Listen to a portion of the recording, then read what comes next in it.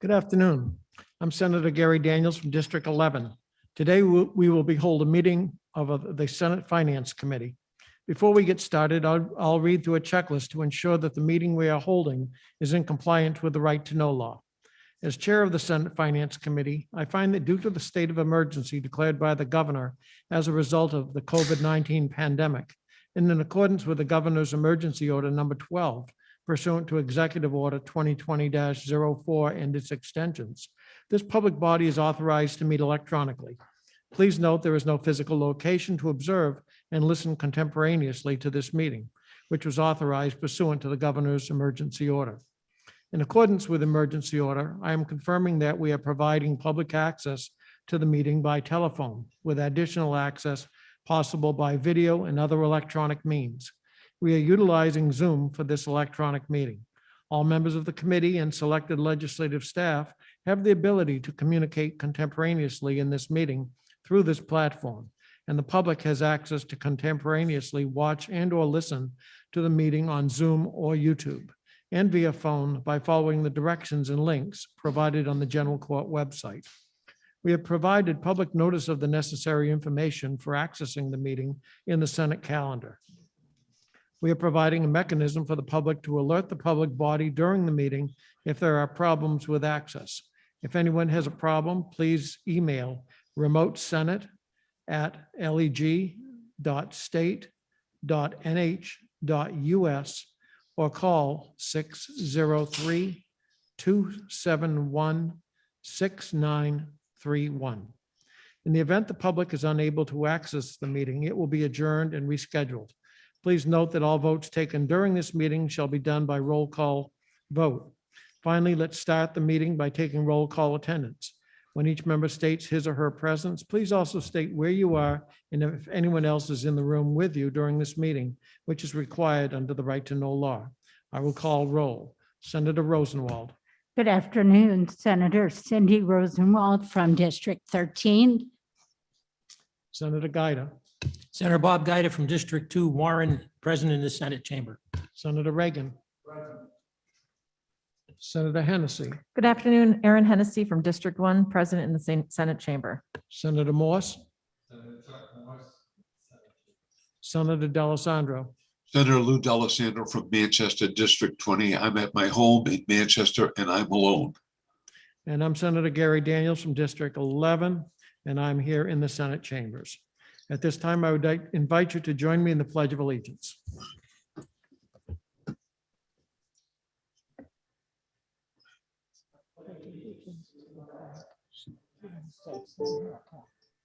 To the republic for which it stands, one nation, under God, indivisible, with justice for all.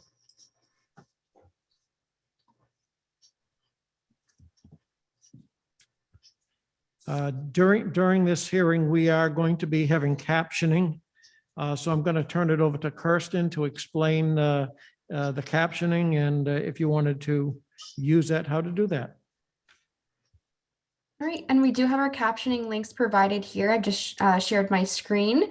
You are able to go to this link and see the captioning in another browser window.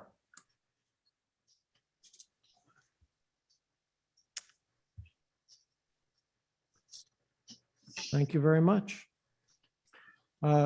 Just to let you know how we will run the meeting today is I will call 5 names to kind of queue you up for testifying.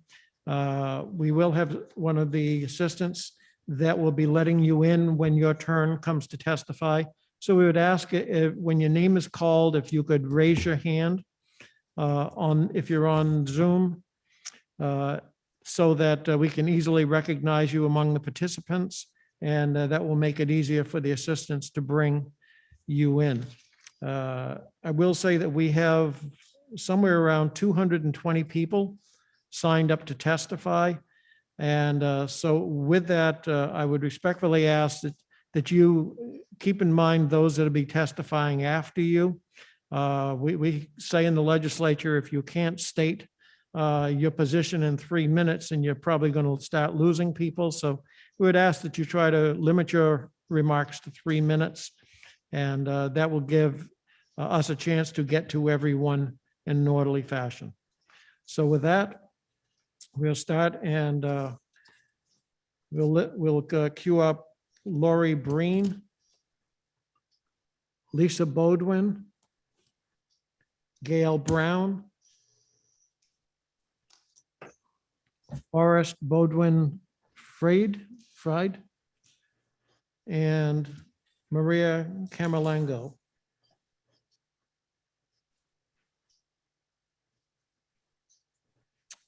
Okay, All right, and I have one hand raised from the names called. I will first bring in Maria Camerlengo.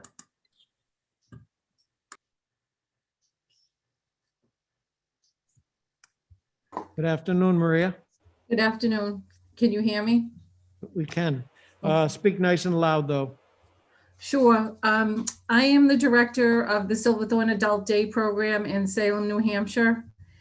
And we just want to reiterate to all of you how important Adult Day is to our seniors, not only in New Hampshire, but everywhere, and how unaffordable it actually is to many of our seniors. And discuss the reimbursement rates that we get from Medicaid in the CFI program, which is, I believe at the moment, $54.44 per day. It costs us somewhere around 80 to 100, maybe a little over 100 to run our programs, especially during COVID. I just looked at it yesterday, and in 2020, I lost somewhere, I was negative somewhere around $85,000. I do have support. We are a nonprofit. I do have support from Salem Haven Nursing Home. Without them, I would no longer be able to keep the doors open.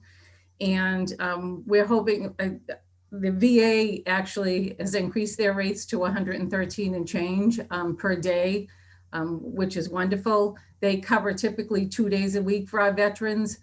So even for some of our vets, I've got to find more money to help them. I do apply for private grants. Tom Tombarello, Rockingham County Commissioner, has been very supportive of adult day programs in Rockingham County and has been very helpful. But we do need more help to keep the doors open. They've closed, especially during COVID. We've closed, a number of our adult day programs have closed. And unfortunately, Medicare does not cover adult day for whatever reason. And most of my people that come, if they don't have much money, they are able to get Medicaid and we are able to take them in. But a lot of them fall between the cracks, and our middle income people can't afford the cost for me is $85 a day. And I meant to do that. So 85 times 20 is $1,700 a month, which most of our middle-class families can't pay out of pocket. So we're looking for a little bit more help for us so we can help the families that need us. Thank you very much. Thank you. Any questions from the committee?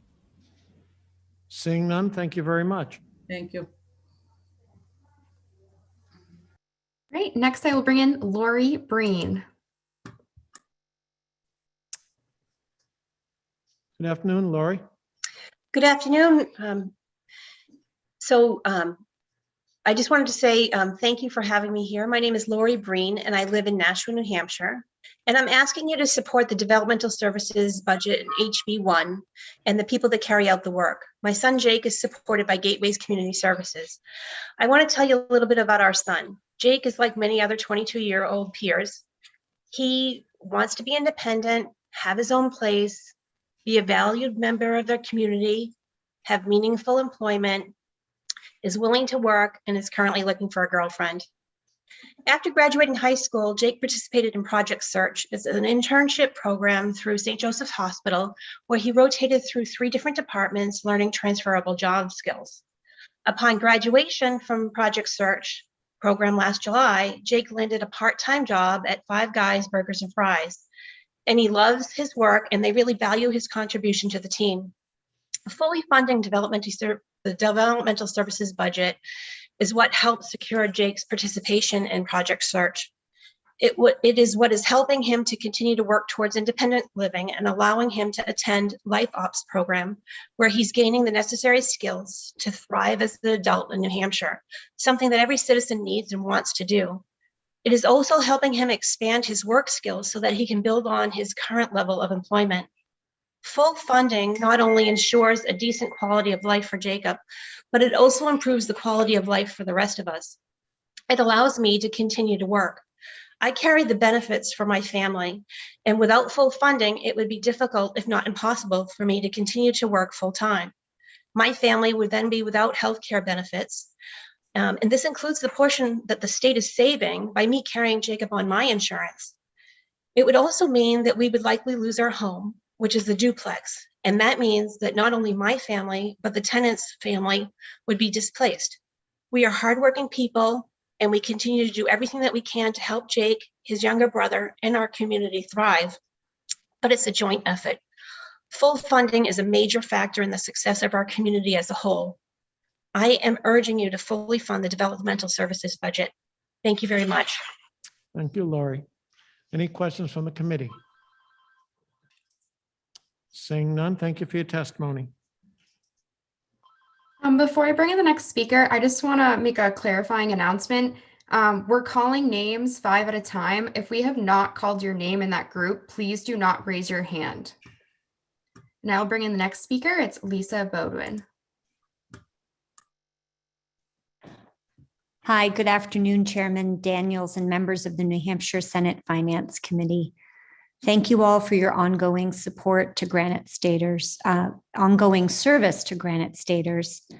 On behalf of the Board of Directors, the membership across New Hampshire, and all folks with developmental disabilities, Able New Hampshire urges you to fully support the budget for the developmental disability community and to perhaps go beyond it. Our second urge to you is to include full funding for a Medicaid adult dental benefit, which is listed as a priority need in the State Office of Medicaid, as well as, of course, support the in-home supports waiver, the Choices for Independence waiver, and the acquired brain disorder waiver. I want to thank you for your unanimous support for SB 150. Your wisdom understands that now is the time to reverse penny-wise and pound-foolish healthcare policies, which significantly contribute to people with disabilities experiencing the poorest health outcomes of any identified population in America. As you have previously heard from Able New Hampshire, the data is clear. People with poor oral health struggle to secure employment among the many consequences of poor oral health. People with disabilities already face discrimination in our society from potential employers who believe the myth that people with disabilities are not quite worthwhile employees. So as a population, people with disabilities experience the highest rates of poverty of any identified group, in part due to these myths. So which employer is going to hire a person with a disability whose mouth is full of decay and in periods of pain? I know that you all are interested in raising rates of employment, as well as improving health outcomes and lowering healthcare costs for people with disabilities. To do this, we must finally provide the funds for fiscally sound and comprehensive oral health care in New Hampshire for our adult Medicaid population. As you know, RSA 171A mandates that the New Hampshire legislature fully fund the adult developmental service system. People with disabilities must have the support they are entitled to in order to participate in the American dream, to share their strengths and talents, to work and be robustly engaged in their home communities. Thank you for your attention. Again, fully fund all the Medicaid waivers and fully fund a Medicaid adult dental benefit. Thank you. Thank you, Lisa. Questions from the committee? Seeing none, thank you. Have a great day. Next speaker is Catherine Goodwin. Good afternoon. I am going to get my messages up. Wait 1 second, sorry. I do want to thank you all, and I am asking for you to fully support the HB1 bill. I'm urging you to pass the budget and financial requests set forth from this bill. I am a program director at the Communical Center who supports over 64 adult disabled, both residentially and through CPS Day. We are a small support vendor for families and loved ones who have disabilities, both CPS Day program and residential homes. Not only do we support the person with disabilities, but we also support their families too. We were an integral support player in the closing of Laconia and will be celebrating 50 years of service in June. We continue to provide these great services due to the funding and the budgets that you have provided for us over the years. And if for any reason they were not fully funded, we would really be doing a disadvantage to the people that we're serving. As the other people have spoken, both the dental and the rewards of having good teeth. And it's interesting for me right now, just because we literally just had an ISA about somebody being able to get caps on the front because for the past 40 years, she has had no teeth in the front. She has been blessed with a grant and to be able to do that right now, but we wouldn't have even been talking about that if somebody didn't come forward to give her the money, because dental hygiene is not necessarily a top priority. Our director, Joe Freeman, is a nurse and has been the director for 35 years. Out of the 50 years that KNC has been established. Being the man that he is, as well as a nurse, he knows firsthand that the importance of dental, mental, and physical health care oversight is the key to providing the quality of life for the elderly and the adult disabled in our communities. Because of his insight, awareness, and knowledge of the importance of caring for the whole person, Communical Center has become the organization that it is today. Other Southern New Hampshire long-term vendors are closing. Crotchet Mountain has closed and stopped funding people. Easter Seals, Beckett Family Services, and Life Visions are also providing families with 30 to 90-day discontinue letters. And we are continuing to have calls, get emails daily from 3 area agencies in Southern New Hampshire in order to continue to meet these families with the supports that they need. We do need the full funding from this HB1 bill that is up against losing possible losing funding. Without the funding to provide this proper support in whole life mental and physical health care, this includes dental care, the cost of caring for a person who cannot truly care for themselves skyrockets. Without these financial supports, the state will end up with more people in nursing home facilities, hospitals, and in medical crises. One small example of this is one dental emergency. I'm sorry to interrupt. Senator Sorry. Daniels, that's been 3 minutes. Okay.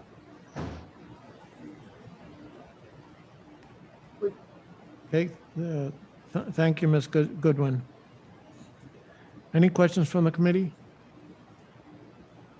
Seeing none, we'll go forward. I see somebody with their hand raised as Wi-Fi. Could you please identify who they are? Is it a name that we have called? We are unable to tell by the username. That's me, Forrester Friday. I'm sorry?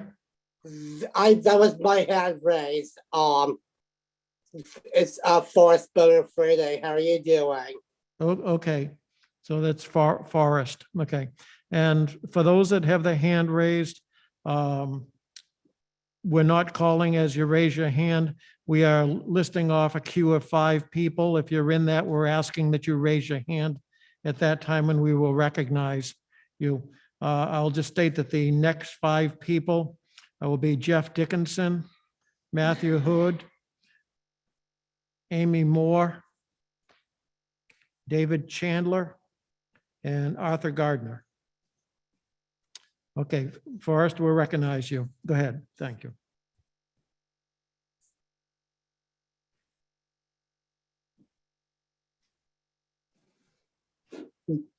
Good afternoon. My name is Forrest Budwin Friday, and I live in Peterborough, New Hampshire. I am asking you today to fully fund the developmental services budget and to fund a Medicaid adult dental benefits. I receive supports and services through the DD waiver. and am also a New Hampshire Medicaid recipient. It is extremely important for Granite Staters with disabilities that these priorities are funded. The supports I receive through the DD waiver help me to live independently in my own apartment, work part-time, volunteer in my community, and stay involved in activism. For these reasons, full funding for developmental services is essential for maintaining my community-based life.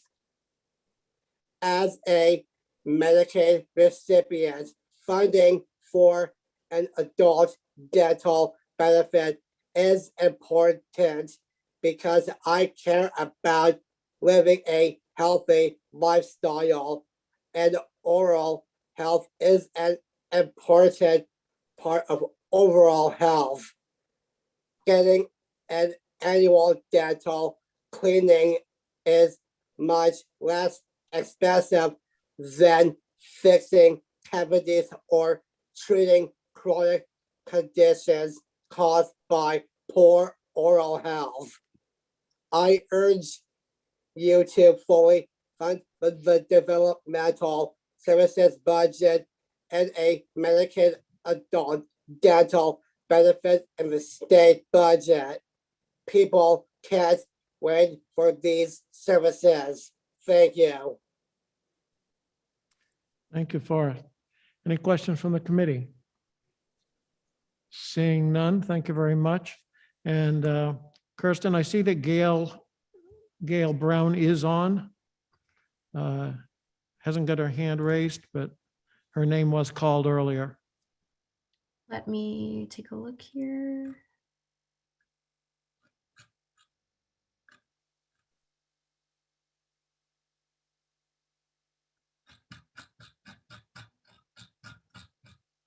Okay, here we go. She has her hand raised now. All right, I brought in Gail. All right, thank you very much. You hear me, I see your smile. My name is Gail Brown, and I am the director of the New Hampshire Oral Health Coalition. We work statewide and across the lifespan to advance oral health in New Hampshire. Chairman Daniels, it's very nice to see you again, and my thanks to the committee. Let's see, I'm going to read just a small part of my testimony, and I will be forwarding it. Our ask to this committee is to include funding for a Medicaid adult dental benefit in support of responsible management of our scarce state resources. Our request provides the opportunity for integrated health delivery of medical and dental health by funding the inclusion of the oral health and dental services for adults in a Medicaid managed care program. We very much appreciate the work earlier this year of the Senate that unanimously passed support of Senate Bill 150, which is the policy relation and outlines the scope and implementation of a benefit. This is the opportunity for New Hampshire to fund that benefit and allow for an integrated, cost-effective medical dental care that supports, number one, dental treatment in the right setting at the right time. Number two, readiness for employment and education for our Medicaid expansion recipients. And number three, the opportunity for successful substance abuse treatment and extended recovery. We know that over 100 medical diseases and conditions are associated with dental disease. This can result in very high chronic care costs, and we'd like to see lowered costs, avoidable hospitalizations, and fewer emergency room visits that provide dental repair provide dental repair and come to us at a very high cost. I just want to wrap up by saying that in support of Lisa Bodwin and the others who have spoken on behalf of our citizens with disabilities today, that this is also a key benefit supporting seniors, those struggling with alcohol and substance abuse, those working in our Medicaid expansion programs, and those living in our rural communities. And as always, we're going to ask you to please vote yes and support your prior Senate vote. And we're always open to questions. Thank you. Thank you, Gail. Any questions from the committee? Seeing none. Thank you. Have a great day. You too. Our next speaker is Amy Moore. Good afternoon, Amy. Good afternoon. Thank you. My name is Amy Moore. I'm the director of Essentia In-Home Care, which provides personal care services for over 400 people through CFI, the Choices for Independence program. I also serve on the board of the Home Care, Hospice, and Palliative Care Alliance of New Hampshire. Thousands of Granite Staters depend on the CFI program. These are medically vulnerable individuals, ages 18 to over 100, who qualify for nursing homes, but who choose to remain in their own homes. Home and community-based care costs a fraction of what a nursing home does. Unfortunately, these programs have been underfunded for over a decade, so badly so that New Hampshire ranks 50th in the amount of Medicaid funding it spends on home and community-based care. Currently, CFI is failing our most vulnerable citizens. Rates are so low that providers cannot hire the workers they need to care for these individuals. CFI rates don't cover the full cost of training, supervision, caregiving, background checks, TV tests, workers' compensation, health benefits, payroll taxes, communications, or billing. People can go to work at Market Basket, McDonald's, or Walmart and receive a much higher wage than they would currently receive working for a CFI program. Honestly, my 13-year-old daughter makes more babysitting for our next door neighbor. We hail these caregivers, these healthcare workers as heroes during the pandemic, and yet we're not paying them a livable wage. Providers and advocates have been warning of this crisis for years. As someone who spent many years out in the field, I can tell you I've never seen anything like this. A 90-year-old woman in Campton who fell a few months ago was on the floor for 14 hours before someone found her. A 62-year-old veteran in Tilton who's not getting the showers on a regular basis that he needs, so much so that it's affecting his health. A 39-year-old woman in Lebanon with cerebral palsy who's supposed to receive 30 hours a week of care, but's only receiving 12. She has intentionally overdosed twice in the last 2 months. I could go on, but the list is too long. Based on DHHS data, the entire CFI appropriation is rarely spent. This is not because the budget is too large, it's because agencies can't provide the services. Funds are being left on the table that could enhance rates and eliminate these gaps in care. We're not asking for you to put more money in the budget, we're asking for you to direct the department to put the money that's there into rate increases. Granite Staters who need long-term care should be able to remain in their homes and community and not be subject to unwanted and unnecessary institutionalization. New Hampshire is already the second oldest state in the country, and our population continues to age. We must strengthen our home and community-based care system now. Thank you so much for the opportunity to speak. Thank you, Amy. Any questions from the committee? Seeing none. Thank you very much. Thank you. Our next speaker is Matthew Hood. Good afternoon, Matthew. Good afternoon. Thank you, Chair Daniels and members of the Senate Finance Committee. My name is Matthew Hood, and I'm the Vice President for Government Relations at Dartmouth-Hitchcock. I appreciate the opportunity to testify today. I have submitted written testimony that I will reference but not read. I also appreciate the challenging work that you're engaged in to craft a state budget that addresses the needs of the residents of New Hampshire. Thank you. With a 3-minute time frame in mind, I'm going to jump right in. The first topic that I'd like to address is behavioral health, particularly in light of the gaps in the system that have been highlighted during COVID.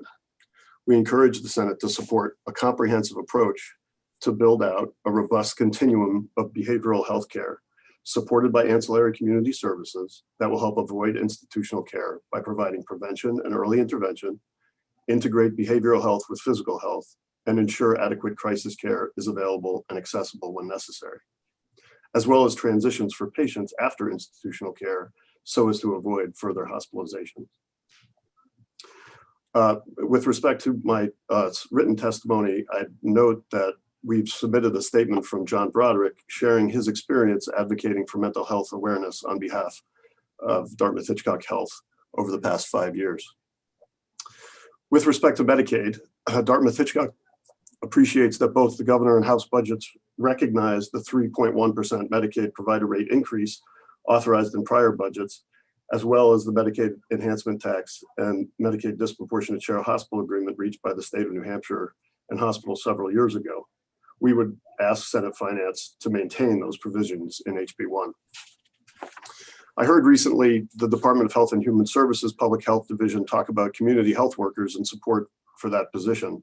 I wanted to briefly reiterate our support for expanding throughout public health network as a result of success we've had utilizing community health workers here at Dartmouth Hitchcock, and either add back the dollars requested in Section 3 of SB 104 or assure that the federal dollars referenced by the department are so allocated.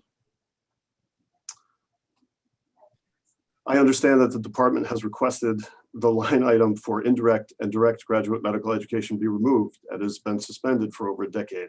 That is true, but I respectfully disagree and ask Senate Finance to retain, as the state's only academic medical center, though not the only training program, I would note. I remain ever hopeful that the state will reallocate funds to resume support for the work of training the medical workforce of the future. There are two policy provisions I wanted to quickly comment on that have raised concern for Dartmouth Hitchcock in HB2, particularly the language that prohibits the propagation of divisive concepts, formerly known as HB 544.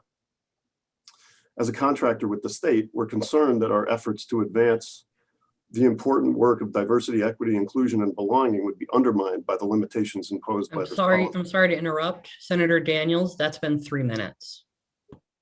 Okay, Mr. Hood, if you just close out, please. Yes, thank you. My final point, good timing, is with respect to the Unite Us contract that the Department of Health and Human Services had entered into to implement a closed loop referral system. There were provisions in HB2 passed over by the House that would have affected that contract and that service, which is vital to providing efficient care for our patients throughout the state. Thank you. Thank you. Any questions from the committee? Senator Morse. Matt, I thought you said earlier you provided written testimony. I think you know the people on finance. Can you send us a note on your testimony? I will do that right now, Senator. Thank you. Thank you. Thank you. Further questions from the committee? Seeing none, thank you very much. Have a great afternoon. You as well. Thank you. The next speaker is Jeff Dickinson. Hello, can you hear me now? Yeah, good afternoon, Jeff. Great, good afternoon. And thank you, members of the committee, for allowing an opportunity for some public testimony. For Yeah, the record, if you could speak right up. sure. There you go. Thank you. For the record, my name's Jeff Dickinson. I am the advocacy director for Granite State Independent Living, and I live in Franklin. And I would just follow up on what Amy Moore said previously regarding the Choices for Independence program. There's not a lot I can add technically to what she said. I would also direct you to testimony that was emailed to the committee from from Granite State's President and CEO, Deb Ritzy, which is also rather substantial on the technical points. I just think it would probably be most helpful for me to give you a personal example of what these Choices for Independence services allow. I'm 50 years old. I have a form of muscular dystrophy. I receive Choices for Independence services in the form of personal care at my house. My disability has progressed to the point that I use a power wheelchair. At times I use a ventilator, and I basically need full help with any kind of my activities of daily living, showering, dressing, eating, you name it. What these services allow is they allow me to remain home, which is where I want to be, remain in my community where I serve on the Zoning Board of Adjustment, and continue my career at this point with Granite State Independent Living, doing advocacy for folks with disabilities. And I own my own home here in Franklin. None of that will be possible. Sorry, my voice is sometimes a little weak. None of that would be possible without receiving these services in my home. So I would just ask that this committee continue to make CFI a priority, as it has for many years now. And certainly to the extent that it can be fully funded, to the extent that there can be more funding put towards it, I would respectfully ask that you investigate ways to do that. Thank you. Thank you, Jeff. Any questions from the committee? Seeing none, thank you and have a good afternoon. Thank you, you too.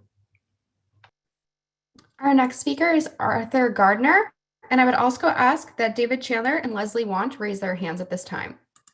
Mr. Gardner.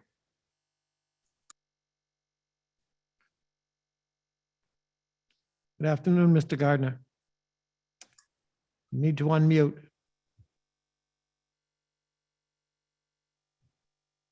Excuse me. There you go. All right. Sorry. I wasn't sure how this device worked. Good afternoon, Mr. Chairman, and members of the committee. Thank you very much for your time. My name is Arthur Gardner. I live in Hanover, New Hampshire. I urge that the committee work on HB1 and HB2 fully fund the initiatives of the 10-year mental health plan adopted in January 2019. We in the Upper Valley are particularly concerned that adequate funding be provided to permit the initiation and successful operation of a mobile crisis support facility in this part of the state, decisions on which are being made right now. We need legislative support that will ensure an adequate budget and for that greatly needed treatment facility. I have a family member who is burdened with mental illness. I have direct experience with the serious consequences of the emergency room boarding crisis. Without going into detail, I can testify with assurance that the long wait in a very busy emergency room, unable to cope in a humane way with a serious attack of fear and paranoia, has contributed in a major way to delusional memories of trauma. With every good motivation, a system designed to protect and cure has had a harmful effect rather than a helpful effect. The emergency room boarding crisis has to be addressed and eliminated. I understand that the emergency boarding problem is the result of a much broader issue, an overburdened mental health care system stretched beyond its limit. There are constraints at every stage. Providers are able to handle only a portion of the request for help from all but the very well-to-do. There are not enough first contact crisis support facilities to provide needed initial treatment and to separate more serious from less serious mental problems. Persons sufficiently ill to visit an emergency room face the waiting time that so prominently evidences the system's lack of sufficient capacity. Those who finally reach a designated receiving facility receive treatment from a caring and competent but frantically busy staff. Many beds there are used by patients who could successfully be treated in transition facilities offering less intensive support, but there are not enough available. And the entire care structure suffers from a wage structure that is really inadequate. Our local Upper Valley newspaper has recently reported that our Dartmouth-Hitchcock Medical Center must turn away patients asking for mental health care because it does not have the capacity to treat them all. One can imagine the outcry if persons suffering from heart disease or cancer were denied care from lack of capacity. We need to be aware that the spectrum of mental illness includes a large cohort of people just as impaired by illness as those suffering from melanoma or arteriosclerosis. An adequate healthcare system must be I'm available. sorry to interrupt. Senator almost every Daniels, time that's and on time. been 3 minutes. Mr. Gardner, if you could please wind up your comments. That's the end of my I do want to raise the concern about your legislation about divisive concepts. It's astonishing that citizens of New Hampshire, a state with a motto, live free or die, could seek to suppress diverse views of our 250-year history as a country conceived in liberty and dedicated to the proposition that all men are created equal. Our history is what it is, both its tremendous achievements and its difficulties. Our history, viewed from all perspectives, is the cauldron from which we must realistically fashion our future. Thank you, sir. Thank you, Mr. Gardner. Any questions from the committee? Seeing none, thank you. Have a good afternoon. Our next speaker is Leslie Wan. Good afternoon, Leslie. Good afternoon and happy Teacher Appreciation Day to all of you. My name is Leslie Wan and I'm the Vice Chair of the Manchester Board of School Committee. I'm here today to speak in opposition to House Bill 1 and 2 for many reasons. The proposed budget put forth in these bills does not meet the needs of Manchester students or taxpayers. While cutting corporate taxes, it underfunds public schools here in New Hampshire such that the state contribution to schools is last in the nation. We all know that we can do better than that.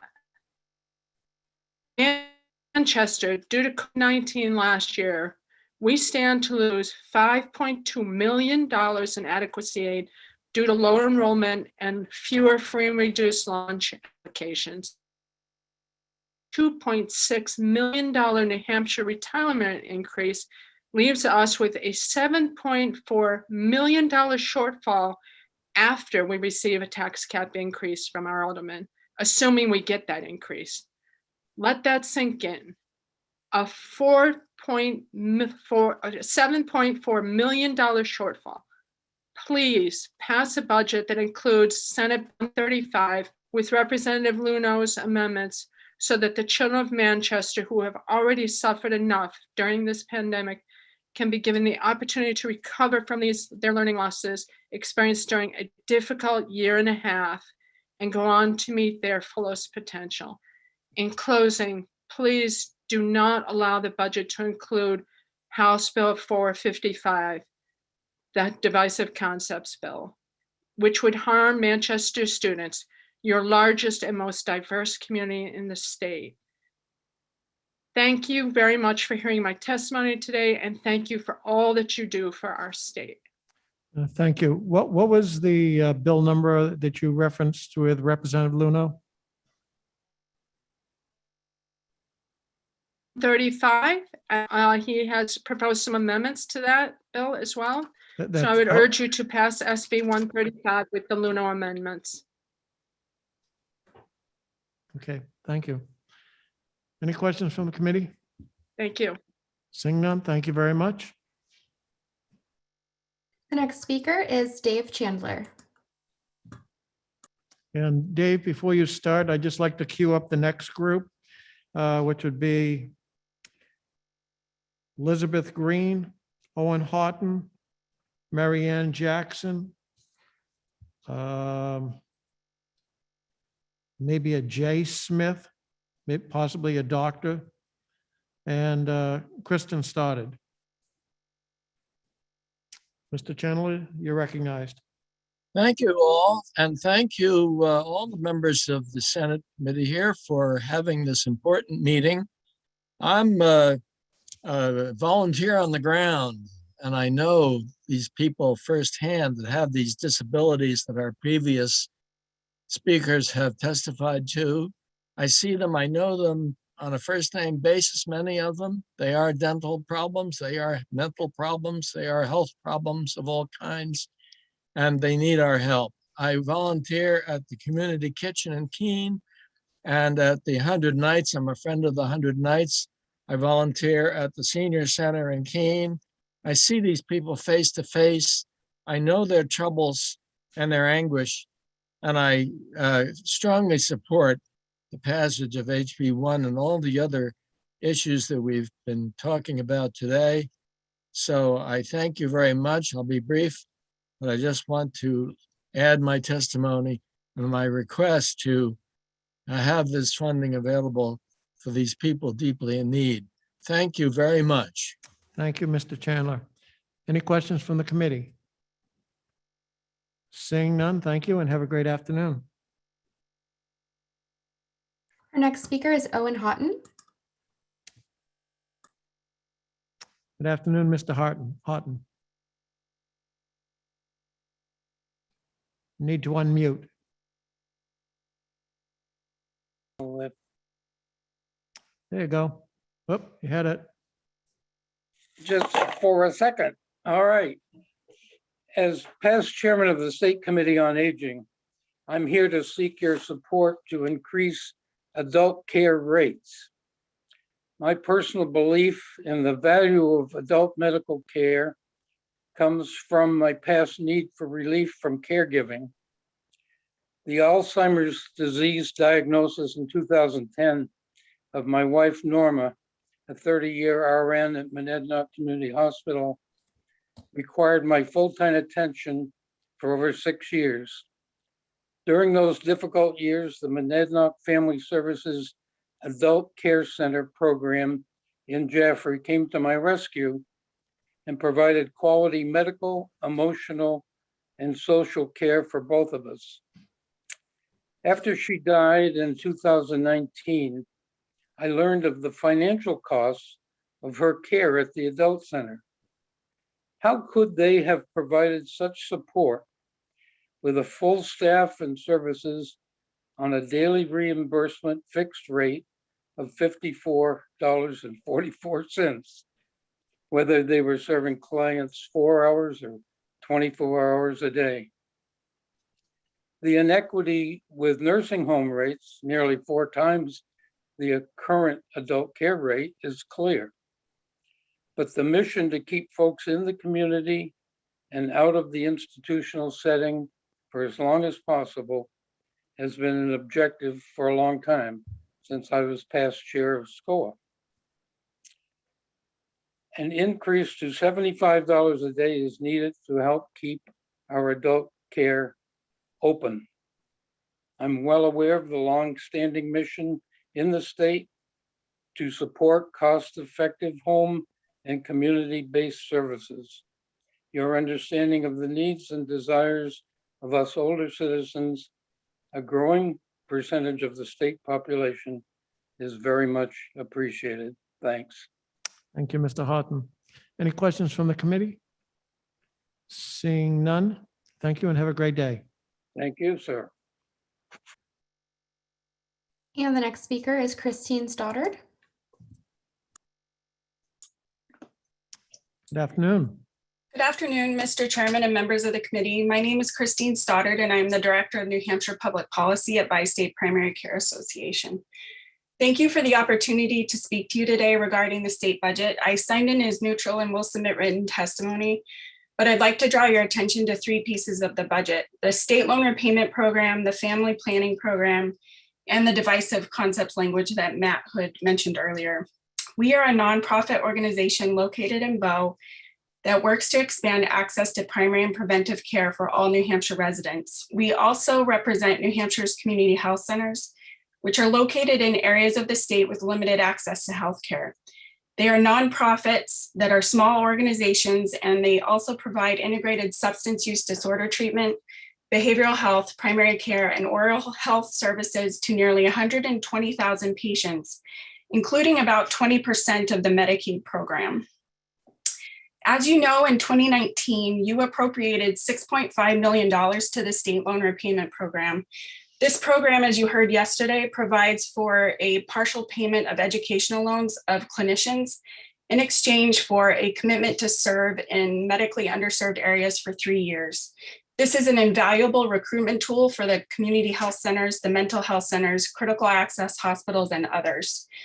It's our understanding that the Division of Public Health cannot encumber what is left of that 2019 non-lapsing appropriation, which is about $5.1 million.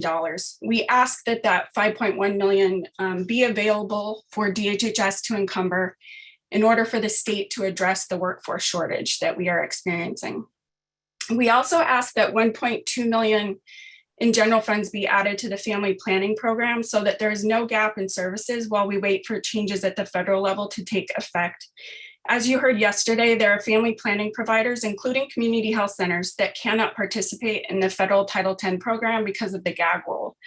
We do not know when this will be repealed or when the federal funding will be available for those health centers. So we ask that you provide general funds so that no gap occurs. We also ask that section 34 of the language in HB2 be removed. This includes a prohibition on family planning providers from contracting with other reproductive health facilities. This interferes with our healthcare providers' ability to provide necessary care, and we ask that it be taken out. We would also respectfully request that the divisive language concepts language be removed. Federally qualified health centers, also known as community health centers, are required by federal statute to provide culturally competent care. The language in section 330 would make a health center have to choose between participating as an FQHC or contracting with the state to provide necessary healthcare services. So we would respectfully request that that language be removed. And I'm happy to answer any questions. Thank you. Any questions from the committee? Seeing none. Oh, whoops, Senator Gaida. Thank you, Mr. Chairman. Can you speak to you're asking for an additional 1.2 million to family planning? Yes.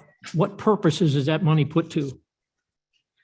So this funding would help the community health centers that participate in the family planning program to continue to offer reproductive healthcare services to Granite Staters. Because those healthcare facilities cannot participate in the federal program, if there were not general funds available, they would have to not participate in the family planning program at all. Because of the restrictions of the Title X program that are in place right now. Those restrictions are going to be repealed. We just don't know when that will happen. And as DHHS testified yesterday, it could be October, but it could be much later than that. And we don't know when the federal program dollars will be available to the state of New Hampshire. So this would mitigate any gaps in care. Follow up. Thank you, Mr. Chairman. Do those services include clinical abortions? No, state dollars cannot be spent on clinical abortions. Thank you. Further questions from the committee? Seeing none. Thank you, Christine. Have a great day. Thank you. You too. The next speaker is Jennifer Smith. We had 2 names called with their hands not raised. I'll repeat those names. I believe it is Marianne Jackson and Liz Green. I do not see Liz Green on here. So Ms. Green, if you're calling in by phone, you may also press *9 to virtually raise your hand, Ms. Green. And I will bring in Jennifer Smith. Good afternoon, Jennifer. Thank you. I'm Dr. JJ Smith. I'm a retired family physician, worked at community health centers for several years before I retired. And I want to speak to several things. Echoing the statements about oral health being very important and being neglected. I've seen that over and over. And I know from public health studies, I have a public health degree as well, that there is a huge impact on other illnesses, including heart disease, which is one of the #1 killers of middle-aged Americans. So it really makes lots of sense to bring that into the program. But I really mostly want to speak to language in HB2 that I hope you will strip out. Policy decisions such as these need to be debated and decided separately. That includes this business of trying to prevent Planned Parenthood and other such services from being able to access state funds for their important reproductive health work because they have small amounts of business doing pregnancy terminations. And we don't need to go into why pregnancy terminations are in fact a necessary service. If people want to outlaw them, there are avenues for trying to do that, but this is inappropriate to have this in the budget. Another thing that's quite inappropriate is this divisive languages. I just cannot understand how anyone wants to stop good discussion of what our history is with respect to minorities and how that is impacting public health currently. That people who have not had the opportunities that other people have had do suffer worse health in many ways. We see a much higher rate of maternal death among people of color and of children as well. And it just makes no sense not to be discussing how do we remedy problems from the past. And that includes talking about why they happened in the past. Whereas I think this language would try to prevent people who are training others, as has been mentioned, from ever discussing these things. And I think that's really a sad thing, but in any case, it does not belong in the budget. And the final thing I want to spend just a couple of minutes on is these back of the budget cuts.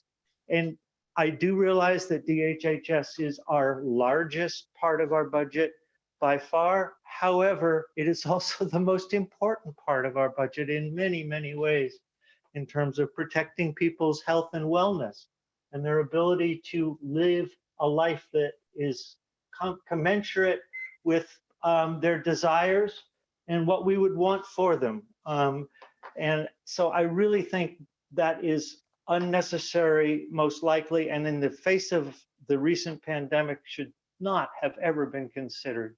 Thank you very much, Chairman Daniels and rest of the committee. Thank you. Any questions from the committee?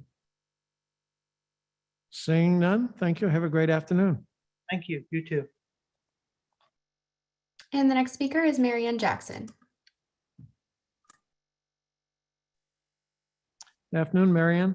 Thank you for taking my testimony. I have submitted a written testimony that I hope you have a chance to look at. I'm Dr. Marianne Jackson, the Executive Director at the Gibson Senior Center in the Mount Washington Valley.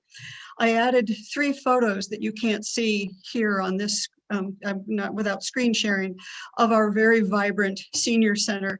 And I'm speaking today to ask your support for the budget allocation of the 1.5 million for senior centers. And I do this in recognition that you have many, many things that you are being asked to support today. And I understand how important those things are. But I also want to really put in a description of what our senior centers do on the ground locally for all of this population. We provide nutritious meals, transportation to necessary activities of normal daily living, and resources for our older adults in the community. But additionally, we're a family. We are social, caring web of people who need and serve each other.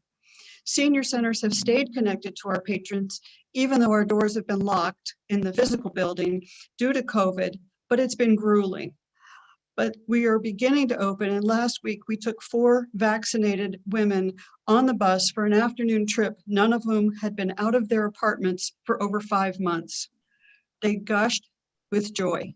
They were released, they felt freedom, they felt connected again.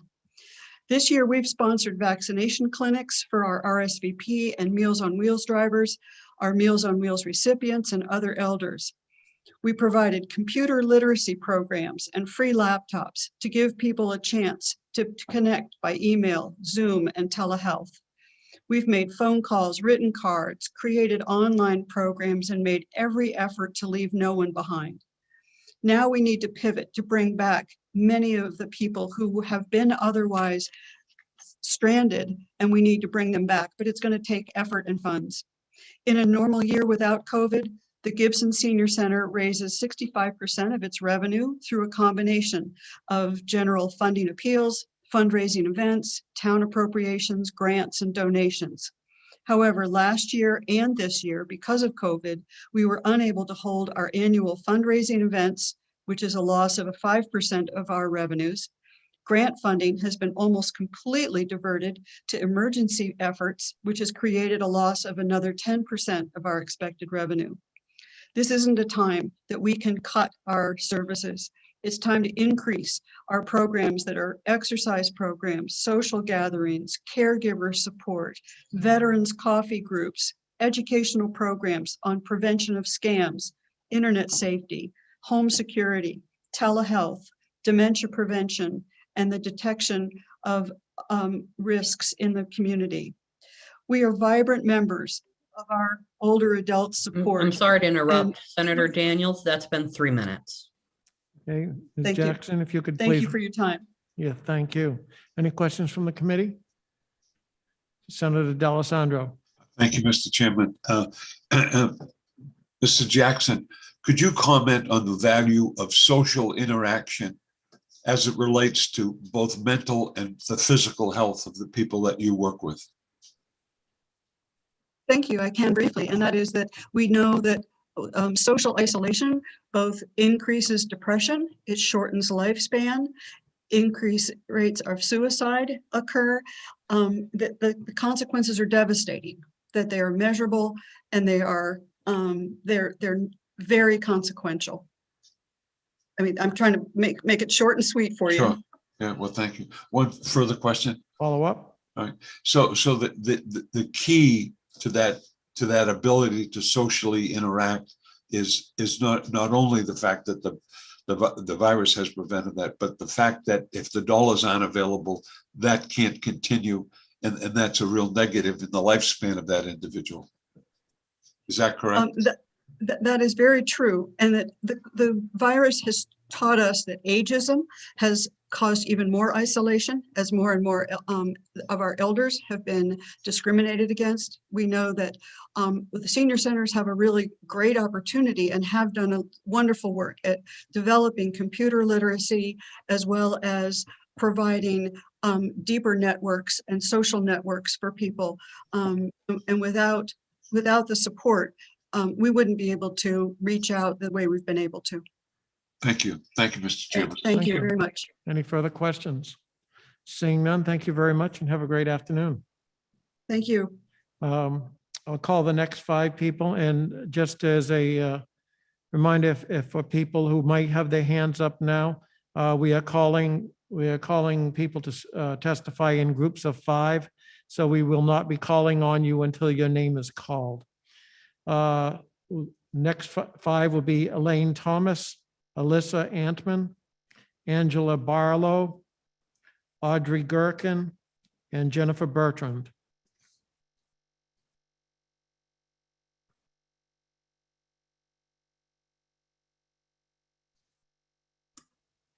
All right, and first I will bring in Audrey Gerken.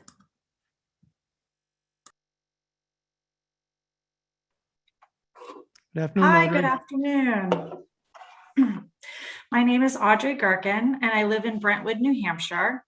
I am asking for the support of the developmental services budget in HB1.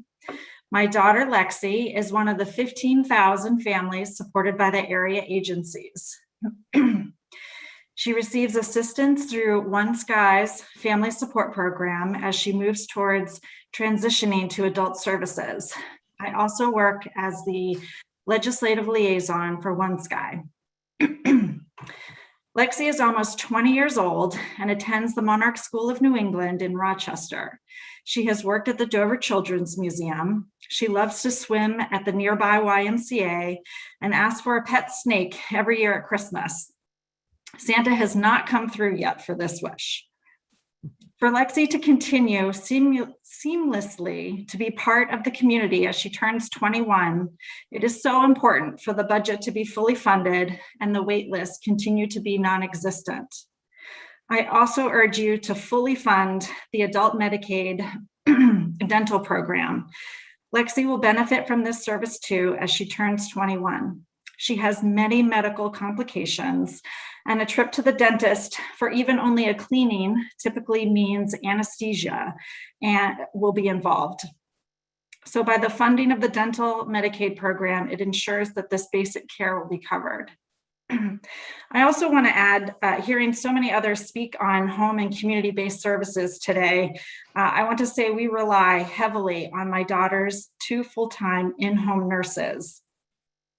We know we are so lucky to have that coverage, but we still have 3 overnight shifts uncovered. So please also continue to work towards strengthening home and community-based services. Thank you so much for your support on these issues. Thank you. Any questions from the committee? Seeing none, thank you very much. Have a great afternoon. Next speaker is Alyssa Antman. Hi, good afternoon. You can hear me? Good afternoon, Alyssa. Okay. Hi, thank you for your time today and hearing my testimony.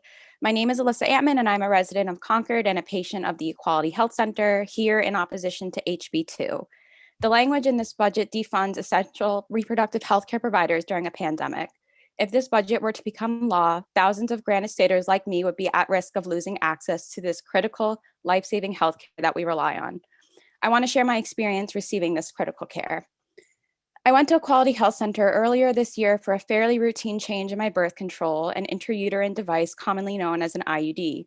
When I entered through the doorway, I was immediately greeted and welcomed. They explained my options if my insurance was not able to cover the cost, which alleviated some of my worries, and explained the removal process.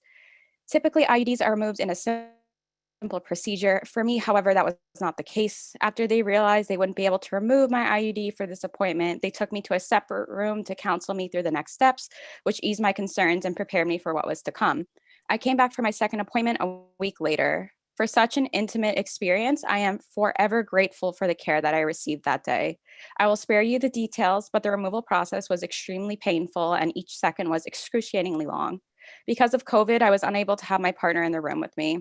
However, throughout the procedure, I was lucky enough to have a counselor by my side, quite literally holding my hand, making me laugh, and making sure I was relaxed and comfortable. The providers checked in and talked with me through every step of the way. They were even able to insert another IUD as well. In that same appointment, I was also given a cancer screening. Because of my family history, there's always been an increased risk for me, so being able to access that service meant I was taking the necessary preventative steps. I don't know what I would have done without access to healthcare from reproductive health centers like the Equality Health Center. By requiring an unnecessary physical and financial separation, this budget is designed to force reproductive healthcare providers out of the program. Blocking funding for reproductive health providers could result in patients like myself delaying or going without necessary care. I cannot express enough gratitude that I received both birth control and a pap smear in a compassionate, non-judgmental environment. We should all be able to agree that funding preventative services such as cancer screenings and birth control is good for the health of our communities and the overall economy. We should be working on expanding access to these services, not stripping them away. Thank you again for your time, and I strongly urge you to oppose HB 2. Thank you, Ms. Antman. Any questions from the committee? Seeing none, thank you and have a good day. You too, thank you. The next speaker is Jennifer Bertrand. Good afternoon, Jennifer. Good afternoon, Chairman Daniels and members of the Senate Finance Committee. My name is Jennifer Bertrand. My husband and I are raising our family in Mount Vernon, New Hampshire. We would ask you to fully fund developmental disability services and the adult Medicaid dental benefit in HB 1. We are one of the 15,000 families that are connected in to developmental services. Our spunky, now adult daughter, Chloe, she's 21, and she experiences a significant developmental disability. She has a diagnosis of autism. She needs assistance with all of her activities of daily living. With the appropriate supports and services, she has achieved some monumental things. She was able to attend her local high school. She has a passion for shredding, and during the pandemic, we helped to support her to open a small business, Chloe's Shred Shed, and this gave her a purpose during a very difficult time. She loves all kinds of community recreation as well, and we've helped her to live a healthy life, including maintaining her oral health. She's never had a cavity, and she has a beautiful smile. Raising Chloe has definitely presented some challenges. It's been a difficult journey at times, and we've had to navigate multiple systems. It's the support through the DD waiver that has really helped our family stay together. Chloe has had the chance to grow up with her family, her brother and her sisters, or her sister and her brothers, instead of having to be placed in an institution, which is far more expensive than home and community-based care that she receives. Chloe, like other adult individuals with developmental disabilities, need access to a dental benefit to maintain their oral health so that they can continue to be productive, stay healthy, and work. The Family State Partnership affords huge savings for taxpayers because of the contributions of families and the partnership that we have with the state of New Hampshire. Chloe seamlessly transitioned from her school services last August 2020 because the governor and the legislature at the time fully funded developmental services and the adult waitlist back in 2019. As parents, we are absolutely willing to continue to provide wraparound care for Chloe in her adult years, as long as she's able to access services, developmental disability services, so we can work, have time to take care of our other children and ourselves and other responsibilities. We cannot do this alone. Nobody could. Hardworking families like ours need the state of New Hampshire to do their part in this partnership and fully fund developmental disability services and also provide funding for the adult Medicaid dental benefit in HB1. We ask for your support and that you also rally the support of your colleagues in the Senate and in the House when you work with them to figure the final stages of the budget process. My family and I appreciate your consideration, your attention, and your leadership efforts. Does anybody have any questions? Thank you, Ms. Bertrand. Seeing no questions from the committee, we thank you and have a great day. Thank you. You as well. And Senator Daniels, the two other individuals you called, we were not able to locate in the list of attendees. Okay, so we'll call the next five. Tom Luther, Heidi Mirandos, Maureen Miletus, Ken Barnes, and Christopher Becker.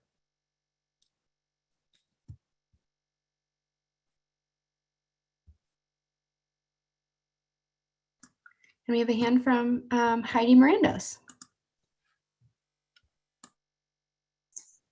Good afternoon, Heidi. Good afternoon, Senator Daniels and members of the Finance Committee. My name is Heidi Mirandos, and I live in Grafton, New Hampshire. I'm here today in support of fully funding the Developmental Disability Services budget and the Oral Health Care Medicaid program. Our family is just one of the 15,000 families in the state that relies on area agencies for support. My husband and I adopted 2 special needs children out of foster care. Our family receives supports from the area agency Pathways. Both of our children are now in their teens and both are fast approaching adulthood. Our oldest son has a cognitive impairment and is medically complex, but that's just part of who he is. He's bright and funny and sweet, and everybody in the community really loves him. We are just starting his transition to adult services with the help of our Pathways caseworker. As he ages out of school, he'll rely on adult services and supports in the community to access employment and personal care. He'll need a day program so my husband and I can continue to work. And as my husband and I age, we'll rely heavily on these adult services supports to help meet his personal care needs and help him gain independence and live a full life with dignity. As a child/teen now with medical issues, he suffers from a congenital tooth enamel issue and his needed ongoing comprehensive dental work. He also has congenital heart defects of the valves. Gum disease is associated with a risk of bacterial infection in the blood, which can affect the heart. I worry once he reaches adulthood, shortages in staffing supports for personal care needs and lack of dental help could lead to serious complications for this vibrant boy who brings joy to everyone he meets. So I'm asking you to fully support and fund developmental services budget and the oral health care Medicaid program. Thank you. Thank you, Heidi. Any questions from the committee? Seeing none, thank you very much. Next speaker is Ken Barnes. Good Thank afternoon, you, Mr. members. Barnes. Thank you, Mr. Chairman and members of the committee. Appreciate your giving me the opportunity to speak to you today. Let me say quickly that I support the removal of school voucher language from the budget because I think it is a terrible idea, a discrimination against our public school children, and a bad use of money to people who choose to not use the public school system that we pride ourselves on in New Hampshire. I also ask you to remove HB 544 language from the budget, not just because it doesn't belong there, as Jennifer said earlier, but because what it does do is it turns our freedom of speech, freedom of thought on its head, and it attempts to censor teaching of in order to make our society more inclusive and fair. But I do favor fully funding DHHS and filling the vacant positions and restoring the back of the budget. And I certainly hope you also vote to include the adult dental Medicaid program, developmental disability services, home and community-based care, and community health centers. Those supports are very necessary and important for people who must rely on them, and also address healthcare disparities. But with the remainder of my time, I really want to try to persuade you, if you can, to think about choosing opening conversations rather than censorship. Take the 544 language out of the budgets. And one reason, by the way, is financial. It will be very costly for the state to defend the large number of lawsuits that will no doubt be filed against the constitutionality of HB 544. That's something that a finance committee and fiscally conscious senators like yourselves should take very seriously. But the moral and ethical side and theoretical democracy side of your representative representing us here really should consider that the country has had discrimination take place against people of color, Black people, slaves, women, and we are now trying to heal it through conversations. The governor appointed the LEAC committee last year. I'm sorry to interrupt, Senator Daniels. That's been 3 minutes. Mr. Barnes, if you could conclude your comments, please. I will. The LEAC committee's recommendations included training to eliminate bias, and it is precisely that training that is apparently considered a divisive concept by HB 544. So all of these trainings to make our society better would now be illegal under HB 544. So I ask you to please take that language out of the budget. Thank you very much. I appreciate you giving me the time. Are there any questions from the committee? Seeing none, thank you and have a great afternoon. Thank you. You as well. Next speaker is Christopher Becker. Hi there. Thank you for taking my comments. I'm a public charter school employee at a school in Alstead, New Hampshire, the Leaf Charter School. And as a high school social studies teacher of 8 years, I fear that this vaguely worded bill of HB 544 is a Trojan horse for the limiting of academic and professional judgment through censorship. After reading the text of this bill and hearing countless testimony from folks all across the country who support similar bills, including being at the receiving end of a profanity-laced tirade from an angry parent, I can firmly conclude that there is genuine concern about the shift in the ways that social studies and English are being taught. And I understand this concern, as it is typical in societies in which dominant social groups perceive themselves to be losing their influence as they find themselves faced with perspectives that challenge their core beliefs. The wording of the bill makes it seem like teachers are teaching students to hate others, to regard people of particular races and genders as inferior, simply because these teachers are bringing in perspectives that previously were not given merit and are directly challenging long-held but erroneous cultural and historical beliefs. The authors of this bill and its supporters are suggesting that the way history is being taught paints a picture of males and white people as inherently sexist and racist and therefore inferior. This might seem to be the case, given the endless examples of powerful and influential people who happen to be white and male saying and doing racist and sexist things. But I have found that students, unless they are indoctrinated to believe otherwise, are able to separate their personal identities from the historical deeds that we study, much more so than adults who were brought up their whole lives to believe certain things about our country and their role within it. The idea that teaching history in a way that accurately reflects the historical record is somehow divisive reveals that the actual divisiveness stems from certain people's inability to accept and integrate the harsh realities of history and instead cling to a distorted version that justifies and legitimizes their personal beliefs. I found that high school students are uniquely suited to grapple with challenging and complex historical topics in nuanced ways. They actually don't need any interpretation or interjection from me, since the primary sources speak for themselves. The students are able to perceive racism and sexism where it exists in the historical record, not because I instructed them to do so, but because they are intelligent and compassionate enough to recognize bias on their own. When we read about the subservient condition of women historically and the struggles of the suffragists in the early 1900s, how can we not assume that sexism played a central role in their experience? When we read the words of Andrew Jackson ordering the removal of the Cherokee and other tribes from their ancestral homelands, how can we not conclude that racism was a primary motivator? When we learn about Woodrow Wilson's White House screening of the film Birth of a Nation, a film that famously glorified the Ku Klux Klan, how can we not conclude that a man who was popularly elected twice had deeply racist beliefs and that therefore those beliefs were widespread?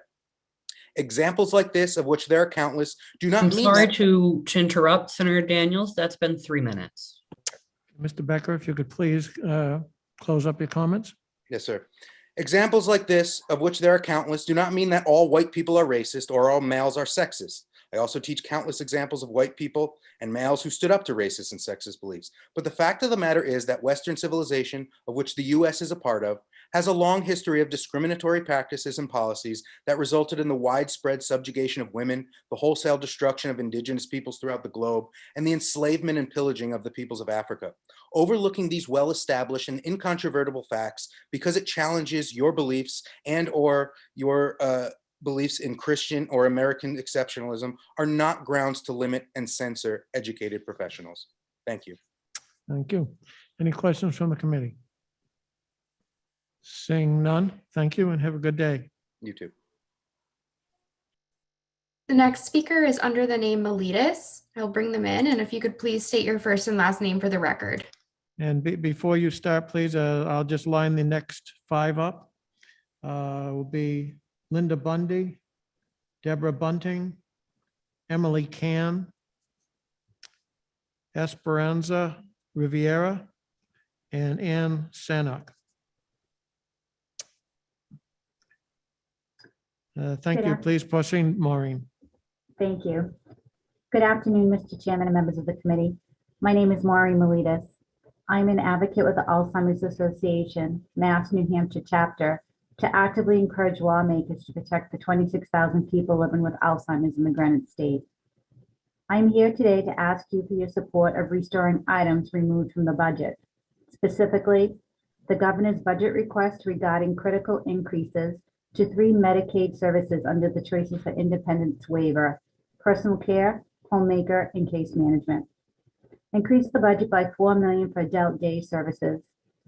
Restore the governor's funding for senior centers to provide essential services to those with Alzheimer's, other dementia, and anyone else who needs these centers. As a former caregiver for my mother who suffered from Alzheimer's for over 10 years, I know how valuable these outside supports are.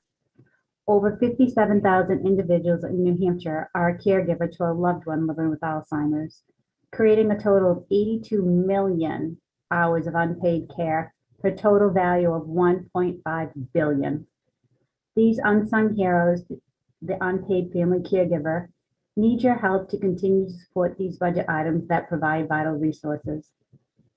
80% of older adults with Alzheimer's and/or dementia receive help with the daily personal care activities such as bathing, dressing, grooming, while only 20% of older adults without dementia need help with these activities. Unfortunately, services that could help these families, like the CFI program, have been underfunded for years, with the healthcare workforce continuing to decline and putting more pressure on a loved one serving as the primary caregiver. In addition to the failure to fund these vital programs, COVID-19 has played a significant role in adding additional strain on family caregivers due to the reduction of outside support and resources. As insensitive as it may sound, I'm thankful that my mother is not living during this pandemic, as it would be difficult to find the support that is needed to keep her at home. Please provide our families with the support they need to keep their loved ones at home and continue to support the Alzheimer's Association. Thank you for your time today. Thank you. Any questions from the committee? Seeing none, thank you much. Thank you. Next speaker is Linda Bundy. All right, and it looks like Linda Bundy is using an older version of Zoom.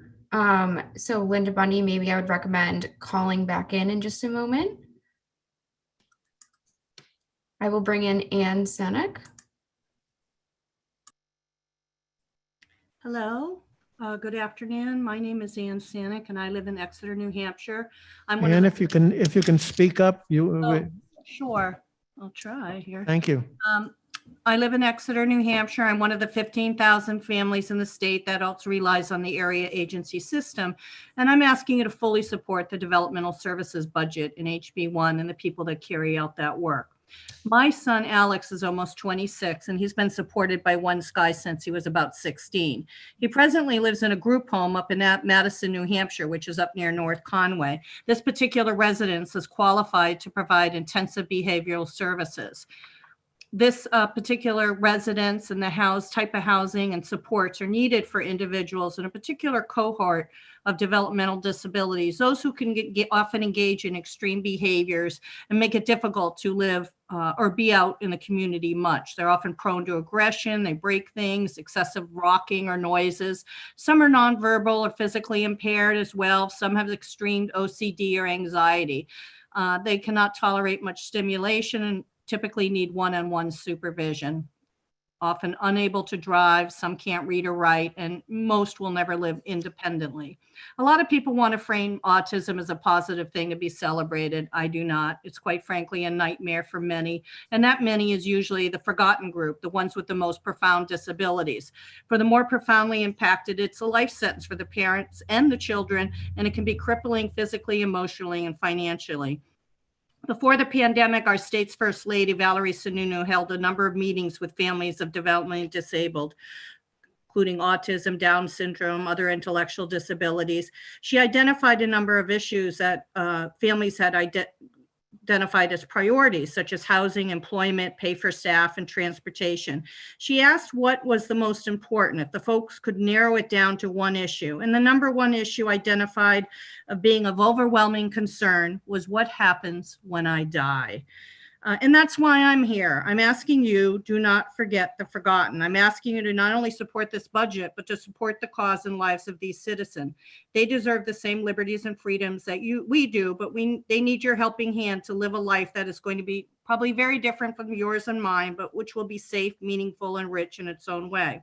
My son is in a small group home, and it was right now in New Hampshire, but it was a very treacherous and difficult path to get a placement here in New Hampshire. 4 years ago this month, after spending 28 days in a windowless room on a cot in Exeter ER, my guy was initially sent to a facility in Massachusetts for 2 years. What happened there? He was attacked by his staff, physically assaulted and abused on more than one occasion, and an individual was arrested. But finally, New Hampshire found a placement for him in the state. One thing I've learned in this system, one cannot place the bar too high. If you dropped your toddler or grandchild off at preschool or grade school and the teacher said, wait a minute, I need you to sign 5 criminal waivers for our staff working with your person, you might think twice about. I'm sorry to interrupt, Senator Daniels. That's been 3 minutes. Okay, I'm almost done. You might think twice about leaving your child there, but I can't do that. I sign the waivers and say a prayer. I think New Hampshire can do better. We know better, and I'm asking you to not only fully fund the developmental services budget, but also to think about learning more about this system and the unique and amazing loving people you will help by doing so. Thank you very much. Thank you, Ann. Any questions from the committee? Seeing none, thank you and have a good afternoon. Thank you. All right, and if Linda Bundy, if you've called in by phone, please press *9 now to raise your hand. I don't know if she had called in by phone, but she had left the call. I'm not seeing her on there. Senator Daniels, if you want to call the next 5. Okay, we'll call the next 5. Tony Kaplan, Alana Cass, Devin Chafee, Lynn Scollett, and Kathy Spinney.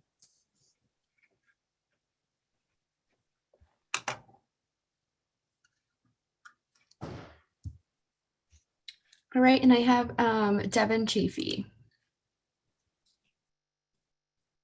Good afternoon. Good afternoon, Chairman Daniels and other honorable members of the committee. Thank you for this opportunity to testify. My name is Devin Chafee, and I'm the Executive Director of the ACLU of New Hampshire. Devin, we need you to speak up. I'm sorry? Devin, we Yes? need you to speak up because we can barely hear you. Okay, let me try here. Chairman? Today I'm speaking against the section of HB 2 which purports to prohibit the propagation of so-called divisive concepts. I know that you have already heard some about this provision today. Through the use of slippery rhetoric and misleading language, this provision deems divisive and attempts to censor concepts that are used in diversity trainings to educate individuals on the systematic barriers and discrimination that people of color and other marginalized groups face in our state of New Hampshire. Diversity trainings are currently used by New Hampshire law enforcement, by schools, by state and local agencies and private employers. And most often they're used because these entities want to create workplaces and communities that are more equitable and inclusive. I want to be clear, this divisive concepts provision in HB 2 is not a homegrown effort. The language was taken directly from a federal executive order that was stayed by a federal judge and is now defunct. And we've seen near identical language being pushed in a number of state legislatures across the country by DC-based think tanks. Part of this provision are unconstitutional and do violate the First Amendment, but today I really want to focus on the impact of this dangerous form of censorship on our local schools and our local law enforcement. For schools, this provision is an insidious attack on the ability of local parents and communities to come together to address difficult topics. I would ask every member of this committee to seriously consider, do you want this legislature to start down the road of issuing state government mandates about what can and can't be discussed in our local schools? When Governor Sununu recently expressed his opposition to this provision, he referred to the quote unquote slippery path of state government beginning to ban certain conversations in schools or elsewhere. And so you have to ask yourself, do you think it is the role of this legislature to begin censoring local school districts? Or do you trust the local families and communities in your districts to work with their local schools to best identify the way forward on difficult topics? And a similar question must be asked when it comes to local law enforcement agencies. The so-called divisive concepts ban in HB 2 would bar the implementation of the recommendations made by the Governor's Commission on Law Enforcement Accountability, Community, and Transparency, often referred to as LEAC. And as was stated before, these recommendations were endorsed by our state and our local law enforcement and the governor, and they included annual trainings on implicit bias and cultural responsiveness, much of which is already being implemented by the New Hampshire Police Standards and Training Council. This bill would also prohibit the Department of Justice from conducting implicit bias training, which is now required for all attorneys, investigators, and legal staff. These trainings are supported by law enforcement because such agencies see these trainings as important opportunities for public servants who have immense power over the fate and well-being of Granite Staters to learn about implicit bias, to learn how stereotypes impact behavior, and to learn about steps that they can take to I'm address sorry to the impact interrupt, of implicit Senator bias. Daniels, that's been 3 minutes. Ms. Javy, if you could wind up your comments, please. Absolutely. In order for us to move forward as a state to address racism and sexism, we have to acknowledge and believe those who experience those forms of discrimination, and we need to act on them. And for these reasons, and to censor this kind of conversation would be a huge step backwards for the state. And for these reasons, the ACLU of New Hampshire respectfully urges the members of this committee to remove the divisive concepts provision from HB 2. Thank you. Thank you. Any questions from the committee? Seeing none, thank you very much. Our next speaker is Representative Tony Kaplan. Good afternoon, Representative. Yes, good afternoon, Senators. Thanks for taking my testimony. This is Representative Tony Kaplan of Merrimack 6, the towns of Henniker and Bradford. There's a lot to talk about with this budget. First of all, it cuts childcare, it cuts K through 12 education, it defunds healthcare by close to $100 million. At the same time, it provides tax giveaways to corporations and the wealthiest people in our state. But I really wanted to limit my testimony today on two provisions in HB2, which I consider the most egregious examples of policymaking disguised as budget proposals. The first one is the language that echoes House Bill 544 on divisive concepts. The definition of divisive concepts in this provision is so vague in general as to be in itself divisive and guaranteed to increase the divisions in our society. This is the legislature weighing in on issues of great importance and relevance in our history, that being race and gender. And these are issues that still are relevant today, as anybody who's read the newspaper the last couple of years would have to acknowledge. The attempt to limit speech and conversation on these issues is an unconstitutional infringement on our free speech rights. It also usurps local control in education. But most importantly, it disrupts the free flow of ideas that we depend on as a free people in a democracy. It disrupts the free market, what some people call the free marketplace of ideas. And the legislature, by putting its thumbs on the scale in an academic debate that really belongs in the public arena, ideas should stand and fall on their own merits and shouldn't need government dictates or censorship in order to do so. So I would urge the senators to remove this provision from the budget where it does not belong. The other thing I wanted to talk about is the equally ironically named provision relative to education freedom accounts, which would neither improve our education nor increase our freedom. This is yet another insult to New Hampshire families who for generations have relied on our public schools to educate their children and set us up for success as a society.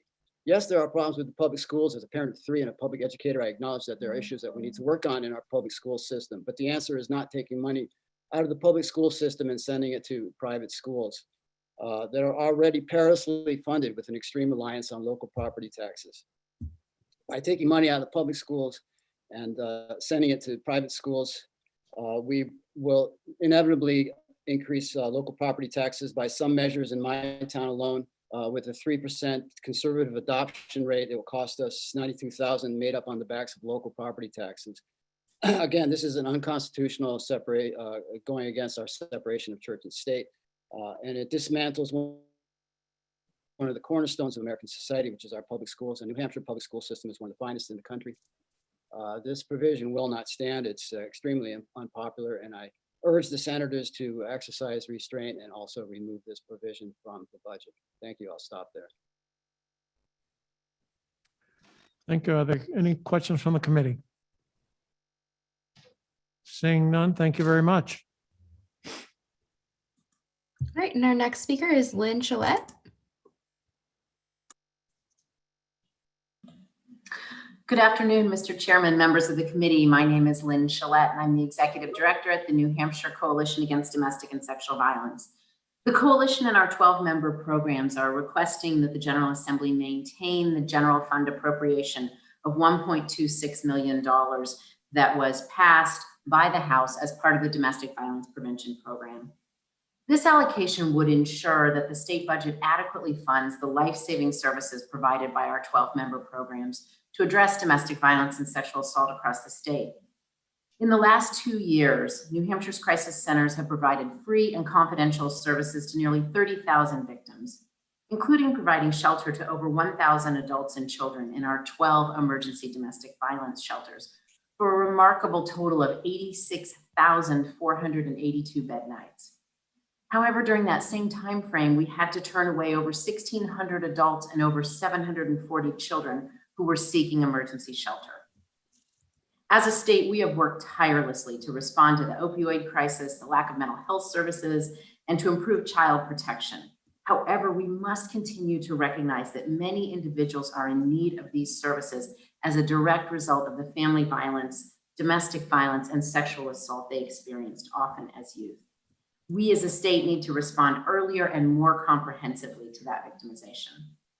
The essential role that our crisis centers play in responding to trauma has become increasingly apparent during this pandemic. Imagine the terror of being asked to shelter at home with the person who is raping and battering you regularly.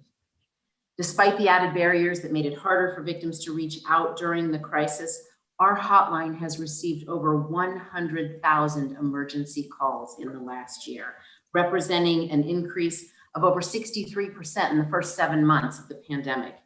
In fact, every aspect of our services changed during the pandemic. We began sheltering victims in hotels, which is not optimal, needless to say. Imagine delivering paper plates to a mom who's in a hotel room with 2 kids and a microwave and a dorm-sized fridge.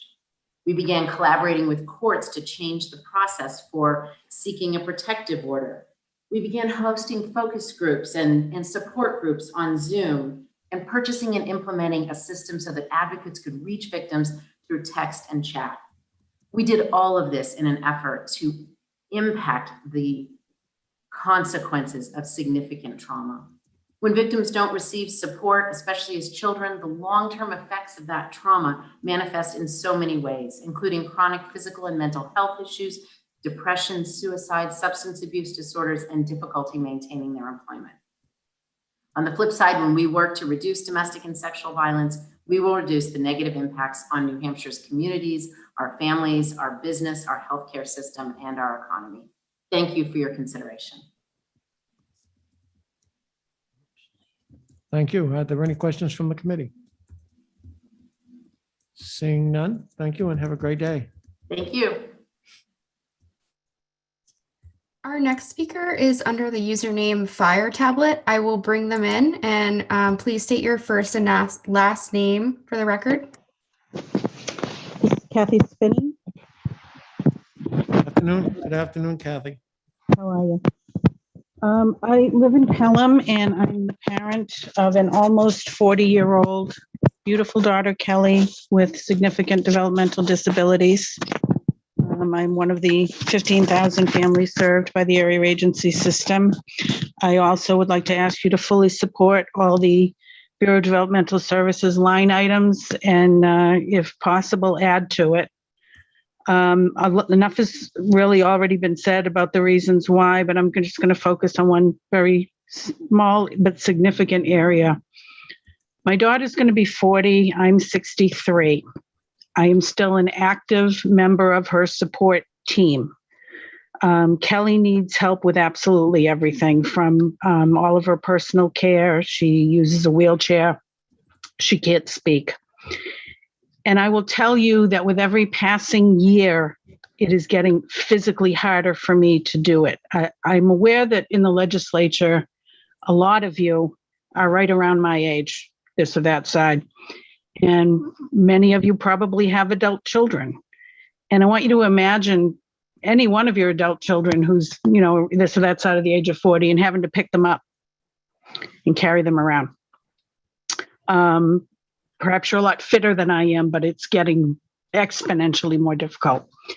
And so more and more, I'm going to have to rely on staff, wonderful staff who are younger than I am and who are more able to do these things.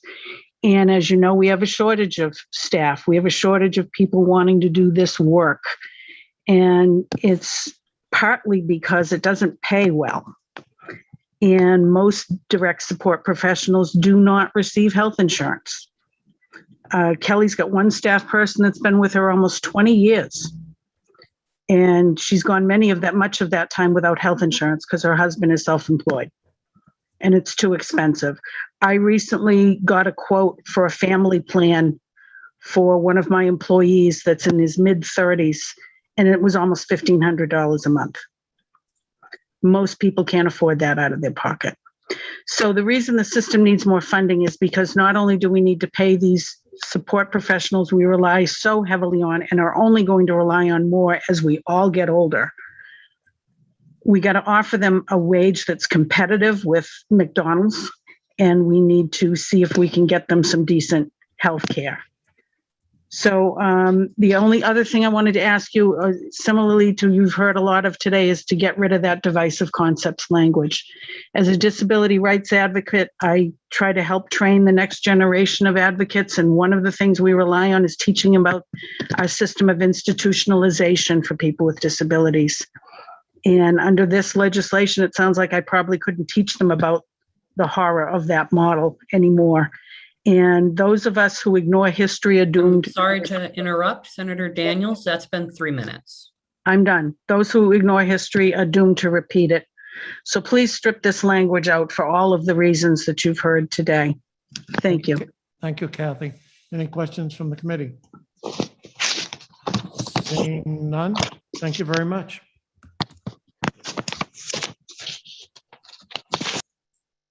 All right, and we are ready for the next group of speakers, Senator Daniels. I do see Linda Bundy.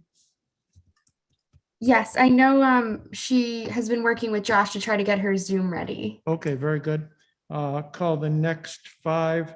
Mark Thornton, Carolyn Virtue, Kyle Worth, Lindsay Collins, and Dana Hackett.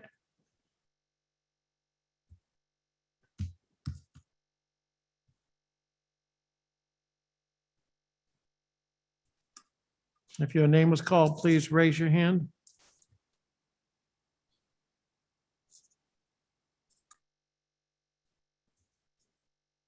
Okay, and I have Lindsay Collins here.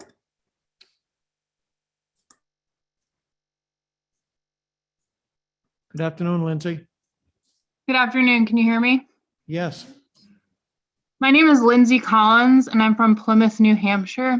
I oppose the Divisive Concepts Bill in HB2. The state has no business restricting important conversations about race, gender, or anti-Semitism. These conversations are essential to building a multiracial democracy.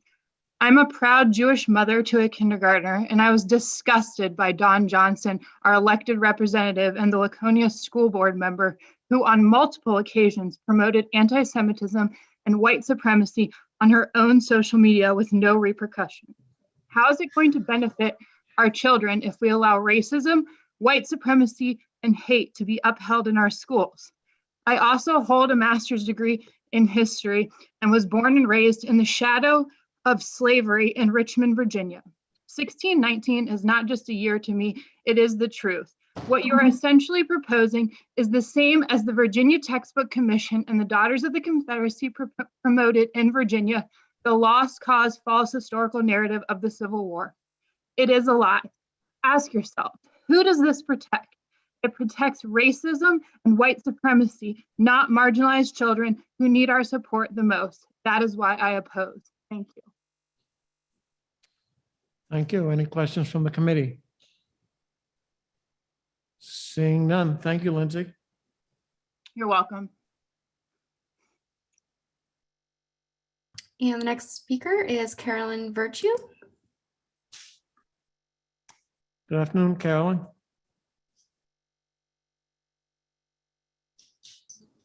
I'm sorry, Mr. Chairman, I had trouble unmuting. My name is Carolyn Virtue. Thank you, Senator Daniels and members of the committee for allowing me an opportunity to speak to you today. I own and operate Granite Case Management.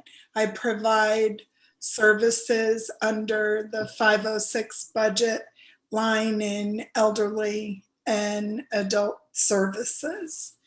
I would like to thank the senators who worked on bringing the disparity issue to light for case management and working with the department to ensure that the case management rate was brought into compliance with federal law in this budget.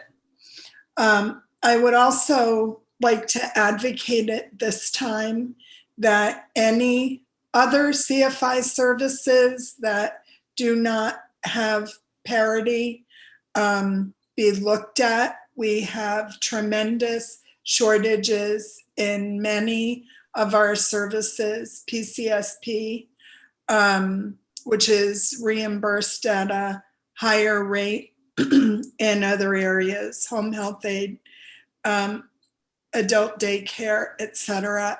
I think we have to address the access to care issues which are occurring in the CFI waiver. I thank you very much for your time today, and I'm happy to take questions at any time. Thank you, Ms. Virtue. Any questions from the committee? Seeing none, thank you and have a good afternoon. You too, Senator. All right, and our next speaker is Kyle Worth.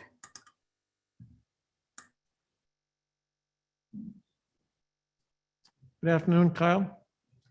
You're muted. Hello, this is Kyle Worth. Hey, Good Kyle. afternoon, Chairman Daniels and the committee. My name's Kyle, and I'm the Executive Director at Nashua Adult Day Health. Echoing this severe need that was outlined by both Silverthorne Adult Day and by Monadnock Adult Day Care Center, I'm strongly urging the support and the increase of adult medical day reimbursement to $75 due to 3 facts. One is that we've got roughly 800 seniors or elderly or disabled adults that attend adult day programs in New Hampshire. And these are people with Alzheimer's, dementia, or need complete assistance with toileting and eating. Strictly nursing home level care members here. Second part is that even at an increased rate of $75 per day, by far, this is the best bang for your buck in terms of senior services. Being able to get a breakfast, lunch, direct time with a nurse, toileting, eating assistance, entertainment, all for $75 a day. Even at this new rate, there's no other services that can compare for that price. Mass Health reimburses about $80 for the same service already. And we are one of the lowest, if not the lowest in the nation for adult day reimbursement. My final fact is many adult day programs already have, and many more will go out of business and not be able to serve patients any longer if there is not a rate increase. Hundreds of patients would be in need of nursing home level care, and that roughly costs 4 times what the adult day programs cost. I'm going to throw out the example. If half of these 17 programs in New Hampshire went out, that'd be about 400 seniors would need to go into nursing homes. And at a cost of 4 times as much, that would cost an additional $15 million to Medicaid in 1 year, just in addition to what adult day would have cost. So not wanting to stress just the financial aspect of it, but it also is a great program that keeps people living in their communities rather than institutions. So thank you for considering this increased rate. Thank you. Any questions from the committee? I do have one. How many of your residents are covered by private long-term care? Right now, I've got multiple private pay, 0 with long-term care insurance. The majority are Medicaid. Okay, thank you. You're welcome. All right, seeing no further questions, have a great day. Thank you. And Senator Daniels, from the list that you called, I do not see any of the other individuals on here. Okay, we will continue then. Marianne Barter.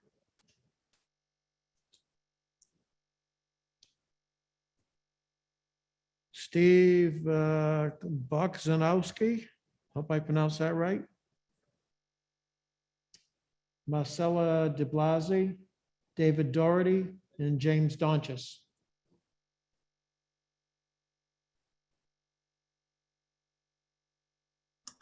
Okay, and we have Marianne Barter. Hello, I'm Marianne Barter. I'm the Executive Director at Merrimack Valley Daycare Service and Blueberry Express in Pittsfield. Can you hear me? Yes. Okay, great. Thank you.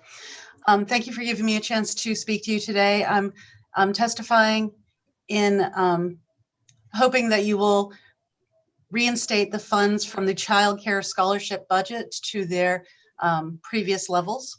The reason why this scholarship program is so important to New Hampshire and so important to families in New Hampshire is that low-income families cannot afford childcare. And when they can't afford childcare, they're given a couple of really terrible options. The first being having unlicensed, potentially unsafe care, or not working at all and choosing to go on other forms of assistance. So the scholarship program actually enables families to become self-sufficient, to increase their wages, to spend time in a work setting and increase their personal wealth to the point where they hopefully can get off all assistance, all state assistance. And I just wanted to give kind of a nice example of this, of when it works really well. We recently had a young mom who got pregnant in high school and she had her baby. And because of Child Care Scholarship Assistance, she was able to finish high school, go to nursing school, and then by the time her daughter was a preschooler, she was completely off any assistance at all and had managed to get herself into a field that really offered her strong economic security. And I wish that for all of our families. So thank you for letting me testify today. And once again, I would like to see the state scholarship budget, child care state scholarship budget reinstated to its previous levels. This is really coming off a pandemic. This is just not the year to try to cut this budget. Thank you. Thank you. Any questions from the committee? Seeing none. Thank you very much and have a good day. Thank you. The next speaker is David Doherty.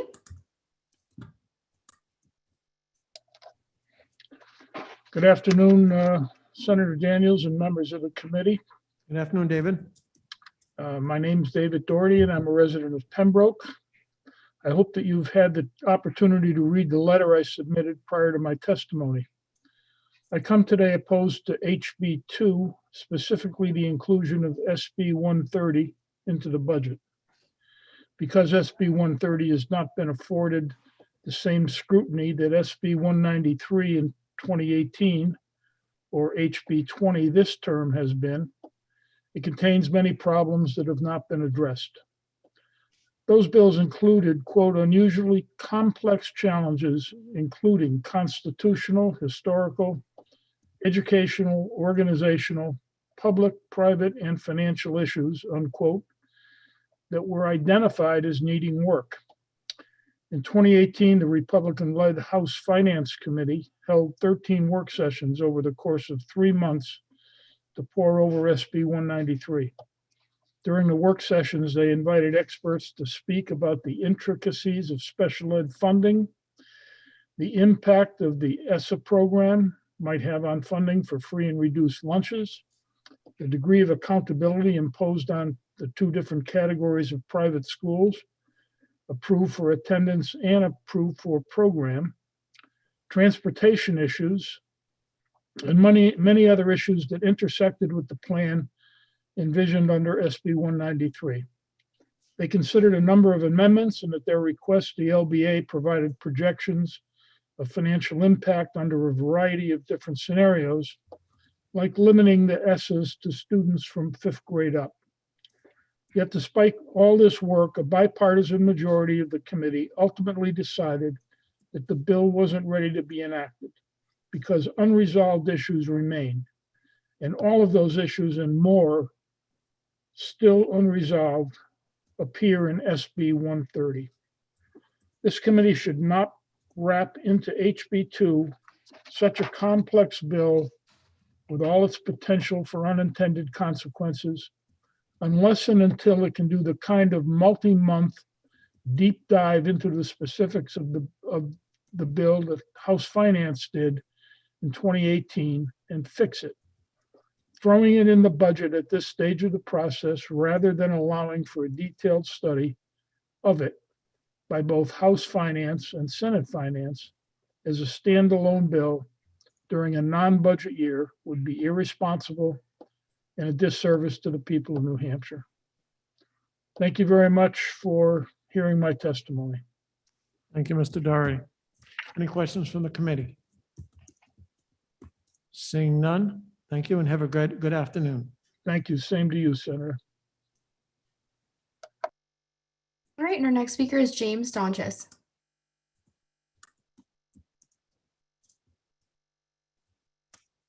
Good afternoon, Mayor. Hi, Mr. Chairman and members of the committee. I'm Jim Donchis, the mayor down in Nashua. And I'm really speaking on behalf of my community and cities and towns across New Hampshire and ask you to consider restoring the lost school aid, which is resulting from the COVID-19 pandemic impact on the school aid formula for all public schools across New Hampshire. As I'm sure you've heard, school aid for all cities and towns is down, projected to be down, because there are less free and reduced lunch students, and because there is a lower census, in other words, the number of kids in public schools. And what we're finding is that these numbers are artificially low because of the COVID-19 pandemic. First of all, as a result of the pandemic, federal government has made all lunches free for all students.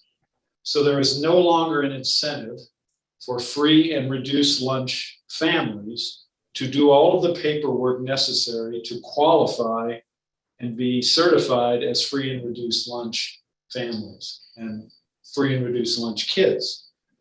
Now, all the school districts are working hard to get families to do the paperwork, but they're only partially successful. So I expect, because of the impact that COVID-19 has had on lower wage earners, our free and reduced lunch kids are actually higher, but that is not reflected because many families have not done the paperwork. Number two, the census is down because of COVID-19, at least in our school district. I think this is generally true. Most of the loss is coming in the kindergarten age, some pre-K as well, meaning these are families that will eventually send their kids to public school, but right now, because kindergarten really wouldn't work over the internet, remote learning or online learning, they're just not signing their kids up.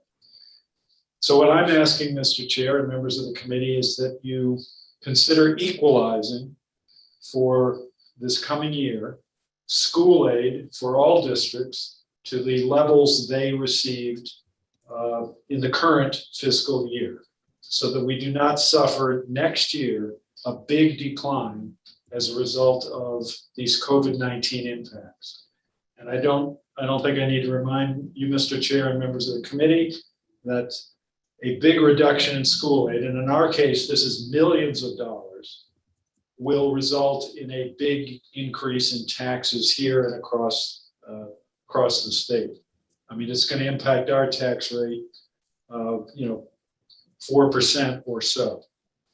So we hope that you will consider that equalization and that funds be put into the formula to equalize school aid until we sort out the impacts of the pandemic. Thank you. Any questions from the committee? Seeing none, thank you, Mayor. Thank you, Mr. Chairman. All right, and our next speaker is Steve. I'm just going to say B, and I apologize, I can't pronounce your last name.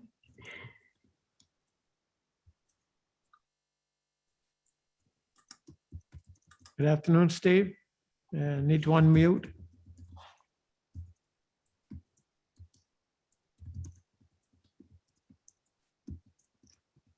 Okay, you should hear, we should be able to hear you now.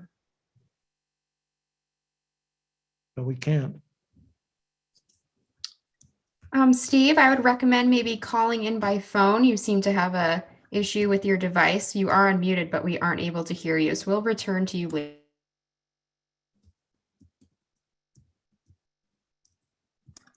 All right, and we do have, let's see here, Linda Bundy is back with an updated version of Zoom. So let's see if we can bring her in. Linda Bundy, you should be able to unmute. Okay, I think I did. Hi, Linda. You're all set. Oh, good afternoon, Chairman Daniels and members of the Senate Finance Committee. I would like to briefly add my voice to those who are speaking in opposition to the inclusion of divisive concepts. The concepts listed in this bill do not represent what would be taught in diversity or inclusion trainings, nor would they be a part of school instruction. The systemic racism that has evolved during our country's 400-year history does need to be discussed. The conversations are difficult, but essential. This bill would serve as a way to block the ability for businesses and schools to discuss, to explore, and to think critically about our past, our present, and our vision of how to move forward. What ultimately is done with this bill can affect how people view New Hampshire in terms of living here, attending our state colleges, and doing business here. By rejecting this bill, New Hampshire can set an example for the country. I ask you to please remove this bill from the budget. Thank you very much for your time. Thank you, Linda. Any questions from the committee? Seeing none. Thank you. Have a great afternoon. You too.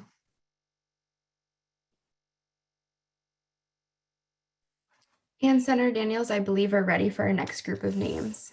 Okay. So we'll go with Bonnie Dunham, Asma El-Huning, Margaret Fogarty,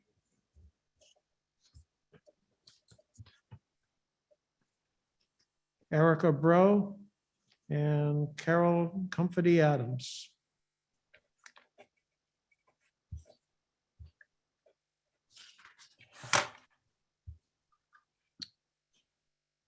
Okay, and I will first bring in Maggie Fogarty.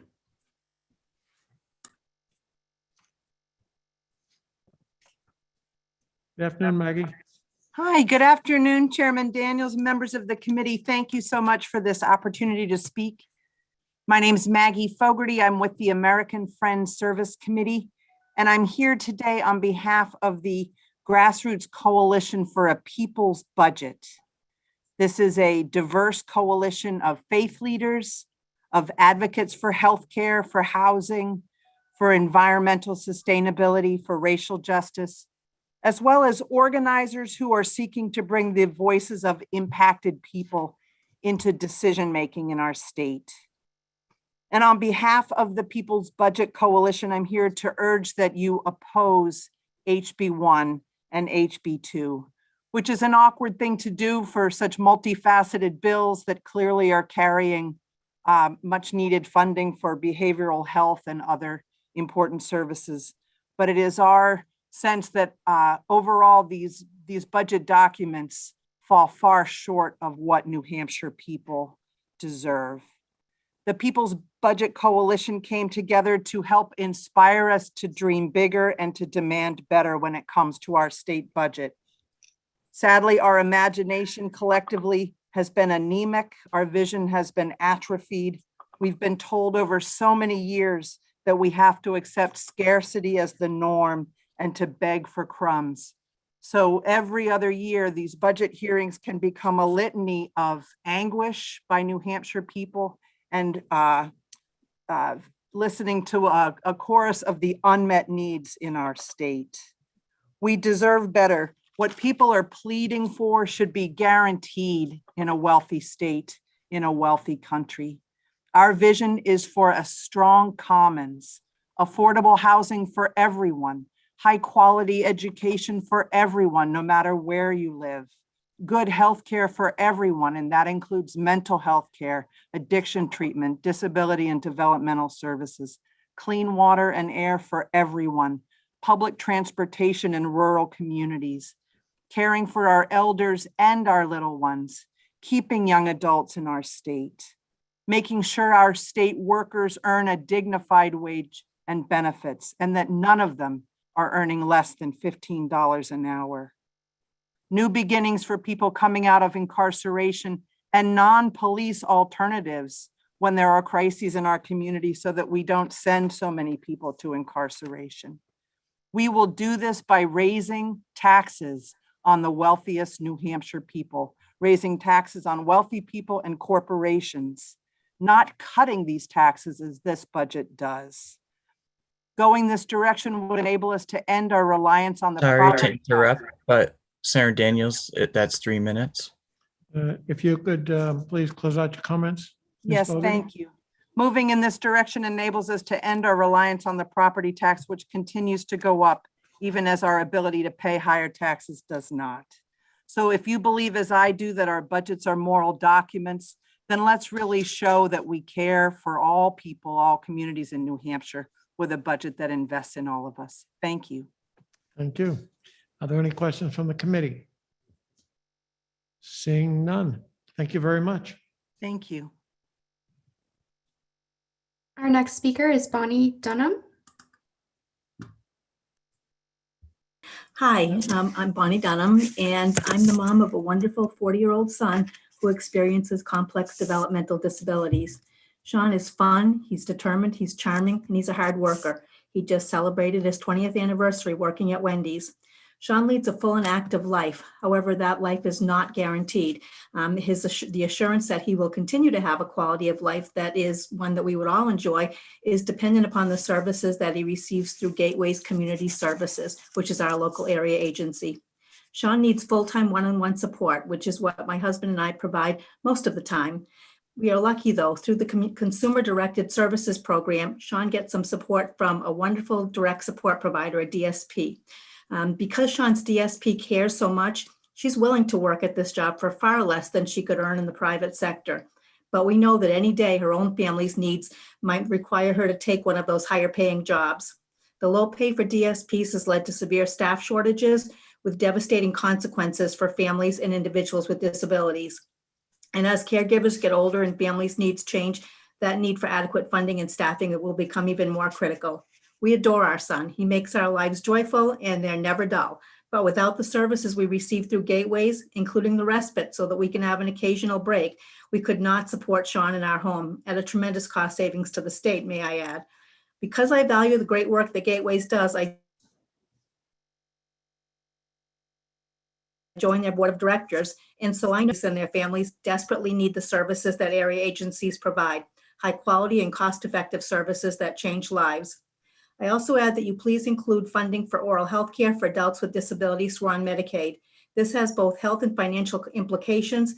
Without oral health care, adults with disabilities suffer needless pain. They're at higher risk of developing costly medical issues, and their employability is diminished. As you consider the budget, I ask that you please include full funding for the developmental services budget, including sufficient funding to attract and keep qualified DSPs and provide for oral health care for adults on Medicaid. And I also ask that you please not include the text of other unrelated legislation, including SB 130 and SB 544. Please don't let those other bills hold the budget hostage. Let them pass or fail on their own merits. Thank you very much. Thank you. Questions from the committee? Seeing none. Thank you, Bonnie. You're welcome. Our next speaker is Esma O'Hooney. Hello, Good can you afternoon. hear me? Can you hear me? Yes. Thank you. My name is Esma O'Hooney, and I'm the Movement Politics Director for Rights and Democracy New Hampshire. We are in opposition to the budget as it stands, and we're asking you to support the people's budget instead, which I sent you through an email. The inclusion of divisive language amendment, formerly known as HB 544 bill, bans state agencies, K through 12 schools, public colleges and universities, and state contractors from learning about and addressing systemic racism and sexism, which is critical to overcoming the barriers to a healthy and equitable community. All of us, whatever our race, gender, or ethnic identity, deserve a chance to thrive in our state. And we can't if we have bills like this that seek to outlaw honest conversations about our history and how our communities struggle today. If we can't talk about it, we will never be able to address the issues that plague all our communities. HB 544 is a near carbon copy of the Trump administration's executive order last fall. The language contradicts core public health findings, promotes a narrative that portrays diversity training as negative versus beneficial for all our communities to better understand each other. The bill is ahistorical and is so deceiving it aims at silencing already marginalized communities and has a foreseeable chilling effect on most important state-funded institutions, particularly now after a year of reckoning and sustained mobilization around racial injustice, and the COVID-19 public health pandemic lays bare the disproportionate health and economic impacts on people of color and women, and this bill creates more hurdles to adequately responding. Some reps believe we are living in a post-racial utopia, and to that we ask them, if that is true, why do all statistics point to a rise in hate crimes? Why are COVID-19 victims disproportionately people of color? Why is it in 2018 the poverty rate for whites was roughly 1 in 14 versus in the Black community 1 in 5 in New Hampshire? If you truly believe racism doesn't exist anymore, you are the reason why we must have these honest conversations that can only be had without bills like this, because as long as we keep behaving like everything is fine, we won't ever address the racism and the sexism that plagues and harms all of us. The bill's proponents seem to believe if we stop talking about racism, it'll magically disappear. Frankly, the events of the last few months in New Hampshire have indicated otherwise. There are 2 currently serving representatives who have used harmful anti-Semitic rhetoric on their personal social media pages and claimed that they were unaware of the anti-Semitic history of these items. It's a damning indictment that the necessity of anti-racism education for a productive and multiracial democracy that the defense was ignorant of. There was also another incident where a representative was being Islamophobic. We must proactively educate people about the harmful racial stereotypes. Sorry to interrupt, but Senator Daniels, it's been 3 minutes. Thank you, please. And if you would close out your comments, please. Yes, last 2 sentences. We must proactively educate people about harmful racial stereotypes, the history of racism and sexism, and a continued persistence in today's society. If we want to build a functioning multiracial democracy, we demand that the language around divisive concepts be removed from the budget in all its forms, which it may appear. And I'd also love to answer any of the questions that you may have for me. Thank you. Are there any questions from the committee?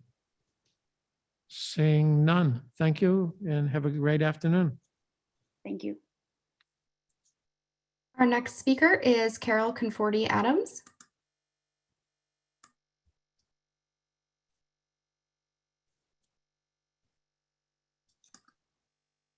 Good afternoon, Carol. Good afternoon, Chairman Daniels and members of the State Finance Committee. My name is Carol Conforti Adams and I live in Bradford, New Hampshire.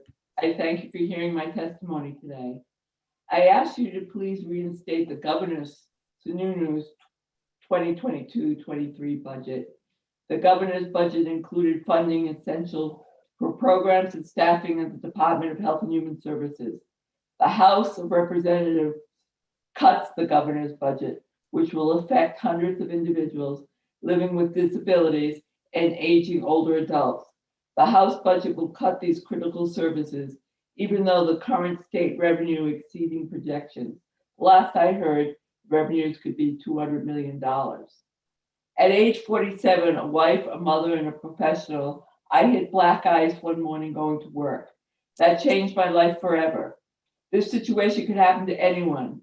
I now live with a disability of quadriplegia. I am paralyzed from my armpits down, and I have no voluntary movement of my fingers or my body functions like urination or bowels. So with quadriplegia, I need morning and evening personal care services. Once placed in my power wheelchair, I can live independently. I work, drive, pay state and federal taxes, and actively participate in my community since 2002. For the first 10 years, I paid privately for personal care services. And the past 9 years, I have been on Medicaid for employed for adults with disabilities, CFI services, and Medicaid for personal care attendants in the state plan. Just think, if there was none of these programs, I would have been placed in a nursing home, costing thousands of more dollars in the state budget. Instead of being in a nursing home, I worked 3 part-time jobs, teaching young people to attain their high school diploma. I work with struggling individuals and family as a welfare director, and I run an organization mentoring other adults with disabilities. The current House budget has some increases for community choices for independent services, but does not increase others, and these are equally important. Even for the services receiving increases, the increases do not provide living wages for workers providing daily home care services. The low wages have produced a 40% vacancy rate for home care personal care workers statewide, and in addition, there's a 60% turnover rate of workers because of the competitive job market. The state asked me to hire and train some people to do skilled nursing care without a license. In my case, that means hiring someone at $11 an hour. Sorry to interrupt, but that's been 3 minutes, Senator Daniels. Okay, Carol, if you could please wind up your comments. Yep. And these workers could be getting $15 an hour as a cashier or working at Walmart greeting people. I asked the State Finance Committee to support the governor's budget, not the proposed House budget, that supports a proposed increase for Choices of Independent and its sister program for personal care services under the state plan. The Medicare programs are the only insurances that will reimburse personal care services to be giving at my home.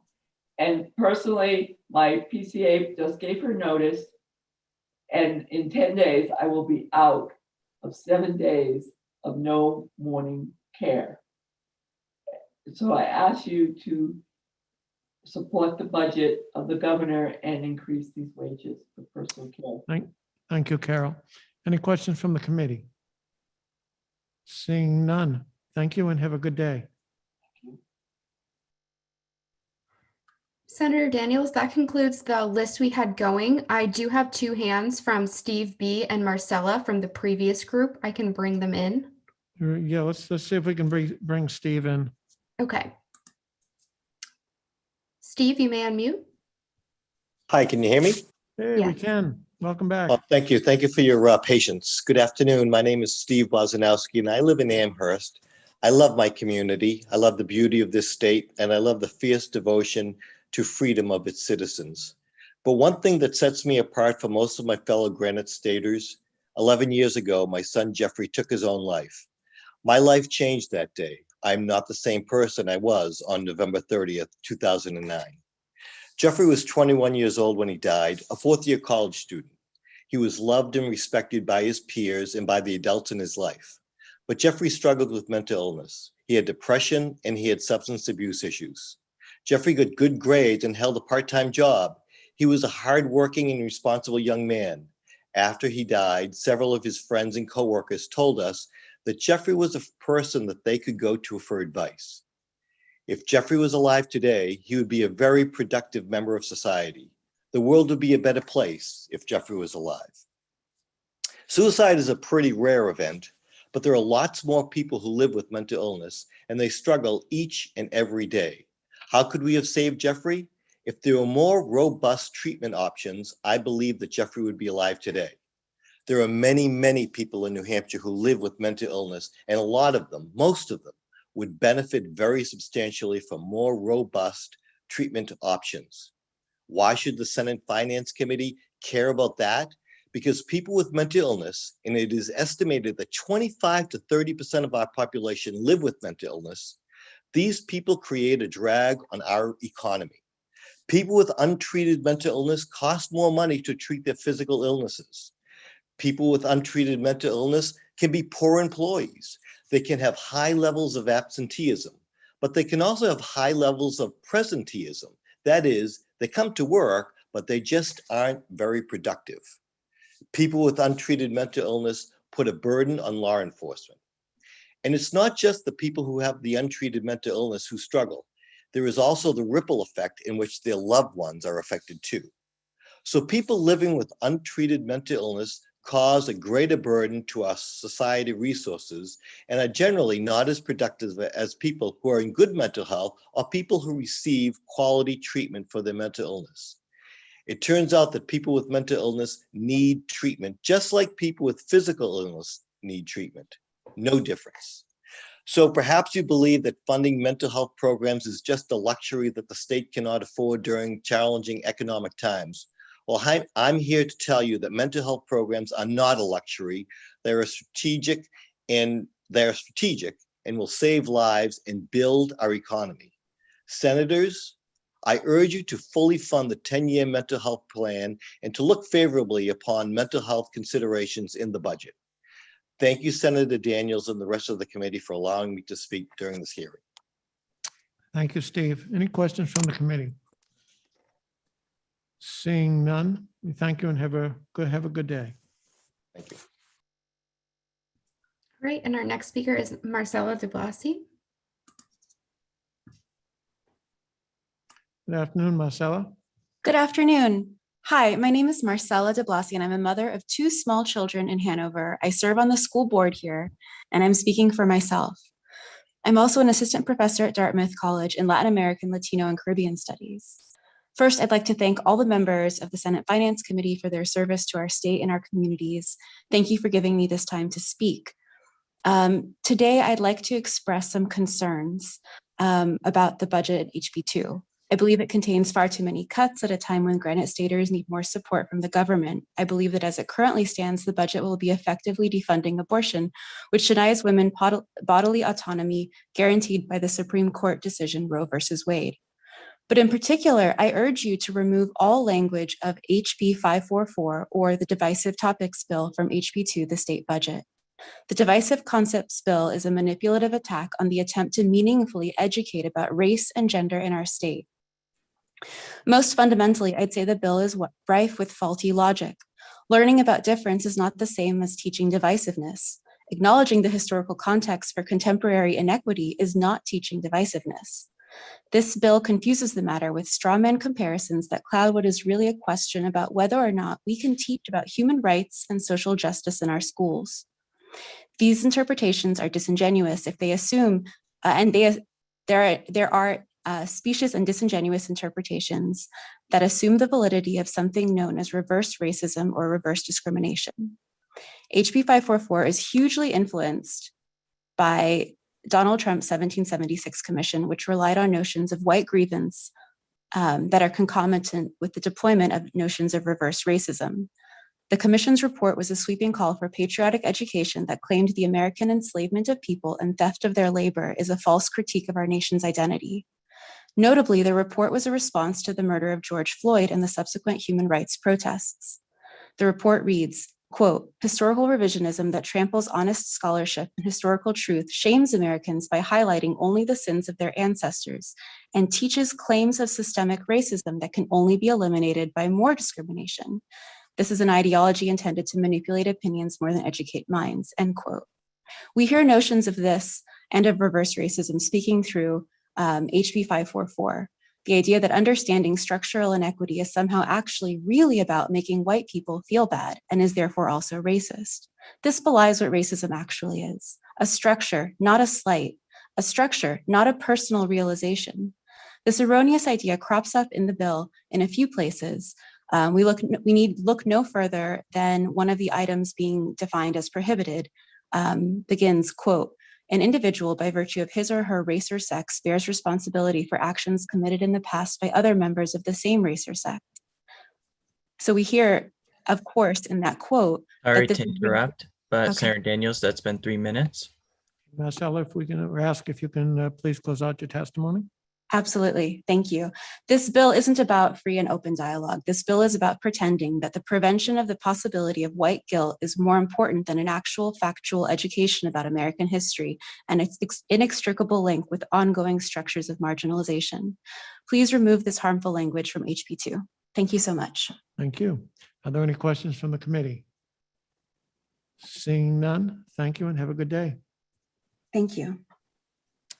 And Senator Daniels, I believe we're ready for the next group.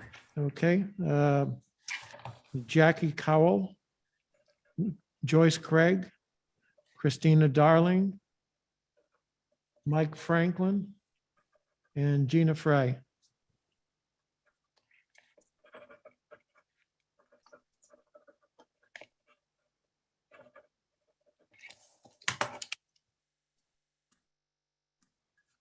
Okay, we have a hand from Jackie Cowell.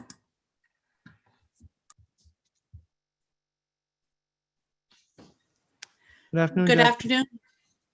Hi.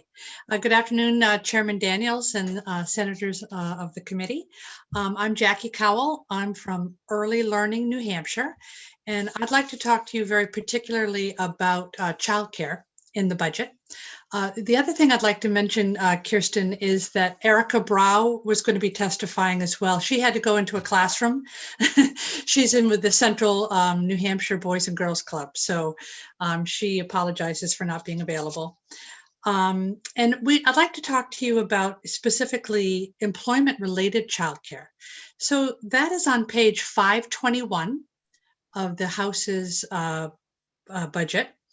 It's specifically, it's within Health and Human Services.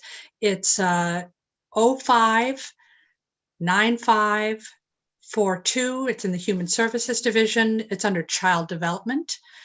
421110. And it's the Child Development Program. 2977.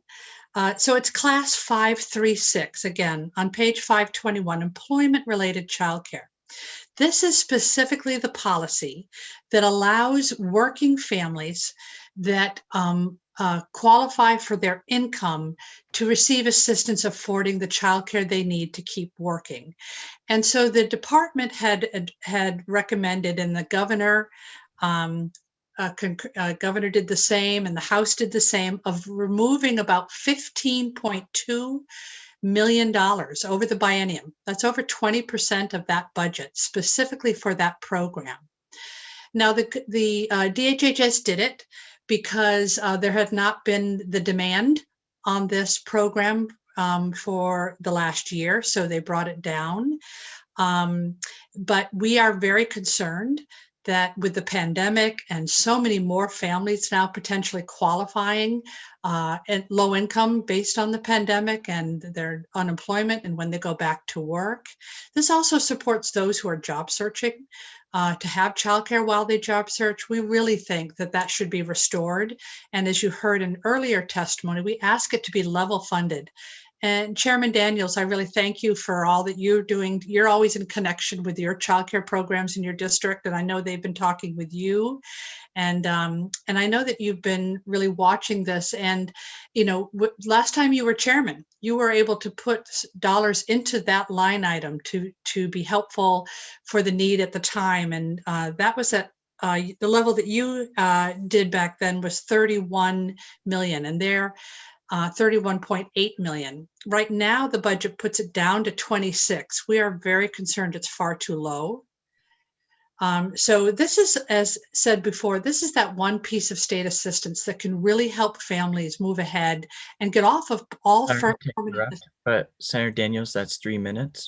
Thank you. So thank you very much for that consideration. Appreciate it greatly. Thank you, Jackie. Question from Senator Rosenwald. Thank you, Mr. Chairman. Jackie, are there any other sources of funds that can be used like TANF? Yes, so thank you for that question, Senator.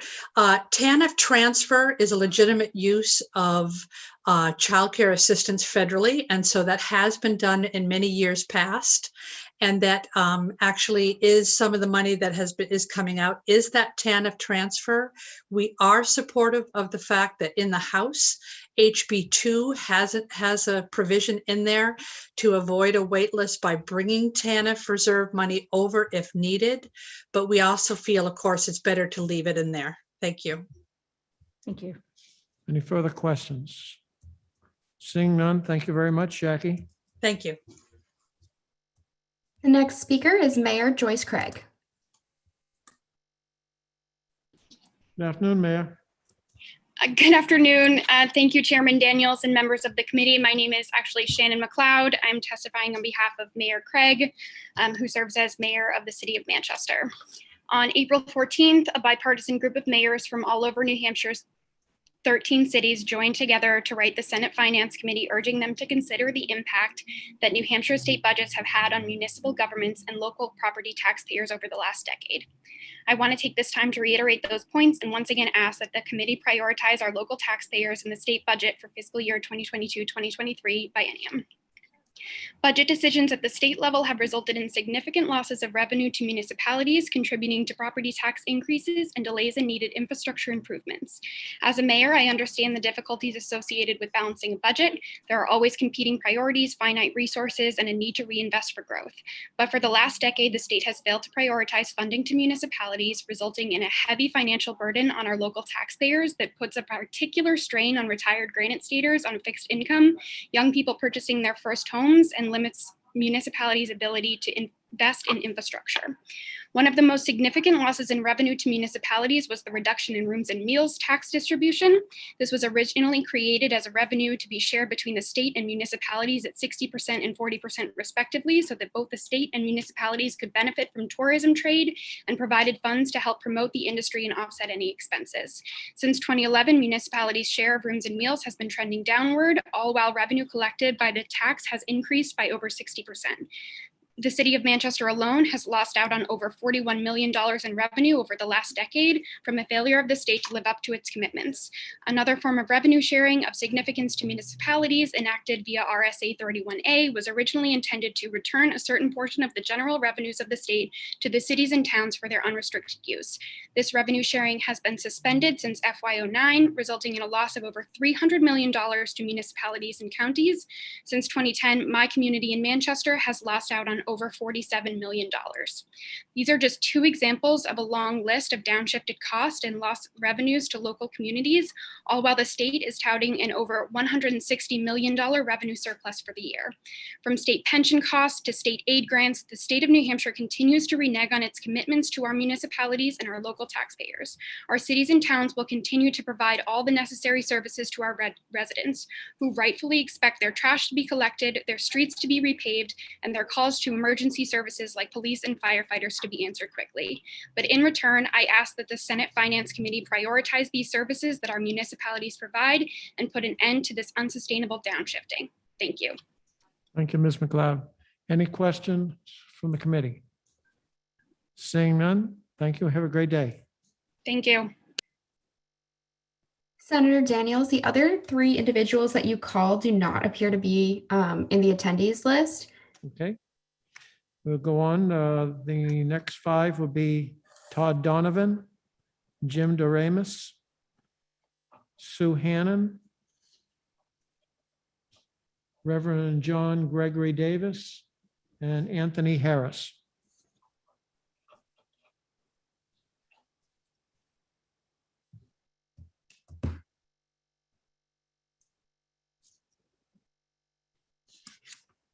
And we have Jim Doremus. Okay. Can you hear me? Good afternoon. Good afternoon. Thank you, Chairman Daniels and members of the Finance Committee. My name is Jim Doremus, and I'm the CEO of the Concord Family YMCA. Excuse me. I'm here today on behalf of the YMCA Alliance of New Hampshire, which is comprised of the 9 YMCAs in our state. Collectively, the Y is the largest provider of childcare and summer camp in the Granite State.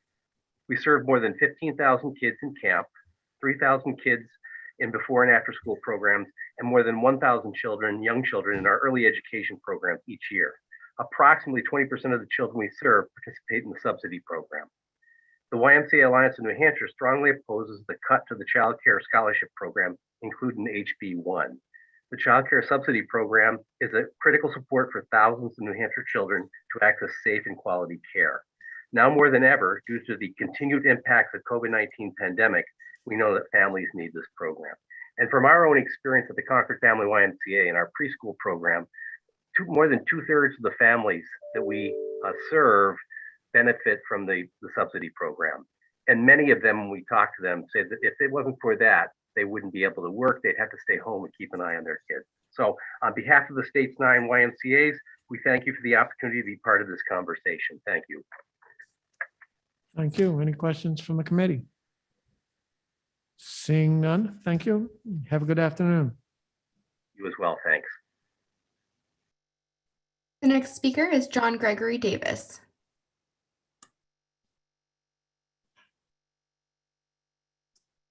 And good afternoon. If you can unmic, unmute.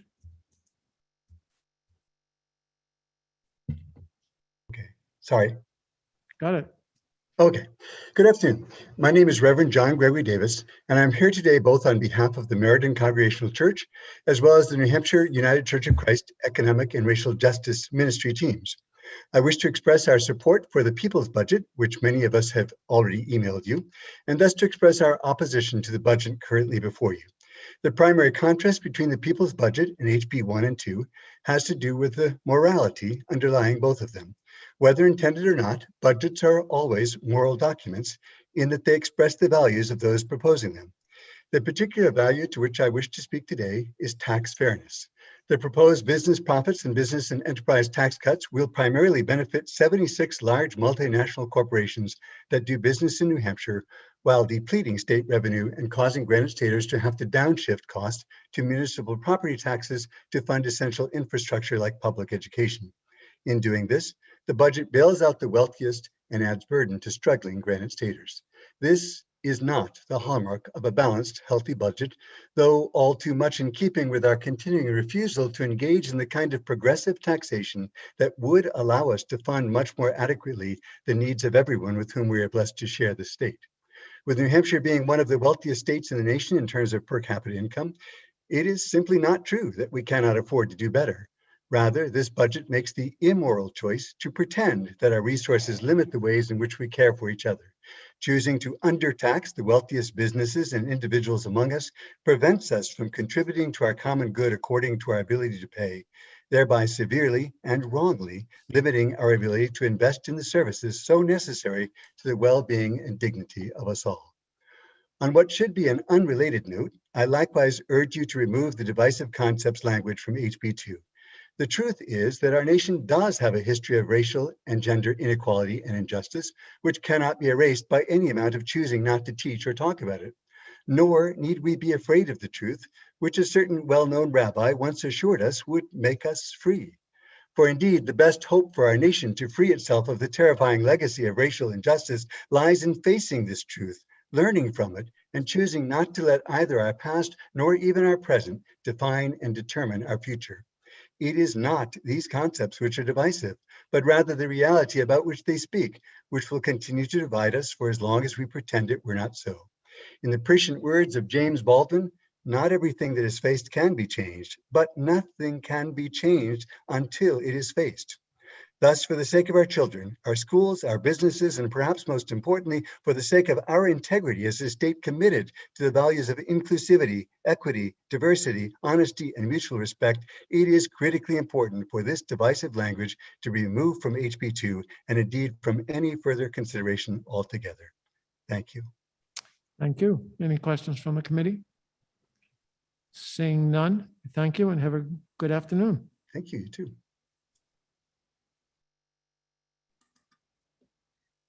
And Senator Daniels, just to clarify on one of the names, did you say Sue Hannon or Steve Annan? I said Sue Hannon. All right, so that concludes everybody from that group that is in the attendees list then. Okay. So we'll call the next five, Scott Hyde, Claudia Istel, Miriam Levi, Marcia Haywood, and Representative Timothy Horrigan.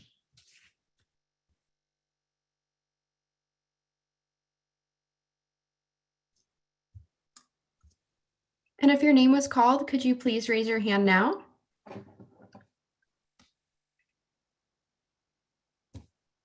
And I have a hand from Claudia Estelle. Good afternoon. Hi, Claudia. Chairman. Good afternoon. Sorry, just need to move this. Good afternoon, Chairman Daniels and members of the Finance Committee. I'm Claudia Estelle from Ackworth, a retired public high school teacher and currently an adjunct in the community college system. I am opposed to both HB 1 and HB 2 and will focus on 3 reasons. First, the funding for education is inadequate. The state is once again reneging on its responsibility to provide an adequate education. According to my state representative, this bill includes a $100 million cut in state property tax. Saving money at the state level and passing it down to local school districts means increasing local property taxes. Moreover, this hurts towns disproportionately as communities with lower property values and higher tax rates will be most impacted. Second, embedding school vouchers in the budget is forcing Granite Staters to accept vouchers and their financial burden on school districts without the usual scrutiny that a standalone bill would receive. Public school districts will have to provide all the same services at the same level of quality to meet state standards with less money. The proposed voucher system allows public monies to be used for private education without having to meet any standard certifications or policies, leaving our vulnerable children at risk for a lower education and discrimination.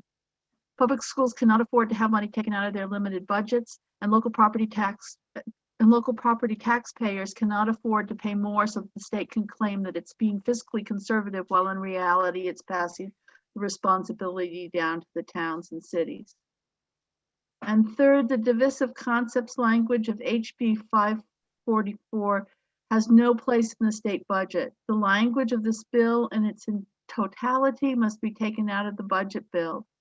Racism, sexism, and other difficult issues will not disappear because we do not acknowledge them or talk about them. Rather, they will fester and become larger problems.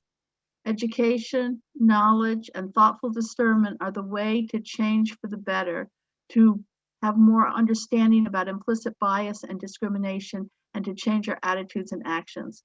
I know this as a teacher. The Governor's Lee Act Commission knows this with the recommendations they made for police reform. Businesses know this.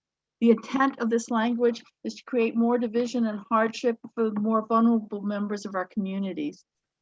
And, excuse me, this is not the New Hampshire way. If moral arguments are not sufficient, then please think about the negative economic impact on our state. Will tourists want to come here? Will businesses want to move here? And will our young people choose to stay here for their post-secondary education and to settle and work in the state?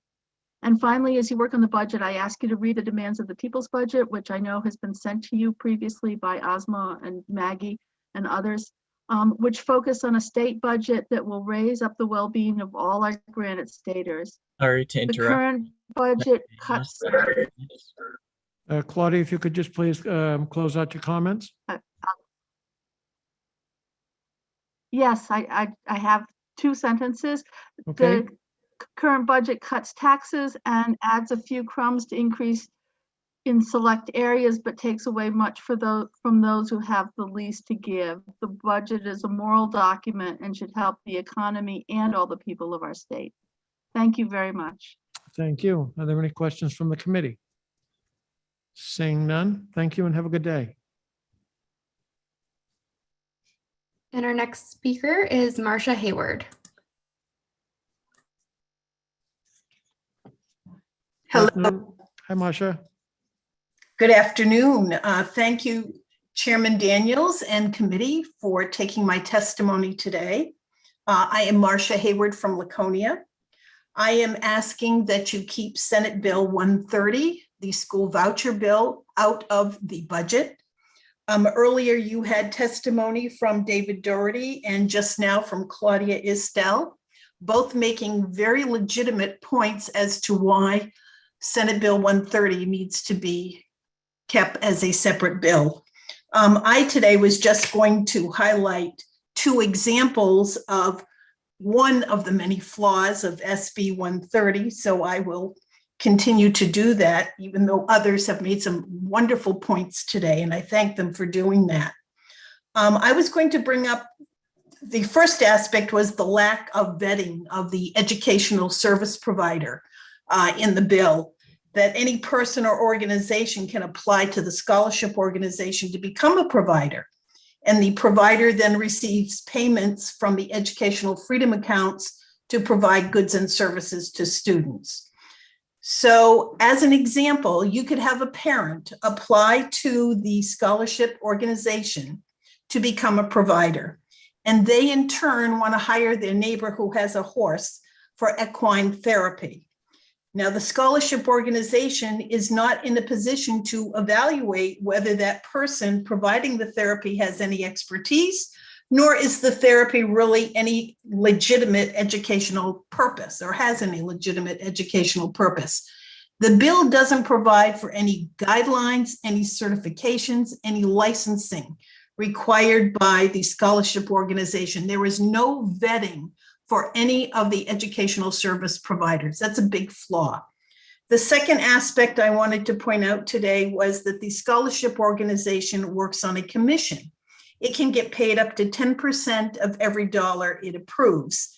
I think that this is a conflict of interest since there's a built-in incentive to approve any request. That's just the tip of the iceberg with some flaws in Senate Bill 130, and I ask that it be kept out of the budget. Thank you for your time. Thank you, Marcia. Any questions from the committee? Seeing none, thank you and have a good day. And Senator Daniels, none of the individuals called from that group are on the attendees list, but I do have Christina Darling, who was called earlier here. Okay, let's bring Christina in. All right. Can everyone hear me?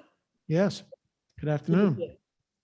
Good afternoon. I'm so sorry for some technical difficulties, but my name is Christina Darling, and I live in Nashua, New Hampshire, with my two boys, Caden and Brennan, both of whom received the Child Care Scholarship. Allow me to start by saying, when I had kids, it was not my intention or desire to need to receive state assistance to survive. However, when I found myself suddenly a single mom with no local family support and two small boys who depended on me for absolutely everything, survival is the only thing that matters. Survival means paying the bills, which means I need to work. In order to work, you need childcare. To get childcare, you need money. It's a terrifying loop, and I wouldn't wish it on anyone. Without the New Hampshire Child Care Scholarship, I'd still be stuck in that loop. The scholarship allowed me to find full-time employment and keep my apartment, which also ensured my children were safe and cared for while I was gone during the day. I have big dreams for my family. I want to buy a house. I want to take my boys on vacation and experience a different culture. I want to help them pay to go to college so they're not stuck in the welfare loop. Someday, even maybe just own a safe and reliable vehicle where the check engine light isn't always on. Yet, even with my full-time job, where I provide essential services and resources to families in affordable housing, in a perfect month where no bills go over and my food cost stays down and I work every single hour presented to me, I can walk away with $75 a month to put into my savings. If I didn't have access to that scholarship, I'd be back to juggling my bills, trying to explain to the boys why we don't have power when all of our neighbors do. I want to take a moment and tell you about my sister. She's another essential worker who had to leave her job as a nursing assistant during a time when we all need our healthcare workers more than ever. The cost of childcare compared to the income she was making, and with how vulnerable everyone just was, it didn't work. She had to leave her job to stay home, which means that the state is now paying for her emergency rental assistance, her utility assistance, Medicaid for her and her kids, cash assistance, and food stamps.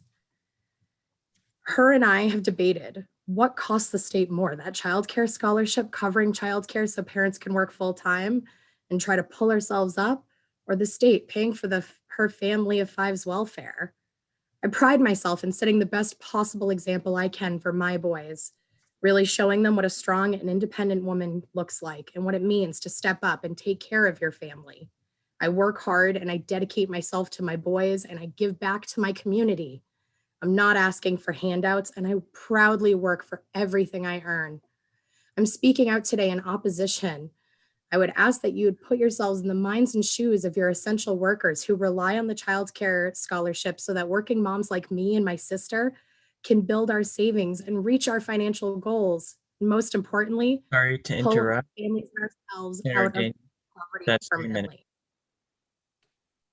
Thank you for your time and allowing me to be here today. Thank you, Christina. Any questions from the committee? Seeing none, thank you and have a good afternoon. Thank you. Senator Daniels, I believe we're ready for our next group of names. Okay, Doug Marino, Jeff McLynch, Kimberly Memesheimer, Pamela Jordan, and Judy Lundahl.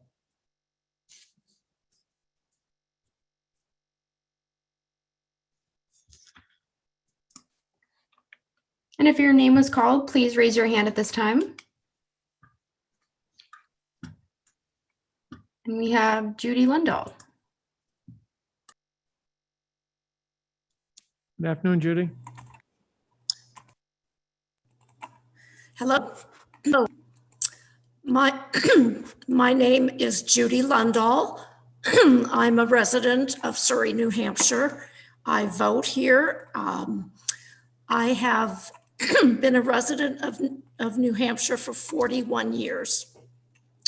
Today I'm speaking for the Monadnock Interfaith Project in Keene, New Hampshire. Honorable Senators of the New Hampshire Senate Finance Committee. Monadnock Interfaith Project, MIP, stands with other New Hampshire organizations and businesses in opposition to the recently introduced New Hampshire House Bill 544 that seeks to prohibit teaching about systemic racism and sexism in public schools and state-funded programs. MIP is a nonprofit coalition of congregations, organizations, and individuals working together to foster interfaith community, understanding, and systemic change that benefits the Monadnock region. Our work is inspired by the sacrifices and teachings of our many cherished religious leaders, including Moses, Jesus, Prophet Muhammad, Gautama Buddha, Gandhi, and Mother Teresa, who all walked with people who were vulnerable and marginalized and sought to change systems and cultural practices for greater equality. HB 544 was tabled, but its language was added to HB 2 and is now being reviewed by you folks. The intent of HB 544 contradicts MIP's mission for community understanding and mutual respect. Our opposition to HB 544 is rooted in our commitment to what Dr. Martin Luther King called the beloved community. We can only create a more tolerant, loving, compassionate place for us all if we are able to provide that place to all of us. In the Jewish tradition of Tikkun Olam, we all bear responsibility not only for our own moral, spiritual, and material welfare, but also for the welfare of society at large. These teachers and traditions challenge us to love our neighbors as ourselves. Collectively, we need to face head-on the present racism and sexism existing virtually in every system in our lives: education, criminal justice, housing, economy, and religion, proposing to suppress certain facts of our collective histories because those facts are seen by the proponents of this bill to be divisive concepts that may be painful to certain people, chills not only the spine, but the heart of our democracy. Instead of limiting discussion, let's Sorry to interrupt, but that's been 3 minutes, Senator Daniels. Okay, Judy, if you can please complete your comments. Yes, instead of limiting discussion, let's commit to deep reflection, hard conversations, and changing practices and policies in all of our institutions to move beyond racism and sexism. Together, we as a society can grow with trust, faith, compassion, and love. And I did email you folks these remarks. And I thank you very much for your time. Okay, thank you, Judy. Any questions from the committee? Seeing none, have a good day. Thank you. All right, next we have Kim Memsheimer.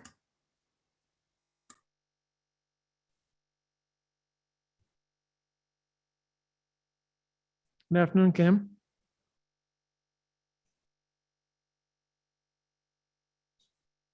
We can't hear you. You are unmuted. I figured it out. There we go. It was my headset that was muted. I apologize, Senator Daniels. Good afternoon, Mr. Chairman and members of the committee. My name is Kim Memsheimer. I'm a resident of Lee. I serve as an advocate with the Alzheimer's Association Mass New Hampshire chapter to actively encourage lawmakers to protect the 26,000 people living with Alzheimer's and their 57,000 caregivers in the Granite State. I wish to speak today in support of restoring some items removed from the budget and to increase funding for other items. Specifically, I want to support the governor's budget request regarding increases to the 3 Medicaid choices for independence waiver services, personal care, homemaker, and case management, to increase the budget by $4 million for adult day services, and to restore the governor's funding for senior centers. My mother, a resident of Jaffrey, actually you heard from my father, Owen Houghton, earlier, suffered from Alzheimer's disease for 8 years prior to her death. My father served as her primary caregiver, and the adult day program in Jaffrey allowed my mother to live in her home much longer than she otherwise might have, because my father was able to get needed respite from the 24/7 hour care that my mother required. She was safe and engaged while at daycare.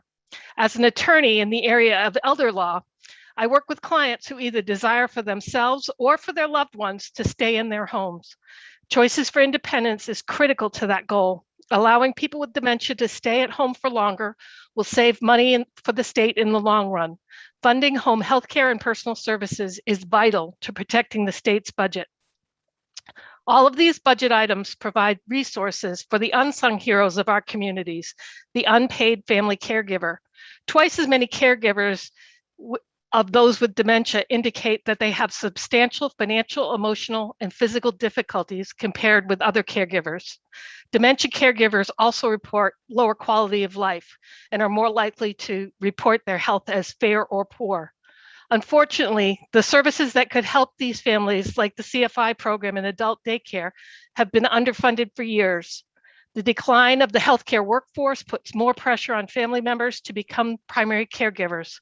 Adult day services and senior centers have also been underfunded, which reduces families' abilities to keep their loved ones at home. This can result in needing to utilize long-term care services earlier than a family would like to, which can be incredibly expensive at both the public and private level. In addition to the failure to fund these vital programs, COVID-19 has added strain to the burden for family caregivers. Many senior centers are not able to provide in-person services and programs due to limited staff and volunteers. Isolation over the past 14 months has hit those living with Alzheimer's and other dementias especially hard, and it has also been an incredible strain on family caregivers who have lost access to outside supports and other resources during this time. Please provide our families with the supports they need to keep their loved ones at home. Thank you for your time today, and please support the Granite Staters who need your help. They are the most vulnerable. Thank you. Thank you. Are there any questions from the committee? Seeing none, we thank you and have a good day. Thank you. All right, and Senator Daniels, just so you know, Doug Marino told me he would not be available to testify at this time. And we are still looking for Pam Jordan. If you're calling in by phone, press *9 or virtually raise your hand. Next, I will bring in Jeff McLynch. Good afternoon, Jeff. Good afternoon, Senator and members of the committee. Thank you all for the opportunity to testify on House Bills 1 and 2 this afternoon. For the record, my name is Jeff McLynch, and I'm the project director of the New Hampshire School Funding Fairness Project. I come before you today to urge you to make several significant changes to the version of the fiscal 22-23 budget that the House of Representatives sent to you.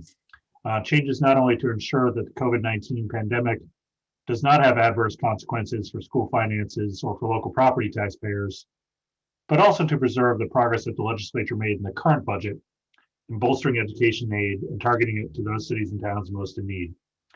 While the focus of the proposed budget is obviously the provision of public services for the next 2 years, it's important to acknowledge at the outset that, at least when it comes to school funding, two fundamental injustices have been allowed to persist in New Hampshire for at least several decades. Despite a clear constitutional mandate, far too many of our children continue to face deep and enduring inequities in the educational opportunities available to them, diminishing not only their futures, but that of the Granite State as a whole.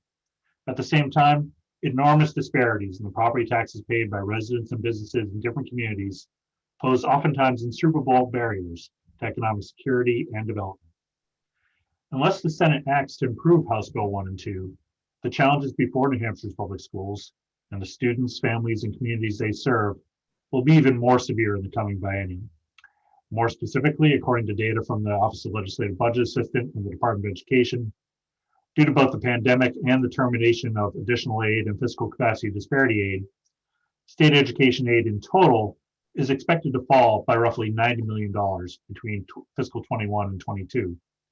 Though the full scope of the fiscal consequences are not yet known, with the announcement by the U.S. Department of Agriculture last month that it will extend food assistance waivers through summer 2022, much of this problem is expected to persist into fiscal 23 as well.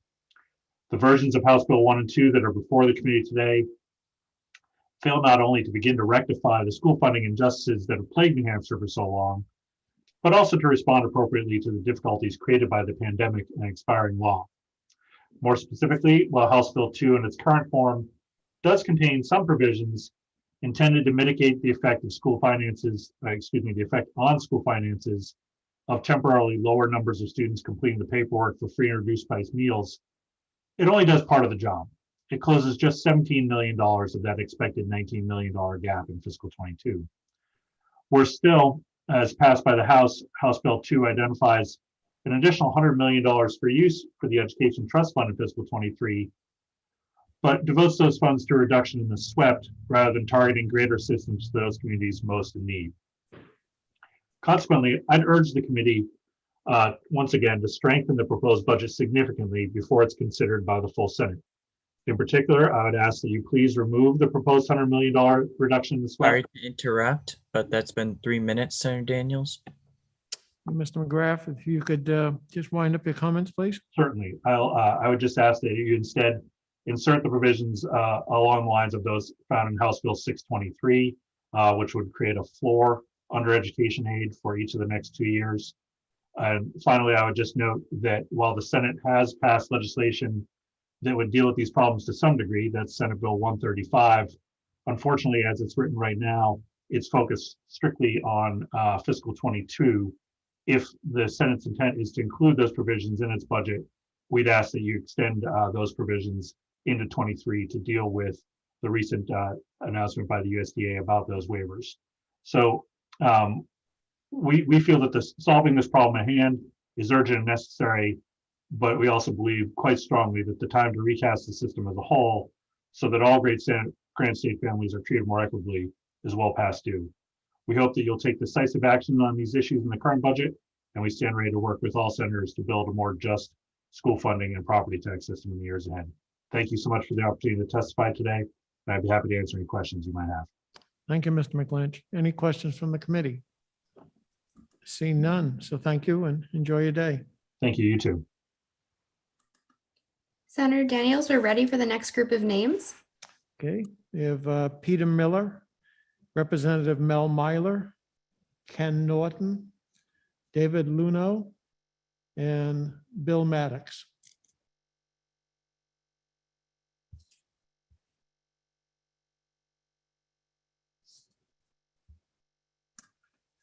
All right, and first I will bring in Peter Miller. Good afternoon, Peter. Good afternoon. My name is Peter Miller. I'm a resident of Durham. I'd like to thank you, Chairman Daniels and Finance Committee members for allowing this hearing today. And I will say that I really appreciate the very New Hampshire character of these kinds of online public hearings. It's a great way to involve more people in these hearings and to let people see how government works and to participate in it. So thank you for holding this hearing virtually. I'm speaking in opposition to House Bill 1 and 2 today for 3 reasons. First, because Senate Bill 130, school vouchers and education savings accounts are included in the budget. Second, the Divisive Concepts Bill, HB 544, is included in the budget. And third, it just is inadequate for school funding. The school voucher bill, Senate Bill 130, is a major policy initiative establishing the most expansive school voucher program in the United States. It should be debated and considered on its own merits, not hidden in the state budget.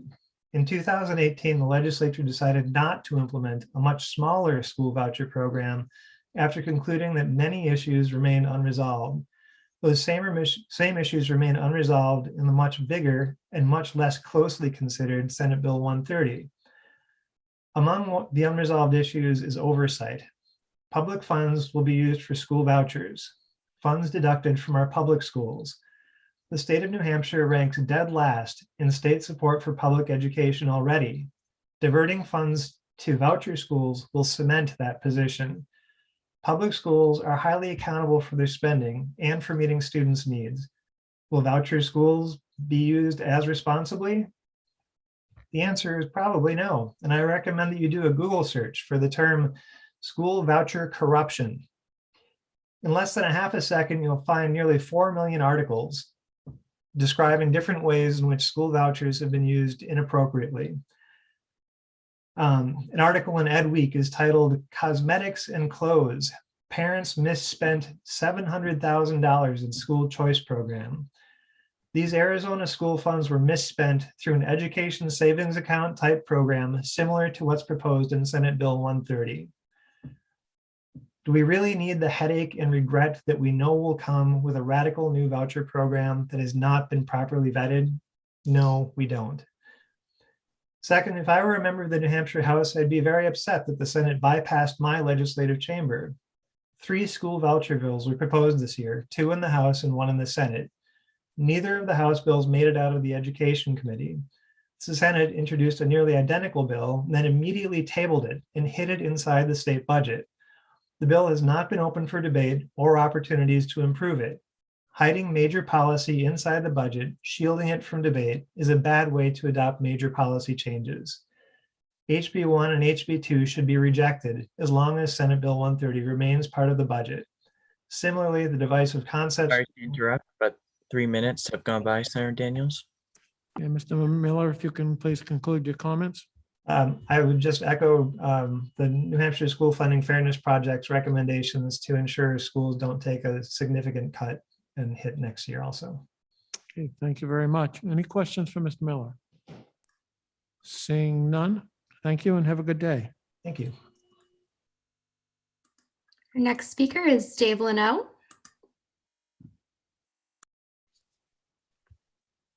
The audio coming through? Good afternoon. Terrific. Thank you, Mr. Chair, and members of the committee. I'm in opposition to House Bill 2 and here specifically to speak in opposition to a provision in House Bill 2 that reduces the statewide education property tax by about tax rate by about 50 cents. It's paid for by an additional $100 million appropriation to the Education Trust Fund, but the impact of this investment is felt most significantly in towns that already have the lowest property tax rates in the state and the highest property wealth. That just doesn't make any sense to me. I would suggest a far better use of the $100 million would be to extend the equitable grants to school districts that were funded in the FY21 budget and are offered by House Bill 623 and the amendments to Senate Bill 135 that were referenced earlier by Ms. Want of the Manchester School Committee. These grants have significant impact for students and taxpayers in towns with the highest property tax rates, lowest property values, and higher incidences of poverty. They provide meaningful school funding and property tax relief to cities like Manchester and towns like Charlestown, Haverhill, Claremont, Pittsfield, and so many others. HB 623 has a fiscal note and a town-by-town analysis prepared by the legislative budget assistant. So you and all of our constituents can see how these equitable grants benefit our communities, students, taxpayers, and the state as a whole. Thank you very, very much, Mr. Chair. Thank you. Any questions from the committee? Seeing none, thank you and have a good day. Thank you as well.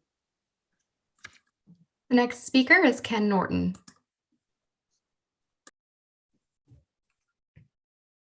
Good afternoon, Chairman Daniels and honorable members of the committee. My name is Ken Norton. I'm from Tilton and I'm the Executive Director of NAMI New Hampshire, the Hampshire chapter of the National Alliance on Mental Illness. Our mission is to improve the lives of all people impacted by mental illness or suicide. We're not treatment providers. We do this through support, education, and advocacy.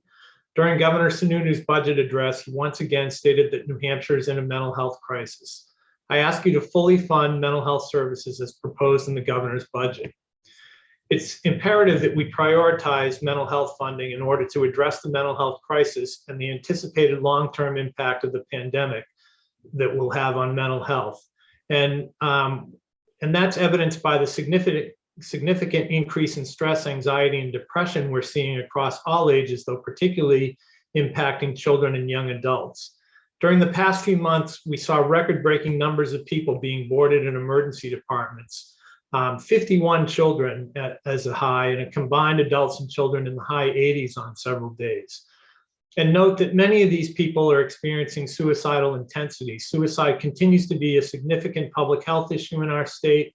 It's the second leading cause of death in New Hampshire for those ages 10 through 34. And while emergency department boarding is the proverbial tip of the iceberg of accessing timely mental health care, there are also very long waits for outpatient services. We need to continue the work done in the 2019 legislative session of fully funding the 10-year mental health plan. By building out community-based services for mental health crisis response, step up and step down services, inpatient and outpatient capacity supported housing, peer support, suicide prevention, and substance use disorders. It's imperative that we get statewide mobile crisis response up and running as we move toward federal implementation of the 3-digit 988 mental health crisis line in July of 2022. Fully funding mental health services and supports will reduce costs and human impact on child protective services, juvenile justice, education, courts, correction, and other key areas. And we must also move ahead with building a new forensic hospital in order to end the practice of people with mental health conditions who have not been charged with crimes being transferred to the Department of Corrections in the Secure Psychiatric Unit. Workforce shortages pose an ongoing challenge to addressing the mental health crisis. Fully funding the state loan repayment program is critical to addressing mental health and other health-related fields. And workforce also includes having sufficient capacity and expertise at the Department of Health and Human Services to move initiatives forward. And we oppose the back of the budget cuts proposed by the health. Mental health can also be impacted by oral health, and we ask you to support mental health dental benefits. Lastly, as a member of the Governor's Law Enforcement Accountability Community and Transparency Commission, I offer my strong support for fully funding police standards and training as included in the Governor's budget. Also, as a member of LEAC, I state my personal belief that the divisive concepts language included in HB2 undermine much of the work of the LEAC Commission as it relates to race and implicit bias. Thank you all to the Finance Committee members for your hard work and service to our state. If I can be of any assistance as you address mental health issues, please let me know, and I will be submitting more detailed written testimony. Okay, thank you. Any questions from the committee? Seeing none, thank you very much. The next speaker is Representative Mel Myler. Good afternoon, Representative Myler. Good afternoon, Mr. Chairman and the members of the Finance Committee. I want to speak to just one issue, and that is Senate Bill 130 that is in the budget that you're proposing. I'm the ranking member of the House Education Committee, and we looked at a similar bill in House Bill 20. We spent over 2 days looking at this bill, which is almost identical to 130. And as a result of that review, we basically discovered that it was not a bill that was ready to be considered by the House. In a vote of 20-0, we voted to retain that bill based upon the inadequacies of the language that are there. I would urge the Senate to remove Senate Bill 130 from your considerations and place it into a full hearing so people can have a chance to voice their opinion. Those who did sign up for this bill during our House consideration was 6-1 in opposition to it. So there is a lot of opposition to this particular bill, and I would encourage the Senate to follow the House role in removing this from the budget so that it can have a full hearing in the Senate. Thank you very much. Thank you, Representative. Any questions from the committee? Seeing none, thank you and have a good day. Thank you. Our next speaker is Bill Maddox.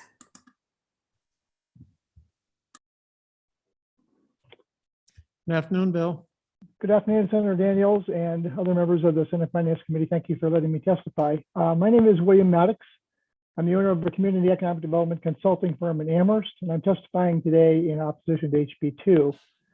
HB2, as a bill concerning the state budget, is woefully inadequate to meet the health, educational, and other human needs of Granite Staters, as we've heard from several speakers today. Instead of addressing Bill, if I could just interrupt you, Sure. I'm getting indications that people can't hear you. So if you're able to get a little closer to the mic or speak up, that'd be good. All right, how's that? Is that better? Any better? Well, I'm seeing the head shake no. All right, let me try one other thing. Let's see. Mr. Maddox, you're coming across kind of muffled. Perhaps you have something blocking your microphone. No, let me try this. How's that? Is that better? Yeah, maybe a little Can you hear bit. me? Is that better? Not much. How about that? Is that better? You just gonna have to speak up. Use your outside voice. All right, how's that? Much better. Sound like I'm at a Red Thank Sox you. game. All right, HB2 as a bill concerning the state budget is woefully inadequate to meet the health, educational, and other human needs of Granite Staters. Instead of addressing these concerns, some members of the legislature have inserted a poison pill, the former HB 544, to attack widespread efforts to diversify the state. This is a fool's errand, to say the least. But let's just think ahead to the possibility that the so-called Divisive Concepts Amendment were to become law. In addition to schools, universities, and colleges, there are hundreds of New Hampshire companies carrying out diversity, equity, and inclusion work, and many have contracts with the state. Enforcing this law will be a daunting task. The draft legislation states that, quote, Department of Administrative Services will be directed to investigate complaints received alleging that the state contractor is utilizing such training programs in violation of the contractor's obligations, end quote. How will this investigation be carried out and how will it be paid for? Will citizens be asked to turn in fellow citizens who are violating the law? I can imagine the ad campaign, drop a dime on diversity. Of course, just banning a form of free speech will not suffice. Unless you go after the books, you will not kill the beast. So to help the state in this task, I would like to offer a short list of where to start when looking for divisive concepts. Begin with Ray Bradbury's book, Fahrenheit 451, which will be very instructive to the staff of the Department of Administrative Services. Maybe they can be issued fire hats and salamander symbols to wear to identify them as divisive concept police. If it's books that deal with depictions of white people in unflattering ways, look for these titles. Soul on Ice by Eldridge Cleaver. I read that when I was 14. White Fragility, Why It's So Hard for White People to Talk About Racism by Robin DiAngelo. And The Fire Next Time by James Baldwin. For books that deal with feminism, I would suggest to find and ban A Vindication of the Rights of Women by Mary Wollstonecraft, published way back in 1792 and not yet banned. Men Explain Things to Me by Rebecca Solnit, and The Vagina Monologues by Eve Ensler. And finally, Sister Outsider by Audre Lorde, which may offend white men, white women, and anyone who is homophobic, all in one book. The point is, this is a crazy piece of legislation. It's unenforceable, offensive, and would be a major deterrent to creating the kind of diverse state and economy that is needed in New Hampshire in the 21st century. I urge you to defeat this bill and embrace the courageous conversations on diversity, which we need to have to be a truly unified state. Thank you very much for your time. And I've also submitted these, my testimony to all the committee members via email. Okay, thank you, Mr. Maddox. Any questions from the committee? Seeing none, thank you and wish you a good day. Thank you. Bye-bye. At this time, I'd like to remind the attendees to please only raise your hand after your name has been called. Senator Daniels, I believe we're ready for the next group of names. I do see that we had called on Angela Barlow before. I see that she's on there now. I can bring her in.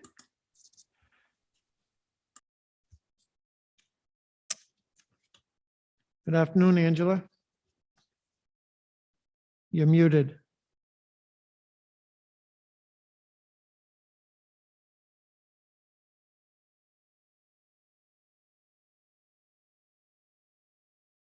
She's gone.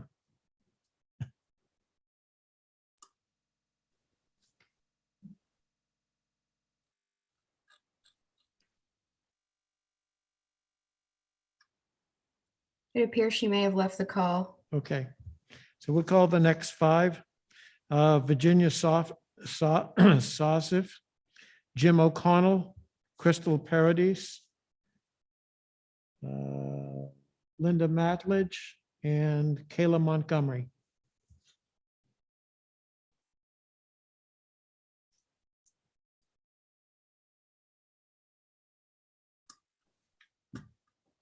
Okay, I will bring in Kayla Montgomery.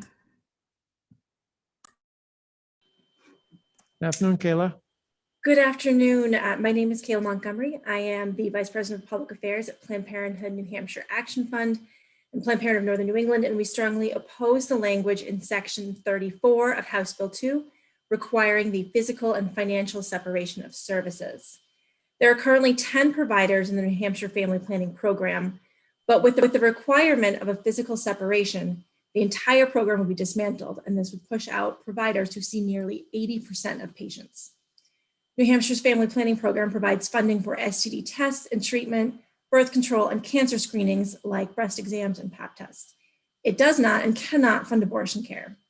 In order for patients to access abortion care, they must pay out of pocket or with private insurance. New Hampshire Family Planning Program has never covered abortion. The dismantling of the program would affect statewide access to free or low-cost birth control, STD tests, and cancer screenings. These services are offered on a sliding scale based on income. Even during a pandemic, reproductive care can't wait. In 2020, of the patients who access care at PP&E's New Hampshire Health Centers, more than 50% were new patients. People know and trust Planned Parenthood to provide the health care they need. Our state is in an outbreak status for chlamydia and gonorrhea. Chlamydia cases have increased by almost 50% since 2010, and gonorrhea cases have increased by over 300. The Family Planning Program is particularly crucial to combating these trends. The average number of STD tests annually administered at PP&E Health Centers in New Hampshire is more than 23,000. The testing PP&E helps inform the state's data and understanding of reproductive and sexual health trends in New Hampshire. STD treatments are vital to the healthy lives and healthy communities. And finally, I want to reiterate that this program supports care for those who are uninsured and for those with lower incomes. As we look across the state, we know that Coos County has the highest poverty rate of any county for single female-headed families.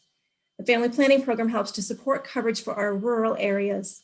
The number of unemployed individuals in our state have increased because of the pandemic. The program can continue to support new patients who have lost their health coverage.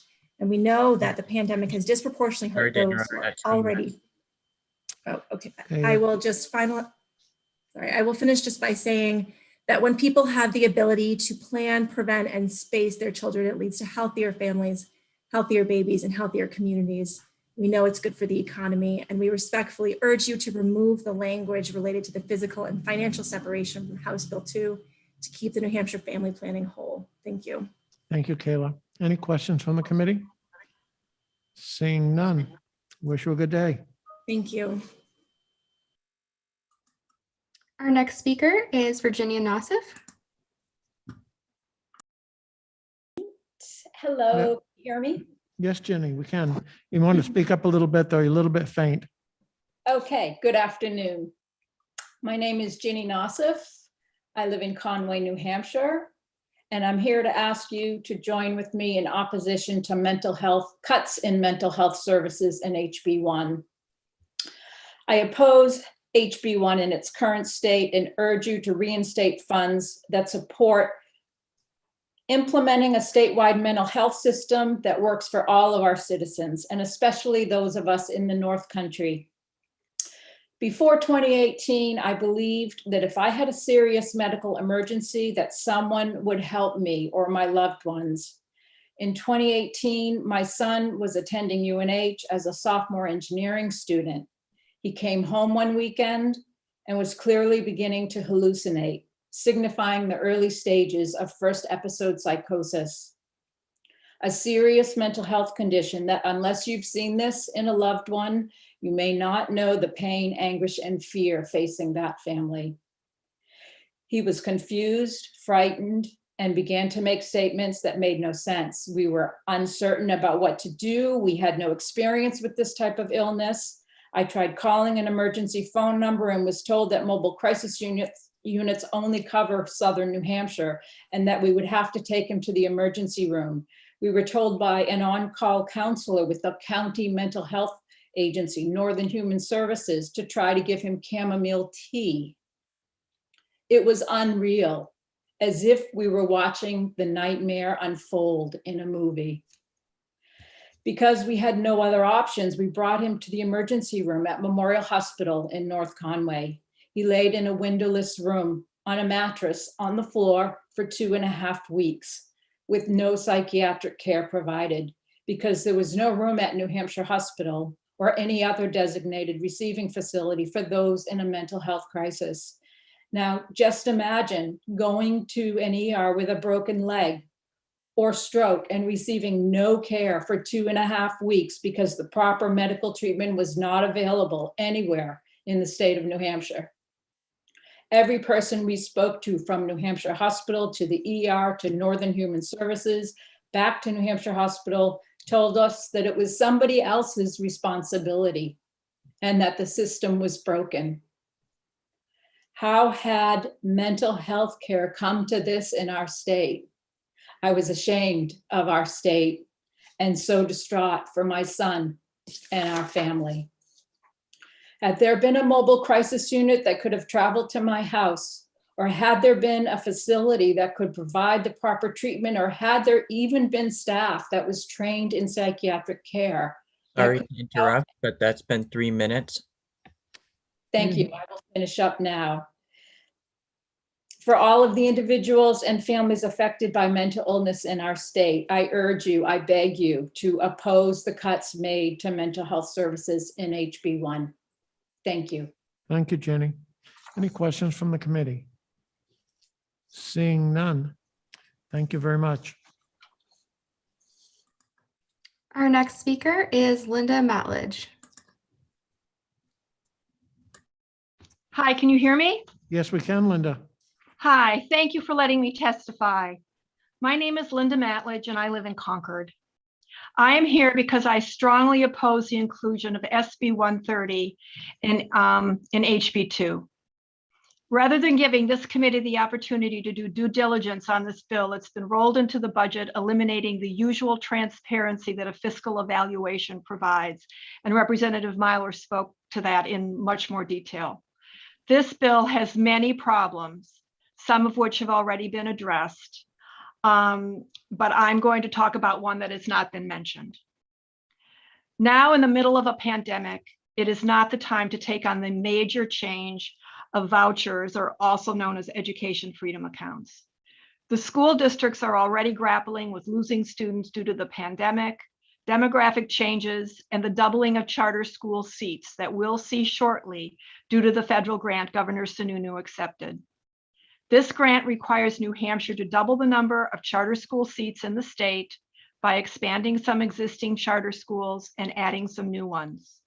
It is estimated that doing this will cost the state between $57 million and $104 million in the first 10 years. If people are concerned about kids not getting what they need in public school, aren't charter schools created for that reason? We should see how the expansion of charter schools works before spending additional state funds for a whole new parallel structure and funding system. I urge you to remove the language of SB 130 from the budget. And thank you very much for letting me testify. Thank you, Linda. Any questions from the committee? Seeing none, thank you and have a good day. Thank you. Next is Jim O'Connell. Good afternoon. Hi, my name is Jim O'Connell. Thank you, Mr. Chair and members of the committee. I'm a school board member in the city of Manchester. I'm a school board member at large representing all 12 wards. I'm speaking not on behalf of the board, but on my own behalf, but I do represent the people across the city of Manchester. And I'm in opposition to House Bill 1 and 2. Everything that I would have said has been said in the last few hours, and so I won't prolong matters much, other than to say that it seems to me that at a time like this, after or at the end of a COVID crisis, with all the costs associated with responding to the deficits our kids have had over the last year and a half, it seems to have a budget where the state decides that it is reducing funding on education by $90 million is hard to understand and to justify. And as Vice Chairperson Want of the Manchester Committee spoke earlier and pointed out, just in Manchester, we're looking at a $7.4 million shortfall. So of that $90 million that's being saved by the state, close to 10% of it is coming out of Manchester, $7.4 million. Manchester already spends less than practically every other school district in the state in terms of per student expenditures. So this is going to have a very serious effect. Listening to the testimony given this afternoon, it seems to me, with great respect to the people who put together this budget, I think that clearly the budget is not addressing some key issues. And I can really only talk about education, and it clearly is not meeting the issues there. The committee, the Commission on School Funding spent a year looking at the funding adequacy and the way in which money might be spent in the state on education. And there's a whole a series of facts and research there that could have been used to make some decisions about how to advance education in the state. Briefly, I would say a couple of other things, in particular with regard to the so-called freedom accounts and the voucher program. Much has been said already. I support what has been said by others about this should be taken out and examined separately. I know that thousands of people spoke in opposition to these bills in this year. One aspect that I would draw your attention to is the idea that 10% of the possibly 70 or 80 million dollars will be spent in administration. It bothers me that a group of maybe one or two people working out of their basement can manage such a thing and get $10 million or $9 million. 3 minutes.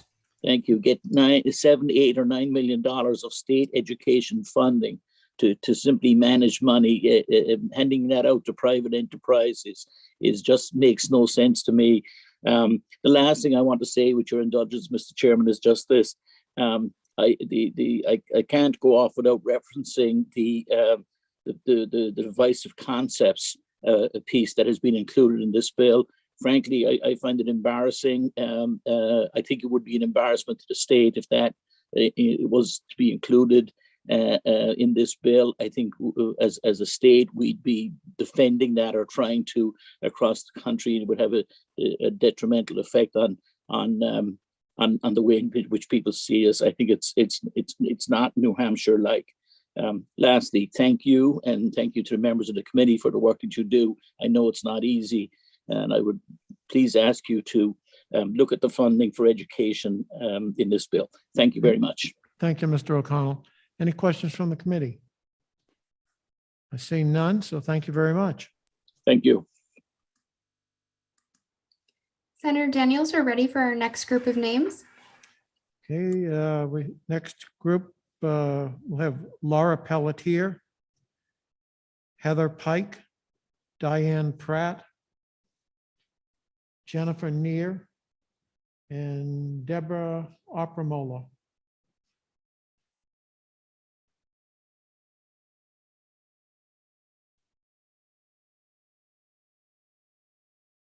And if your name was called, please raise your hand at this time. I see we have a hand here from Deborah Opramola. Good afternoon. Good afternoon. Can you hear me? Yes. Good afternoon. My name is Deborah Opramola. I live in Ringe. I am opposed to HB1 and HB2 as it stands. As a disability organizer and advocate, the language of SB 130 and HB 544 included in the bills is unacceptable.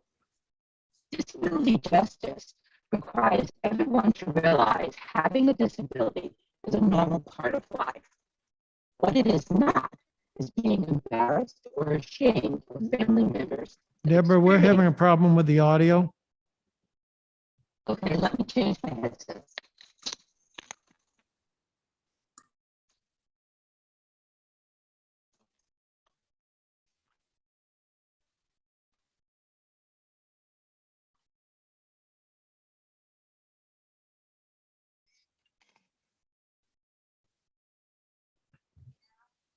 Can you try speaking now?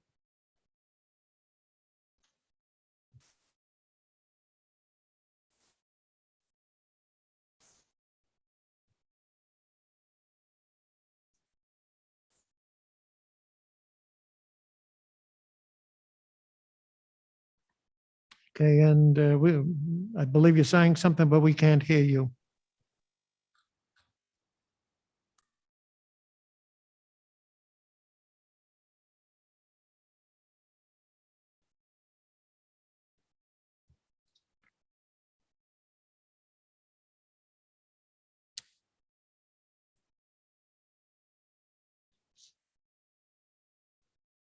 Do we have anyone else that we can bring in? Of the names you Hear me at called, all?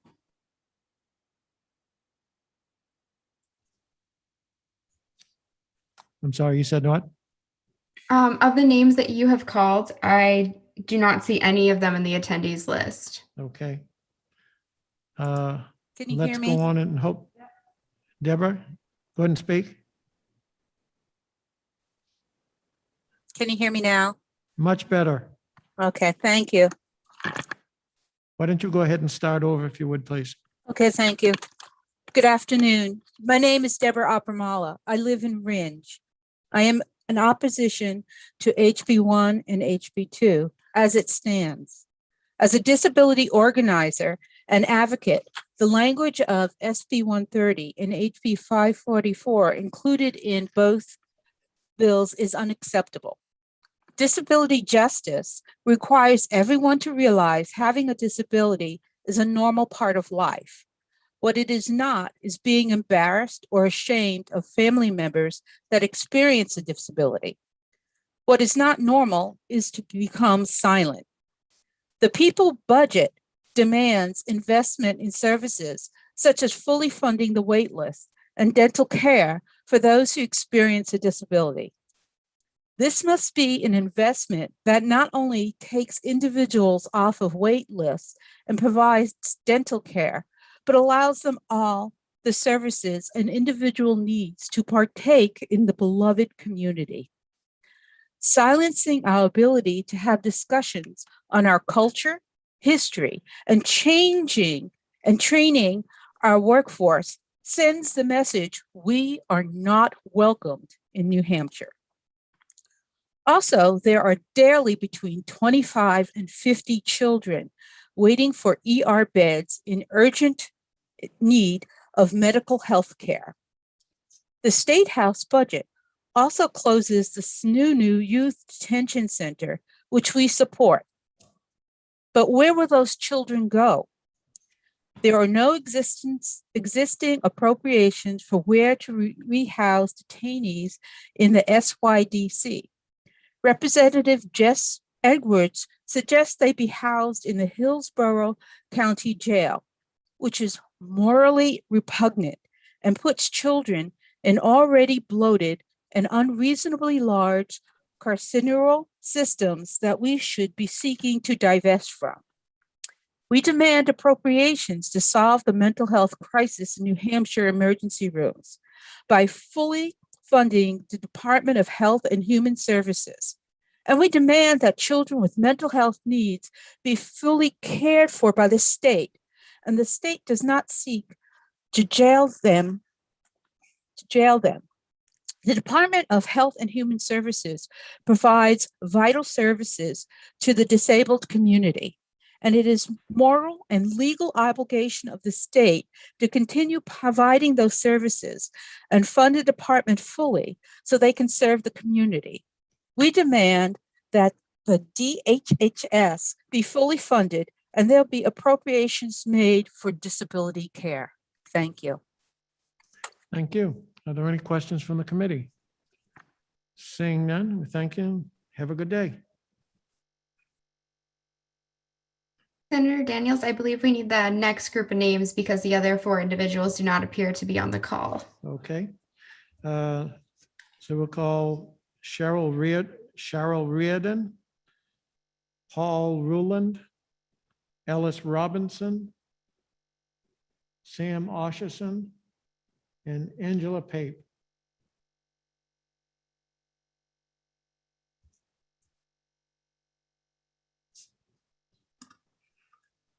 All right, and I will start with Cheryl Reardon. Good afternoon. Good afternoon, Chairman Daniels and the members of the Senate Finance Committee. As stated, I am Cheryl Reardon, President of the White Mountain Attractions Association.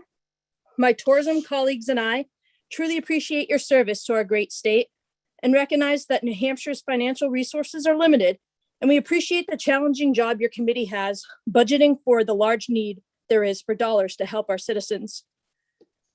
I want to encourage you to consider adding back in the funding the House eliminated in the Division of Travel and Tourism Development budget. These dollars are not only an investment in the present and future of our tourism economy, but supplement the state's overall revenue, which helps fund some of the additional and important needs of our citizens. Tourism is the second largest industry and economic driver in the state of New Hampshire, and every dollar spent on marketing our great state has a significant return.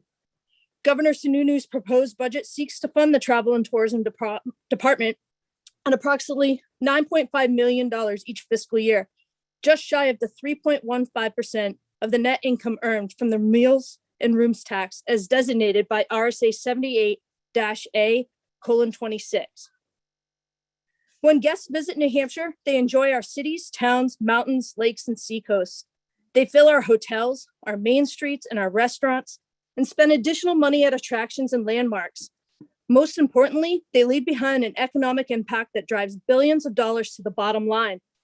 While other state priorities are certainly vital, few will bring us an immediate return on investment as tourism.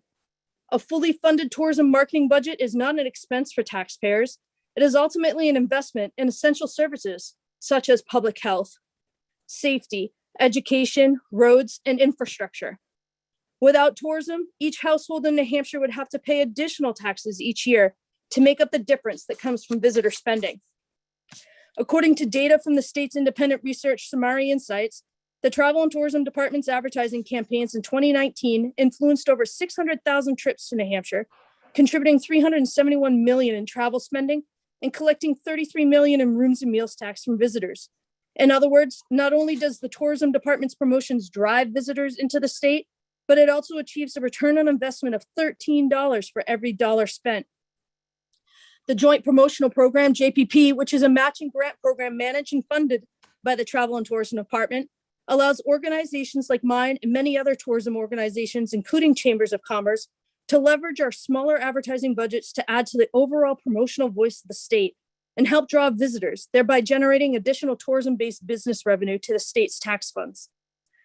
Tourism dollars are crucial for the state's economy. As you and your fellow legislators continue to work towards a new budget that addresses the shortfalls caused by the pandemic and grapple with the many compelling and competing priorities, please recognize the importance of tourism to our state's economy and consider the proven track record that investing in tourism marketing yields positive results. While the pandemic has impacted businesses of all sizes and all types of services, the tourism and hospitality industry 3 minutes. has been one of the hardest impacted. If the Travel and Tourism Department budget is fully funded at $9.5 million, our industry believes that it could boost our hospitality businesses, accelerate the state's recovery, and achieve meaningful gains in rooms and meals tax revenue comparable to pre-pandemic levels to help support additional state needs. Thank you in advance for considering our request and for your time today. Thank you, Cheryl. Any questions from the committee? Seeing none? Well, thank you. Have a good afternoon. Next speaker is Paul Ruland.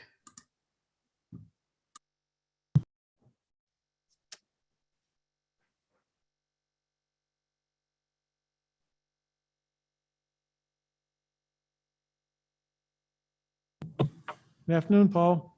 Good afternoon, Chairman Daniels and members of the Finance Committee. My name is Paul Royland. I'm the current board chair of Media Power Youth. Media Power Youth is a nonprofit organization with the mission to teach youth to recognize the impact that media, including social media, has on their health and well-being, and to equip them with tools so that they can proactively deal with harmful thoughts and behaviors that are often exacerbated by unhealthy use of media, which would include substance abuse, cyberbullying, anxiety, depression, and other mental health issues. I'm asking the committee to reinstate the $50,000 Department of Justice grant to Media Power Youth that has been removed from the proposed budget. Without the grant funds, Media Power Youth will struggle to continue to employ a full-time program manager and be unable to serve as many youth organizations as it has in previous years. A new program that we intend to launch this fall with the help of grant funds is entitled Digital EQ in Mental Health. This program was designed with the assistance of volunteer high school students who use their real-life experiences to create a lesson to teach their peers social and emotional learning skills that are really necessary for the healthy youth of social media. This particular program, like the others offered by Media Power Youth, are preventative in nature and designed to address issues in children of school age before they arise. Now, my personal involvement with the organization stems from the fact that I'm a father of an 8-year-old son and a 4-year-old daughter. And my natural desire, like that of all parents, is to equip my children with the tools that they need to handle the emotional challenges that they're going to face as they grow. Now, my first instinct is, of course, to look to my own experiences. But the fact is, the changes in the technological landscape have been so vast that so distinct that my experience is vastly different than theirs, and that inhibits my ability to help them. The social media that they consume impacts how they see themselves, the world, and how they interact with their peers. And for something that has the amount of impact that it does, it's an area where many parents, including myself, feel we have a bit of a blind spot. Because of this, I'm asking you, it's critically important that programs like those designed and delivered by Media Power Youth continue to receive the support of the state government. They will help prepare our children and their parents to navigate this new environment in a way that will enhance their self-confidence while teaching resiliency and empathy in others. So in closing, I would respectfully ask that the committee reinstate the $50,000 Department of Justice grant to Media Power Youth. Thank you very much for your time and consideration. Thank you, Paul. Any questions from the committee? Seeing none, have a great afternoon. Thank you, you too. Next speaker is Angela Pape. Good afternoon, Angela. Good afternoon. My name is Angela Pape, and I'm a resident of Peterborough, New Hampshire. I'm speaking in opposition to including HB 544 pertaining to divisive concepts in the budget. I grew up in southeastern New Hampshire and went through New Hampshire public schools. I had close friends experience racism.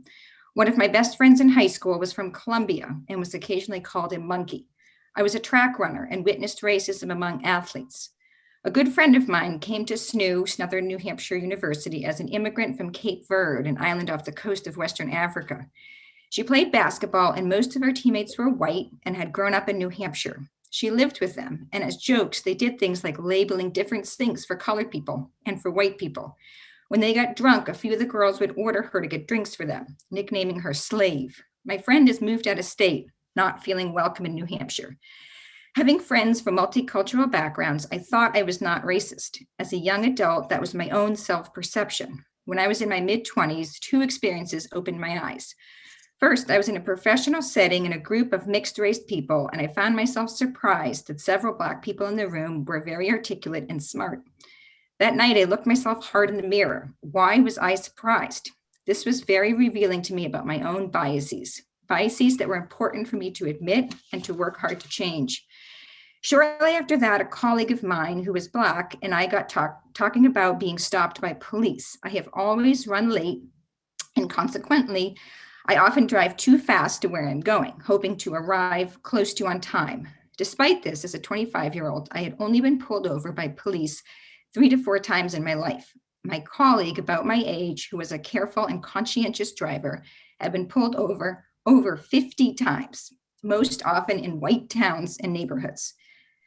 Racism exists both within our minds, whether consciously or subconsciously, and in all of our systems: education, housing, criminal justice, healthcare. I deeply believe we need to name it, grapple with it, and make real changes. HB 544 shuts down conversation. If we don't talk about a problem, how can we begin to solve it?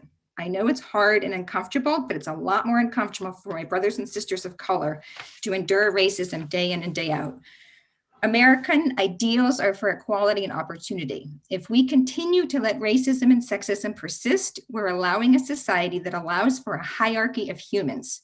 If we look the other way when some community members are badly treated, at any time, any one of us could be the bottom of the hierarchy if we find ourselves disabled, out of a job, or broke, or face another challenge. Instead, we must stand up for all of us, for the dignity and worth of every human being. May we be inspired by the famous words of Reverend Martin Niemöller in World War II. First, they came for the socialists, and I did not speak out because I was not a socialist. Then they came for the trade unionists, and I did not speak out because I was not a trade unionist. Then they came for the Jews, and I did not speak out because I was not a Jew. Then they came for me, and there was no one left to speak for me. Thank you. Thank you, Angela. Any questions from the committee? Seeing none, thank you and have a good day. You too. So Senator Daniels, the other two individuals you called do not appear to be present, but I do have a hand from Laura Pelletier from the group prior. I can bring her in. Yes, please. Okay.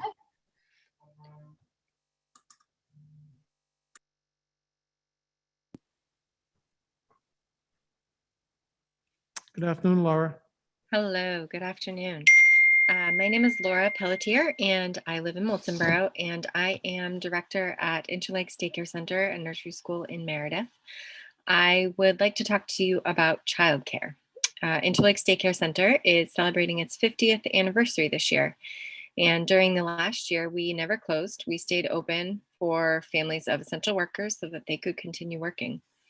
Historically, around 40% of the children that we care for are from low-income families who qualify for the state child care scholarship.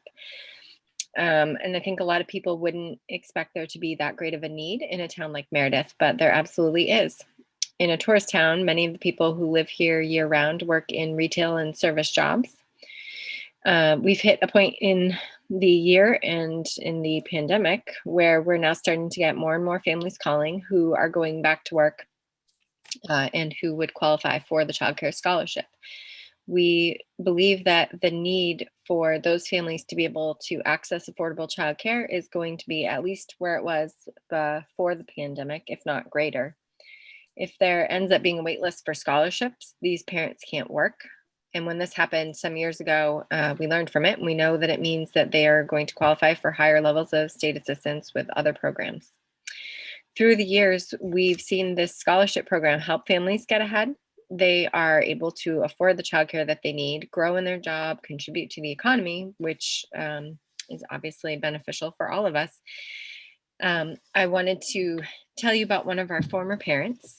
She was a single mom. She had a toddler, and she had told us that she wanted to own her own business someday. She had known from the time that she was a teenager what she wanted to do in life, and that was what she was working toward.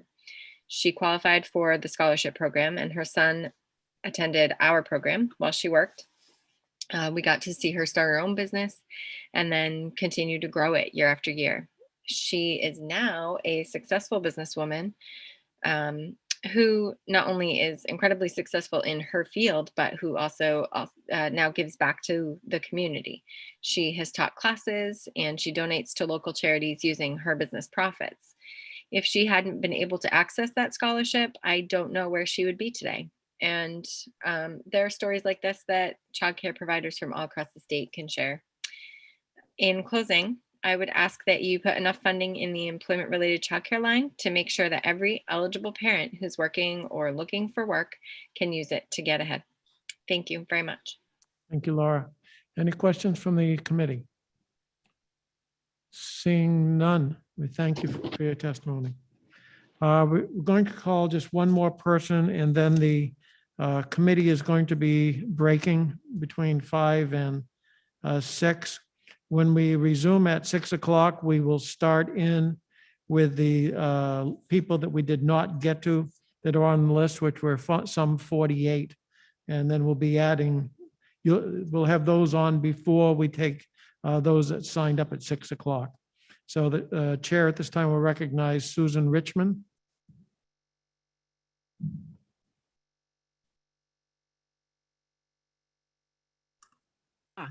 Okay, thank you. very much. My name is Susan Richmond. I live in Durham. I've been a public school teacher for over 30 years in Raymond, Exeter, and also 9 years I was a reading specialist in Rochester. So I'm talking in opposition to what was SB 130, vouchers for schools. First of all, the issue of accountability. I've worked with students who have been homeschooled who were brought into the public schools, second, third, fifth graders, because they had not learned to read. We're able to help those students, but never as fully as if they had received appropriate reading instruction from kindergarten on. There is no accountability for homeschool instruction. Next, to talk about finances. In Rochester, we offer differentiated instruction, special reading groups for struggling readers, enrichment groups for kids who soar, and middle of the road ordinary kids also were allowed to be in small reading groups because every child benefits from that kind of attention.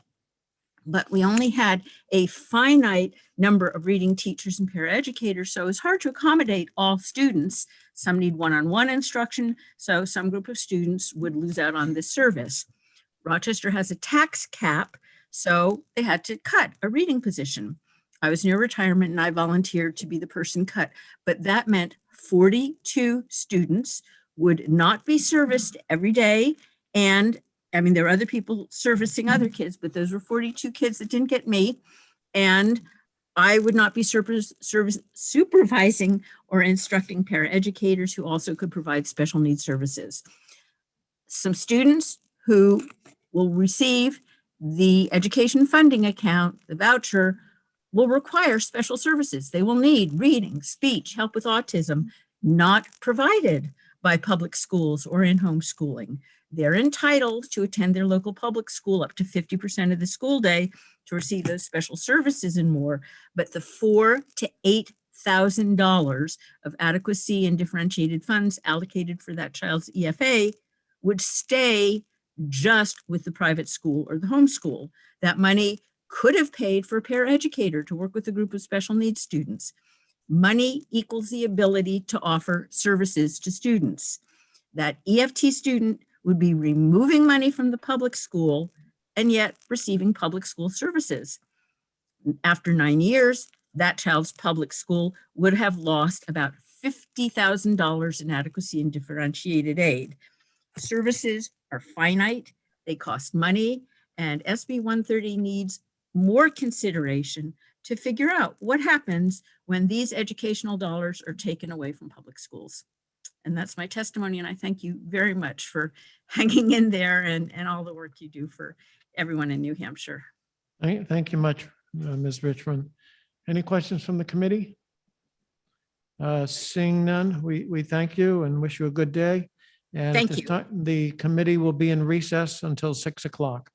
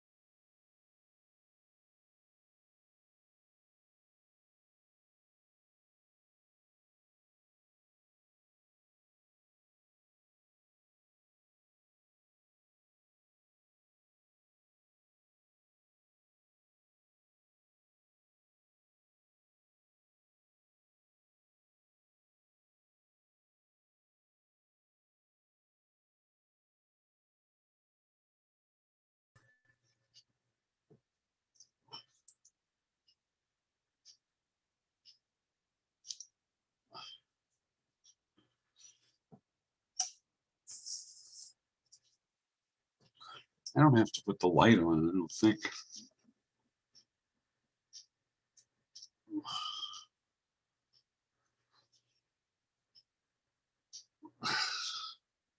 Ava Hawks.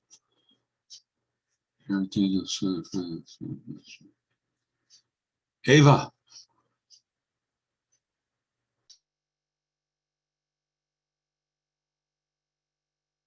Okay.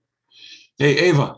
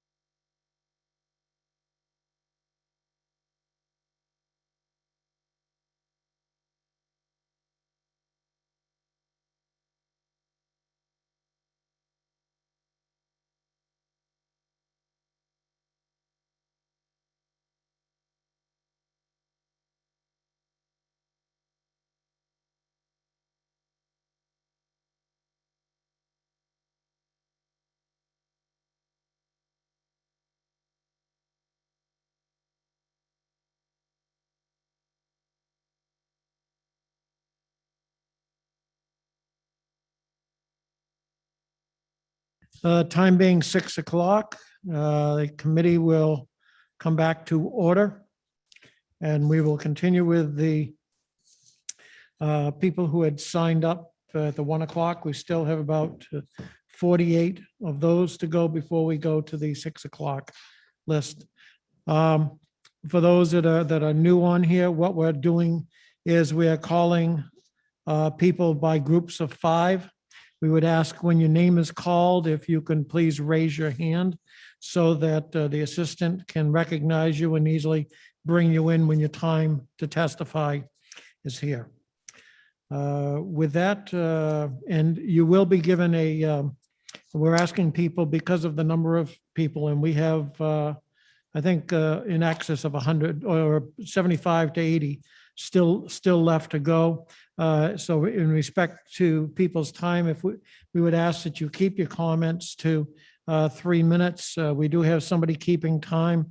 They will give you a heads up when 2.5 minutes has passed so that you'll have 30 seconds in which to close off your comments. So with that, our next group of 5 will be Robin Saulnier, Louise Spencer, Susan Stearns, Anthony Poor, and Hunter Porter.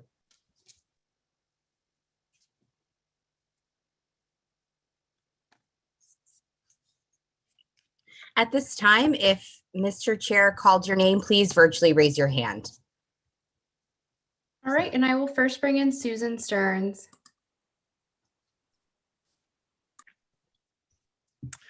Good evening, Susan. Good evening, Chairman Daniels and members of the committee.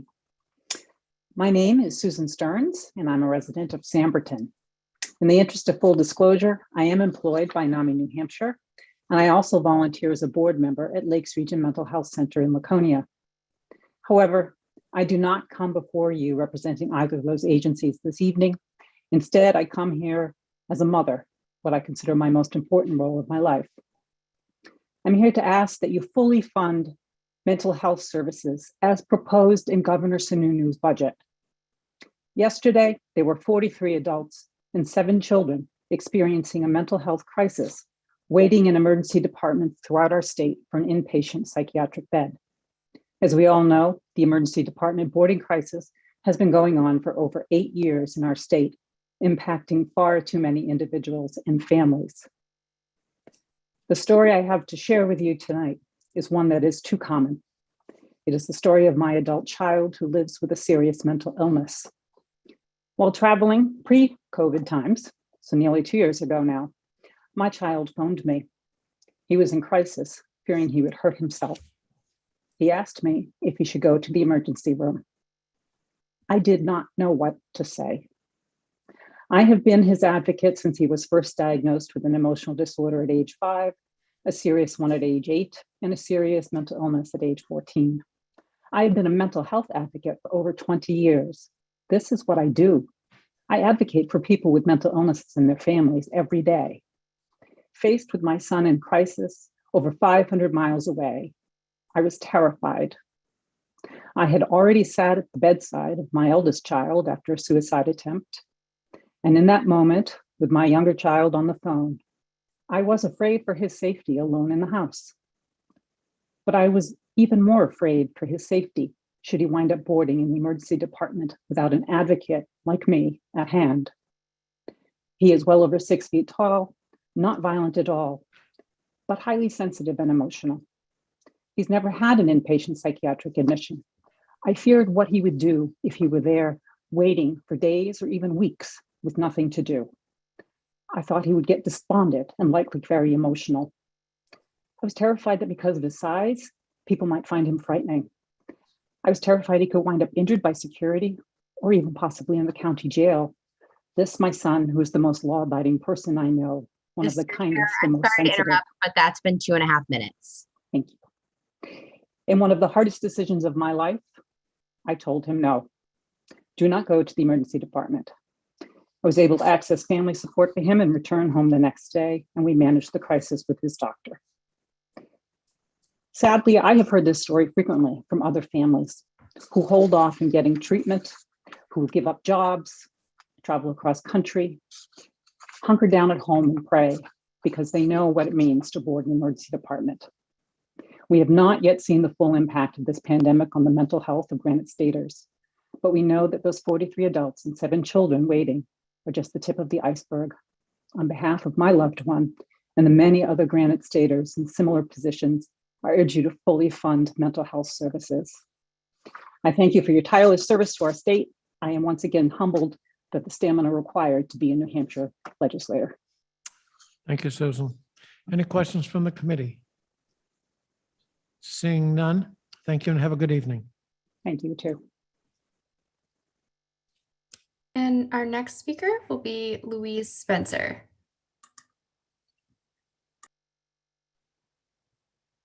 Good Okay, evening, Louise. good evening. Hi, can you hear me? Yes, we can. Okay, thank you so much. Thank you to the You want to chair. speak up? You want to speak as loud as you can, though. Okay, is this any better? Much better. Okay, thank you. And thank you, Chairman Daniels, for taking my testimony and also to the committee members for the work that you are doing here today. I know it's a long day for you. My name is Louise Spencer. I'm a co-founder of the Kent Street Coalition, which is an all-volunteer grassroots advocacy group. As such, we have signed on as members of the Coalition for New Hampshire People's Budget, and we fully incorporate these demands into the written testimony that I will be submitting later.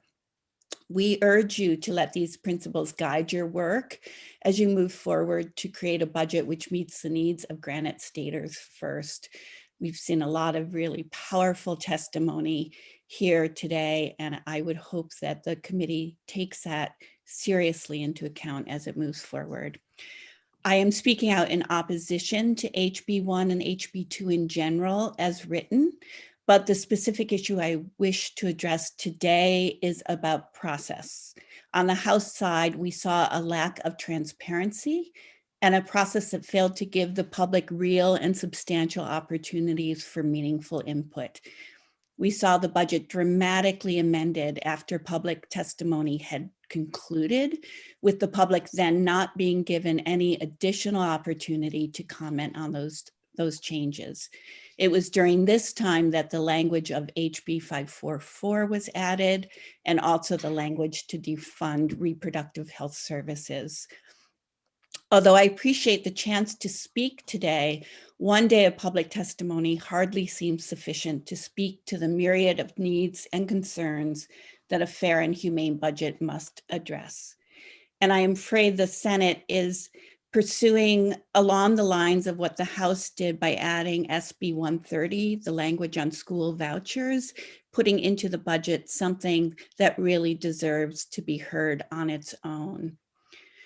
So while putting New Hampshire's financial house in order should be the sole and primary task of the budgetary process, unfortunately, the majority has instead decided to use it as an opportunity to advance social policies that lack sufficient votes to stand on their own, are known to be unpopular with the public and or the governor, and which lack the ability to stand up to rigorous legislative oversight and scrutiny.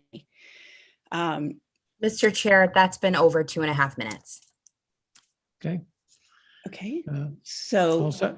Louise, if you could just close off your comments, please.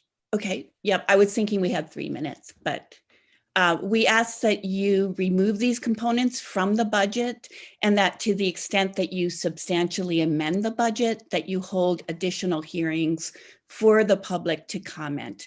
We ask that you work across the aisle to create a budget where all Granite Staters feel their needs and voices have been heard.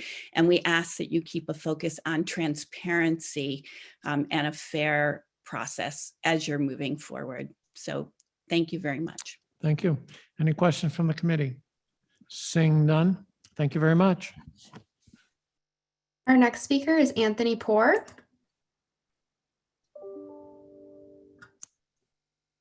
Good evening, Anthony. Need to unmute.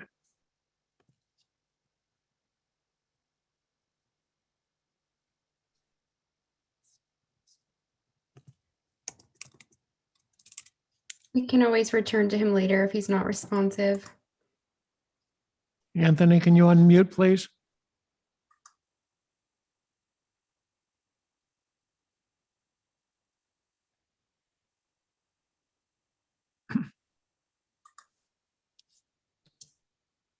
Okay, is there anyone else? There's no one else from that group. Okay, we'll call the next group then. Derek Stern, Heather Stockwell, Amanda Toll, Joshua Query, and Leah Quimby.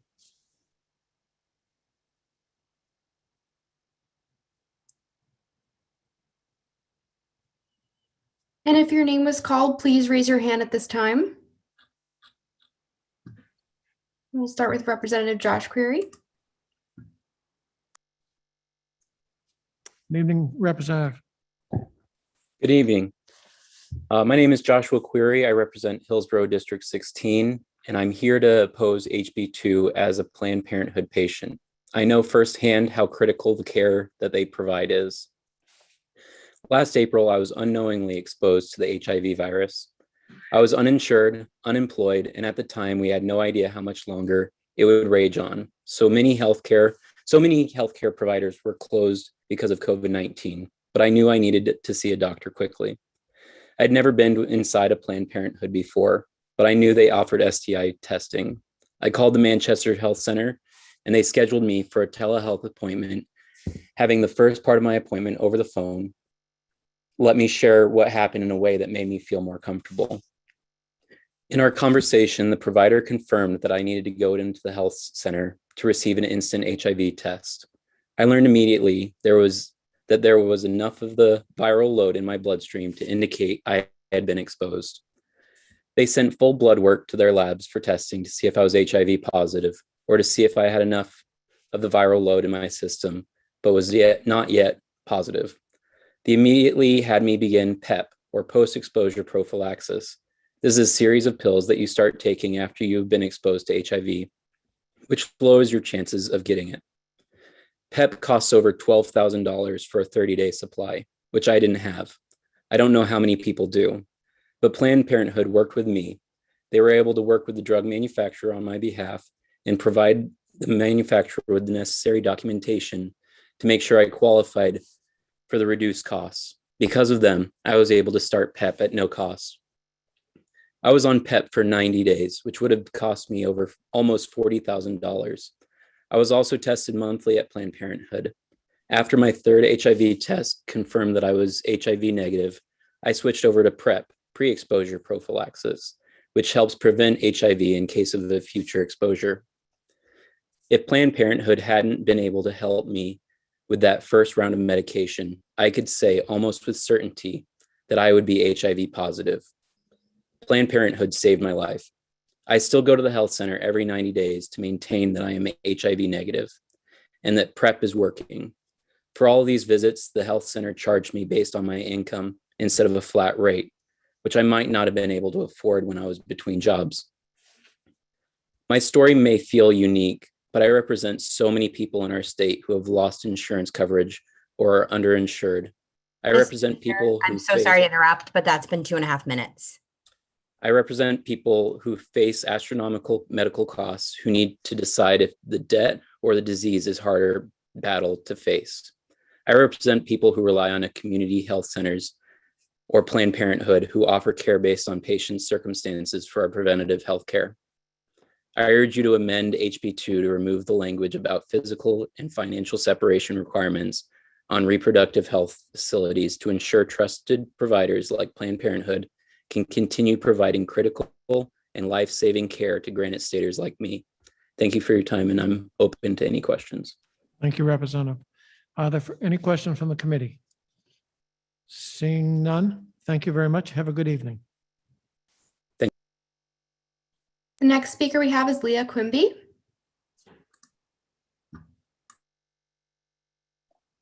Good evening, Leah.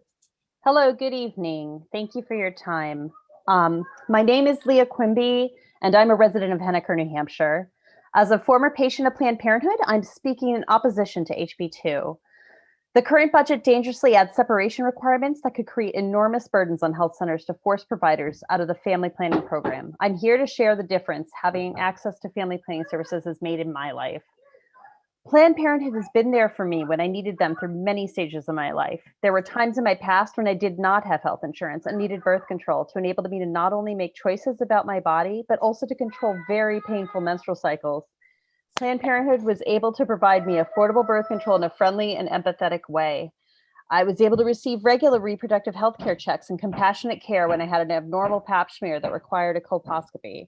I was frightened at the potential for a cancer diagnosis, and all the health center workers were so kind and helpful. When I was ready for a child, Planned Parenthood provided the confirmation that I was pregnant and the next steps I needed to know to have a healthy pregnancy. I went to Planned Parenthood because I trusted them to listen and support me. Today, I have a healthy 3-year-old daughter who's yelling in the background, and I'm forever grateful for the support I've received at Planned Parenthood. Blocking funding for Planned Parenthood and abortion providers could result in patients facing interruptions to necessary care. By amending HB 2 to remove these unnecessary restrictions, you'll make it possible for more people like myself to receive the care, such as important cancer screenings and services that they need. Thank you so much for your time and hearing my testimony. Thank you, Leah. Any questions from the committee? Seeing none, thank you and have a good evening. Thank you.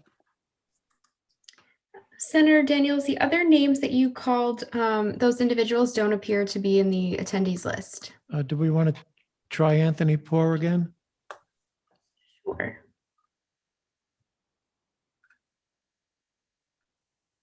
See, I actually don't see him in the attendees list anymore. All right. Kirsten, I think I just saw him raise his hand. Oh, there we go. Okay. I'll bring him in. Good evening. This is Anthony Poor. Can you hear me? Yes, we can. Wonderful. Thank you, Chair Daniels and members of the Finance Committee. I recognize we're under a short time, but I do want to say thank you so much for the opportunity. And I know it's been an awful long day for all of you, so God bless. That being said, I believe issues of diversity, equity, and inclusion are the defining issue of our time. That if we are to achieve the hopes and aspirations of those that come before us, we must work collectively towards comprehensive, enduring, equitable solutions, which is why I'm sharing this statement in opposition to House Bill 2. While I believe most Granite Staters agree with this sentiment, history demonstrates that women, people of color, LGBTQ+ communities, among others, suffer disproportionate negative outcomes relative to income and wealth disparities, education and health outcomes, and the disproportionate negative impact of the criminal justice system on America's lower income and Black and Brown communities. The pandemic has exacerbated and brought to bear the structural nature of their inequitable systems and the outcomes they produce as people of color contract the coronavirus in higher numbers, women exit the workforce in disproportionate amounts, and racial issues and related hate crimes in the United States reach their highest level in a decade, as reported by the Federal Bureau of Investigations. There is undeniable evidence that diversity, equity, and inclusion in business and government leads to heightened levels of innovation, customer service, citizens' engagement, and long-term economic growth. We must remember that diversity is a result of inclusive environments, and inclusion, or the feeling of belonging, is a top driver of not only employee satisfaction, but also student retention and higher education, which is critical for New Hampshire. When leaders like yourselves create environments where everyone is encouraged to bring their differences to work and to school, organizations and governments thrive.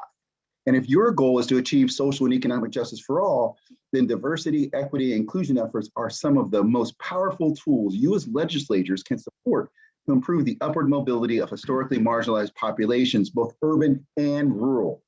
With that said, the divisive concept amendment is an attempt to ban racial and gender equity efforts in government by silencing any conversation or effort that recognizes the existence of white supremacy or systemic racism. It refers to unifying racial justice and equity efforts as divisive and prohibits any training that would create anguish or guilt, with the intended effect of shutting down all conversations about race and gender in government by government contractors, or obviously the publicly funded schools and universities. The amendment protects those who benefit from maintaining a status quo that denies history, silences lived experiences, and keeps communities divided.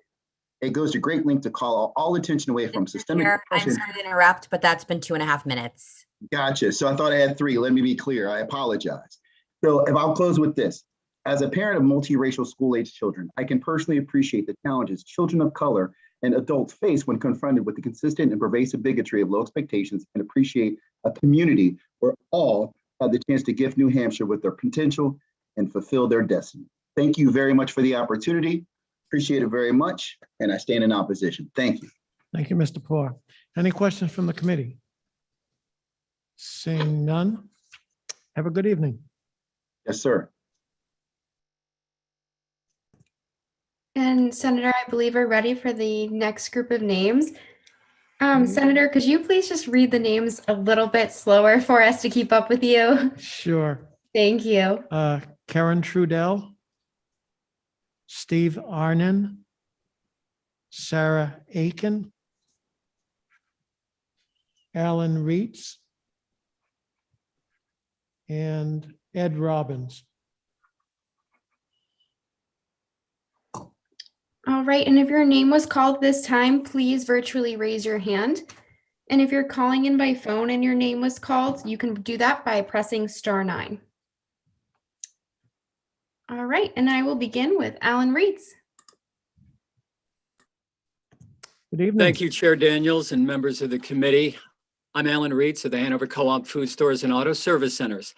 This business stands opposed to the language of HB 544 and its inclusion in the state's budget. We believe in diversity, equity, and inclusion. We support it, train about it. We don't need legislation to guide us or control our action. The Hanover Co-op is an 85-year-old New Hampshire business built on local values. We stand aligned with more than 240 other businesses and entities that signed the 544 letter you received from New Hampshire Businesses for Social Responsibility. Those businesses represent over 60,000 workers and include the largest employers in the state. A look at the list of signatories will show a vibrant portion of your state economy that this legislation will turn away. The unwieldy intent of 544 seeks to legislate against corporate free speech. Proposed restrictions extend to subcontractors and vendors, all because they do business with our state or were hired to help. It contains directives that at first glance might seem benign, but onerous upon further reading. It begs the questions: what successful legislation is this modeled on, and what problems does it seek to solve? Supporters might argue that its language seeks to unite, not divide. Yet how is that intent not evident to the 244 business leaders across the state who signed on in opposition? If it's a mere misunderstanding, that does not bode well for future interpretation by businesses or future agency reviews of compliance. I believe we live in a civil society where constructive debate is encouraged and necessary. The effort to legislate away the risk of hurt feelings or supposed assignment of blame will not work in business any better than it would in the New Hampshire House or Senate. Let us never silence the past or prevent discussion of our future. The wise voice of New Hampshire history still has much to teach us. Thanks for your consideration, and I welcome any questions. Thank you, Alan. Any questions from the committee? Seeing none, thank you and have a great evening. Thank you. To you too. All right, and our next speaker is Steve Ahen. Good evening. Can you hear me? Yes, Steve. Great. Good evening, Mr. Chairman and members of the committee. My name is Steve Ahn, and I'm president of the New Hampshire Hospital Association. I'm pleased to join you today to share our thoughts as you begin the important and challenging job of developing the state budget for the next biennium. I would ask that my full written testimony be included for the record, and I will focus on just a few key areas of emphasis today. New Hampshire's hospitals and healthcare heroes who work in them are driven by a mission to provide high quality healthcare and improve the health and well-being of the communities they serve. That is true every day, but that resolve has certainly been demonstrated throughout the past year as hospitals responded on the front lines of the COVID-19 pandemic. The pandemic has challenged us all, and working together, we believe we can emerge from this crisis, but it will take great care and due diligence to ensure that New Hampshire does so, and that we are able to serve citizens across the state and help everyone return to what we all hope will be a much more normal, vibrant, and healthy New Hampshire. It is absolutely essential that we have a robust and effective Medicaid program that helps to ensure recipients are getting the right care at the right time in the right place. Resolution of the many challenges just a few years ago over the Medicaid enhancement tax and the Medicaid disproportionate share hospital payment program was an important step forward to creating stability in the Medicaid program for patients, providers, and the state of New Hampshire. And we are very appreciative that the Medicaid rate increases that were included in the last budget are maintained in the current budget before the Senate. While we continue to focus on the COVID-19 pandemic, the ongoing behavioral health crisis confronting New Hampshire is one of the most urgent and pressing priorities facing all of us. We acknowledge the tremendous amount of work and effort that's being done in this area, but it is imperative that this budget, as well as other legislative and regulatory efforts, collectively design a plan forward and articulate how it will be funded and carried out in the months and years ahead. The 10-year mental health plan was created as a blueprint for rebuilding a behavioral health system across the full continuum of care and services for those suffering a mental health issue. The ongoing crisis of patients waiting in hospital emergency departments until they can be transferred to New Hampshire Hospital or other appropriate settings for their care continues to be all too common. The wait list is a symptom of a broader systemic problem. We simply do not have adequate resources across our entire system to care for those with a mental health issue.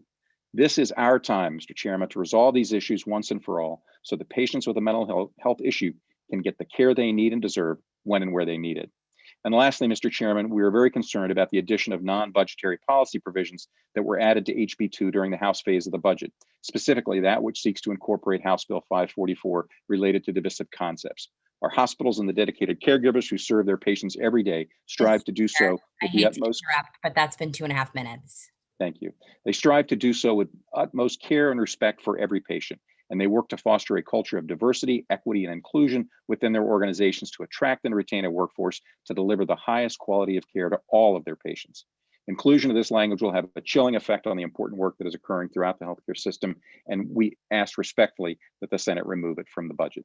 Thank you, Mr. Chairman and members of the committee, for the opportunity to share a number of our key priorities for the budget. I'd be happy to respond to any questions that you might have, and I'd also just like to say thank you to all of you for your time and your efforts to hear from constituents in New Hampshire and advocates on priorities for the budget. Thank you. Thank you, Steve. Any questions from the committee? Seeing none, thank you and have a great evening. Thank you, Sue. Next speaker is Ed Robbins. Hello. Hi, good evening, Ed. Good afternoon, Chairman Daniels and members of the committee. My name is Ed Robbins and I live in the town of Sandown. Thank Want you to for speak right up, Ed? Can you hear me? Is that better? That's a little bit better, yes. Okay. My name is Ed Robbins and I live in the town of Sandown. Thank you for taking the time to hear my testimony. I'm here to voice my opposition to the language of HB 544 that was incorporated in HB 2. Others have voiced the provenance and importance of such an important topic, but I'll keep it simple and to the point. Foremost is the tenuous connection that such legislation has to the state's budget. Including the language of HB 544 and HB 2 is just a way to bypass a process in which support is not widespread, as indicated by Governor Sununu's comments on the matter. Further, I'm disappointed in the party that I've been a member of since I could first cast a ballot in 1984. I'm sure the irony isn't lost in the fact that it's the party that purports to believe in less government and less regulation, and yet it is exactly that, greater control and increased oversight. New Hampshire prides itself as the live free or die state, the place where we believe that the individual is responsible enough to do right and not be burdened by state supervision. And yet here we are discussing just that. I'll conclude by saying that others have testified regarding the potential legal and financial effects that may befall the state should the divisive concepts language be included. I'll appeal to that Yankee pragmatism and simply say that this legislation is a solution in search of a problem and as such should not be included in HB 2. Thank you. Thank you, Ed. Any questions from the committee? Seeing none, thank you for your testimony. And our next speaker is Sarah Aiken. Evening, Good- Sarah. Good evening, Senator Daniels and members of the committee. For the record, my name is Sarah Aiken and I live in Concord, New Hampshire. I'm here tonight representing Community Bridges, one of 10 area agencies that support more than 15,000 people across New Hampshire with developmental disabilities and acquired brain disorders and their families. I'm asking you to support the developmental services budget. Aside from my work, I'm a parent of a young man with a disability. My son, who is now a full-time student in college and who works full-time as an electrical apprentice, was served by the disability system for years. The services and skills that he learned within our system were nothing short of miraculous. Diagnosed on the autism spectrum, in addition to having cancer and a rare genetic diagnosis, we weren't sure of his survival, let alone whether or not he would work or go to school. His team at Community Bridges helped him learn to walk, talk, and to be social. As a result of the tremendous work done by him, me, and his team, he no longer needs services. He's no longer on Medicaid, and he will never be on the wait list for a budget. It's vitally important to remember, though, that not every child has the same experience as my son. Some people need services throughout their lives, and the services provided by the area agencies and their vendors allow for inclusion, skill building, access to the community, work, and all that encompasses a good life. We attribute the success of our system in large part to the many thousands of wonderful people who work with the individuals that we serve and that the trainings that we're able to provide those staff. As a state contracted agency, it is for this reason that we encourage you to consider what is now commonly known as the divisive concept language and how that language would change the availability of the trainings that we provide. We've come a long way since the closing of Laconia State School and Training Center, always remembering the motto of people with developmental disabilities, nothing about us without us. So I urge you to fully fund the developmental services budget, reconsider the divisive concepts language, and increase wages for those who are frontline workers, such as our case managers and our direct support professionals. And with that, I'll conclude my testimony by again thanking you for being here and giving us all the opportunity to speak. Thank you, Sarah. Any questions from the committee? Seeing none, so thank you very much. Have a good evening. Thank you, sir. You too. Our next speaker is Karen Trudell. Hi, for the record, my name is Karen Trudell and I live in Pennacook, New Hampshire. Very fortunate. I'm calling regarding fully funding the mental health bill that, excuse me, Governor Sununu had put forth before the House decided to untangle it. So I'm calling for a few points. One being very important, the Medicaid reimbursement rate. That needs to be increased yet again. I looked at my medical oncologist bill, and then I look at my mental health bill, and I cannot tell you how much of a disparity there is, and that should not be the case. They're equally important in me overcoming breast cancer. So that was one point. The next point was the 10-year plan, the 10-year, I can't talk, the 10-year mental health plan. I remember House Bill 400 being signed by Governor Sununu in NAMI, New Hampshire's building.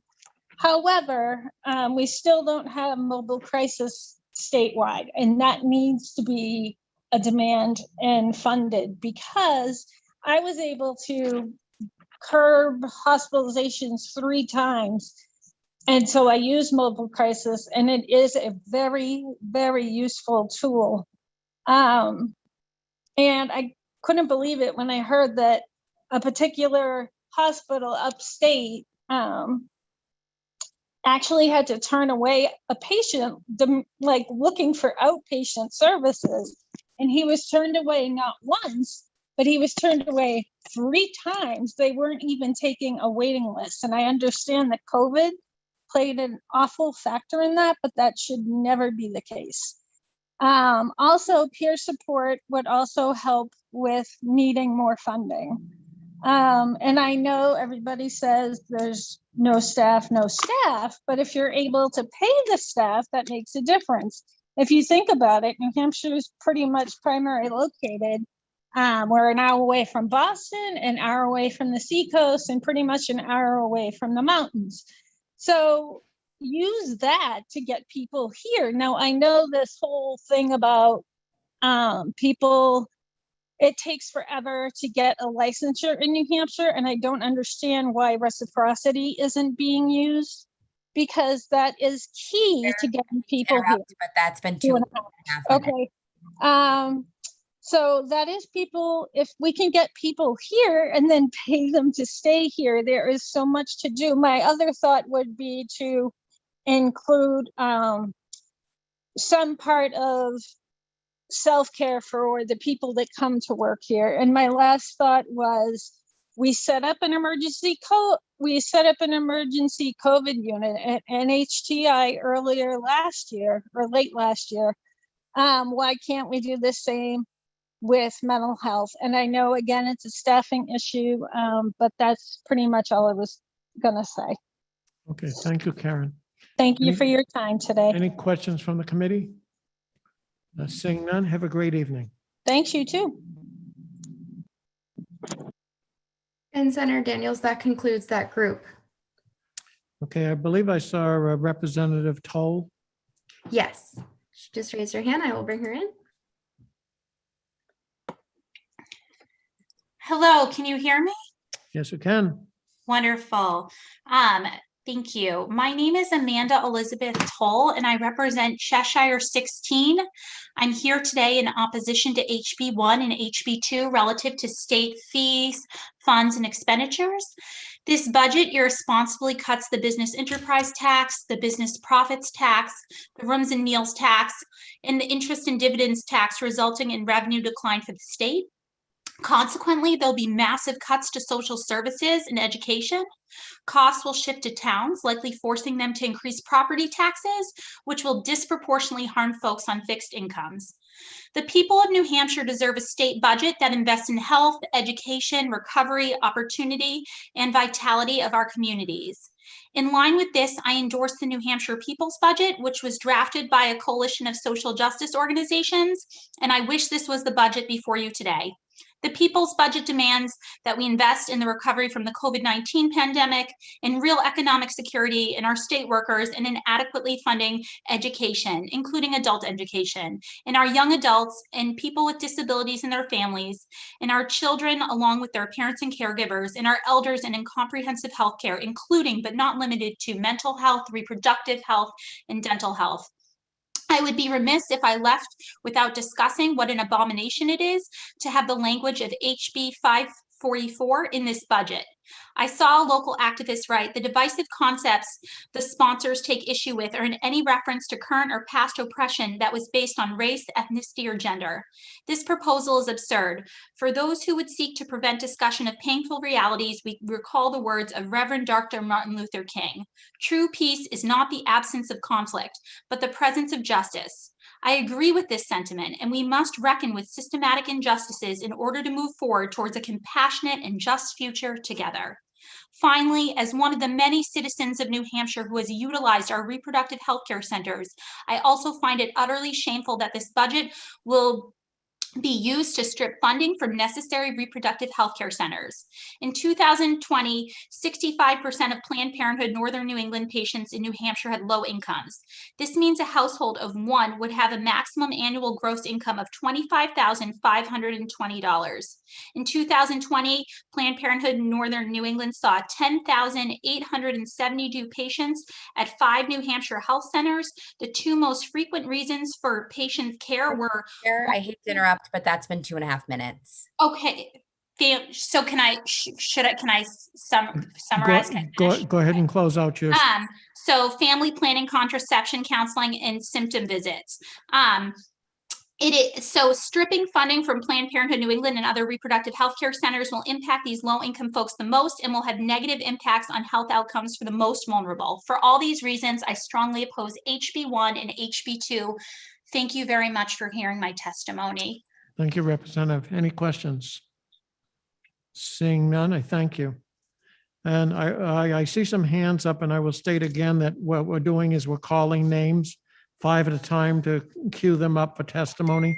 So we would ask that you not raise your hand until your name is mentioned. Thank you. And Senator Daniels, I believe we're ready for the next group of names. Okay, thank you. Joan Aschheim, Patrice Baker, Gina Balkas, Joe Shapiro, and Mary Schiavone.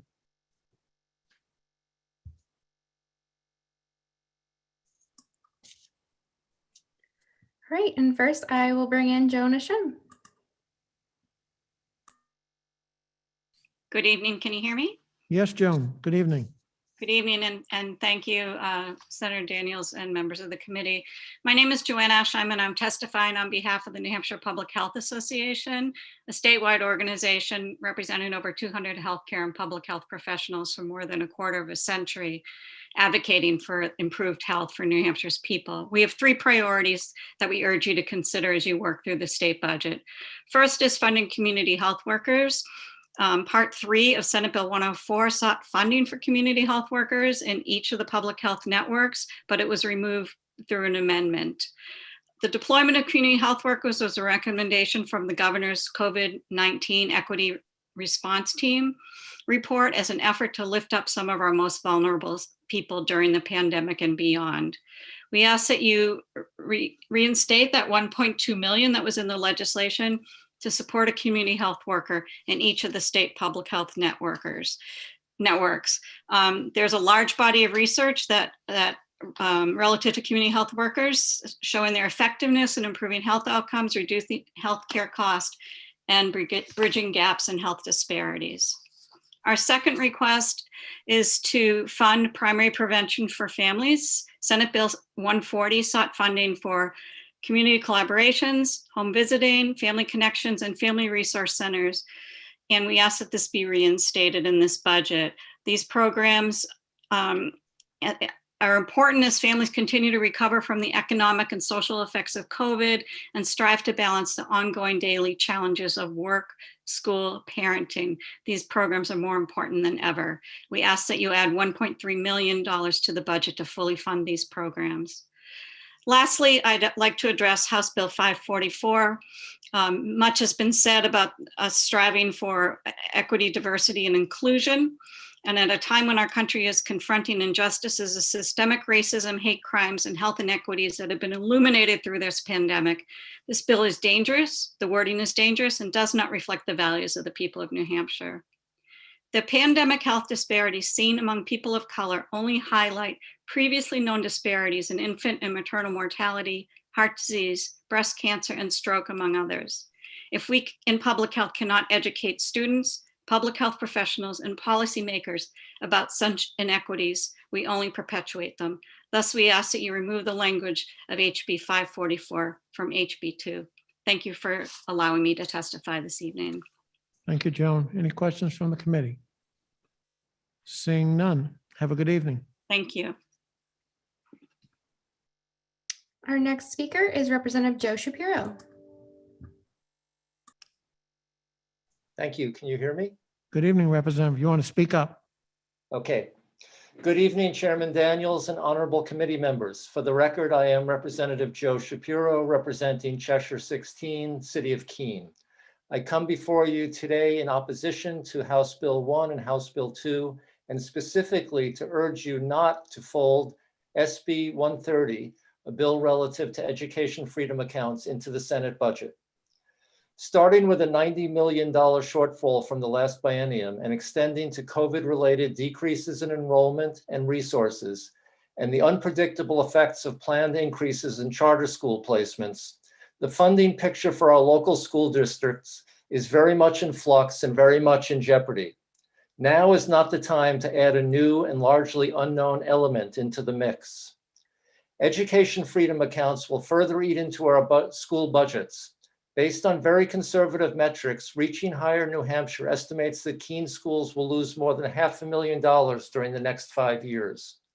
Unfortunately, since this plan has not yet received proper financial vetting in the Senate nor in the House, the full future damage to our system of public education through unintended consequences is largely unknown. Education freedom accounts are like a time bomb. Once you put them in place and the fuse is lit, we will have little to no ability to limit the damage to our schools.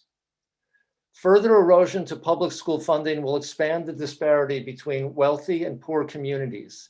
In Keene, where the property tax rates are 5 times the rate of the wealthiest New Hampshire communities, taxes will likely increase, furthering the burden on homeowners and increasing the obstacles to new economic development.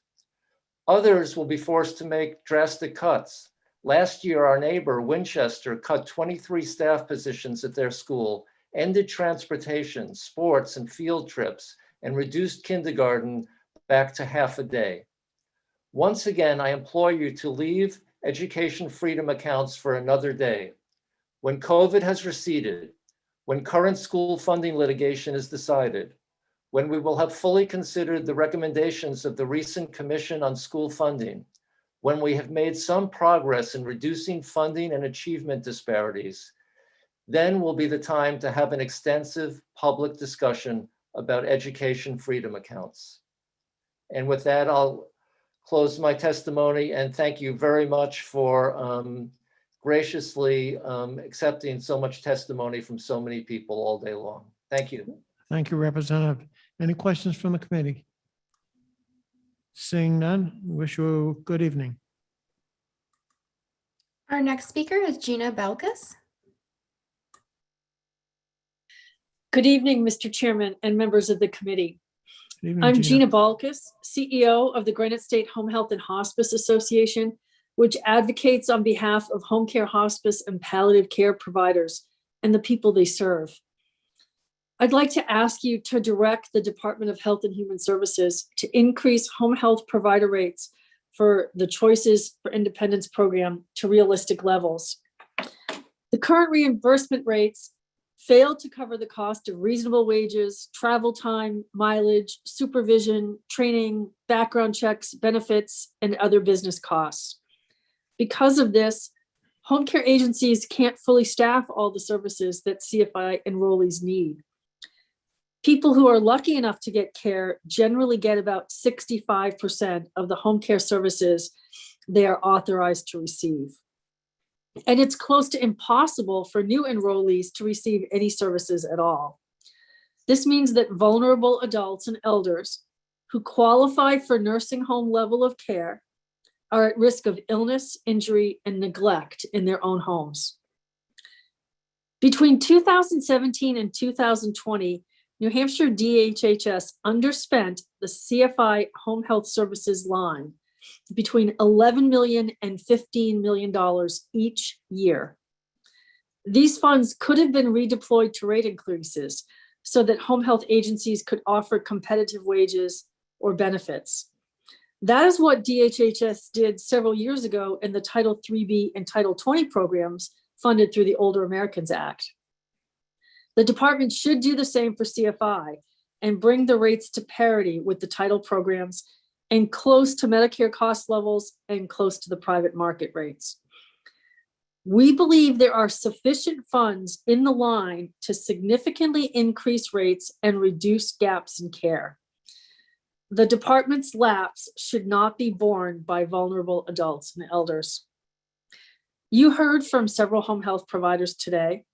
They shared the challenges of recruiting and retaining staff, the financial losses they incur, and most importantly, the desperate situation that CFI enrollees are in.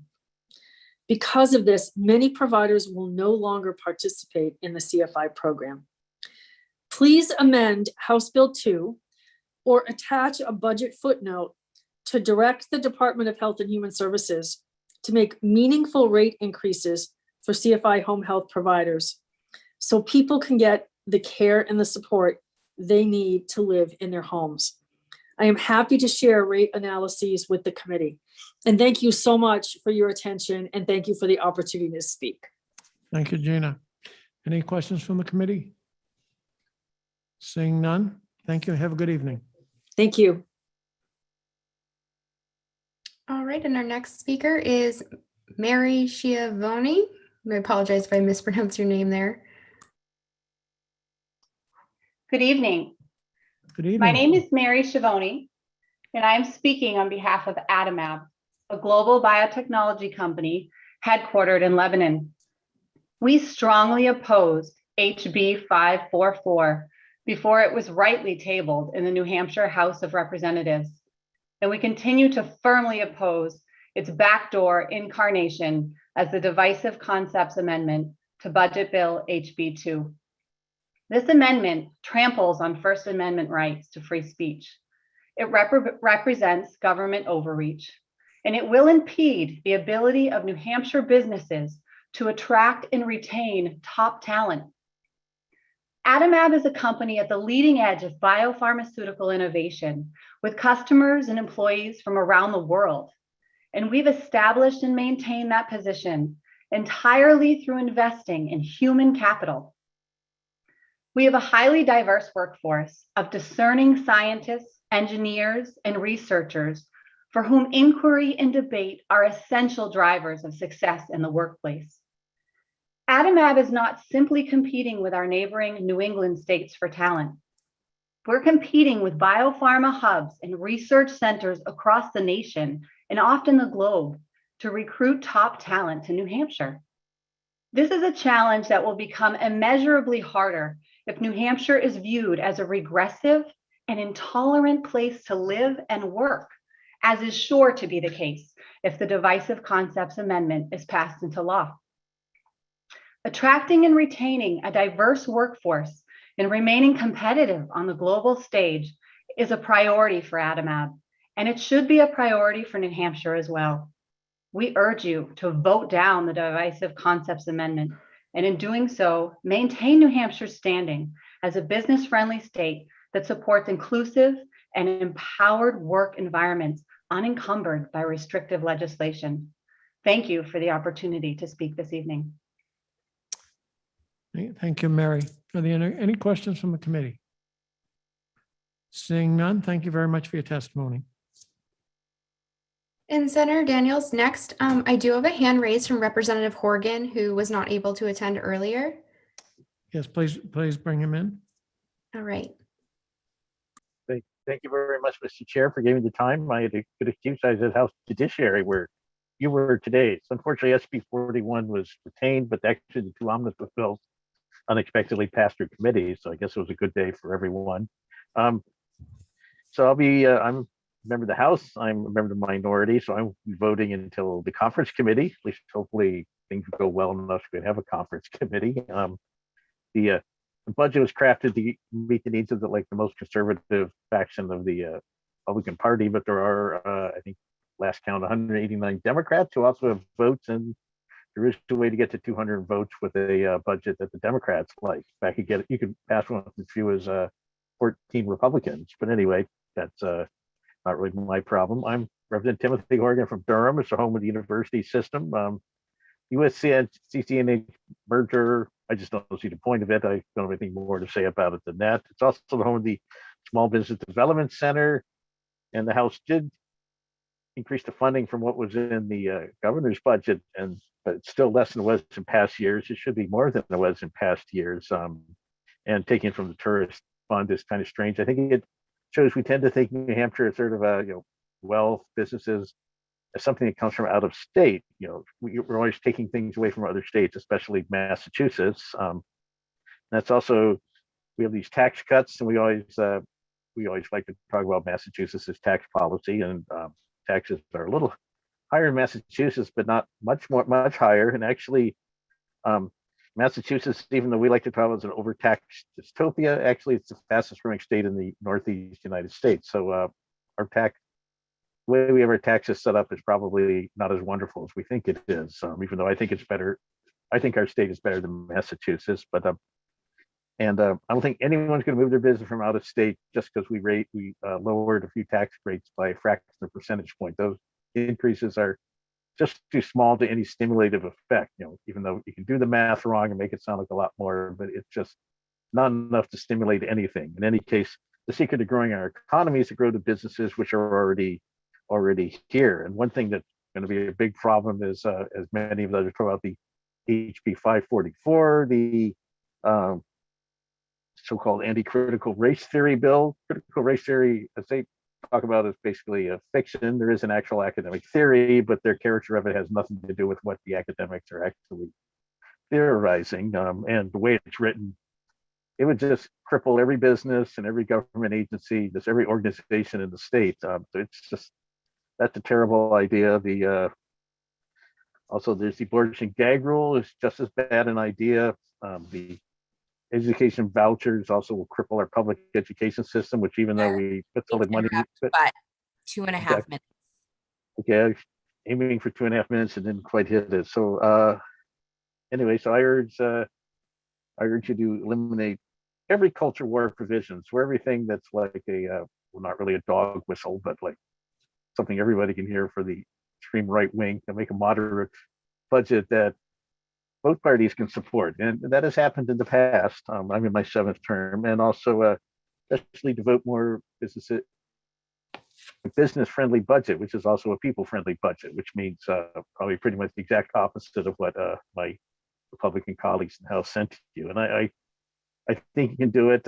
We'll have the conference committee, won't be till June this year, a little bit later than usual. I think it's doable, and I think we can eventually.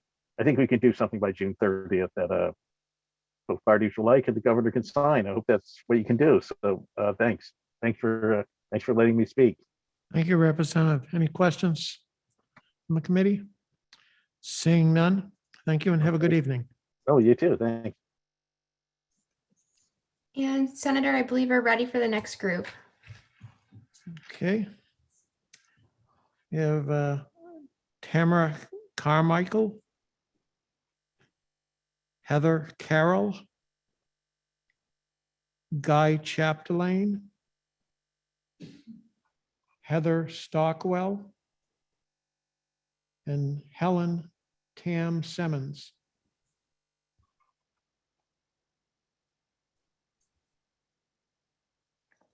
And if your name was called, please raise your hand at this time. I will first bring in Heather Carroll. Good evening, Heather. Good evening, Chairman Daniels and committee members. I am Heather Carroll, and I represent the New Hampshire Alliance for Healthy Aging, and I live in New Boston, New Hampshire. Today, I'm here to talk about a support system of care for older adults that can age in home and remain in their communities. Investing in home and community-based services is a cost-effective way to build infrastructure to support the older adults who live here. New Hampshire needs a home and community-based system that works for all of us. Currently, there is a patchwork of services which leads to significant gaps and unmet need. The result is that too many older adults end up in more expensive, institutionalized care when they really truly want to remain in their homes and remain in their communities. There are cost-effective measures that the Senate can take now to improve home and community-based services. We ask that the Senate support budget requests that include critical increases to 3 Medicaid services under the Choices for Independence waiver. They are personal care, homemaker services, and case management. We also believe that presumptive eligibility should be fully funded. Secondly, we would like to see the gaps in adult medical day services be looked at in raising the daily rate to $75. This investment of state dollars over the biennium is a cost-effective way to keep older adults in their communities longer, and it also encompasses folks who really truly need to have caregiver support for folks who are still in the working world. It also allows contributing to family members and the local economy, knowing that their loved ones are safe. And third, we would like to see the $1.5 million for senior centers to support services for older adults struggling with mental health and social isolation. During the COVID pandemic, we saw senior centers pivot into action and help a lot of seniors who were requested to remain home. They reached out to them, providing telehealth, providing services on how to become more electronic savvy, and really helping with the social isolation that they were experiencing for folks who live alone. Senior centers also provide services for a whole host of areas within the whole entire state of New Hampshire. So I will bring my... I hate to interrupt. It's been 2.5 minutes. Thank you, Ava. I will bring my testimony to a close, and I thank you very much. Thank you, Heather. Any questions from the committee? Seeing none, thank you and have a good evening. Thank you. Our next speaker is Guy Chapdelaine.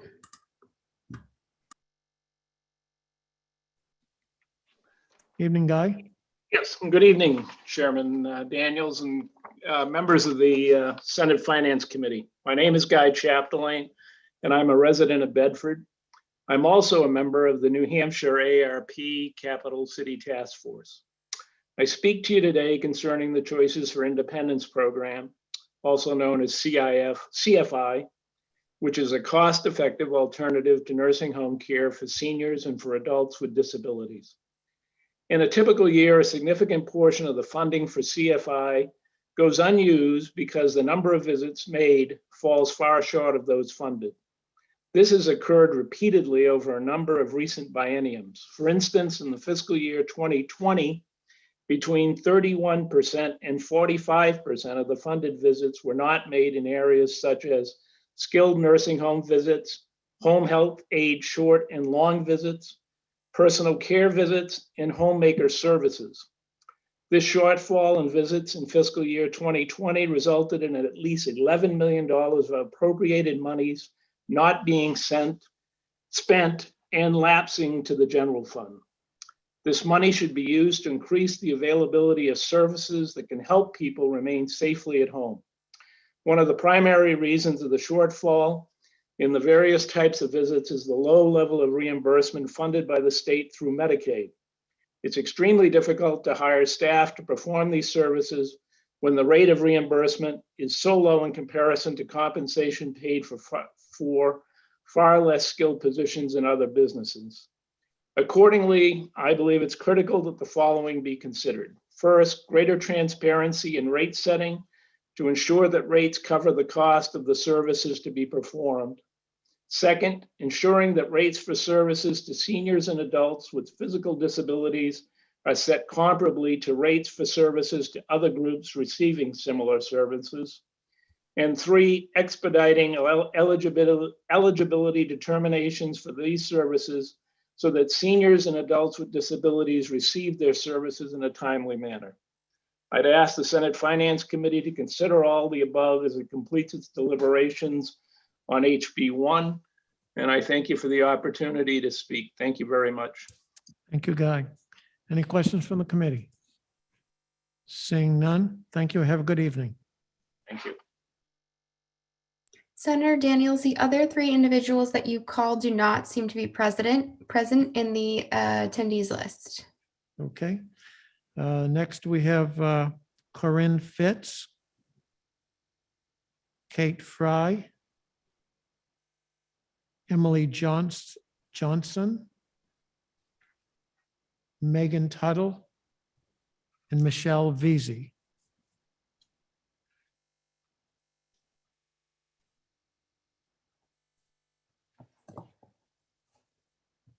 All right. And first, I will bring in Kate Fry.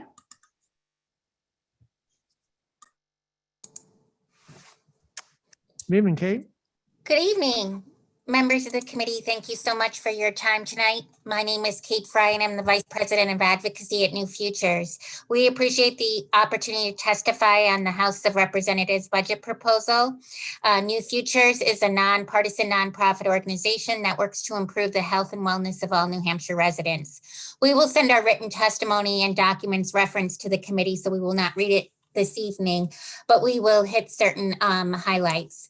Before we explain our funding priorities, we do feel it's important to reiterate what's been said about some harmful provisions included in the House budget in HB2, including the language from House Bill 545, which bans dissemination of certain divisive concepts, defunding essential healthcare providers, and eliminating $50 million and 226 positions from DHHS. We're also very concerned about abolishing the enforcement division of the New Hampshire Liquor Commission that jeopardizes the safe operation of alcohol establishments. We hope the Senate and the governor will resolve these issues within the budget. As a public health policy organization, it's our responsibility to educate and raise awareness and lead policy changes to health and well-being of New Hampshire residents. It is because of that we have created a New Futures 5-point plan for a healthy state budget. In it, we address 5 critical areas of the budget that should be addressed to overcome health disparities and address issues relating from the COVID pandemic and prevent adverse health impacts. That's supporting critical and local state public health programs and services, ensuring access to healthcare by supporting a strong healthcare workforce, supporting efforts to sustain and grow behavioral health services, sustain investments to prevent childhood trauma and to help Granite State children and families, and protect children's behavioral health programs and services to ensure coordinated care for Granite State youth. While there has been many of those provisions in the House and governor's budget, there are areas that need more work, specifically around New Hampshire's healthcare workforce, youth prevention programs, and family supports. Therefore, we ask the following of the Senate Finance Committee: include $1.2 million over the biennium to support a community health worker position in each of the 13 public health networks, increase a student loan repayment program funding, or make unspent SLRP funds in the current budget non-lapsing. Mr. Chair, I hate to interrupt, but that's been 2.5 minutes. Okay, I will wrap up. Fully fund the Department of Health and Human Services request of only $220,000 per year to fund tobacco cessation services directed at youth trying to quit vaping, and restore $1.37 million for family resource centers and primary prevention programs within the department. We thank the committee for your consideration of these comments and for your time this evening. Thank you, Kate. Any questions from the committee? Seeing none, thank you. Have a good evening. You too. Our next speaker is Emily Johnson. Good evening, Emily.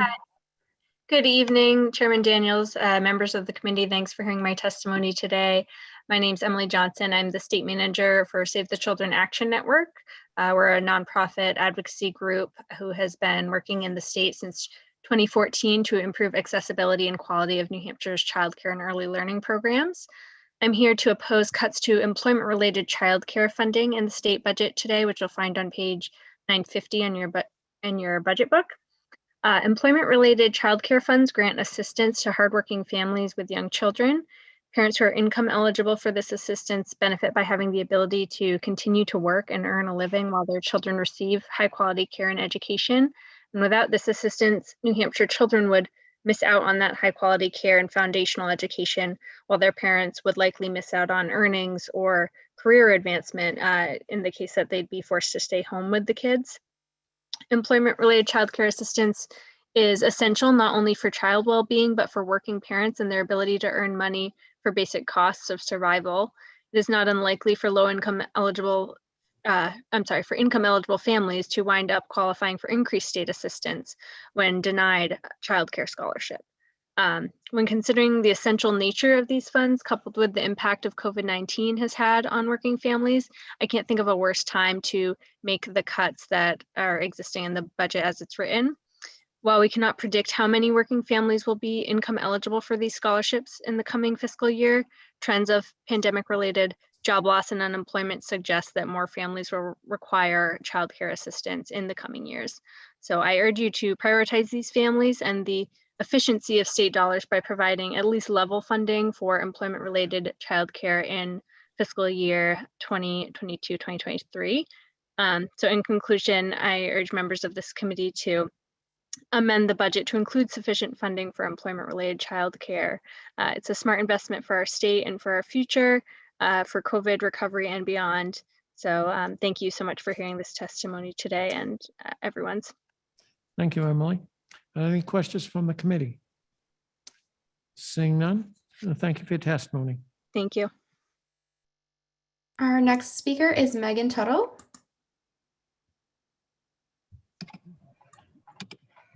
Hello, Chairman Daniels and members of the Senate Finance Committee. For the record, my name is Megan Tuttle. I'm the president for NEA New Hampshire, representing about 17,000 educators across the state of New Hampshire.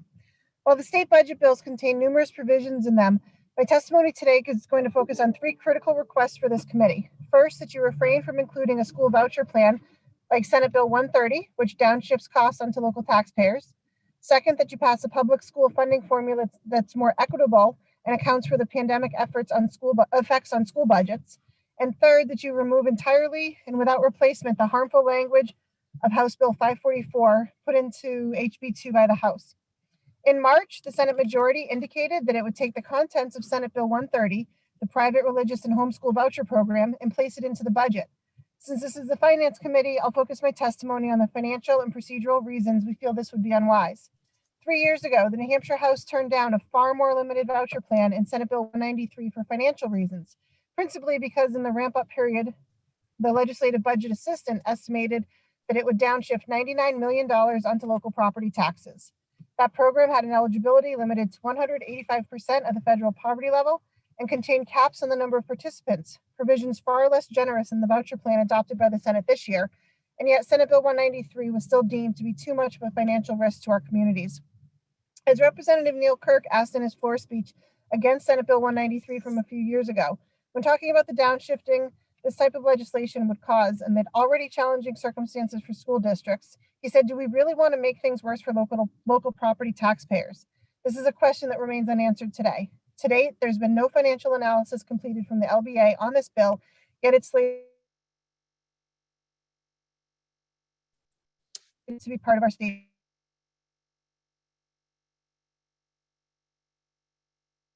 Keep cutting in and out. Megan, you still there?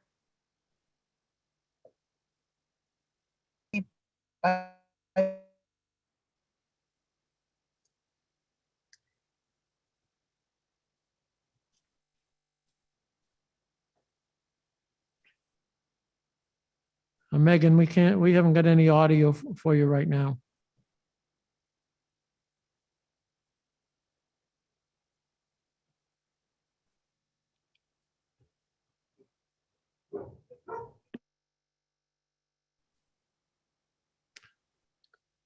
It appears that we've lost her on the call. I think we got most of her testimony. Okay. I will bring in the next speaker. If Megan Tuttle has any other testimony, she can always email it to the committee as well. Our next speaker is Michelle Veazey. Good evening, Michelle. Good evening. Thank you, Chairman Daniels and the honorable members of the Senate Finance Committee for taking the extensive public testimony on the budget today. We appreciate it. Yes, and we need you to speak much, much louder than you are. Okay. Is this better? That's much better. Thank you. All right. For the record, I'm Michelle Veazey, Executive Director of New Hampshire Businesses for Social Responsibility. We submitted our letter of opposition to the divisive concepts language inclusion in the budget to your committee yesterday. And when submitted, it had 235 employers listed. The inclusion of the language in the House budget is grossly out of step with New Hampshire's workplace culture. We believe that it will have a chilling impact on our workplaces and our state. It's a bill that's meant to hold us back and maintain the structures that allow racism and sexism to flourish. The signatories now number 243 who oppose the language of HB 544. They value their employees, all of their employees, and are not afraid to do the hard work to address structural racism and sexism within our organizations, our schools, and our businesses. Our letter includes many of the state's largest employers: Dartmouth-Hitchcock Health, Dartmouth College, Fidelity Investments, Southern New Hampshire University, the University of New Hampshire, Easter Seals, C&S Wholesale Grocers, and Hypertherm. Even though our letter alone represents over 60,000 employees from New Hampshire's workplace community, we do not stand alone. I'll remind you that the BIA also penned an op-ed in which Jim Roach shared that this language gives New Hampshire a black eye. We strongly urge you to protect the state, its people, and its businesses from this dangerous and damaging legislation. We truly believe it tarnishes New Hampshire's future. We believe that diversity helps us to approach challenges with an innovative lens, that an inclusive environment helps to encourage all employees to share their ideas and know they are valued. This language will make New Hampshire less attractive to potential employees from around New England and the country.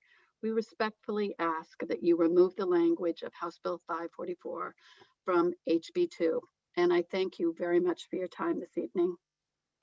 Thank you, Michelle. Any questions from the committee? Seeing none, thank you and have a great evening. Thank you. All right, and that concludes everybody from that group. Senator Daniels, I do have a hand again from Megan Tuttle. It looks like she's returned. Yeah, let's see if we can bring her on and see if we can. You with Can us, you hear me? Megan? There they are. Yeah. I'm Okay, sorry about that. I was in my car doing drop-off and pickups for practices. I apologize. Okay, so we get to the point where you had mentioned requested to remove the language of House Bill 544. Perfect. Thank you so much. If I could just read my last part of that, I would really appreciate it. The section of House Bill 2 that comes from the so-called Divisive Concepts Bill, House Bill 554, is particularly offensive piece to have to address during National Teacher Appreciation Week. We appreciate our teachers for many things, including their ability to spark our young people's minds with critical thinking skills. This legislation would stifle that. The contents of House Bill 544 should not only cease to be part of our state budget, but should be removed from any further consideration by this body. Attempting to put into our laws this restrictive language is fraught with peril in so many respects and undermines the very principles of democracy that this bill purports to protect. Our country is at a crossroads with respect to racial and gender equity and inclusion. These discussions in the classroom and in the workplace are tools we use in this country to combat systematic race and gender inequality. One recently retired teacher who I know wrote to this committee and implored in her letter, please do not limit voices of our students. Children by nature are curious learners and must ask questions. Educators are credentialed and skillful facilitators of this learning.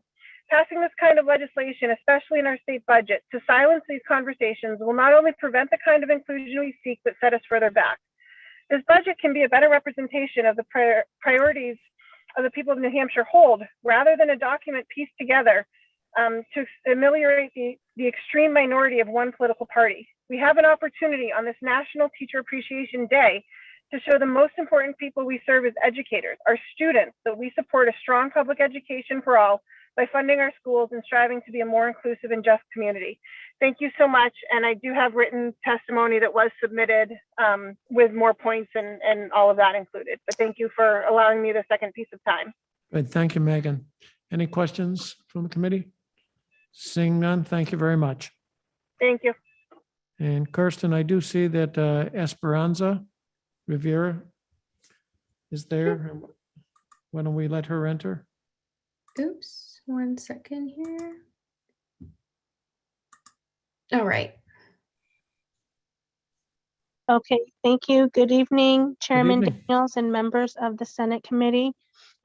My name is Esperanza Rivera and I live in Hooksett, New Hampshire. I would like to keep this brief and to the point. I am asking you to support the developmental services budget in HB1 and the people that carry out the work. I have family members and friends who have been supported by the Moore Center for several years. I have witnessed firsthand how these supports and services have given families a sigh of relief. The Moore Center is the lifeline to people with intellectual and developmental disabilities. If you don't fully fund this program, it would threaten the essential services that people with disabilities rely on to maintain their health and independence. I urge you to fully fund the developmental services budget. Thank you and have a good evening, everyone. Thank you very much. Any You're welcome. questions from the committee? Seeing none, thank you for your testimony. You're welcome. Ready And for the Senator next? Daniels, that concludes that group. Okay. So we have Mike Keiss, Ashley LeBlanc, Heather McNeil, Dr. Shirley Wade McLaughlin, and Janet Ward.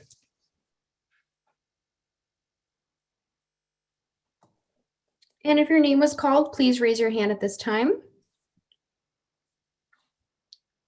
I will first bring in Mike Keiss.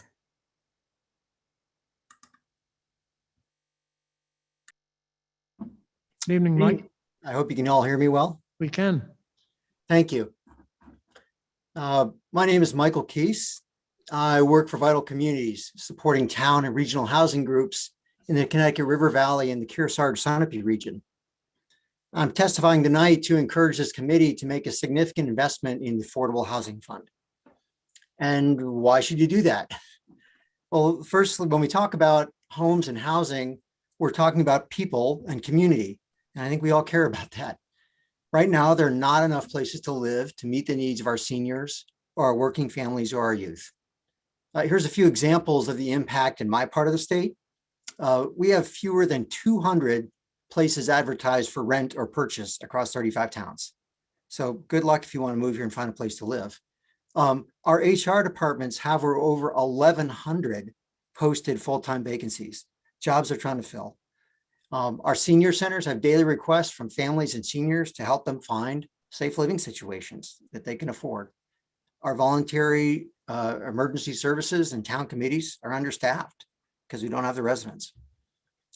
So our current market is clearly not meeting our individual or our shared needs. And we need to think beyond the housing approaches of the last few decades if we're going to meet this shared challenge. And that's my second point, that this is a shared challenge. We can't solve this by government alone. We need residents, we need towns, employers, developers, financiers, and others to enable and create solutions. And we need to do that in an integrated, in aligned way. And we're fortunate in our region that we've just launched a new online framework called Keys to the Valley. It's a set of strategies that includes roles for all of us to resolve this crisis. So that brings me to the final point for this committee. Your leadership is essential. Public investment in the Affordable Housing Fund leverages private capital, it leverages town resources, it leverages federal resources.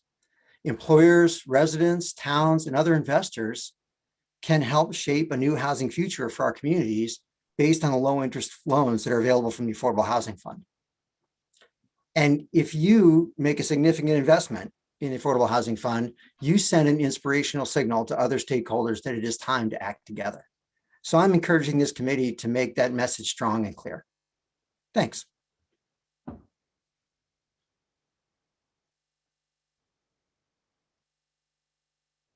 I think you're muted, Senator Daniels.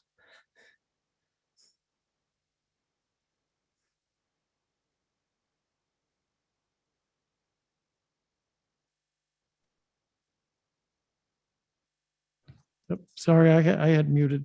Thank you, Mike. Said, yeah, we're getting there. It's been a long day, I know. Have a good evening. Thank you. Okay, and our next speaker is Janet Ward.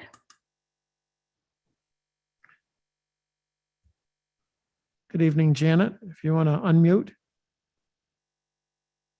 Good evening. Good evening. My name is Janet Ward, and I am from Kentucky, New Hampshire. I am here to testify in opposition to Senate Bill 130, the school voucher bill, a bill which should have serious independent review.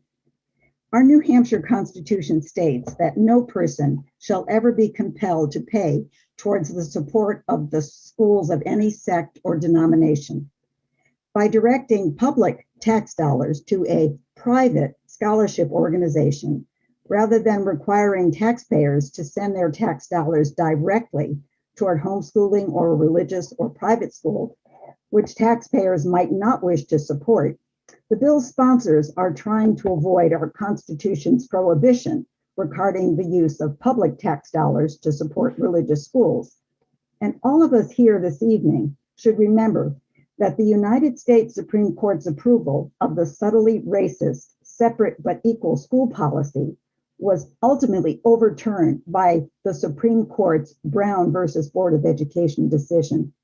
Also, since New Hampshire's scholarship organization will be working on commission and can be paid up to 10% of every dollar it provides, there is an obvious conflict of interest, since the approval of every request from a provider of goods and services would result in income to the scholarship organization.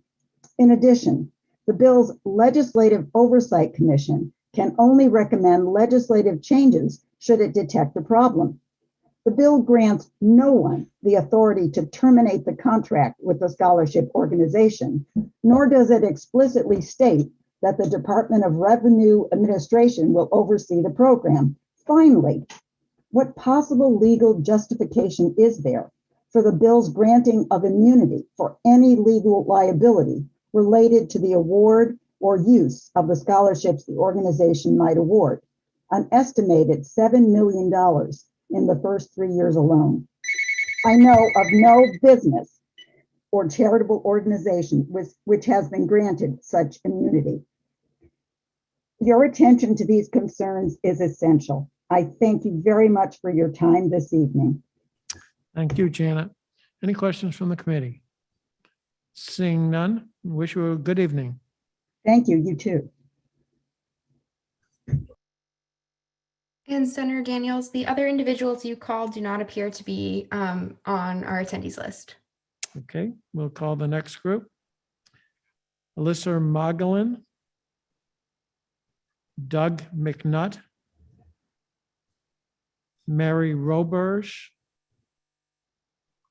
Jonathan Weinberg, the Reverend Jason Wells.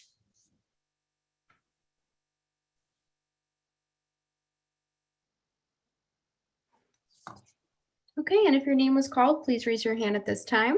I will first bring in Doug McNutt.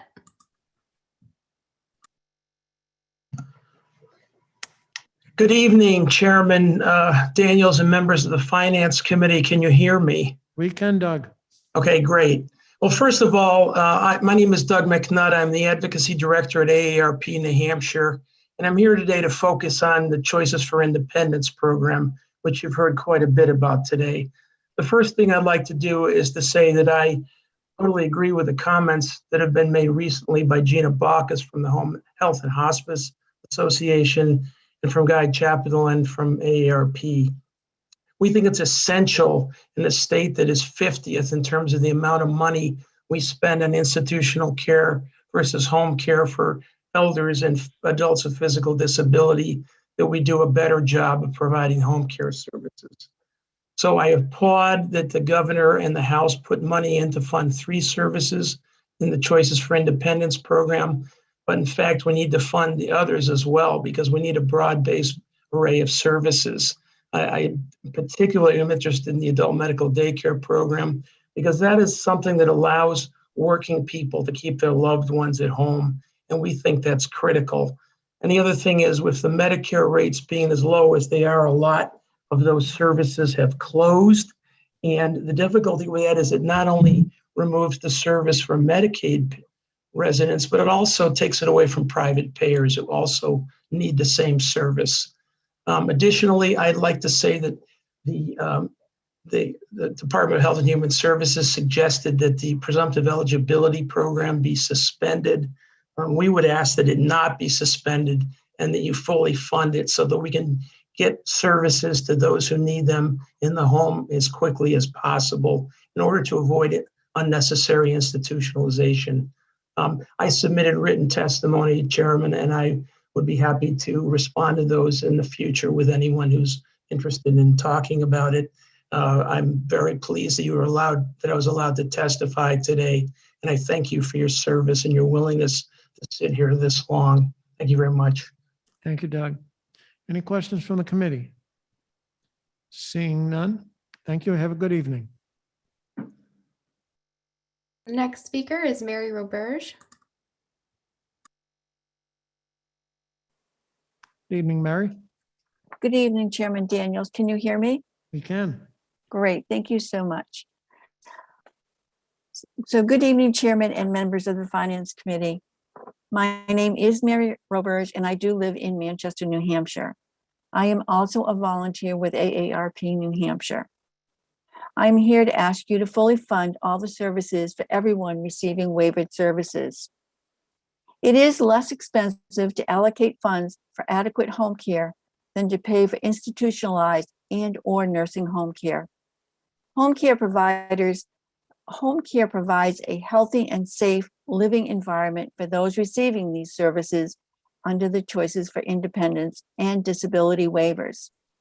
The current pandemic emphasizes the importance of ensuring New Hampshire residents, especially the elderly and physically disabled adults, continue to receive services and home care that provides for their well-being, safety, and independence. New Hampshire, as you have heard, ranks 50th in funding home-based services for the elderly and adults with physical disabilities. It is important that services for our seniors and adults with physical disabilities are transparent in the rates that are established. It is equally important our seniors and adults with physical disabilities become eligible for those services in a timely manner. I would like to add a personal note to my testimony. As a former caregiver, I cannot tell you how much it meant to me and my mother when she became eligible for home and community-based services. Because of the assistance provided under the waiver, she remained independent and active and out of a nursing home. Hers is just one story of many New Hampshire residents who benefit from receiving waivered services, especially the 50+. Please consider fully funding services for seniors and adults with disabilities are funded comparable to the service for other groups receiving similar services. Thank you for your time and your consideration, and thank you for hearing my testimony. Thank you, Mary. Any questions from the committee? Seeing none, we thank you for testifying today and have a good evening. Next speaker is Jonathan Weinberg. Hi, can you hear me? Yes, we can. Awesome. Well, thank you so much for this opportunity. Similar to you all, I've been staying here since 1, so I understand the dedication. My name is Jonathan Weinberg. I'm a recently elected member of the Concord School Board. I'm here to talk about 2 different pieces in House Bill 2 that you've heard today. Specifically, the language of Senate Bill 130 and the language of House Bill 544. The Concord School Board, speaking on behalf of the Concord School Board, voted to oppose both of these pieces of legislation. On the note of Senate Bill 130, as we know, the New Hampshire retirement system recently has gone under a new type of transformation. And with that, most of the burden is being shifted onto local property taxpayers. For example, Concord School District had to pay an additional in excess of $1 million. And if we're considering implementing this new legislation that shifts an extra burden onto local property taxpayers, then we're gonna have even more burden onto localities that don't need to be there, since municipalities are already carrying the brunt of these costs. Additionally, for House Bill 544, New Hampshire has had a rich tradition of supporting local control and understanding what local districts understand and what local districts need. But by putting in this kind of, as someone said, red herring, trying to make a problem where it's not, we're not serving the needs of New Hampshire and we're not serving the needs of the students. New Hampshire, lastly, has a declining, like, youth are not in the state. And if we want to attract young people, this bill will not be the mechanism to retain the youth. So overall, I ask that you remove this language, and thank you for the time. Thank you. Thank you very much, Jonathan. Any questions from the committee? Seeing none, we wish you a good night. The next speaker is Reverend Jason Wells.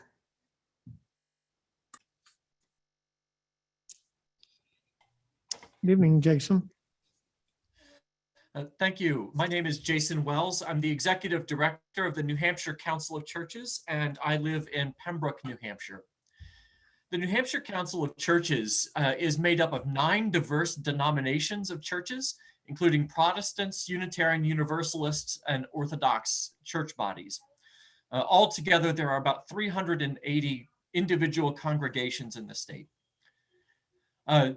Some time ago, these churches came together to support unanimously their own joint statement on state budgeting.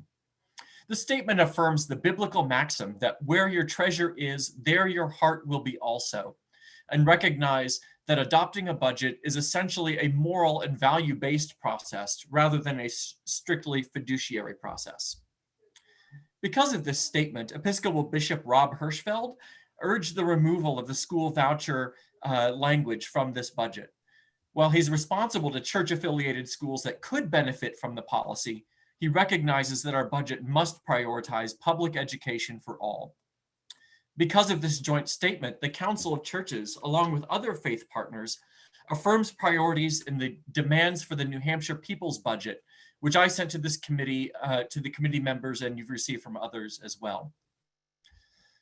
Additionally, I want to urge you to remove the divisive concepts clauses in House Bill 2 from the Senate version of the budget. The sins of racism, sexism, genocide, and more continue to wound our nation. When seeking the national healing that God can provide, Christians often refer to 2 Chronicles 7:14. If my people humble themselves, pray, seek my face, and turn from their wicked ways, then I will forgive their sin and heal their land. The so-called divisive concepts provisions will have a chilling effect on the humbling, honest conversations that God expects of us. Many of our churches are already having the needed conversations on racism, sexism, genocide, and other difficult topics. 2 short examples. Last year, we supported a bill requiring Holocaust and genocide education in our public schools. I believe it passed the Senate unanimously. Churches continue to participate in this work so that everyone understands the cost of silent complicity with atrocities at home and around the world. The vague language around divisive concepts jeopardizes this important work. And second, the newly formed New Hampshire Interfaith Collaborative. That's been 2.5 minutes. Thank you, I'll be brief. Is the Interfaith Collaborative is offering webinars to train faith communities on how to have difficult conversations in a healthy way. This group recently invited members of the governor's COVID-19 equity response team to speak honestly about racial inequities uncovered in the pandemic. Just 2 of the ways that our churches are already doing the work that can heal our nation as God intends. Our public schools, workplaces, and all of us should know these conversations are nothing to fear and move us toward healing. When it comes time to vote on our budget, please stand with our courageous faith communities and strike this divisive concepts language. Thank you very much.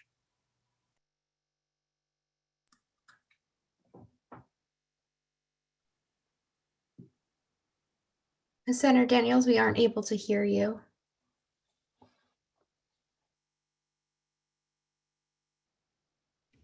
Sorry about that.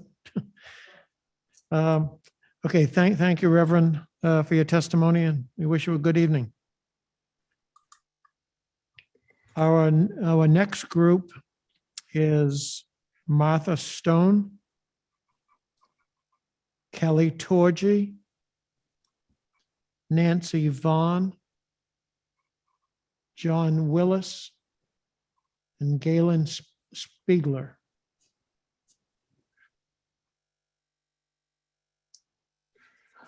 And if your name was called, please raise your hand at this time. I will bring in Nancy Vaughn. Thank you. Good evening. Can you hear me? Good. Yes. Good evening, Chairman Daniels and members of the Senate Finance Committee.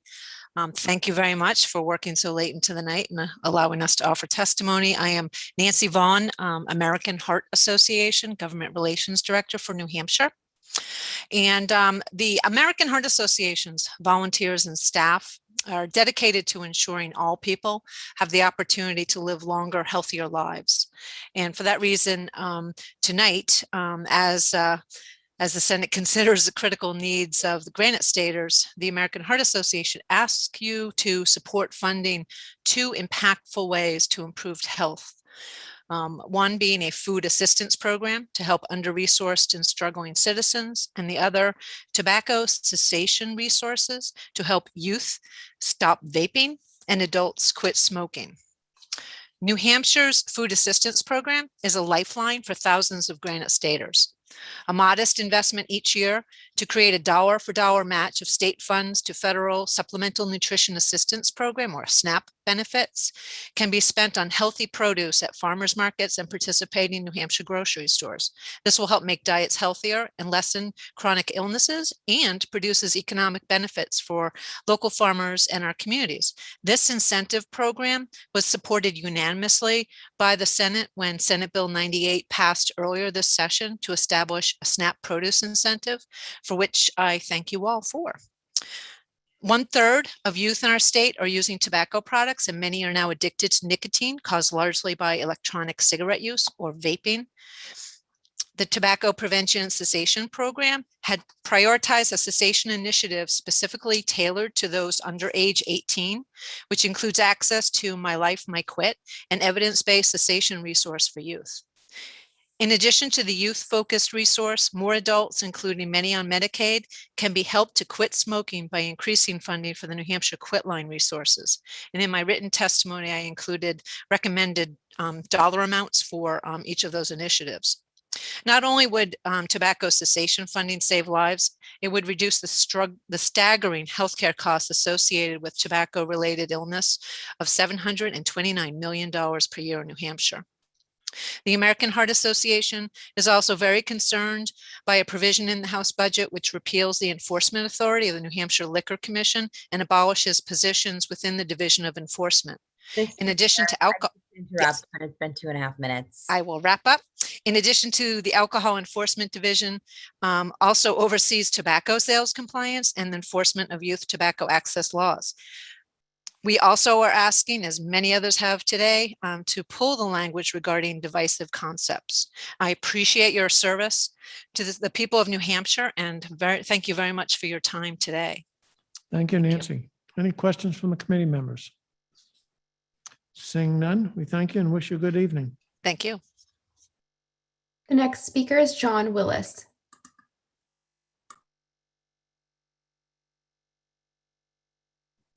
Good evening, John. Good evening, and thank you, Chairman Daniels and committee members. It's been a long, long day for you. My name is John Willis. I'm from Peterborough, and I taught in New Hampshire private and public schools and universities for 48 years. So this is familiar territory for me. I did submit written testimony, and I respectfully ask that the Senate remove from the budget the Section 330 prohibition of divisive concepts. I'll give just 4 of my reasons to save time. 1, we criticize liberals for insisting on political correctness and a cancel culture. But this prohibition is political correctness with legal penalties attached, political correctness on steroids. And cancellation is not just a culture in this bill, it is the legal penalty for failure to comply with the political correctness in the bill. Secondly, this detailed curriculum gag order would be a precedent for back and forth partisan curriculum mandates as party majorities shift back and forth over time. And it would be absolutely chaotic for schools and trainers to try to follow the changing mandates of curriculum. 3, the bill contains no mechanism for defense against false accusations. There's no provision for due process. Apparently, if a teacher is accused of promulgating a divisive concept, then the senior political appointee simply decides whether or not the teacher is guilty. And finally, there are several potentially expensive requirements for all state agencies and all contractors and all subcontractors. There's a lot of time and labor involved. And I didn't find any indication of how all of that time is going to be paid for. Thank you very much. Thank you, John. Any questions from the committee? Seeing none, we thank you very much. Thank you. And Senator Daniels, at this time, I do not see the other individuals you called from the last group. Okay. Let's see. Carl Hubner, Amy Brooks, Barbara Cooper, Emily Can, and Emily Darby.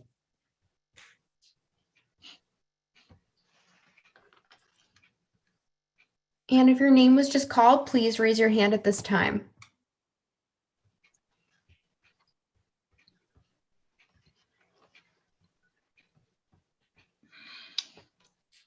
Waiting on hands.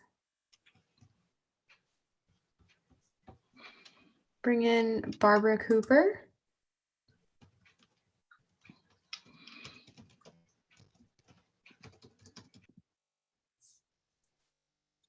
Good evening, Barbara. You want to unmute?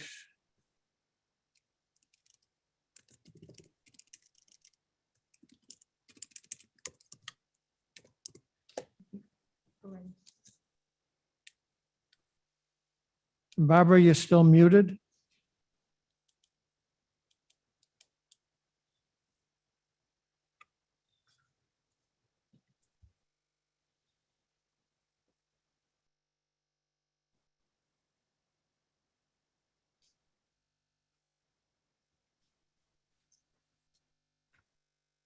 I don't see any other hands from this list either. Okay, so we'll continue.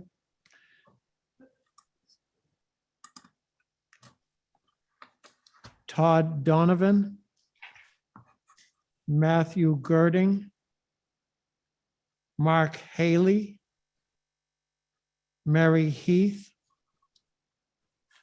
Teresa Moeller.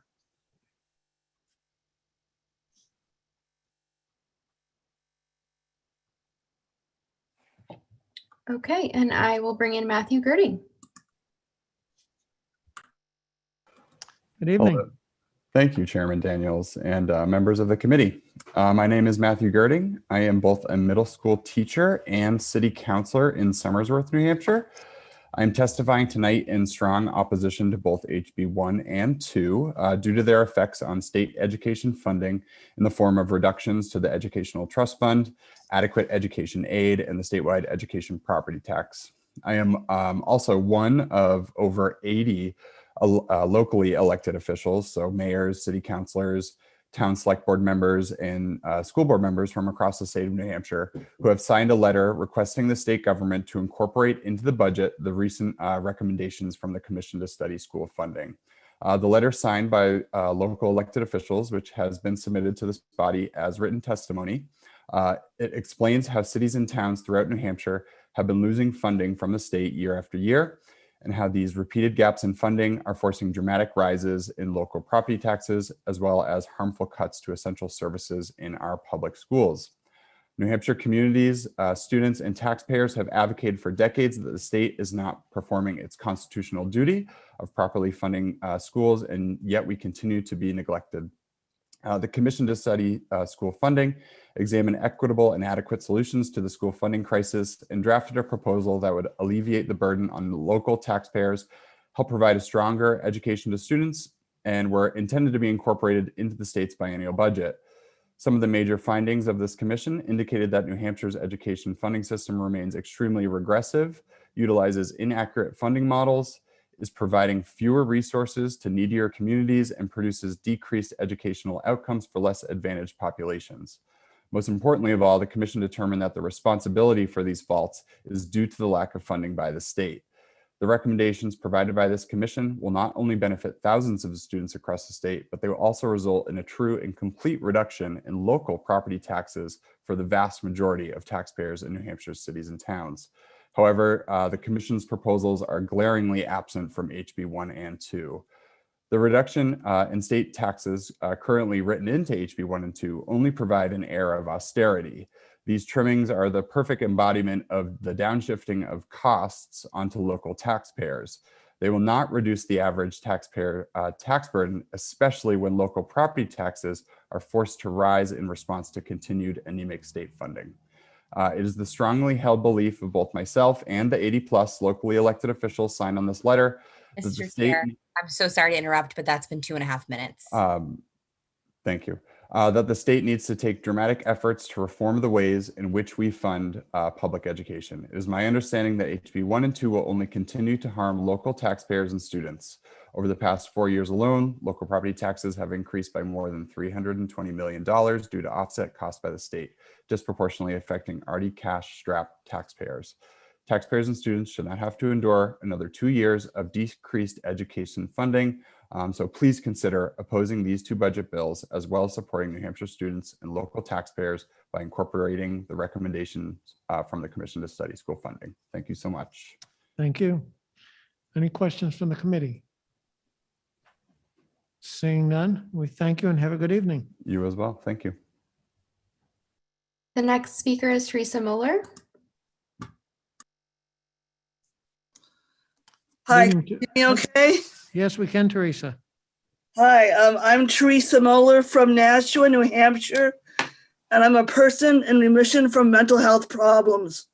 What I'd like to see happen is that all people with mental health problems family members, providers, and mental health facilities have the funds needed to provide treatment. That would involve funding from the government. Although I am in remission, on a seldom occasion, I find myself in need of emergency treatment.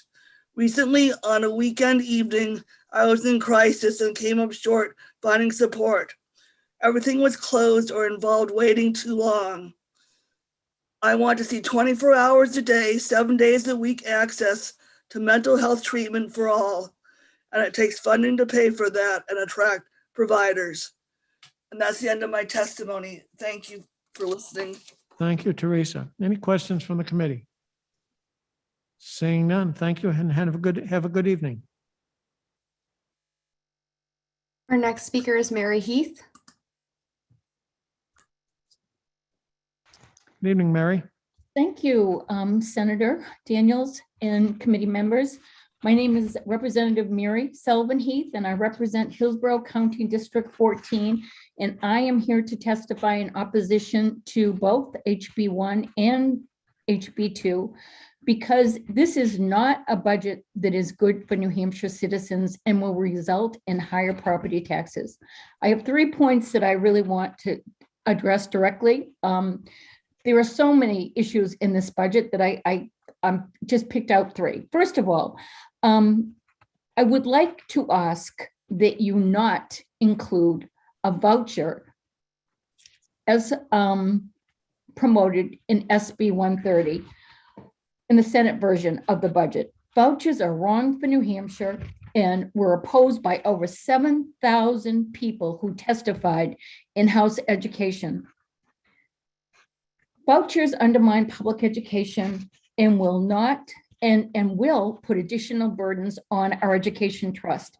Now, there are about 16,000 students in New Hampshire that are either homeschooled or attend private schools.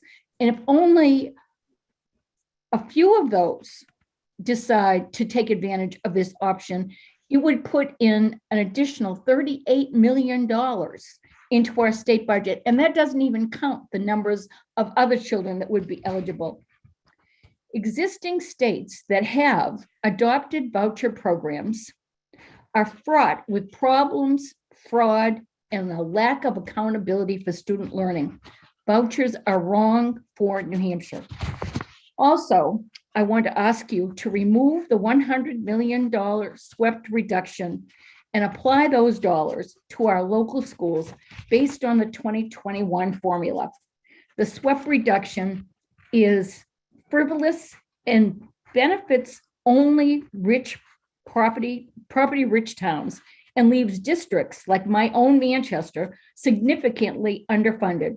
It will result in higher property taxes, and the money that is spent will not benefit our schools.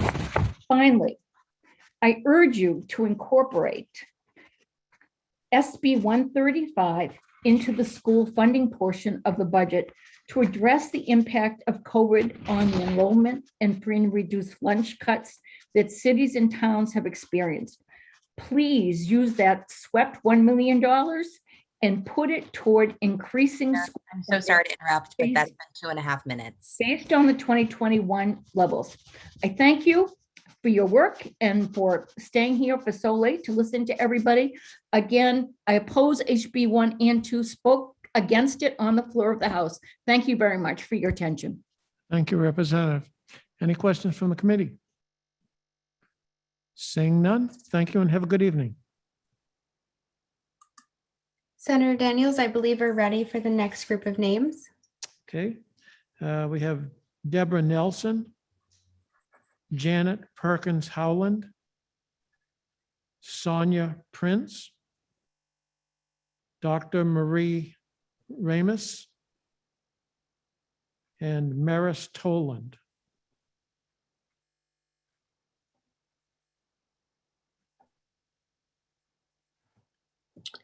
All right, and first I will bring in Deborah Nelson. Thank you very much, Mr. Chairman and members of the committee. I appreciate the chance to speak with you. My name is Deborah Nelson, and I live in Hanover. And I'm also a member of the Coalition for a People's Budget. And I would like you to consider my testimony as part of the Unified Coalition. There's a great deal that concerns me about this budget, and I respectfully echo all that Louisa Spencer said back at 6 o'clock about process. While my list of concerns is long, I would like to speak to you this evening as a recently retired public high school teacher. For almost 30 years, I taught American Studies at Lebanon High School, and over the year, we dealt with multiple complex issues such as slavery, Native removal, Reconstruction, the many amendments to the Constitution, the Gilded Age, economic inequality, the civil rights and women's movements, and that's just identifying some of what we studied. Students questioned, reflected, researched, read, discussed, and came to an understanding of the complexity of America's past. I want to assure you that during almost 3 decades in the classroom, I never had a single student damaged by a greater understanding of racism and sexism. And the language of HB 544 does our young people a great disservice. I was never reproached by a parent. I never had a student who thought these discussions divisive. In fact, I'm proud to say that my students have sought greater engagement in volunteerism, in civic matters, and in working on political campaigns, and they care deeply about this state and this country. We can have conversations about difficult topics, and now more than ever, we need to model that for our students. Please support public education and educators by funding public schools adequately, and please remove the language of HB 544 from the budget. It simply does everyone a disservice. Thank you very much. And I beat Ava, who didn't have to tell me I've gotten to 2.5 minutes. So thank you very much, Senator Daniels, and everyone listening. Thank you, Deborah. Any questions from the committee? Seeing none, we thank you and have a wonderful evening. Thank you. And our next speaker is Sonia Prince.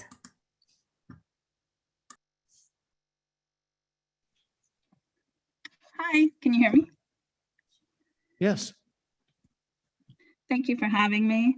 I am against HB1 and HB2 for multiple reasons. The SB 130, the funding education savings accounts and vouchers, I think they're bad for our public schools. We're already hurting as it is. It seems like it's just another way to hurt public education. New Hampshire tends to spend the least amount of money on education, so we need to change that. I really like and enjoy being around educated society. So maybe if people are gonna buy a home and decide to have kids, maybe they should research what schools and school districts they want to be in, and take what they can get. And if they can't, then they're unsatisfied, they should pay out of pocket. And this is like a privilege thing, and it really bothers me. So it's going to cost our state a ton of money. And again, we don't have enough money as it is for our public schools. As for Planned Parenthood, I can't believe that they would cut funds for that. It's helped so many women who are in need, especially in low income areas. And it also helps men and women with their pregnancies to stay safe and have a safe pregnancy. And men like Representative Query testified earlier, just really touched my heart with his story about his scare with HIV. So also my daughter currently lives in LA, and they have like 50,000 homeless people there. And if it wasn't for Planned Parenthood, I mean, where would these people go? They need help. So it's super important. As for HB 545, which I'm horribly appalled by, history can't be whitewashed. I think this is just another attempt to try to stop talking about racism and pretend that systematic racism doesn't exist. I can guarantee you it is real. It exists in realtor world, it exists in banking, loans, it exists everywhere. I have a son who's a minority. He got picked on a lot in junior high. I mean, I can shelter him as much as possible, but he's gonna face racism every now and then, and there's nothing I can do about that. So the only thing that we can do is educate people to check their biases. I had biases that I never realized I had. When I was a kid, I didn't really know what eeny, meeny, miny, mo meant. And then somebody explained it. Yes. That's 2.5 minutes. Thank you. So anyway, somebody explained to me what it meant. I was a French girl who didn't know what that meant, eeny, miny, miny, mo, but once they explained it to me, I was appalled.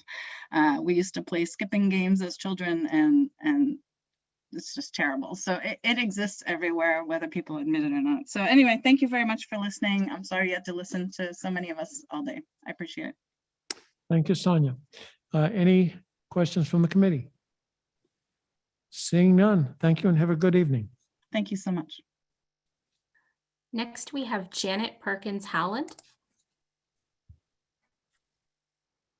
Hi, my name is Janet Perkins Howland. I live in Durham and I work in Dover, and I stand in opposition to HB1 and HB2 as they pertain to underfunding reproductive services and opposed to HB 544. First, thanks so much for your service to New Hampshire. My husband is on the school board and the town council here in town. I can only imagine how hard it is to do what you're doing right now. I've been an OBGYN for 30 years, and I'm passionate about issues of reproductive justice and equity. What I see is that when times are the toughest, birth control and preventative care become even more essential. When people find themselves poor, their lives chaotic, when they're struggling, that's the time they need help with reproductive care. I mentioned a couple of examples of patients in my written testimony, people whose lives would be adversely affected or even lost if they hadn't had access to birth control. And I also wrote about the non-contraceptive benefits of many types of contraception. I'm a big believer in prevention, as I'm sure you all are. Pap smears and mammograms catch small problems before they become big or deadly. The number one reason that I see for someone not showing up to treat an abnormal pap smear is the inability to pay. So we need to fund these programs to help people take care of themselves and prevent more invasive and costly interventions in the future. Please do not undercut funding for fundamental reproductive services in New Hampshire. Funding these services makes fiscal sense, and it's also good public policy as it helps break the cycle of poverty. In reference to HB 544, I work in perinatal optimization, which means formulating a safe plan of care for all pregnant individuals who come to our birthing unit. We develop policies and procedures that recognize risk factors, helping to achieve the best and safest outcomes for our patients. People of color statistically have a much higher rate of bad outcomes in many parts of medicine. For instance, 3 times more likely to die in childbirth, alarmingly. And historically, we blame that on poverty or education or some other social determinant of health. Even when you adjust for these variables, people of color still fare worse. There turns out to be statistically quantifiable biases in medicine. I provided one example with the vaginal birth after cesarean success calculator, but there are several others, including calculation of kidney function, which after it's been studied has no other explanation other than racial bias. I'm deeply concerned that passage of HB 544 would effectively suspend inquiry and dialogue to improve patient outcomes based on. Excuse me, Ms. Perkins Howland, that's 2.5 minutes. And I'm done. Thank you so much. Thank you, Janet. Any questions from the committee? Seeing none, we thank you for your testimony this evening. Next, we have Maris Toland. Good evening, Maris. Hi, can you hear me? We can. My name is Maris Toland. I live in Lebanon, and I am a resident physician at Dartmouth-Hitchcock. I'm speaking today on behalf of myself in opposition to both House Bill 1 and House Bill 2, specifically because of the impact the budget would have on the family planning program and reproductive health access, but also regarding the divisive language concept. I'm going to keep my testimony short because I think many people have eloquently described many of the issues and concerns I have about these bills, specifically Dr. Perkins Howland, who just made very excellent points about the effect of systemic racism on healthcare in our country as well as our state. I am very concerned about the impact of physical and financial separation language in House Bill 2 and how that would affect the ability for providers in our family planning program to deliver the care that our state's low income and uninsured families really rely on. as a provider of reproductive health services, I have many patients who, when they regain employment status or insurance status, come to my office and mention how much they have relied on programs and clinics like family planning in order to get cancer screening, birth control, STI screening and testing and treatment, as well as patients who have life-saving diagnoses of things like ectopic pregnancies that without that service, they could have lost their lives. I think that this budget disproportionately accept marginalized people in our communities, and I think it is poor public policy planning. The last comment that I'd just like to make about the divisive language would be that I don't understand what purpose it serves, and it seems like a way to censor speech on things that have been clearly proven to affect our society. We should be expanding our language and our understanding and our discourse on issues such as systemic racism, gender equality, and other things that are fundamentally based in education. I'm happy to submit some written testimony as well, and I don't want to take too much of our time. I also would just really like to say how much I appreciate the opportunity to speak and be able to have my opinions and the public's opinions expressed on this budget. I think it's very important to be able to have a voice in this. So I appreciate this testimony. Thank you.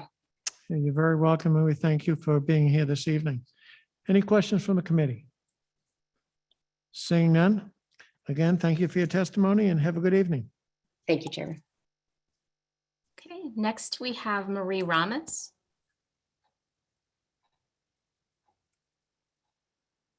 Good evening, Mr. Chairman. Good evening. Thank you for the opportunity to speak.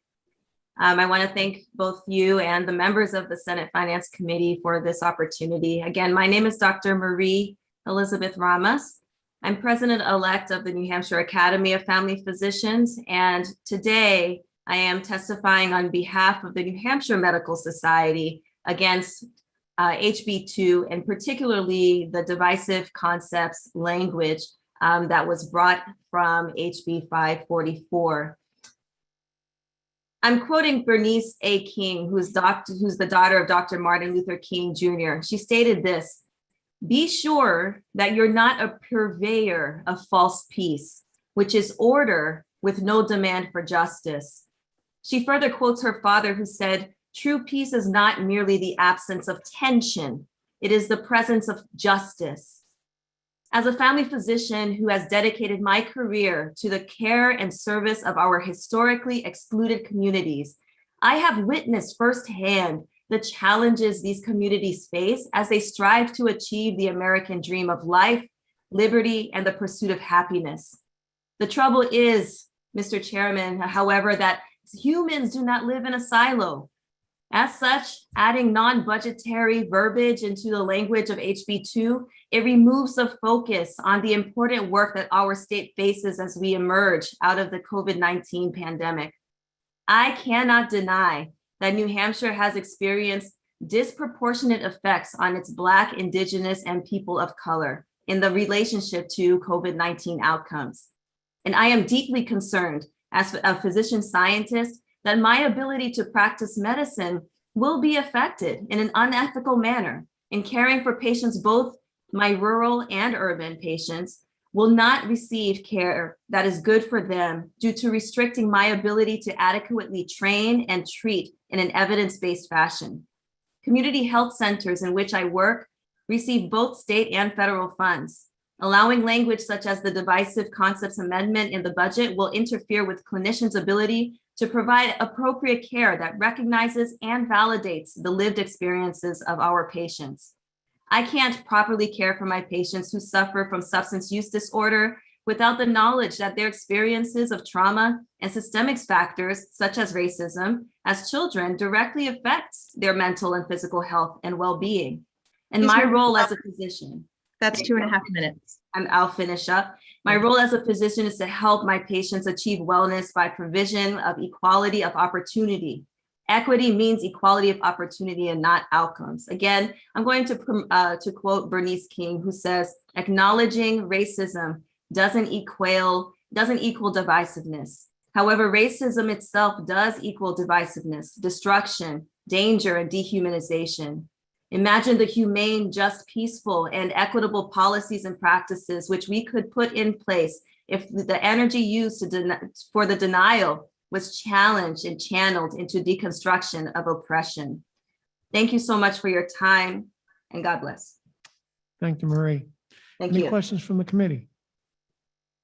Seeing none, thank you and have a great evening. You as well, Chairman. Mr. Chair, I think we're ready for the next group. I think I see Barbara Cooper. Okay, I can bring We her had in. called her name in an earlier group. Okay.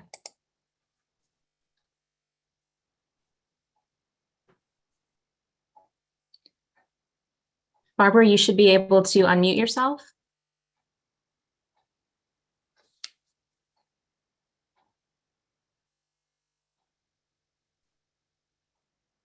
This may have been the one we had a problem with before. Oh, okay. Barbara, you still show as muted on our end. Okay, let's just go on. Okay. Next group is Carrie Duran, Lucas Meyer, Abigail Carey,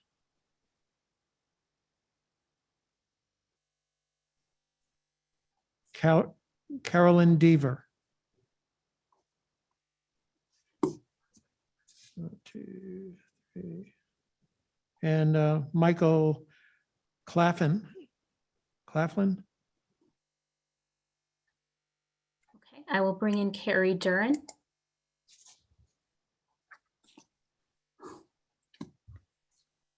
Hi, good evening. Good evening, Carrie. Thank you, Chairman Daniels and members of the committee for giving me the opportunity to speak tonight. Thank you, everyone, for all of your hard work and the long evening. My name is Carrie Duran and I live in Wolfboro. I'm a single mom of 3 amazing, smart, and articulate young ladies. I have 14-year-old twin girls who are freshmen in high school, and my youngest daughter, Katie, is a vivacious 10-year-old who experiences the developmental disability of Down syndrome. Katie currently receives in-home supports through our area agency, and through the help of this amazing program, able to access her community safely and engage in developing skills that she's going to need to live her best life. And I'm so grateful for the program. I would ask that on her behalf that you fully fund developmental services in the budget. I wanted to also mention that equity, diversity, and inclusion is something we talk about a lot in our house. When you have a child with a disability, you become an activist or disability advocate from the moment your child is born. And I've spent a lot of time showing my daughters the importance of using your voice and to speak up about injustice. And my girls are also racially diverse. So this has taken on a different meaning as they have themselves experienced racial discrimination or gender discrimination in their young lives. I bring them along when I testify at the State House, and I show them how democracy works in New Hampshire. Over the years, I've shown them that their voice is valued and encouraged at the State House. And that's why I'm so sad to hear that the divisive concepts language is in our budget, that HB 544 is there. I have really taught them to use their voice, and I'm just so sad to think that in our wonderful state that we are going to take away the voices of my girls. And I just really ask that you please consider removing the divisive concepts language and make sure that my girls continue to have the opportunity to use their voice. Thank you again so much for hearing me this evening, and I appreciate so much all of your hard work. Thank you, Carrie. Are there any questions from the committee? Seeing none, we wish you a good night. Thank you. I'm going to go put the kids to bed. Thank you so much. Next, we have Abigail Carey. Good evening. Hello, members of the Senate. My name is Abigail Carey, and as a current patient of the Planned Parenthood at the Dairy Health Center, I am running to share the difference the organization has made in my life and express my strong opposition against HB2. When I first decided to go to Planned Parenthood for care, I was so scared. My chest felt tight, I couldn't control my breathing, and I didn't know what to expect because of the public stigma. I did not have insurance, but I made the choice after a thorough conversation with my boyfriend that if we were going to be responsibly sexually active people, I needed to start using birth control, and the only way I could afford that is by going to Planned Parenthood. At the time, I didn't know anything about Planned Parenthood. I didn't even know that there was one less than 5 minutes away from my house. But with my heart racing, I called and made an appointment. When I walked into the center, I timidly approached the front desk to say I had an appointment. The person gave me a smile, surely knew I was filled with anxiety, and helped me fill out the paperwork. They took the time to talk with me in the moment of stress. The environment put me at ease, and the small gesture made me instantly comfortable. The anxiety washed away, and I felt welcome in the health center. The health center staff made me feel welcome throughout my appointment. I didn't know much about the different methods of birth control, but the people that I met with during the appointment helped me learn more about my options and helped me decide what was best for me. They also helped me apply for affordable healthcare insurance to ensure that if I ever needed to come back, I would receive affordable treatment. When I came back to pick up my pills every 3 months, I was always greeted with a friendly smile that made my day. Experiencing the compassionate care of Planned Parenthood for myself erased all stigma for me and made me recommend their services to anyone who expressed a need for them. By requiring providers who offer abortion services to, quote, physically and financially separate abortion services from other types of care, you are making it more difficult for people like me who are simply looking for affordable access to birth control. This requirement is unnecessary and impossible for providers to comply with and places undue burden on someone looking to make the best option for themselves. Excuse me, Ms. Carey, that's 2.5 minutes. All right. I know that I can rely on Planned Parenthood for affordable reproductive care from staff who have my best interests at heart. Without Planned Parenthood, I honestly do not know how I would be able to access simple tests such as UTI testing. There are many other people in the dairy area in my same position, uninsured or underinsured. Without Planned Parenthood, we would go without essential care just because it's too expensive. By supporting Planned Parenthood of Northern New England and opposing HB2, your vote will make it possible for people to receive life-changing care. Thank you so much for your time. Thank you, Abigail. Any questions from the committee? Seeing none, we thank you and have a good evening. You too.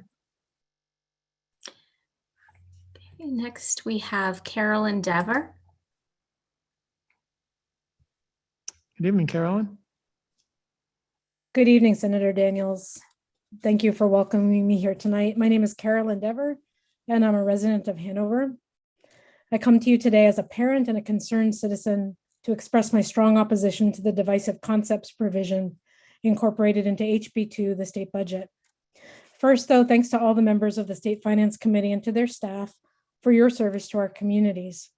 The opportunity for public comment you've made available today is a model for the form of open discussion we need if we hope to strengthen New Hampshire to meet the challenges and opportunities of the future. Thank you for giving me the chance to express my perspective and to learn from the perspectives of others. This is how democracy should always work, through dialogue, not censorship. As I stated in a recent op-ed in the Manchester Union Leader, this attempt to censor so-called divisive concepts is not a New Hampshire idea. It is not a New Hampshire solution to a New Hampshire problem. It is a dog whistle bill. It is identical to bills across the country that mirror the previous administration's efforts to censor conversations about complex issues of history, identity, and equality. As employers across the state have made clear, the proposed legislation is regressive and, if passed, will do significant harm to New Hampshire's economy. Tonight, though, I speak as the parent of a public school student in this state. My son, Noah, is a bright, capable, enthusiastic fifth grader who's eager to learn all about the world around him, the world that he and his classmates will one day inherit. Our son is one of only a few Black children in his school. It's crucial not only for him, but for all his classmates to find ways to understand each other, to work together, to build our future together in the context of their differences. We strengthen our communities when we recognize our differences and use them to work together. We are stronger together. We are weakened when we fear each other. When New Hampshire gives voice to all its citizens, the state stands ready for future prosperity. The state legislature should not be in the business of censoring our local school districts. Legislators should leave it to families and schools to find the best way forward on complex issues that face our students and our communities. So for many reasons, but especially for Noah's sake, I ask you, please remove the divisive concepts language from the New Hampshire state budget. Please demonstrate that the freedom of speech still means something important as we commit to live free or die in New Hampshire. Thank you for your time. Thank you, Carolyn. Any questions from the committee? Seeing none, thank you and have a good evening. Thank you. Next, we have Mike Claflin.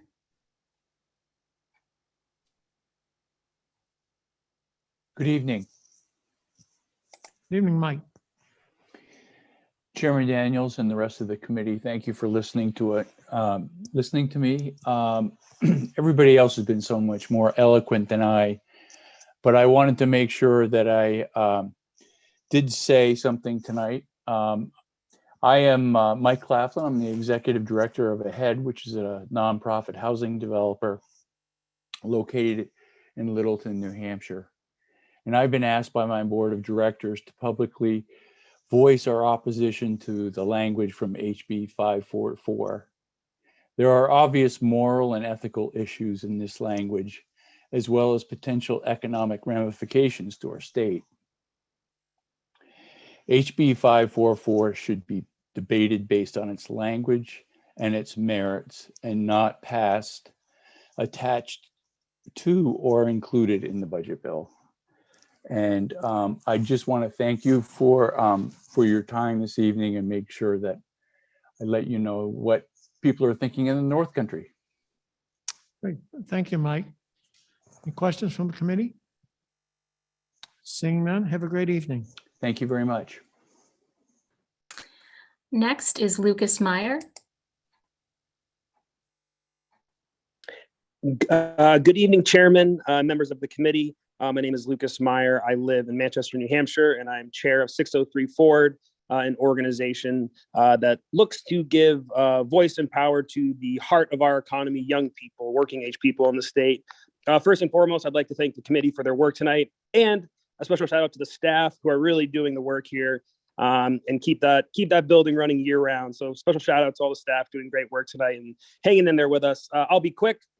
I'm here tonight to speak to a very specific part of the budget, the Save Our Granite Stages Act, which has worked its way through the Senate on a great bipartisan basis.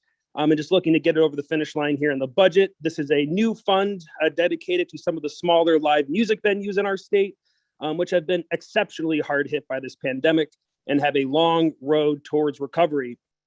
State Work Play did a recent study looking at the reasons why young people either don't want to stay here or are leaving. And a big part of that is culture and making sure they aren't lonely, which is a sad state of affairs in the state right now. So this bill would help bolster our live music venues, bolster the cultural sector in our state, which is a huge economic driver and a huge tool in our state's toolbox to attract and retain young people. So I encourage the committee to keep the Save Our Granite Stages Fund intact in the budget. And then we can work on it with the Gopher Committee to make sure we get some federal funds put in there. But thank you all very much for your work. Thank you to the staff and have a good night. Thank you, Lucas. Any questions from the committee? Seeing none. Take care. We're ready for the next group, Senator. Okay, Thomas Gomont, Jules Good, Coral Hamp, Kate Hilton, and Deb House.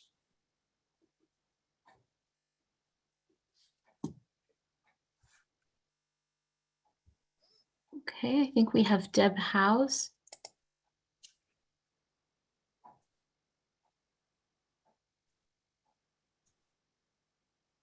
Good evening. Can you hear me? Good evening. Yes. Okay. Thank you. Thank you very much for the opportunity to address you today. My name is Deborah House. I am a resident, voter, and property taxpayer in Hudson for nearly 30 years. I'm also a teacher in Nashua for 18 years. I'm the vice president of the Nashua Teachers Union, the vice president of AFT New Hampshire, as well as a member of the Executive Council of New Hampshire AFL-CIO.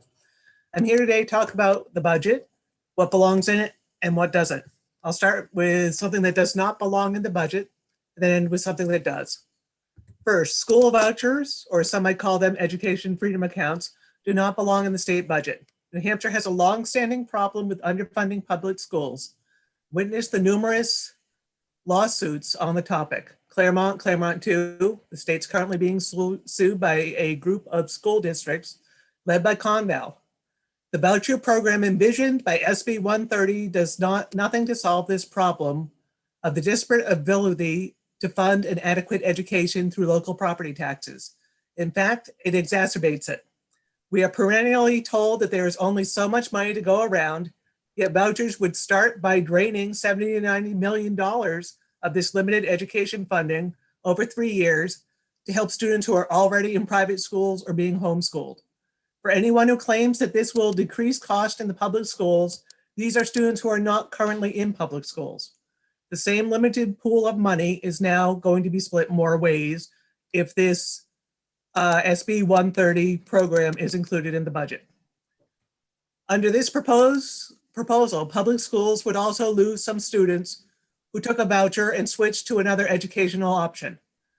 The last time we saw SB 130, that was capped at students whose families earn 300% of the federal poverty rate, which is about 8% of New Hampshire's public school students. Of course, that is very few students in a town like Newcastle, where very few families live near the rate of poverty. That's a lot of students in a city like Nashua or Manchester, where there are more families living closer to the poverty line. Even assuming a modest adoption rate of 3% of those eligible, a school like mine of 300 students could lose about a classroom's worth of students over 2.5 years, and the funding that goes with them. I'm sorry, that's 2.5 minutes? Okay. Of course, they would not all be in the same grade level, so that would not be as simple as laying off one teacher to make up the lost funding. With students leaving the public schools under a voucher program, local districts will have to choose between raising property taxes and cutting programming and staff, sorry. This will force struggling schools to eliminate those markers of a quality education that every parent most value for their children: individual attention from a teacher, support from a parent educator, and a well-rounded program that includes art, music, and STEM. So if you adopt this voucher program in the budget, you're going to be cutting the things from public schools that parents most want for their students. And that's not right. That's not fair. It's not fair to the students who rely on public schools and the ones that are going to remain in the public schools. I thank you, and I have sent my full testimony by email so you can read all of it. And I Okay. appreciate all the time you have taken today to listen to everyone give their testimony on the budget. Thank you very much. Thank you, Deb. Any questions from the committee? Seeing none, thank you, and have a good evening. Thank you. Next, we have Tom Gomont. Hi, thank you. My name is Tom Gomont, and I appreciate the time for testifying. I'm from Manchester. I'm a retired social studies teacher. And so I would like to testify based on that perspective. I'm in opposition to including the device of concept provision in the budget, which is basically the same concept that was utilized by in executive orders on September 22nd by then President Trump on combating race and sex stereotyping. I believe it's an undemocratic concept. And it's basically, if allowed to stay in the budget, could set a precedent for maintaining or creating an authoritarian form of education. John Dewey, the father of modern democratic education in the U.S., argued that education curriculum should be relevant to student lives. And he included open discussion of current events and the development of critical thinking skills as a major tenet in this process. Most of my teaching colleagues and I went through programs that emphasize this. We also use this, especially as social studies teachers, open discussion in our classrooms. It was an essential part of my curriculum, and I think it still is. It may sound a little kind of overreaching, but I do believe that there are examples in modern history where anti-democratic educational policies were implemented and essential in controlling citizens of authoritarian regimes. We can see this by examining the educational policies of both the right wing and the left wing, Nazi Germany and fascist Italy, for example, as well as Soviet Union, China, and other so-called socialist states. And Mr. Gomond, that's 2.5 minutes. okay, I'll finish up. So I'll leave you all with this. It's my hope that you as learned servants answer this question. Do you want to support democratic educational practices in our state, or would you rather support an anti-democratic step that is manifested in divisive concept provision? And I hope that you consider my views and the others that I've heard in opposition. Thank you very much again for your long day of work, and I appreciate the time I had to express my opinions. Thank you.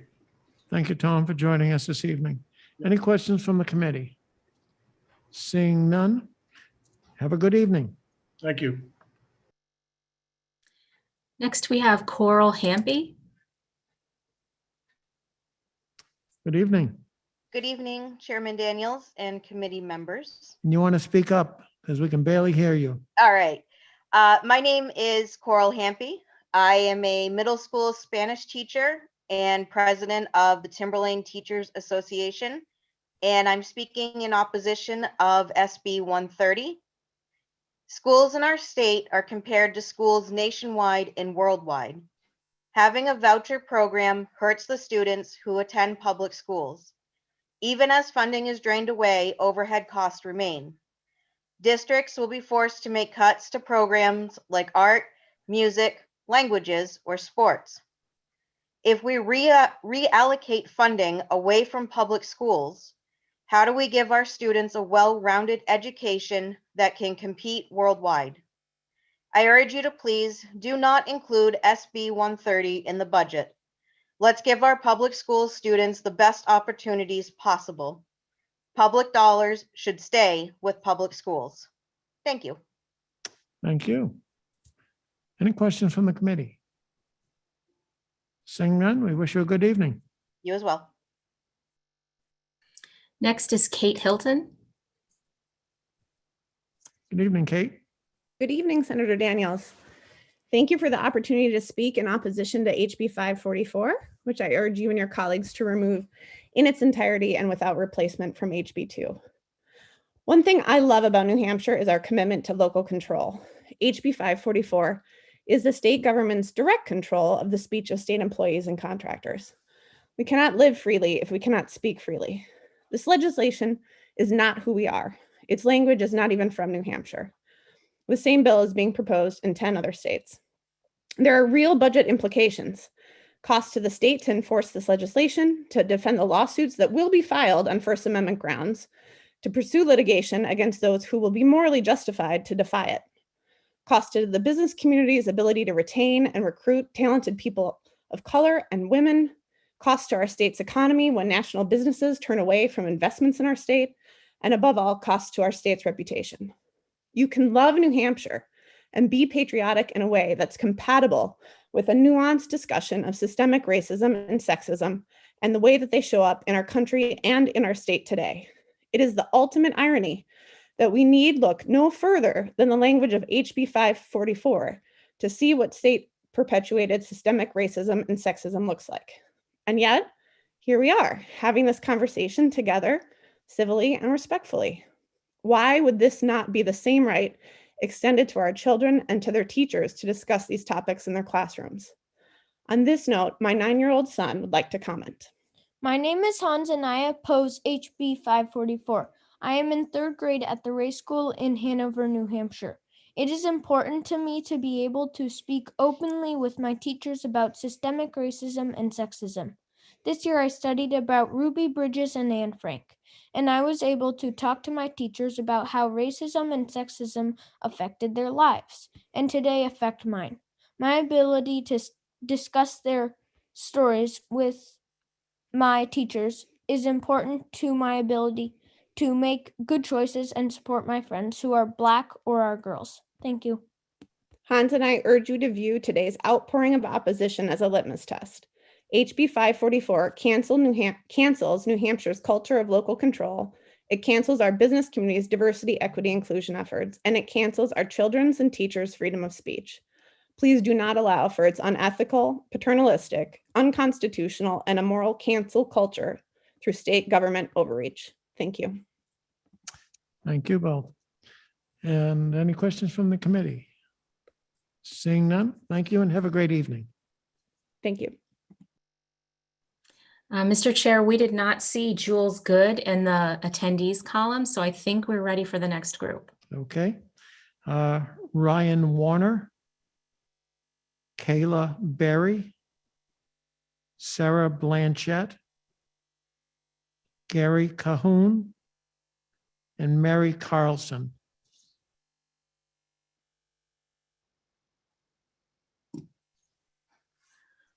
Okay, we have Gary Cahoon.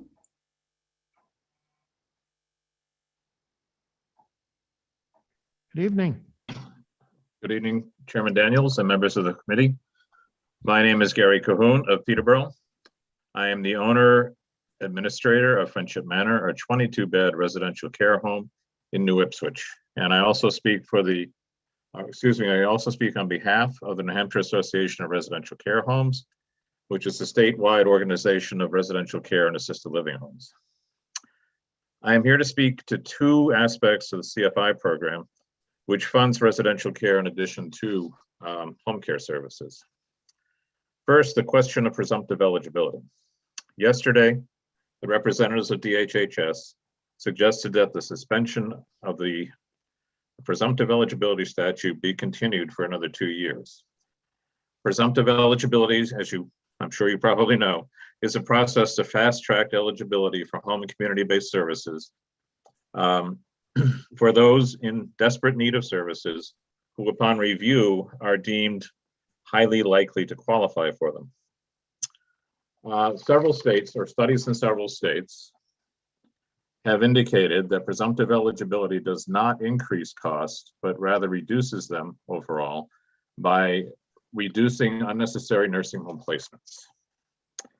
Friendship Manor used to admit potential Medicaid clients when they had completed their application if we felt they were likely to be eligible.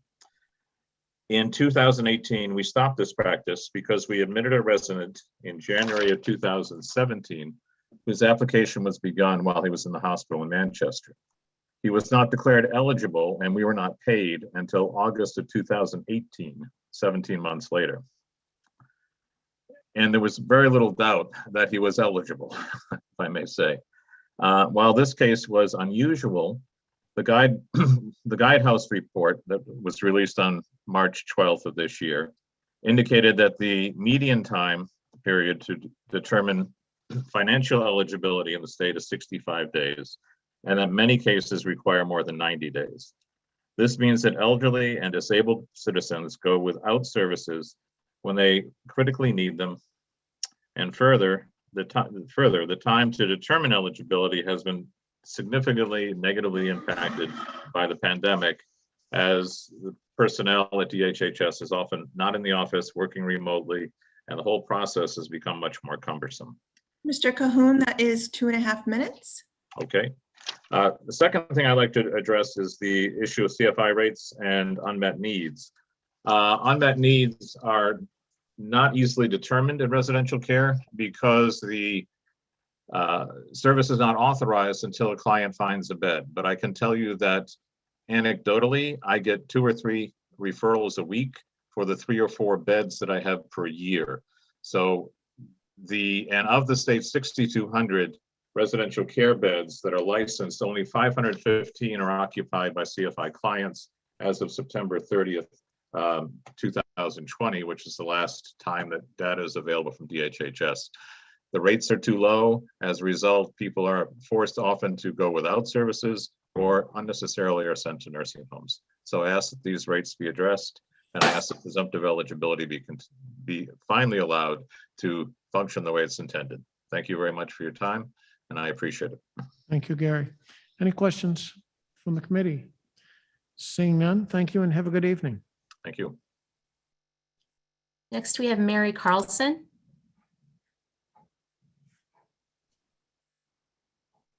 Yes, good evening. How are you all? You're doing well, Mary. Thank you. Thank you for letting me speak today. And good evening, Chairman Daniels and members of the Senate Finance Committee. My name is Mary Carlson and I live in Amherst. And I'm so grateful for the opportunity to speak with you this evening in support of the developmental services budget. I urge you to fully fund developmental services. I speak tonight because my family is just one of 15,000 families that rely on the area agency system in New Hampshire.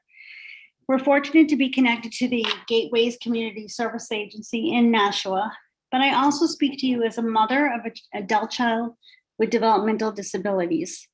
But as a medical professional as well, I'm working as a pediatric nurse practitioner in the Dartmouth-Hitchcock Healthcare System in Manchester. And I am fortunate to work with many families who benefit from and rely on community service agency supports. My daughter is on the autistic spectrum and also suffers from mental health challenges, including significant anxiety.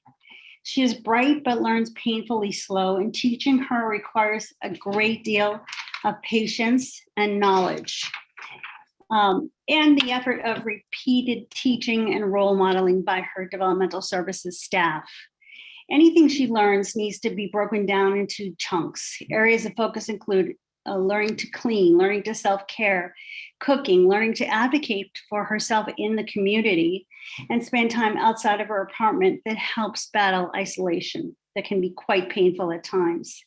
At this time, our child benefits from her interactions with her service providers, who work very hard for very little pay. And in recent years, it's not always been possible to attract and retain staff to provide her services. During the early months of COVID, services were minimal and my child suffered. I saw firsthand how her life and that of our family would be reduced with reduced services. If funding is eliminated or reduced, those who receive services currently will suffer the most, and this includes our most vulnerable individuals in the state of New Hampshire. I ask you to fully fund services for those who cannot advocate for themselves. And as cliche as it sounds, our society will be judged on how we treat our most vulnerable individuals. Thank you for the opportunity to speak, and I'm happy to answer any questions. Thank you, Mary. Any questions from the committee? Seeing none, thank you and have a good evening. Thank you, you as well. Mr. Chair, I don't see the other 3 names you called in that group. Okay. And I would state, I see that there are a couple of hands up. We are calling people in groups of 5. So for the sake of identifying those that we're bringing in, unless your name is called, please lower your hand. Thank you. So the next group will be Elaine Faga, Julie Hillard, Reagan Lamphere, Courtney Lawson, and Louise Ledbetter.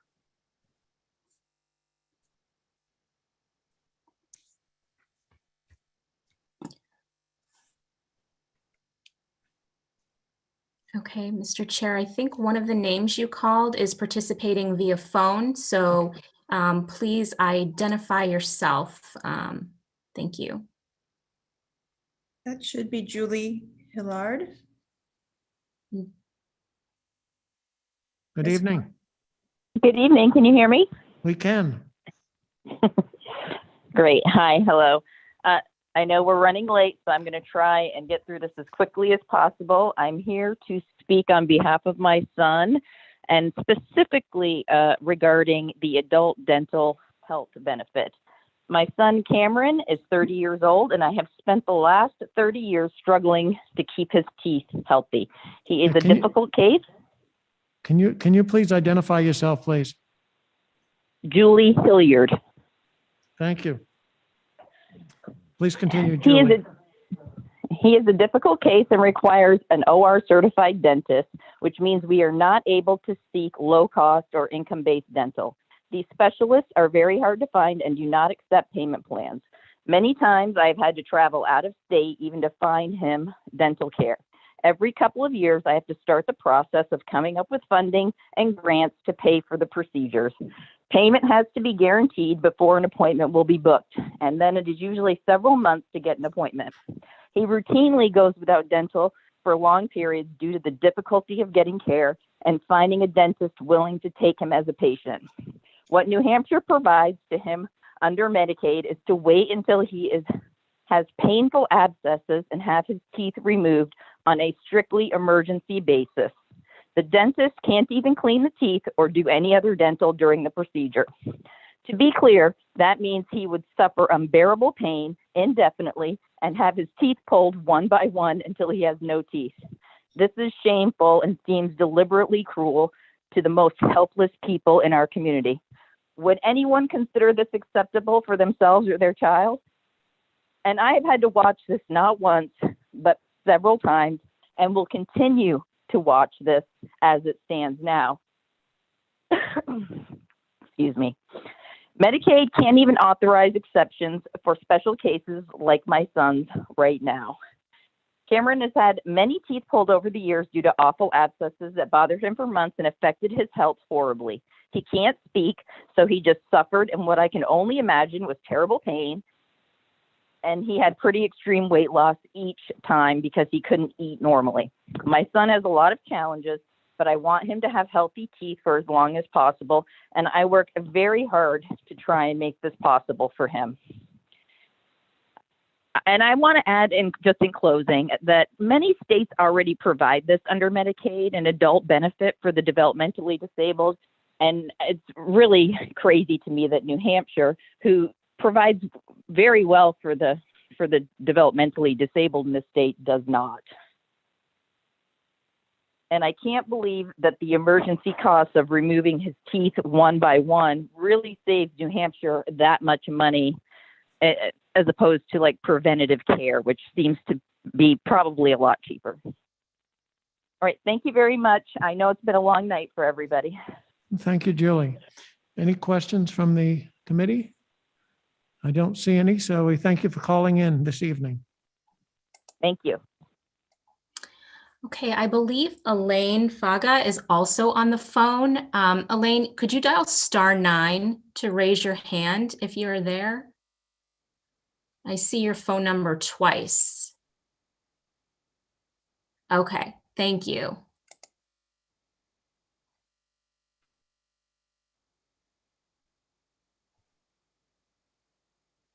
Elaine, I think you can dial *6 to unmute yourself. There you go. Good evening, Elaine. Hello, this is Elaine Faga from Sullivan County. Thank you. I just wanted to speak to my own testimony with the developmental services here in at Pathways. I have a son that is transitioning this year into adult services in August, and I'm very concerned over the staffing issues here in Sullivan County, that they have been unable to staff his in-home support program for the last 3 years. And when his school program ends in August, I'm scared that he's going to end up back home with me full time, and I'll be forced to put him in a residential program because I can't take care of him full time. I also want to speak to the mental health services, as I have a ward that is living currently out of state and will be turning 21 in January and transitioning into adult services.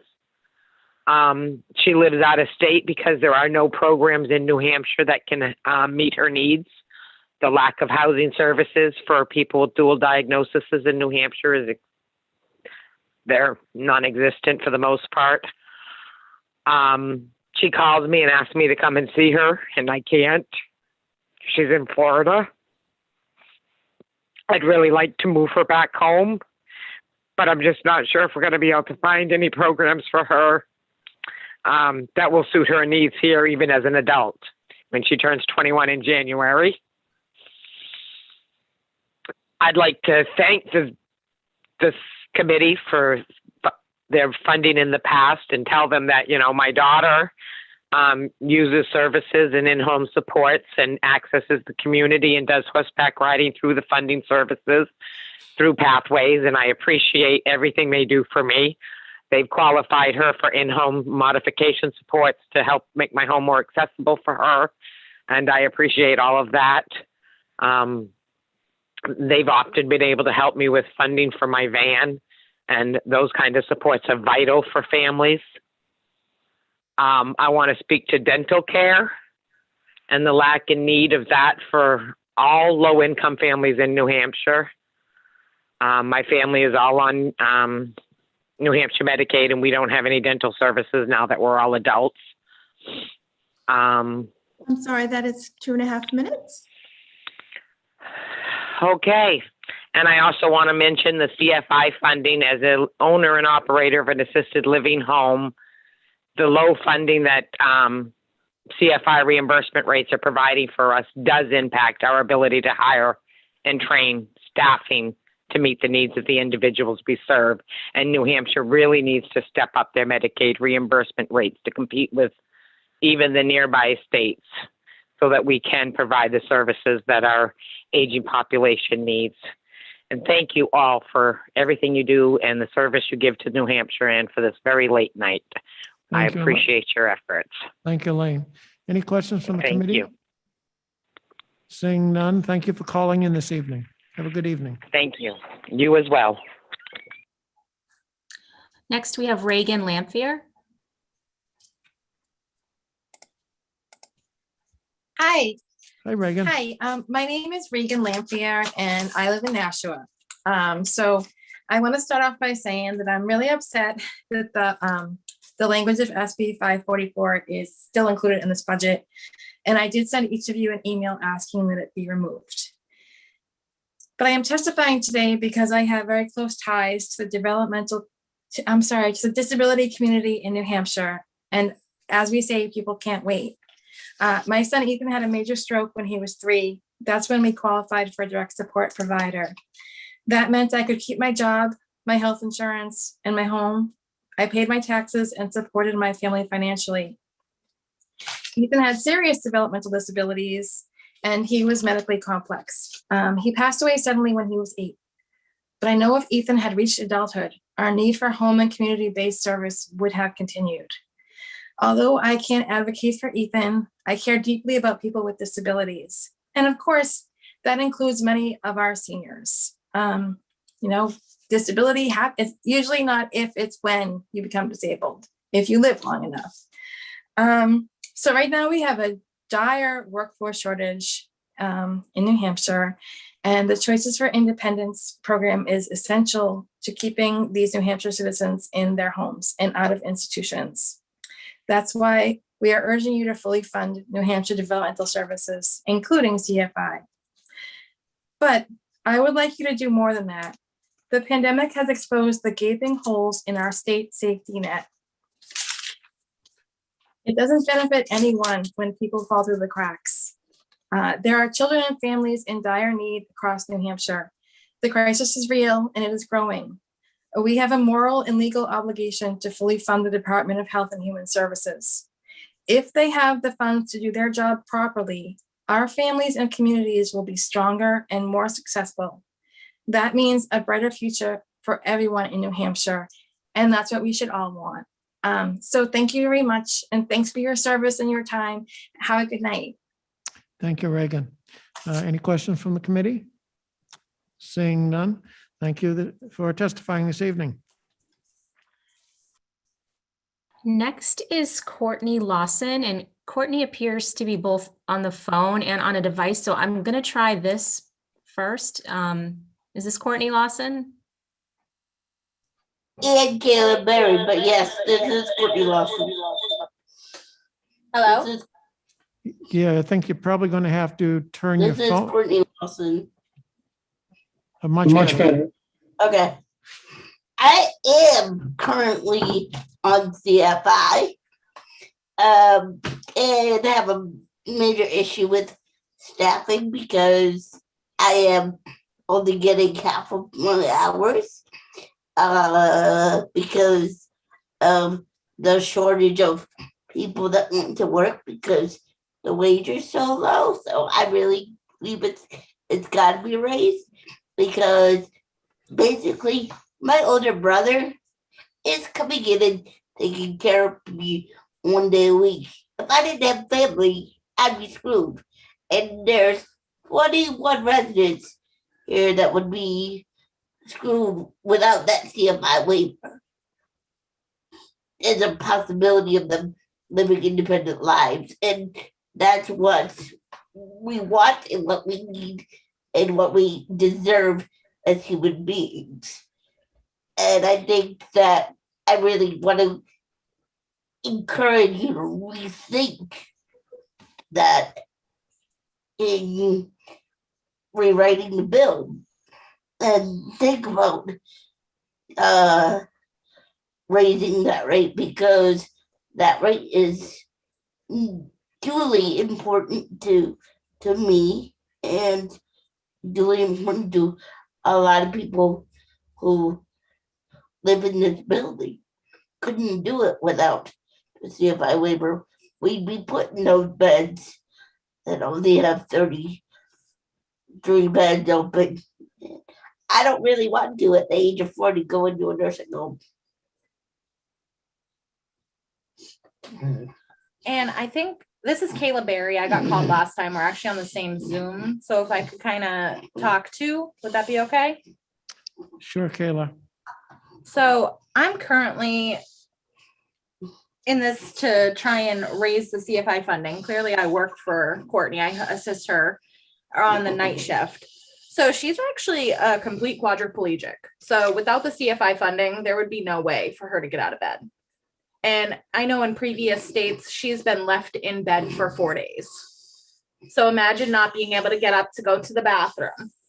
I can't even get the mental health services. And she can't even get the mental health services if the CFI people don't come in to help her. So I've gone before where I've worked 2 weeks straight, morning and night, because there was no aides at all. Now I have a full-time job elsewhere as well. So I'm waking up extra early. She has to get up extra early just to be able to get the help that she needs. This is interfering with her brother's life because obviously nobody really wants their brother as a female to be showering them and wiping their private parts and cleaning them up. That's a bit of invasion of privacy. You would probably prefer another female to take care of you. And the low wages, some of the caregivers that she has had actually have left due to the low wages because they couldn't live off of the funds. So they were working full time and they still couldn't provide for their own family, which was really sad. And these people have gone elsewhere to say work at McDonald's, which pays more. Now, these are people's livelihoods versus people serving fast food. Now, I understand it's from a state funding ability, but just the simple to get out of bed. I mean, you guys could change lives if you just up the pay, because people want that pay to actually survive themselves. So I think, I don't know, do you have anything else, Court? No. No. Okay, I think we're all set. All right, well, thank you very much, Courtney and Kayla, for your testimony this evening. Any questions from the committee? I don't see any, so I wish you both a good evening. Thank you. Next is Louisa Ledbetter.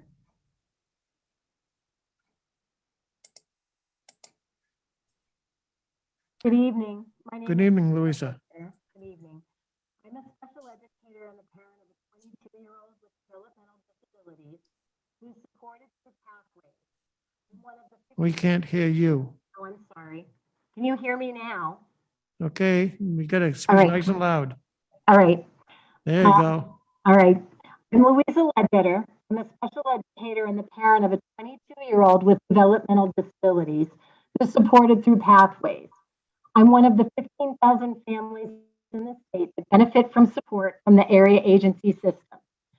Finding support staff who have experience with or understanding of the disabled across a wide spectrum of disabilities is difficult when the highest hourly wage is much less than that of a school paraprofessional.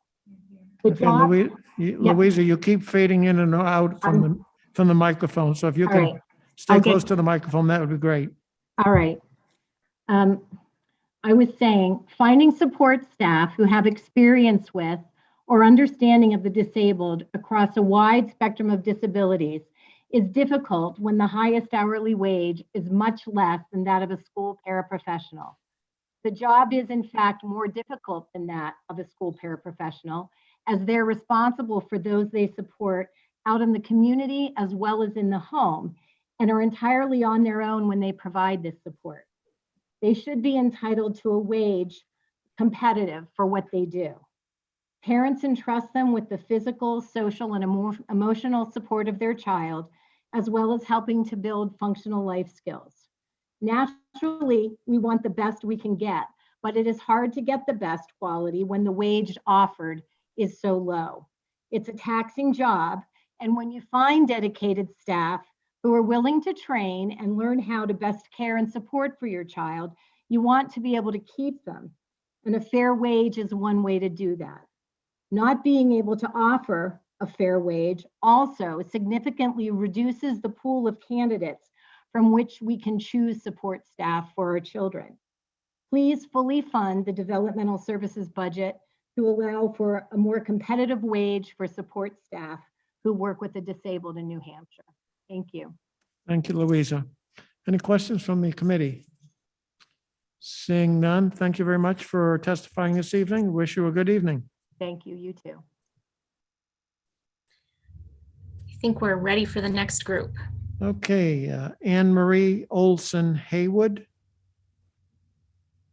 Anna Schultz, Annie Johnson, Narev Kapadia, and Sue Kim.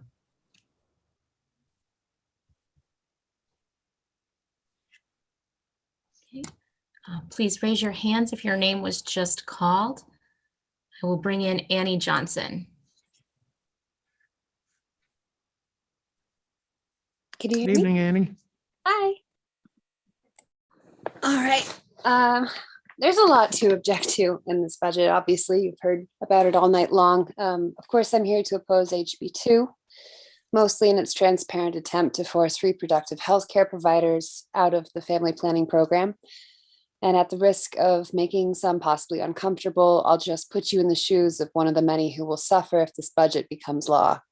So just pretend you're a server, working a double shift in a mask because your restaurant is understaffed since they reopened. You start to feel discomfort mid-shift, and 3 hours later, you're urinating every 15 minutes, and the pain is getting intense. It's a urinary tract infection. Your restaurant doesn't offer health insurance like most and like thousands of other NH employers. You were paying for private insurance, but couldn't afford the $400 a month premiums when your restaurant closed for the first 6 months of the pandemic. You applied for and were awarded Medicaid, but when you returned to work, you lost it the first time your income went above $1,150 a month, which is the cutoff, even though it only happened once in 5 months. You Google home remedies. Despite drinking 3 gallons of cranberry juice, you're crying with pain by the end of day 2 and in desperation give up and go to the ER around midnight. You wait 3 hours in agony. Their triage had to be modified for COVID protocols and they're understaffed. Eventually they treat you, prescribe you medications, and then 2 weeks later send you a bill for $1,800. You now make $1,400 in a very good month at $3.26 an hour plus tips and spend almost every penny of that on rent, groceries, and bills you know you can't pay. Alternate scenario. You call Planned Parenthood from the restaurant. They tell you to come in as a walk-in later that day.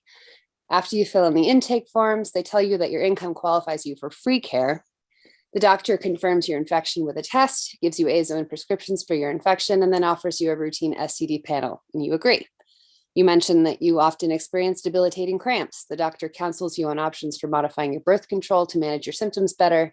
You walk out in 1 hour with new birth control, prescriptions, no bills, and total peace of mind.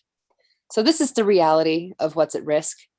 If this budget becomes law, thousands of Granite Staters like me and others are at risk of losing access to critical life-saving health care. For thousands of underinsured and uninsured residents, most of the bottom third of the New Hampshire population by income earned, there are no other viable options waiting in the wings to step in and do this work. Ms. Johnson, that's 2.5 minutes. Thank you. The ER system in a pandemic cannot take on the task of providing these thousands of people with routine testing, early intervention for HIV exposure, checkups, and providing birth control and free contraception. These patients are going to take on enormous debt, or more likely they'll go without care. And if supporters of this separation language say that they will somehow save the taxpayer money, they're misleading their constituents. We know that preventative healthcare saves taxpayer dollars at a rate of $1 spent for every 7 saved. We're living in a time where facts are secondary to the narrative propaganda. But I have the facts.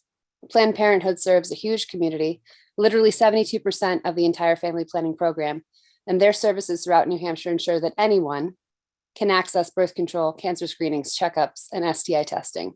I know there's a lot to object to. Thank you for your time tonight, and I really appreciate the work that you guys do. Thank you for your testimony. Any questions from the committee? Seeing none, thank you very much and have a good, wonderful evening. Next is Sue Kim. Hi, I'm here. Can you hear me? Yes. Great. Thank you very much. Good evening. I was here since the afternoon and you've been here since practically noon. I thank you very much for listening to the community. I also know as a psychologist, you all must be exhausted. So I am fine if you want to stretch or you want to rotate your shoulders a little bit or your wrists or your ankles. I know that loosens up trauma. Yeah, that just means we're going to get out of here later. Okay. As a psychologist, I am offering a testimony objecting to the inclusion of HB 544 in the HB 2 budget bill. I'm obligated to speak up against it since it violates 3 of my profession's ethical principles. First, my ethics code requires me to operate with integrity, promoting accuracy, honesty, and truthfulness in the science, teaching, and practice of psychology. And for decades, psychological research has found that systemic racism, institutional, interpersonal, and internalized racism all exist, and they need to be discussed and addressed so that we all can be healthy and heal. If HB 544 passes, it would be illegal in New Hampshire for psychologists to present accurate, honest, and truthful information about racism and sexism. And that's information that's supported by empirical data, which doesn't make any sense. So if you want psychologists to do scientific research and be able to talk about it, we need to take HB 544 out. Second, my ethics code also requires me to uphold justice, making sure all people have access to and can benefit from contributions from psychology. New Hampshire psychologists, if HB 544 passes, would not be permitted to offer workshops or trainings to help people understand things like how unconscious bias operates, or how to cope with the psychological distress and discomfort when we're talking about racism. We also, as psychologists, have ways to teach you to become resilient rather than avoidant, talking about these important topics. And as anybody in any relationship knows, avoiding discussing something generally makes it much worse than just learning how to talk about it. And finally, my ethics code requires me to operate with respect for people's rights and dignity. We have to be aware of and respect people's differences and try to eliminate our own biases, even as psychologists, so we don't harm our patients. Ms. Kim, that's 2.5 minutes. Thank you. I'm almost done. HB 544 would outlaw the trainings that I have to go to assess and monitor my hidden biases that would affect my work. So I'm asking respectfully that you please help me fulfill my ethical obligation to practice and remove HB 544 from the HB2 budget bill. I'd be happy to answer any questions. Thank you. Are there any questions from the committee? I see none, so I wish you a good evening. You too. Thank you very much. Next is Nirav Kapadia. Hello, can you hear me? Yes. Hi, good evening. Thank you, Senator Daniels and Ms. Millilo and Ms. Caldwell. The hour is late. I will keep it brief. I'm calling to you from Hanover, New Hampshire, and as you can maybe guess from my name, I am a person of color, also a father and a husband. I'm also politically inactive until recently. I'm here to speak against HB2, especially with regard to the Planned Parenthood defunding as well as the Divisive Concepts bill. These issues woke me on several very visceral levels. First, I speak to you as a cancer doctor who serves an underserved, rural, almost entirely white population in the North Country. To defund Planned Parenthood would devastate my patients. Many of them have their cancer screenings for breast cancer, cervical cancer, and other cancers detected through Planned Parenthood. Second, as a cancer doctor, racism hurts white people too. Imagine if you have a cancer doctor who can cure your lung cancer, and he's the only doctor for 100 miles, but you refuse to see him because he's brown. This is not something that I think our society needs more of. I also speak to you as a cancer and health services researcher. I discuss here that structural racism is not the focus of my comment, but really structural inequality. It is a fact that Black people are twice as likely to be ignored if they're having a heart attack and twice as likely to be ignored if they're having severe back pain or migraine.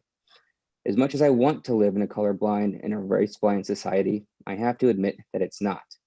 And so to be able to talk about these things lets us understand these things. And if we can understand these things, only then can we fix them. And third, I speak to you, and this may be my somewhat inappropriate remarks, but I'm libertarian curious. I moved to New Hampshire partly because of its libertarian streak. I feel like this bill is government overreach at its worst, and I also wonder how it would be funded. Who is going to pay for the bills for people to monitor speech? Who is going to pay for people to punish people who are in violation of this act? Thank you for your time. I defer to you and any questions you may have. Thank you. Any questions from the committee?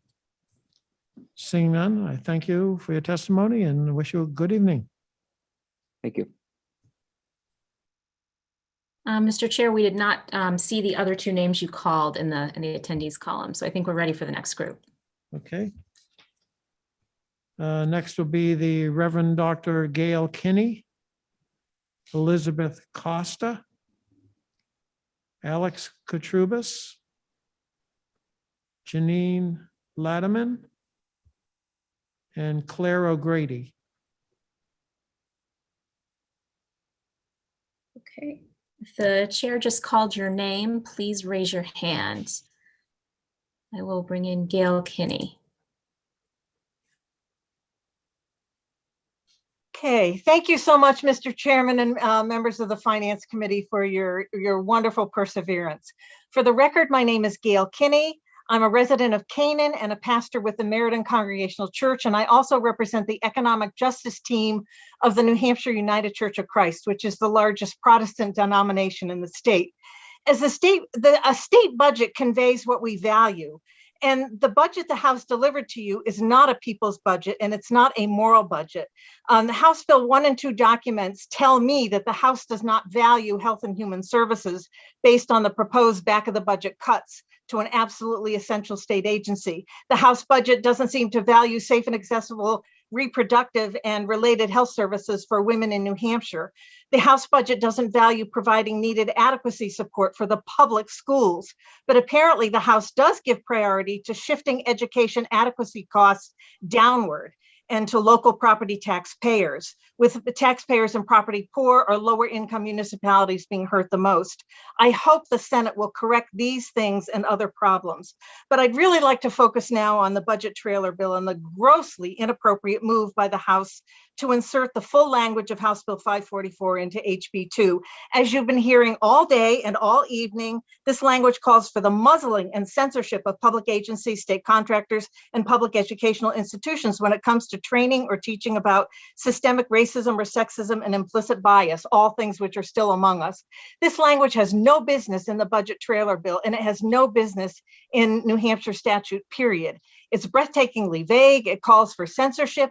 It mandates that certain topics can be discussed only, quote, without endorsement, meaning that facts can't be acknowledged as facts and reality can't be acknowledged as reality. It calls upon the Department of Administrative Services to become thought police for public jurisdictions in the state as well as for state contractors.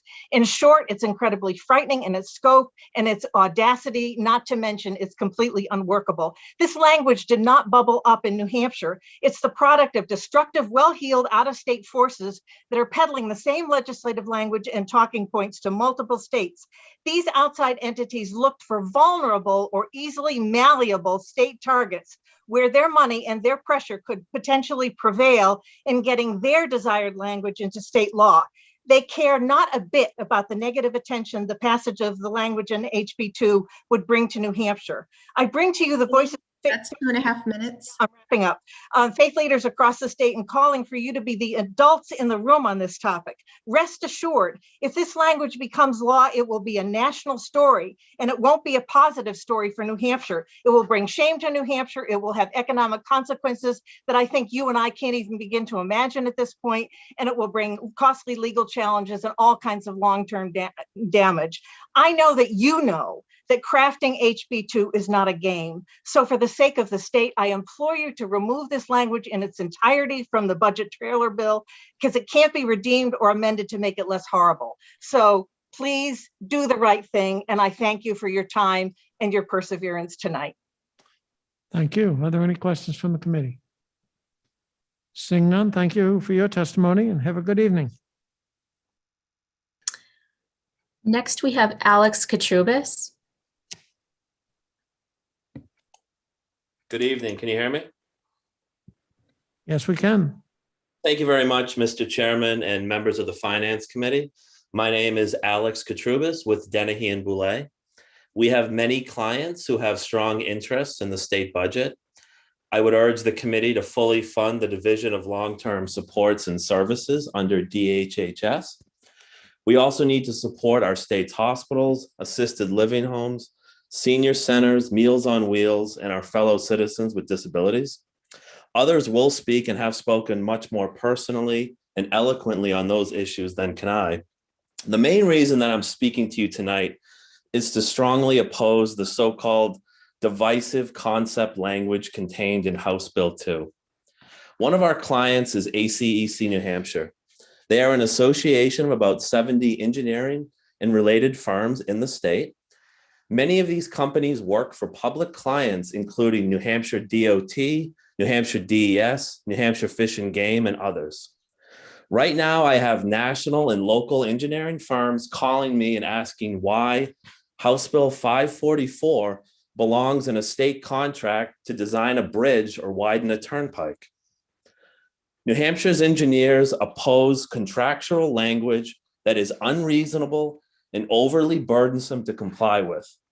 When engineering firms provide training on the topics described in the proposed language in House Bill 544, we would clearly not attempt to instill stereotyping. The point of this type of training is the exact opposite. We believe this is self-evident and additional contract language in this area is not needed. Many of our employees work on projects in multiple states, and the addition of New Hampshire-specific restrictions or training requirements will negatively impact our ability to deliver those services outside of New Hampshire. In addition, the language is extremely broad. It says, quote, "The contractor shall not use any training," unquote. Even an optional training that's requested by the employees would violate this law. It's really quite remarkable that this language has made it this far in the process. In addition, engineers often hire sub-consultants. This language says that a prime engineering firm shall include the provisions of this section in every subcontract. Earlier in the session, the Senate has passed a bill requiring Exit 4A in Derry to be completed. There are no less than 4 sub-consultants on Exit 4A. All of these would be administered by the prime engineering firm. So what is that engineering firm supposed to do? Call up their subs and force them to sign this language? And if they don't, will Commissioner Arlinghouse just rip up their contract? Mr. Katrubis, that's 2.5 minutes. I am finishing up. Okay. One of the sub-consultants for 4A is a national firm with specialized skills around real estate. This company will make sure that all of the right-of-way is secured to build 4A. So we're going to be putting important projects at risk if we go down this road. This language is a burden without a benefit, and I urge you to remove it from House Bill 2. Finally, on a couple of other issues, very, very quickly, I would urge you to restore the state aid grant program for our cities and towns. It's administered by the DES. This was funded by the governor. It was zeroed out by the House. And I would also encourage you to fully fund the Department of Transportation's budget so we can keep the traveling public safe. Thank you very much. Thank you, Alex. Any questions from the committee? Seeing none, thank you and have a good evening. You too. Next is Claire O'Grady. Good evening, Hello. Claire. Hello. We can hear you. Fabulous. Thank you to the members of the Senate Financial Committee, and thank you, Chairman Daniels. For the record, my name is Claire O'Grady. I'm a Barnstead resident, and I'm a family medicine resident physician. I thank you tonight for this opportunity for me to express my deep concern regarding House Bills 1 and 2. I practice medicine in a rural clinic in New Hampshire, in a town very similar to the one in which I was actually raised. The bucolic landscapes that it has, the fresh farm produce, and the neighborly waves unfortunately mask the healthcare disparities that my rural patients face. In the past year, my first year of training, I've listened to my patients' stories about newfound poverty as few local businesses in town have closed their doors. I've witnessed retrogression in their mental health at the hands of pandemic-induced seclusion, atop the physical seclusion they already possess simply by being rural residents. And perhaps most tragically, I've watched them decline life-saving treatments because they can no longer afford the gas money to drive the 40 miles to specialty clinics. New Hampshire is a state that is comprised of an expansive and proud rural population that already struggles with access, ultimately limiting availability to family planning programs, which have decades of evidence-based proof of their safety, as is suggested in House Bill 2, will only further widen this gap in healthcare access. This will be true especially for my rural patients, for rural women, and for me. Simply said, this goes against the very autonomy that this state boasts and promised to its residents. Resultantly, live free or diers, members of the Senate Financial Committee, I strongly urge you to vote against House Bill 2. I thank you for your time and consideration and will welcome any questions. Thank you. Are there any questions from the committee? Seeing none, thank you, Claire. Have a good evening. Next, we have Janine Latiman. Hi there. Good evening. Okay, thank you for listening. My name is Janine Lademan. I live in Peterborough, New Hampshire. I am opposed to any cuts to the state's mental health care budget. I have a 19-year-old son, and I'm desperately trying to find mental health services for him. 3 weeks ago, he started to act strangely and was experiencing delusions and hallucinating. This went on for days. I managed to get him to the emergency room at Monadnock Community Hospital. He was determined to be in psychosis and in need of hospitalization. Because MCH has no facilities to deal with these situations, he was put in an emergency room in the emergency department for a week, where he was held. The staff tried to find him a bed at an appropriate facility. His mental health continued to unravel while he was sitting in this little room. And he was finally transferred to a stabilization unit in Manchester, where he was put on medication and yet received no diagnosis. After 5 days, he was sent home, and we were told to call Monadnock Family Services for further care. I called immediately and was told they couldn't even schedule an intake until July 15th. His medication will run out in the middle of May, and I can't find anyone to manage his refills. Meanwhile, I've called every psychiatrist, counselor, hospital, and counseling center in New Hampshire and Massachusetts, including Mass General, McLean, Brigham and Women's, and Dartmouth Hitchcock. Most places don't even call you back, and every place I've spoken to says the same thing. Sorry, we're full.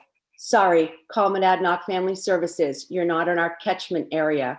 Sorry, you'll have to go back to the emergency room. Well, just today we went back to the emergency room. This time we went to Southern New Hampshire Hospital.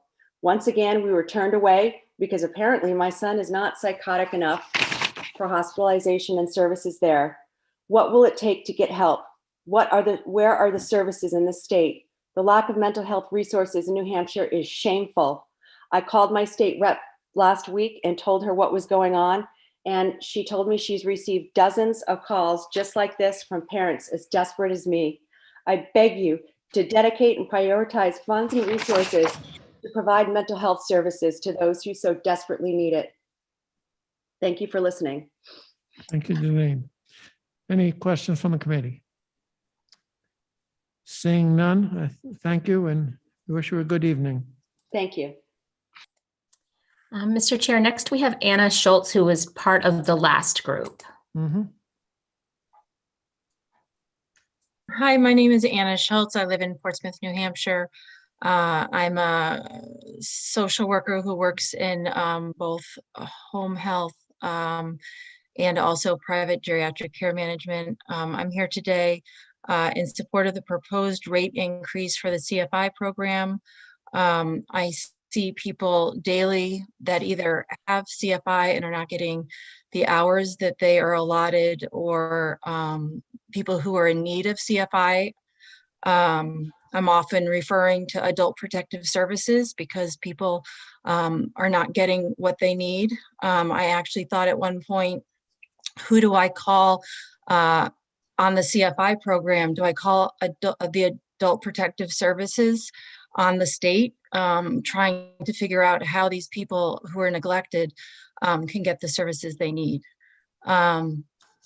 There's many individuals that I see who, if they were able to have the full care that they were designated by the state, would be able to stay in their own home and be able to live their life rather than going to a nursing home that ends up being significantly more money.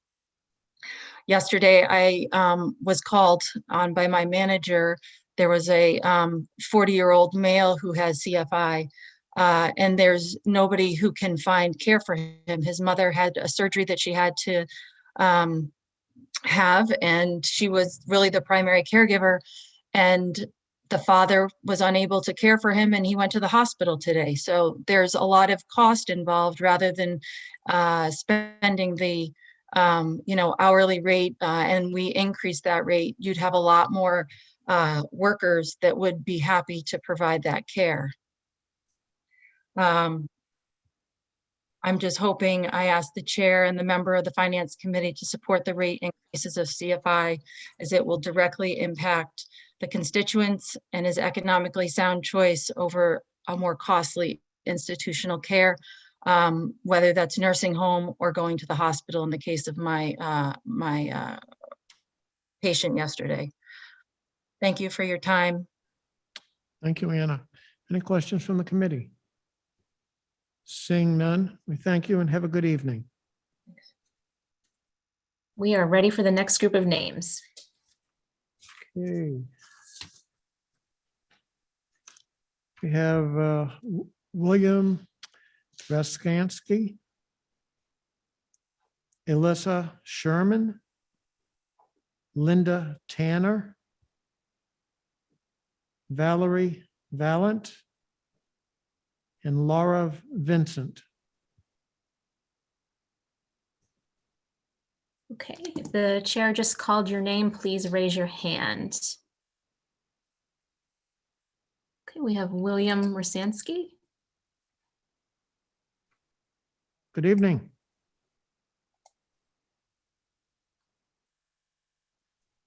Committee. My name is William Rashansky. I serve on We can't hear you.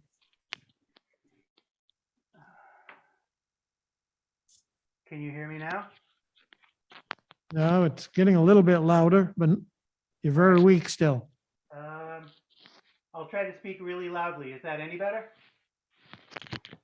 Not enough that we can hear. Daniels and other honorable members of the Finance Committee. My name is William Rashansky. I serve on the Select Board in Charlestown, New Hampshire, but I represent myself during this testimony.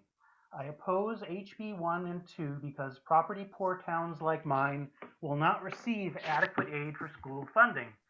Please consider this. Property rich towns like Newington pay $2.70 per $1,000 of property value for school funding. Charlestown is a property poor town and pays $24.89 per 1,000. That's 9 times more than Newington. Charlestown spends so much money on school funding that it always looks for ways to cut or constrain municipal spending. The town cannot grow or do fun things like hire a full-time recreation director. It struggles to maintain existing assets, and residents like myself cannot afford to retire in Charlestown. Every year, Charlestown has at least 20 properties with delinquent taxes. 10 were sold last weekend. I feel terrible for the people that lost their homes and that I was part of the process. I hope the Conville lawsuit will solve these problems. Charlestown's tax rate would be much lower if the state provided adequate funding per student. Meanwhile, I beg the Senate Finance Committee to increase aid for school funding to towns like mine, property poor towns with low equalized value per pupil. HB 623 would have done this.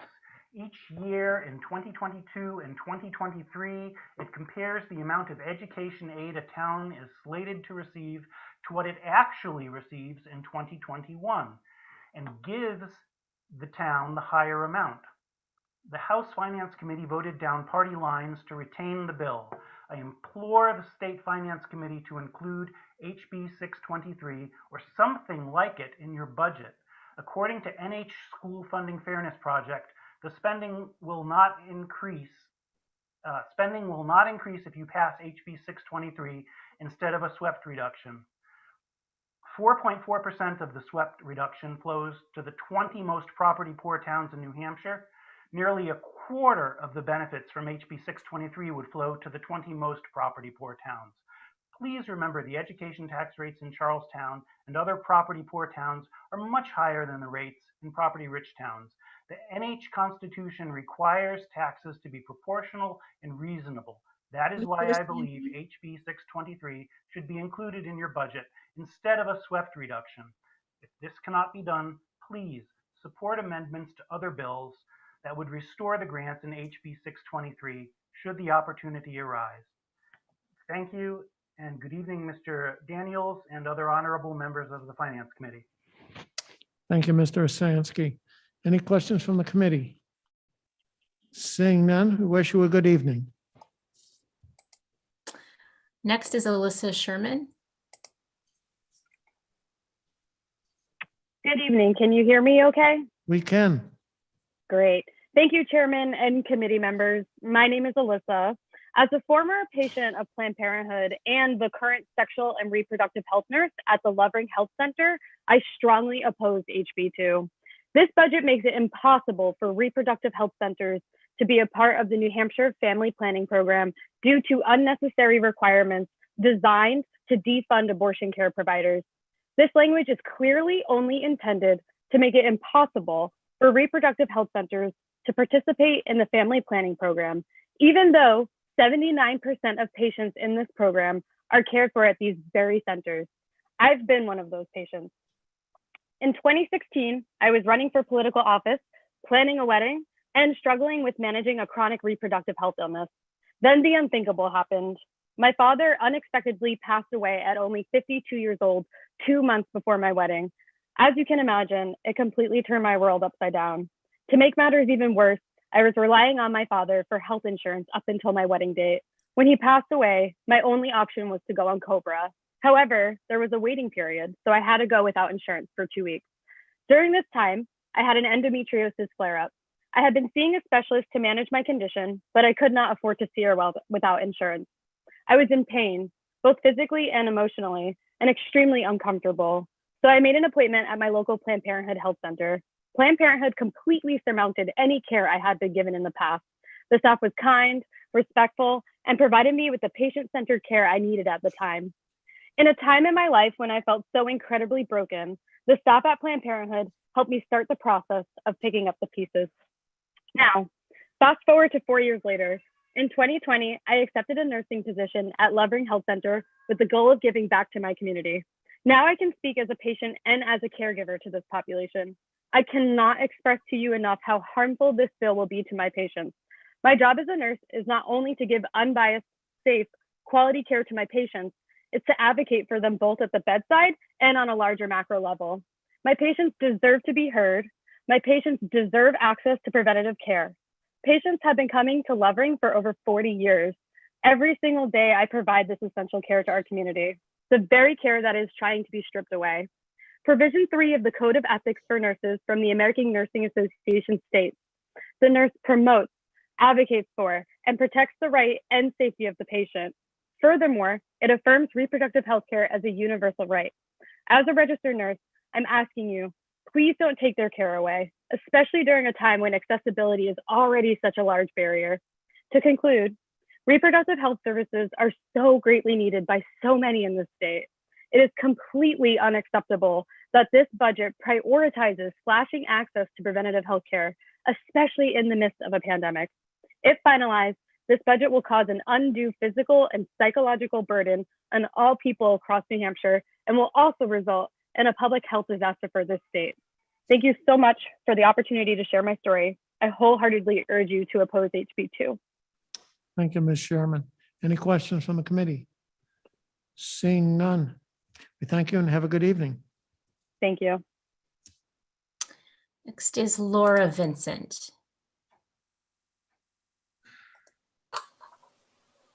Hello, thank you for allowing me to testify. My name is Laura Vincent and I live in Loudon, New Hampshire. Although I am a member of the Merrimack Valley School Board, I am testifying as a citizen and not representing the board. I am requesting that the wording from SB 130 about education freedom accounts be kept out of HB2 for multiple reasons. The reason which I want to elaborate on is the lack of accountability for student outcomes and the language about EFAs. Although the language has been amended to include 3 choices to measure student progress, a large loophole remains. The 3 choices listed to assess student progress are 1, using the New Hampshire State Assessment used in public schools, 2, using another standardized test, and 3, using an evaluation of a portfolio of student work. This assessment by portfolio evaluation is where the loophole lies. For instance, a student being homeschooled could have their portfolio evaluated by any teacher selected by the parent. The teacher during the evaluation, perhaps a relative or friend of the family, does not have to be certified. It does not have to have experience at the student's grade level, such as a non-certified teacher working in a private kindergarten evaluating a high school student's portfolio. Also, there is no language requiring this portfolio evaluation to be reported to the state or school district, only to the scholarship organization. The scholarship organization is not authorized or required to do anything further with the portfolio and is not authorized or required to terminate an EFA, even if the student shows no progress year after year. Although this situation may not occur frequently, when it does occur, there is no recourse for addressing the student's unmet needs. This issue could be considered under the increased scrutiny of a standalone bill. Thank you. Thank you. Any questions from the committee? Seeing none, thank you for your testimony. Have a good evening. Thank you. You too. We did not see the other two names that you called as part of that group. Okay. So the next group is Dan Weeks, Larry Wilkowitz, Mary Wilkie, Morgan Wilson, and James Bommerbach. Okay. I'll bring in Mary Wilkie. Hello, can you hear me? Yes, Mary. Hi, thank you very much, Mr. Chair and members of the committee. My name is Mary Wilkie and I live in Concord.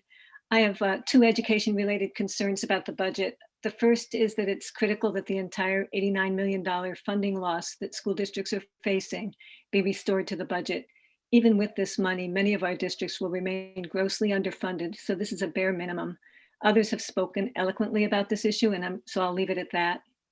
I also urge you not to include SB 130, the voucher bill, in the budget because it needs the kind of close scrutiny that it will only get as a standalone bill.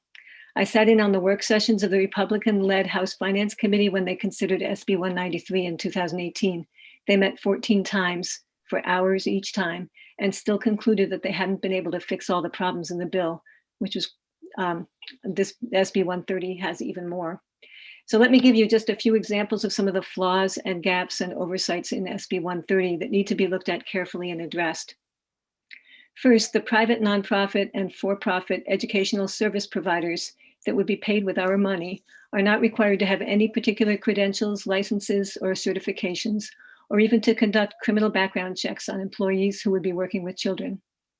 Second, nothing in the bill prevents employees of the scholarship organization or their family members from setting up their own for-profit tutoring service or therapy center, steering parents to those providers and then paying them with our taxpayer dollars.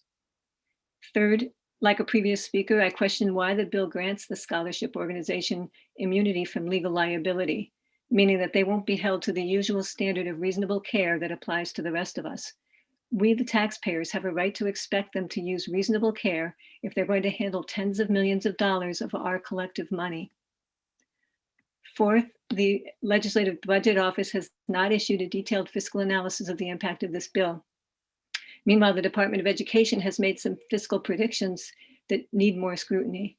For instance, they projected that in the first 2 years of implementation of the bill, only 106 of the more than 15,000 students currently attending private school would apply for the free money offered to them under SB 130 to use toward tuition. This defies belief, and the assumptions used by the DOE need to be carefully scrutinized. Fifth, if a child took an EFA, her public school would lose the adequacy money and differentiated aid it would otherwise receive on her behalf. Yet she could continue to attend public school for up to 50% of each week for the rest of her school life. Ms. If the Wilkie, child, 2.5 minutes. thank you. If the child had special needs, the public school would remain responsible for addressing all of these special needs, which can be very expensive, without receiving any of that state help, which would be going to a private school that has no obligation to provide special ed services. Burying a bill of this importance in the budget before it's undergone the close scrutiny it deserves, and making today the public's last chance to weigh in on it, even before a credible fiscal analysis has been done, would be irresponsible and undemocratic, and it would undermine the public's faith in this legislature. Please don't put SB 130 in the budget. Thank you. Thank you, Mary. Any questions from the committee? Seeing none, we thank you and have a good evening. Thank you, you too. Next is Morgan Wilson. Hello, can you hear me? Yes, we can. Good evening, everyone. Thank you so much for your time tonight. My name is Morgan Wilson, and I am a resident of Concord, New Hampshire, speaking in opposition to House Bill 2. The House budget defunds Planned Parenthood of Northern New England and independent abortion providers. To be clear, this language defunds essential healthcare providers during a pandemic. As a former patient of Planned Parenthood, I know firsthand the importance of the reproductive health services they offer. I've received amazing quality of care from Planned Parenthood, above and beyond my standard experience at other healthcare facilities. I am someone who experiences a lot of anxiety about doctor's appointments and medical care, and when I made an appointment to get the Nexaplanon birth control implant at my local Planned Parenthood, I was incredibly nervous. It involves the insertion of a rod into the skin of the upper arm, and I was anxious about how it might feel. The health center staff made me feel really welcome. The doctor seemed to be able to tell how nervous I was and took great care in gently explaining what she was going to do and how it might feel. I deeply appreciate her patience and understanding and left that appointment with the knowledge that I could always turn to Planned Parenthood for understanding, compassionate care. Every experience I've had at Planned Parenthood has demonstrated how considerate the staff is. They treat their patients like people and care about not just their physical health, but their mental and emotional needs as well. They offer high quality care while making it affordable for those who are uninsured or underinsured, and always take the patient's multifaceted needs into consideration.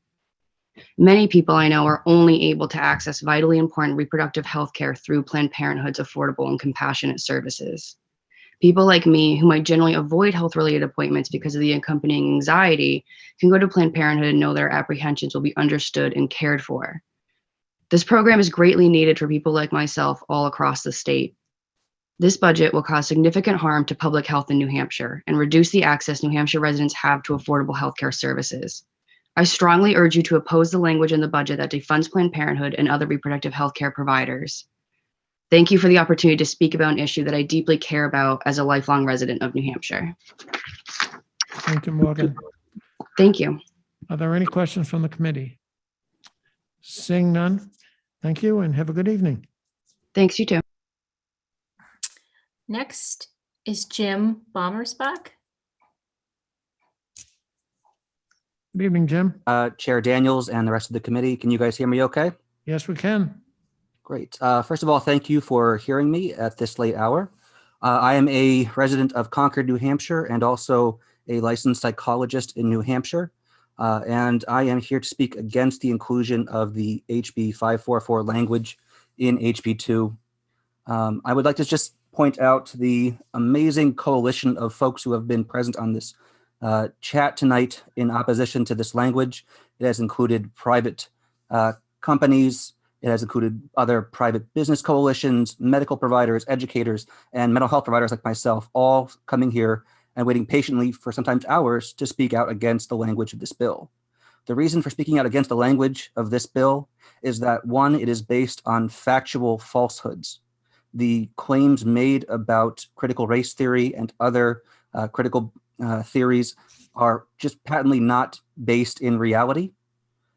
Two, in terms of the goals of our state, we should be focused on increasing discussion of bias in all its forms across this state, because that is how we are going to do as much as we can to eliminate these from society, and that should be our goal. This bill puts us in the wrong direction. I would also like to point out that in consideration of the practical side of this, as others have said, there are costs associated with this that are not included in the bill, that include enforcement and include the inevitable legal challenges this language will produce. I would also like to suggest the committee to consider the idea that when significant private entities like Major League Baseball are looking at the state of Georgia and pulling themselves out of having an all-star game in that state, that New Hampshire could very well be the next state on that list to lose out on important infusions of money into the state, because we will become one of the few states who has passed this type of hateful rhetoric. With that, I thank the committee for their time and patience with this evening. And I do want to also just say thank you to everyone who has been on the chat tonight. This has been, I think, an excellent exercise in democracy And I hope the committee will take that into consideration and that they will make the best use of this time by really listening to those who have come before me and those who will come after. Thank you. Thank you, Jim. Any questions from the committee? There being none, we thank you for testifying and wish you well. Thank you. Next is Larry Welkowitz. Hi, Larry. Thank you. Thank you, Chairman Daniels. I appreciate the opportunity to speak with you this evening. And again, I'd like to thank your staff and everyone who's hanging in there tonight. I am a state representative from Cheshire District 4 in Keene. I'm also the chair of the psychology department at Keene State College. And I'd like to speak to the inclusion of HB 544. I'd like to speak against the inclusion of HB 544 language into HB 2 as it relates to divisive topics. As the chair of the psychology department, I can attest that discussing divisive topics is at the heart of academics. Just yesterday in my class in clinical psychology, we discussed the problem of CTE, chronic traumatic encephalopathy, or brain damage resulting from playing football. And students carefully reviewed the literature. Some argued that football was too dangerous and should be banned at the high school level. And others said that no, it was a student's free choice to play or not to play. Those types of conversations can be very heated, but they're essential to breaking down these core issues. This is what we do at colleges. We talk about hot topics in psychology. We discuss all models of psychology, Freudian theories, behavioral interpretations of disorders, the use of empathy and warmth versus confrontation for personality disorders. And yes, we talk about institutional racism in professional psychology. Why are there so few Blacks in psychology? Why are there so few Black professional psychologists? You know, in New Hampshire, we don't have any public program for doctoral level education in clinical psychology. We don't have a program. I think we may be the only state in the country without one, except there is a private school. Antioch has a PsyD doctoral program, and it would cost you about $200,000 to get through that. Can we then talk about differential impacts on people with different economic status? Of course, we must. So we can't simply avoid what this bill refers to as divisive concepts. If we're to effectively review and discuss all these types of topics, at least those in my field, a vote for this bill is a strike against Socratic dialogue, the academic process, and the language on divisive concepts simply can't be followed in academia. They won't be followed in academia. And its inclusion will certainly lead to an immediate First Amendment challenge in court, which will sadly have to be paid for by the citizens of New Hampshire. Anyway, thank you for the opportunity to speak with you today, and I hope that you will oppose this section of the bill. Thank you. Thank you, Representative. Any questions? Thank you. Seeing none, thank you and have a good evening. Good night. And next is Dan Weeks. Yes, and if Liz Wester is out there, if she could please raise her hand. Good evening. Good evening, Mr. Chairman. Weeks. Chairman Daniels, thank you so much for the opportunity. It's late and I appreciate you sticking with us. I'm Dan Weeks. I'm a co-owner and director at Revision Energy. We're New Hampshire's largest clean energy company with around 300 employee owners. And I live in Nashville with my wife and kids. I really appreciate this chance to speak up alongside a whole lot of other people tonight in opposition to the divisive concepts language in HB2, as well as the proposed cuts in employment-related childcare. Quickly on the latter, our business is always concerned about barriers to bringing our employees back, particularly female employees who often shoulder the bulk of those kinds of responsibilities. And so we think it's really important to keep the budget level funded so families experiencing economic hardship during this pandemic can afford the childcare they need to keep working or get back to work. I'm honored to also serve on the board of the New Hampshire Women's Foundation, and this is naturally an important priority to ensure some equity in the workforce. In terms of the divisive concepts language, our company has been awarded a whole lot of public sector contracts over many years to install clean energy systems for the state, but also cities and towns and school districts.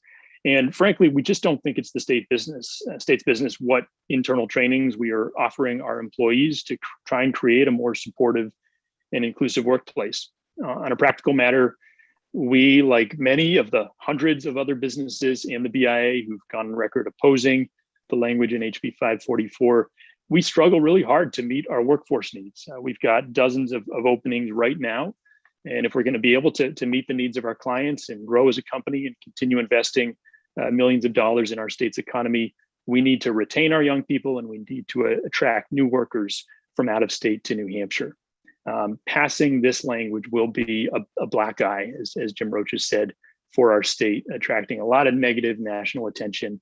And it's going to make it harder for us to create the kind of diverse, productive, inclusive workforce that frankly is good for our business and we think is good for our state. It's been noted previously that any of the state contractors, rather contractors who work in various states looking to do work for New Hampshire, the engineering firms that we also bring in for large clean energy projects, they're not even going to look at working for the state to meet these needs if we have these kinds of onerous requirements. They're all doing this type of training to create diverse and inclusive workplaces.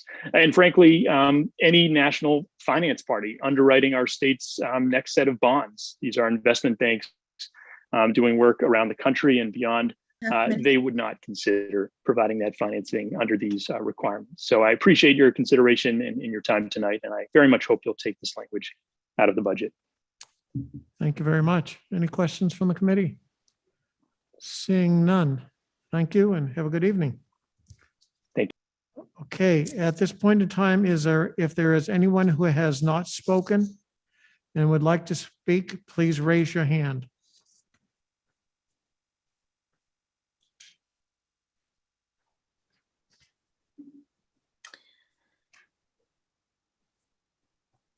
So we have several hands, Mr. Chair. Just start from the top and work my way down. Will do. New Hampshire Women's Foundation. Hi, my name is Crystal Parody. I'm sorry, I'm signed in under that name. I thank you so much for hearing me this evening. I'm here to ask this committee to amend HB 1 to include a 9-month backfill for family planning funding. Several years ago, I began experiencing what was later diagnosed as menorrhagia, a condition that affects over 10 million women in the US alone. For me, it meant that every month I would experience days or even weeks of severe discomfort, heavy bleeding, migraines, anemia, nausea, inability to stand or even sit up. Often this meant a few days a month where I was totally unable to work or do any usual tasks. It was severely affecting my quality of life, and it was getting worse each month. I was uninsured and had spent months attempting unsuccessfully to schedule an appointment with a doctor. I had turned to Planned Parenthood over a decade earlier in my early 20s for basic birth control, but it hadn't occurred to me to go to them for this until a friend who'd experienced similar symptoms recommended that I reach out to them for help. It was very easy to book an appointment online, and I was able to see them the very next morning, and that alone was a huge relief. But receiving the care I needed was truly life-changing.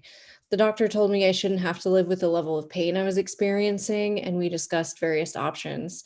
I left that day with hormonal birth control pills, which caused near immediate relief. And a few weeks later, I went back for an IUD insertion. That was 18 months ago, and I was, fortunately, I'd say, someone for whom a hormonal IUD stopped my periods altogether and the debilitating symptoms that came along with them. For those who don't know, an IUD lasts about 10 years. And since I was uninsured and low income, it was 100% covered by family planning funding. This access to timely and compassionate care has changed my life. I've been able to get through COVID-related employment shifts, not to mention stress around getting basic supplies, especially through the first few months of the pandemic, all without having to deal with painful and costly condition that was getting worse the longer it went untreated. You've heard about the potential gap in the Title X funding for family planning services here in New Hampshire. We know that state revenues are actually up this year, so cutting this critical gap funding would be unnecessarily cruel as we recover from the biggest health crisis in generations.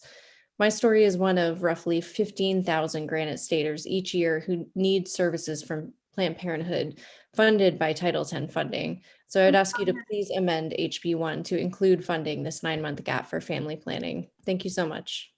Thank you. Any questions from the committee? Seeing none. Thank you and have a good evening. Thank you. You too. Hunter Porter. Hi, thank you, Good Mr. evening. Chair and members of the committee. My name is Hunter Porter. I am the legislative liaison for the Nashua High School South Democrats. We oppose HB2 because of the horrendous inclusion of HB 544, the prohibition of divisive concepts. This bill would prohibit students like us from truly learning the history of our country. Teachers would be unable to fully discuss the racism and sexism that colors the past and present of this country. In addition to this terrible effect, this bill would prohibit police officers from receiving bias training. As is seen in the police killings that engulfs our news, police officers have a clear bias against people of color. This bias has shown to have fatal consequences. Bias training is a necessary and extremely important part of police training. Prohibiting the state of New Hampshire from providing bias training opens the door to racism and sexism in many workplaces that are involved in this bill. This is because racial sensitivity training helps people of color and women from experiencing certain microaggressions that white people may not have been aware of before training. This is extremely harmful to marginalized groups because they will not feel completely safe and comfortable in their workplaces. Minorities have a right to feel safe in their workplaces. They should expect to not experience racism or sexism in their workplaces. Now, some may say that if people feel uncomfortable in their workplace, they should leave. However, this is not a choice for many New Hampshire citizens because of money. Thank you. Again, the Nashua High School South Democrats oppose HB2. And thank you very much. Thank you, Hunter. Any questions from the committee? Seeing none, have a good night. Thank you, you too. Nicolette.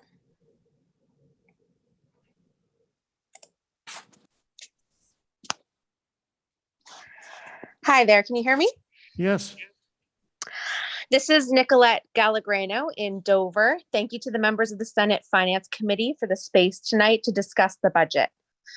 I'd like to oppose HB1 and HB2, specifically the elements of education freedom accounts, previously in SB 130.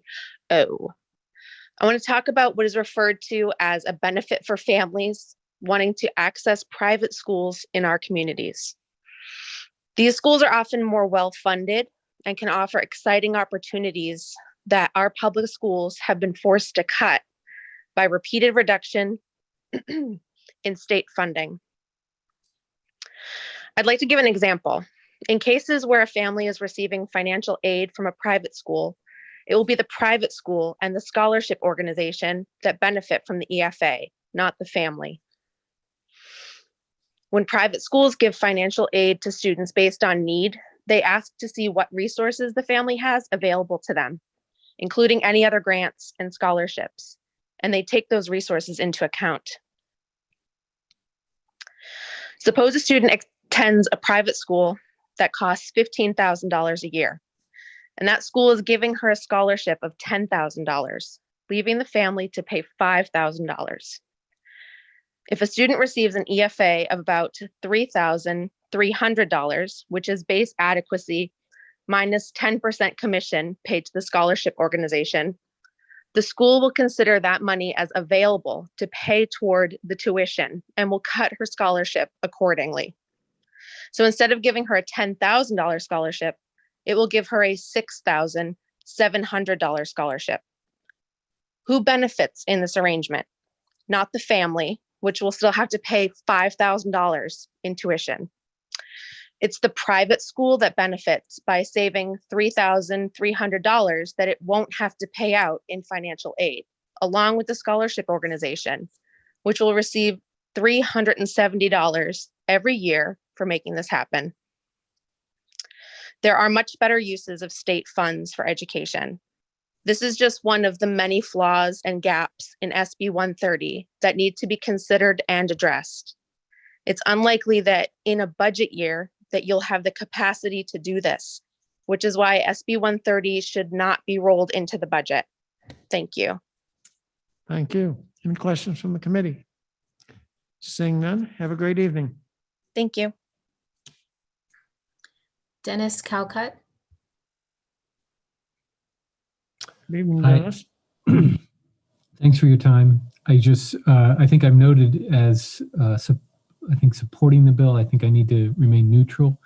I hope I'm doing this properly. I work for Cheshire County and Connected Families NH.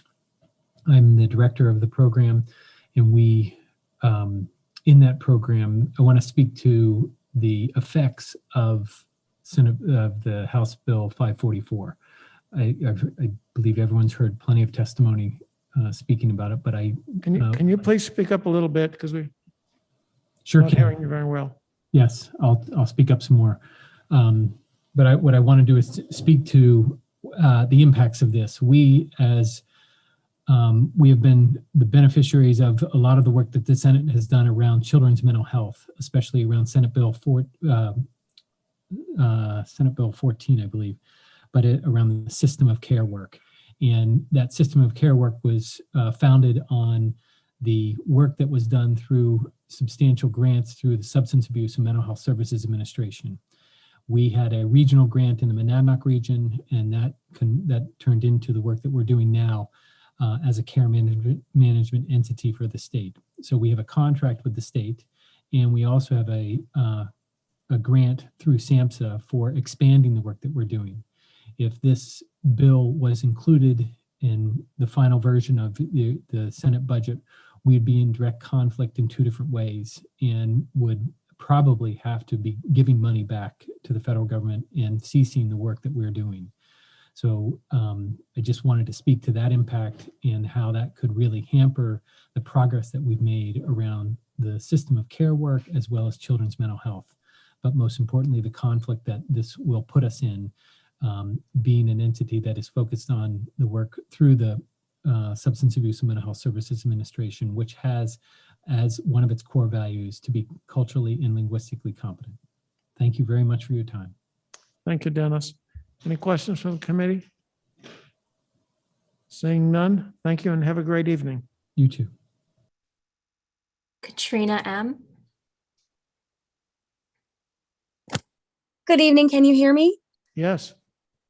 Hi, my name is Katrina Miamis. I live in Portsmouth, and I would like to speak about my experience at the Lovering Health Center in Greenland. You've heard many others with similar testimony. Mrs. Johnson's narrative earlier, and a woman just a few people before me. I suffer from endometriosis, which is a disorder where tissue that normally lines the uterus grows outside of the uterus. This abnormality comes with many different symptoms, but for me, it manifested in excruciating abdominal and pelvic cramps. I was in crippling and debilitating pain to the point where I was physically incapable of going to work. One day when I made it into work, the pain was so bad, I was vomiting in the bathroom and I passed out. I went to the hospital, and that's when I knew I had to find a solution. Research has shown that estrogen and progesterone can help control the growth of endometrial tissue and can help ease this associated pain. IUDs release small amounts of these hormones, which is how they were able to help my specific issues. At the time, I didn't have great insurance, and now I had a large hospital bill. I paid out of pocket to see my normal provider because they weren't in my network, and the only thing they could offer me was a treatment at a cost that there was no way I could afford. After researching my options, I found the Lovering Health Center in Greenland. I was immediately put at ease from the staff. Everyone was kind and helpful, and my needs were heard. I had come in a well-informed patient, but the practitioners explained other options that may have worked for me, some of which I hadn't heard from my OBGYN or primary care doctor, each of which I had been seeing for over 10 years. After the IUD insertion, my pain was greatly reduced. It's more bearable. It's far less frequent. I have not missed a single day of work due to pain. There's plenty more to this story, but I'm going to skip ahead for time. My story is not unique. The Mayo Clinic defined endometriosis as a common disorder found in about 10% of women, which means everybody here knows somebody suffering from endometriosis. A cut in funding will mean a reduction in resources, and women like me will go untreated. I am opposed to the bill HB1 and HB2 as it stands, especially because of its exclusion of the Joan G. Lovering Health Center from the state's family planning program. I cannot thank the staff at the Lovering Health Center enough for their kindness, respect, for drastically reducing my pain and greatly improving the quality of my life. Thank you all for your time and have a great night. Thank you, Katrina. Any questions from the committee? Seeing none, thank you and have a good evening. Thank you. Next, we have former Senator Melanie LeVake.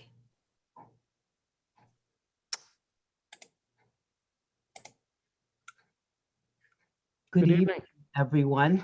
Good evening, Chairman Daniels and members of the Senate Finance Committee. My name is Melanie LeVake. I'm from Brookline, New Hampshire. I'm a 4-term New Hampshire state legislator and the first person of color to serve in the New Hampshire Senate. And many people are surprised to hear that I am the first person to serve. But I was elected by the people of my district to serve them, and it was one of the greatest honors of my life. But I am here today or tonight to speak against House Bill 1 and House Bill 2, most especially the section titled Propagation of Divisive Concepts Prohibited. First of all, no one should be blamed or made to feel guilty for the acts of the past. However, as Edmund Burke said, those who don't know history are doomed to repeat it. The term divisive language is quite subjective. What may seem divisive to one person may be a life experience of another. Some of you may have heard the story of my parents not being able to purchase a home because the realtors would not sell it to them, and that our neighbors voted on whether to have us move into the neighborhood. I thought this was a unique experience, but I learned several years ago about redlining, when maps are drawn to prevent certain people from living in certain areas. I recently read the book, The Warmth of Other Suns. It was about the great migration of Blacks from the South to the North. This story showed me that my experience was not unique. It showed me that the pain my family felt was not only felt by them, but by many people in communities of color. Our stories are not a unique phenomenon. They are facts and should be taught as such. And to ignore the struggles identified in these stories allows them to be repeated. We are in a vaguely familiar place right now where unbiased information is very difficult to find, where public institutions are defunded and speech is stifled, neighbors turn against neighbors, and a government, our government, puts divisive language such as this into our laws. This is a history we do not want to repeat. I'm concerned about the motives and the mindset of legislators who would allow such language to be included in our state budget, who would bring President Trump's executive order, which was rejected at the national level, into our state. I believe that the people of New Hampshire are better than that and deserve better than that. I urge you to remove this divisive language from the state budget and to produce a budget that enables all of our people in New Hampshire not just to survive, but to thrive. I thank you all for your time and giving us the opportunity to speak. Thank you. Any questions from the committee? Seeing none, thank you, and we wish you a good night. Thank you. Next is Matt Wilhelm.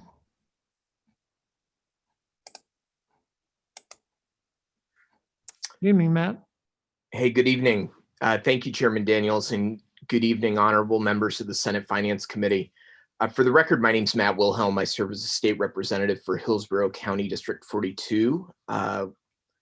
It is a district that encompasses the heart of downtown Manchester and our historic mill yard. And I'm really grateful for the opportunity to testify in support of the Save Our Granite Stages Act and its inclusion in our state budget.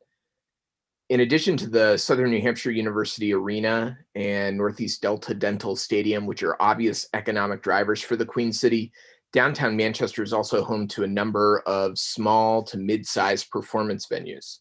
Our crown jewel, the historic Palace Theater, is an 880 capacity performing arts center, and it's home to over 350 first-class Broadway-style musicals, comedy, live music, and youth theater productions every year, except for this past one. And this is personal for me. Before politics, I worked for more than a decade in the live music industry for a number of touring musicians. I cut my teeth selling band merch in dive bars and worked as a concert photographer and videographer, and then lighting designer on the club and theater circuit. And finally, as a production assistant and tour manager as my artists advanced to arenas, amphitheaters, stadiums, and major music festivals around the world. And like any line of work, some of my best friends are those that I met through my employment. I've spent months, and in many cases years, on the road, working long hours and living in tight quarters with these colleagues turned friends. The live music industry was the first to close during the COVID-19 pandemic and will be among the last to reopen. And personally, it's been heartbreaking to see how the pandemic has impacted the livelihood of my friends and former coworkers. And for every one of them who are on the touring side, there are 2 or 3 local venue staff, house managers, audio and lighting techs, concert promoters, ticket sellers, ushers, concessionaires, bartenders, not to mention employees at surrounding hotels and dining establishments who have been impacted as well. It was always a great day when New Hampshire venues appeared on our tour routing. And in particular, I knew that, it was going to mean a real big deal for our local communities. So whether we were in Portsmouth or Concord or Manchester, Plymouth, Derry, or Guilford, Laconia area, home to Meadowbrook Farm, there was a clear, direct increase in economic activity on nights when there was a show in town. And right now, 2.5 minutes. Okay, thanks. I'll wrap up.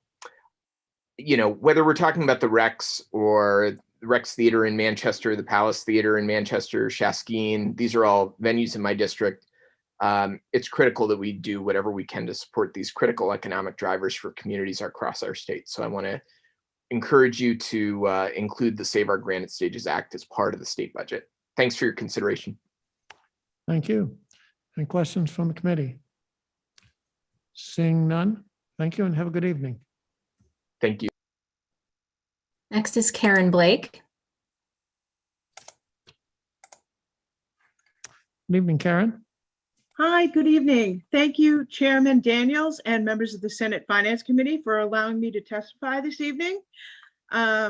As I said, my name is Karen Blake. I live in North Woodstock, New Hampshire, and I'm asking you to fully fund all of the line items for developmental disability services in the budget and the people who carry out the work, like direct support for professionals. I'd also like to advocate for the funding of the adult dental benefit and funding for the 10-year mental health plan. For full disclosure, I work for Northern Human Services as the coordinator of public policy and marketing. I'm a member of the Northern Human Services Family Support Advisory Council and on the board of New Hampshire for Autism. My husband and I are also small business owners in the White Mountains, but today I am testifying on my own behalf. I'd like to tell you about my son. He is a smart, creative, funny 14-year-old who wants to be the next George Lucas. It is May the 4th, after all. He also is diagnosed with autism, ADHD, and auditory processing disorder, and is currently supported by Northern Human Services through the in-home supports waiver. But we have also received family-centered early supports and services and family support in the past. We're lucky right now, having found a great match of an in-home support provider for him after 2 years of looking. These services are helping him work on key items like social interaction, using money, beginning to cook using the microwave, and more. But we're looking beyond today, and someday he is likely going to need support to be a successful adult.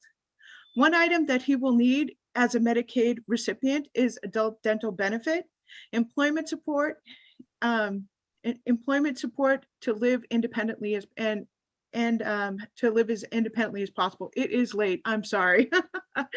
And it is also possible that he may need mental health support and services as well. So I'm asking you to fully fund all of the supports and services that I have mentioned, not only for my son, but for everyone who needs those services and supports to be successful. I thank you again for this opportunity to speak today, and especially for holding 2 separate virtual sessions. I know it's been a long day, and we sincerely appreciate all of you and all the senators and the staff for making this possible. Thank you, Karen. Any questions from the committee? Seeing none. Thank you and have a good evening. You too. Thank you. Representative Maria Perez. Good evening, Mr. Chair Daniels. Good evening.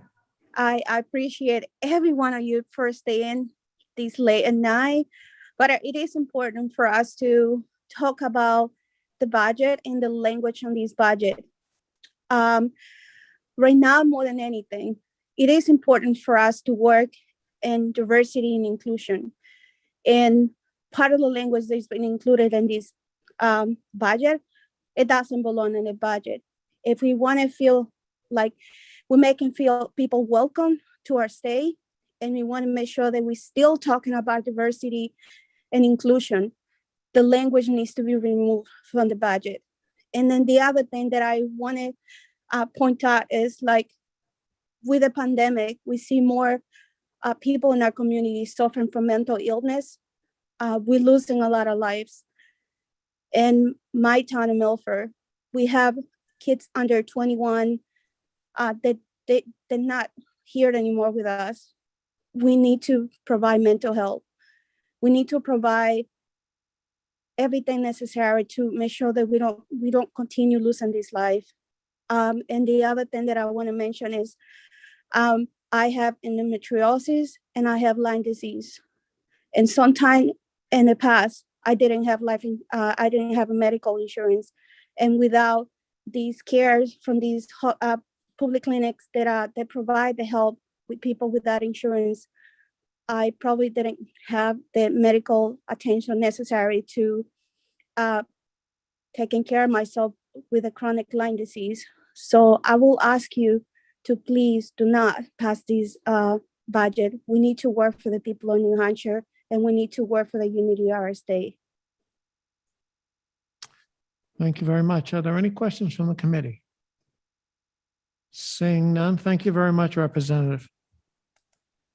Okay, with that, I see no more speakers this evening, and we've had a long day, so I want to give thanks to all of those who have testified this evening, and say that we will be taking all of the information that we've collected over the last 3 weeks. Okay, I see one more hand up.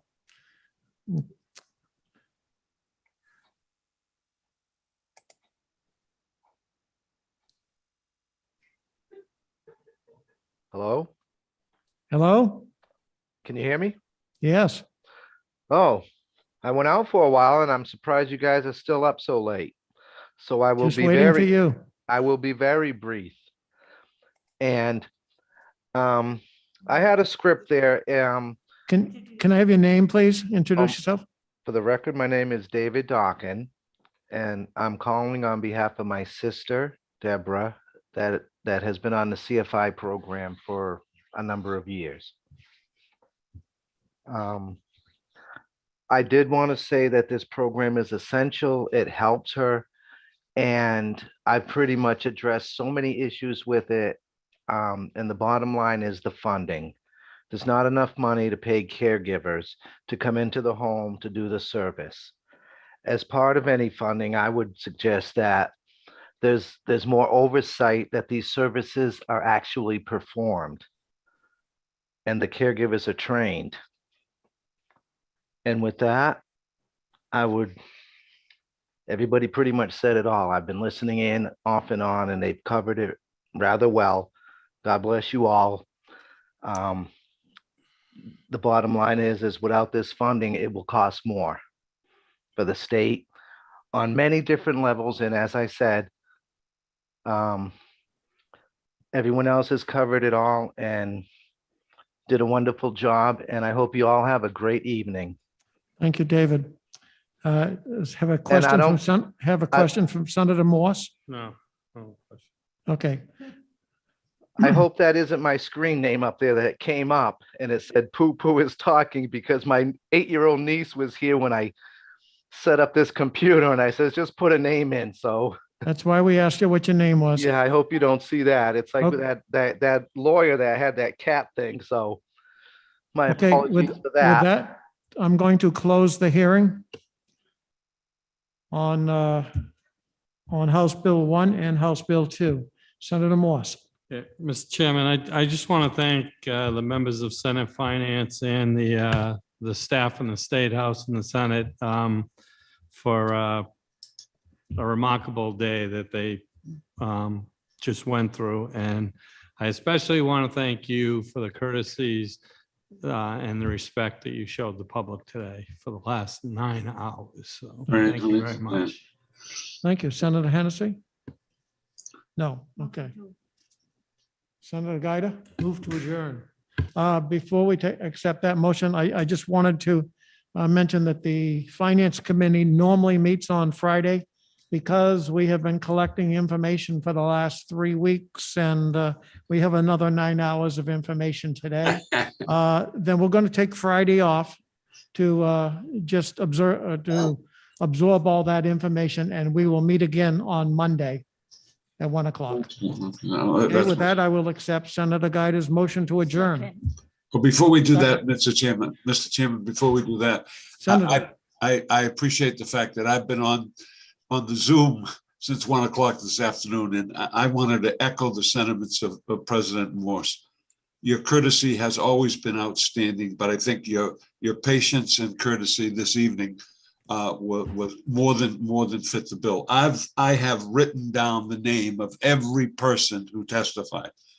Every person who testified. I have them on about 10 sheets of paper. And I want to give you heartiest congratulations on wishing everybody a good day or everybody a good evening.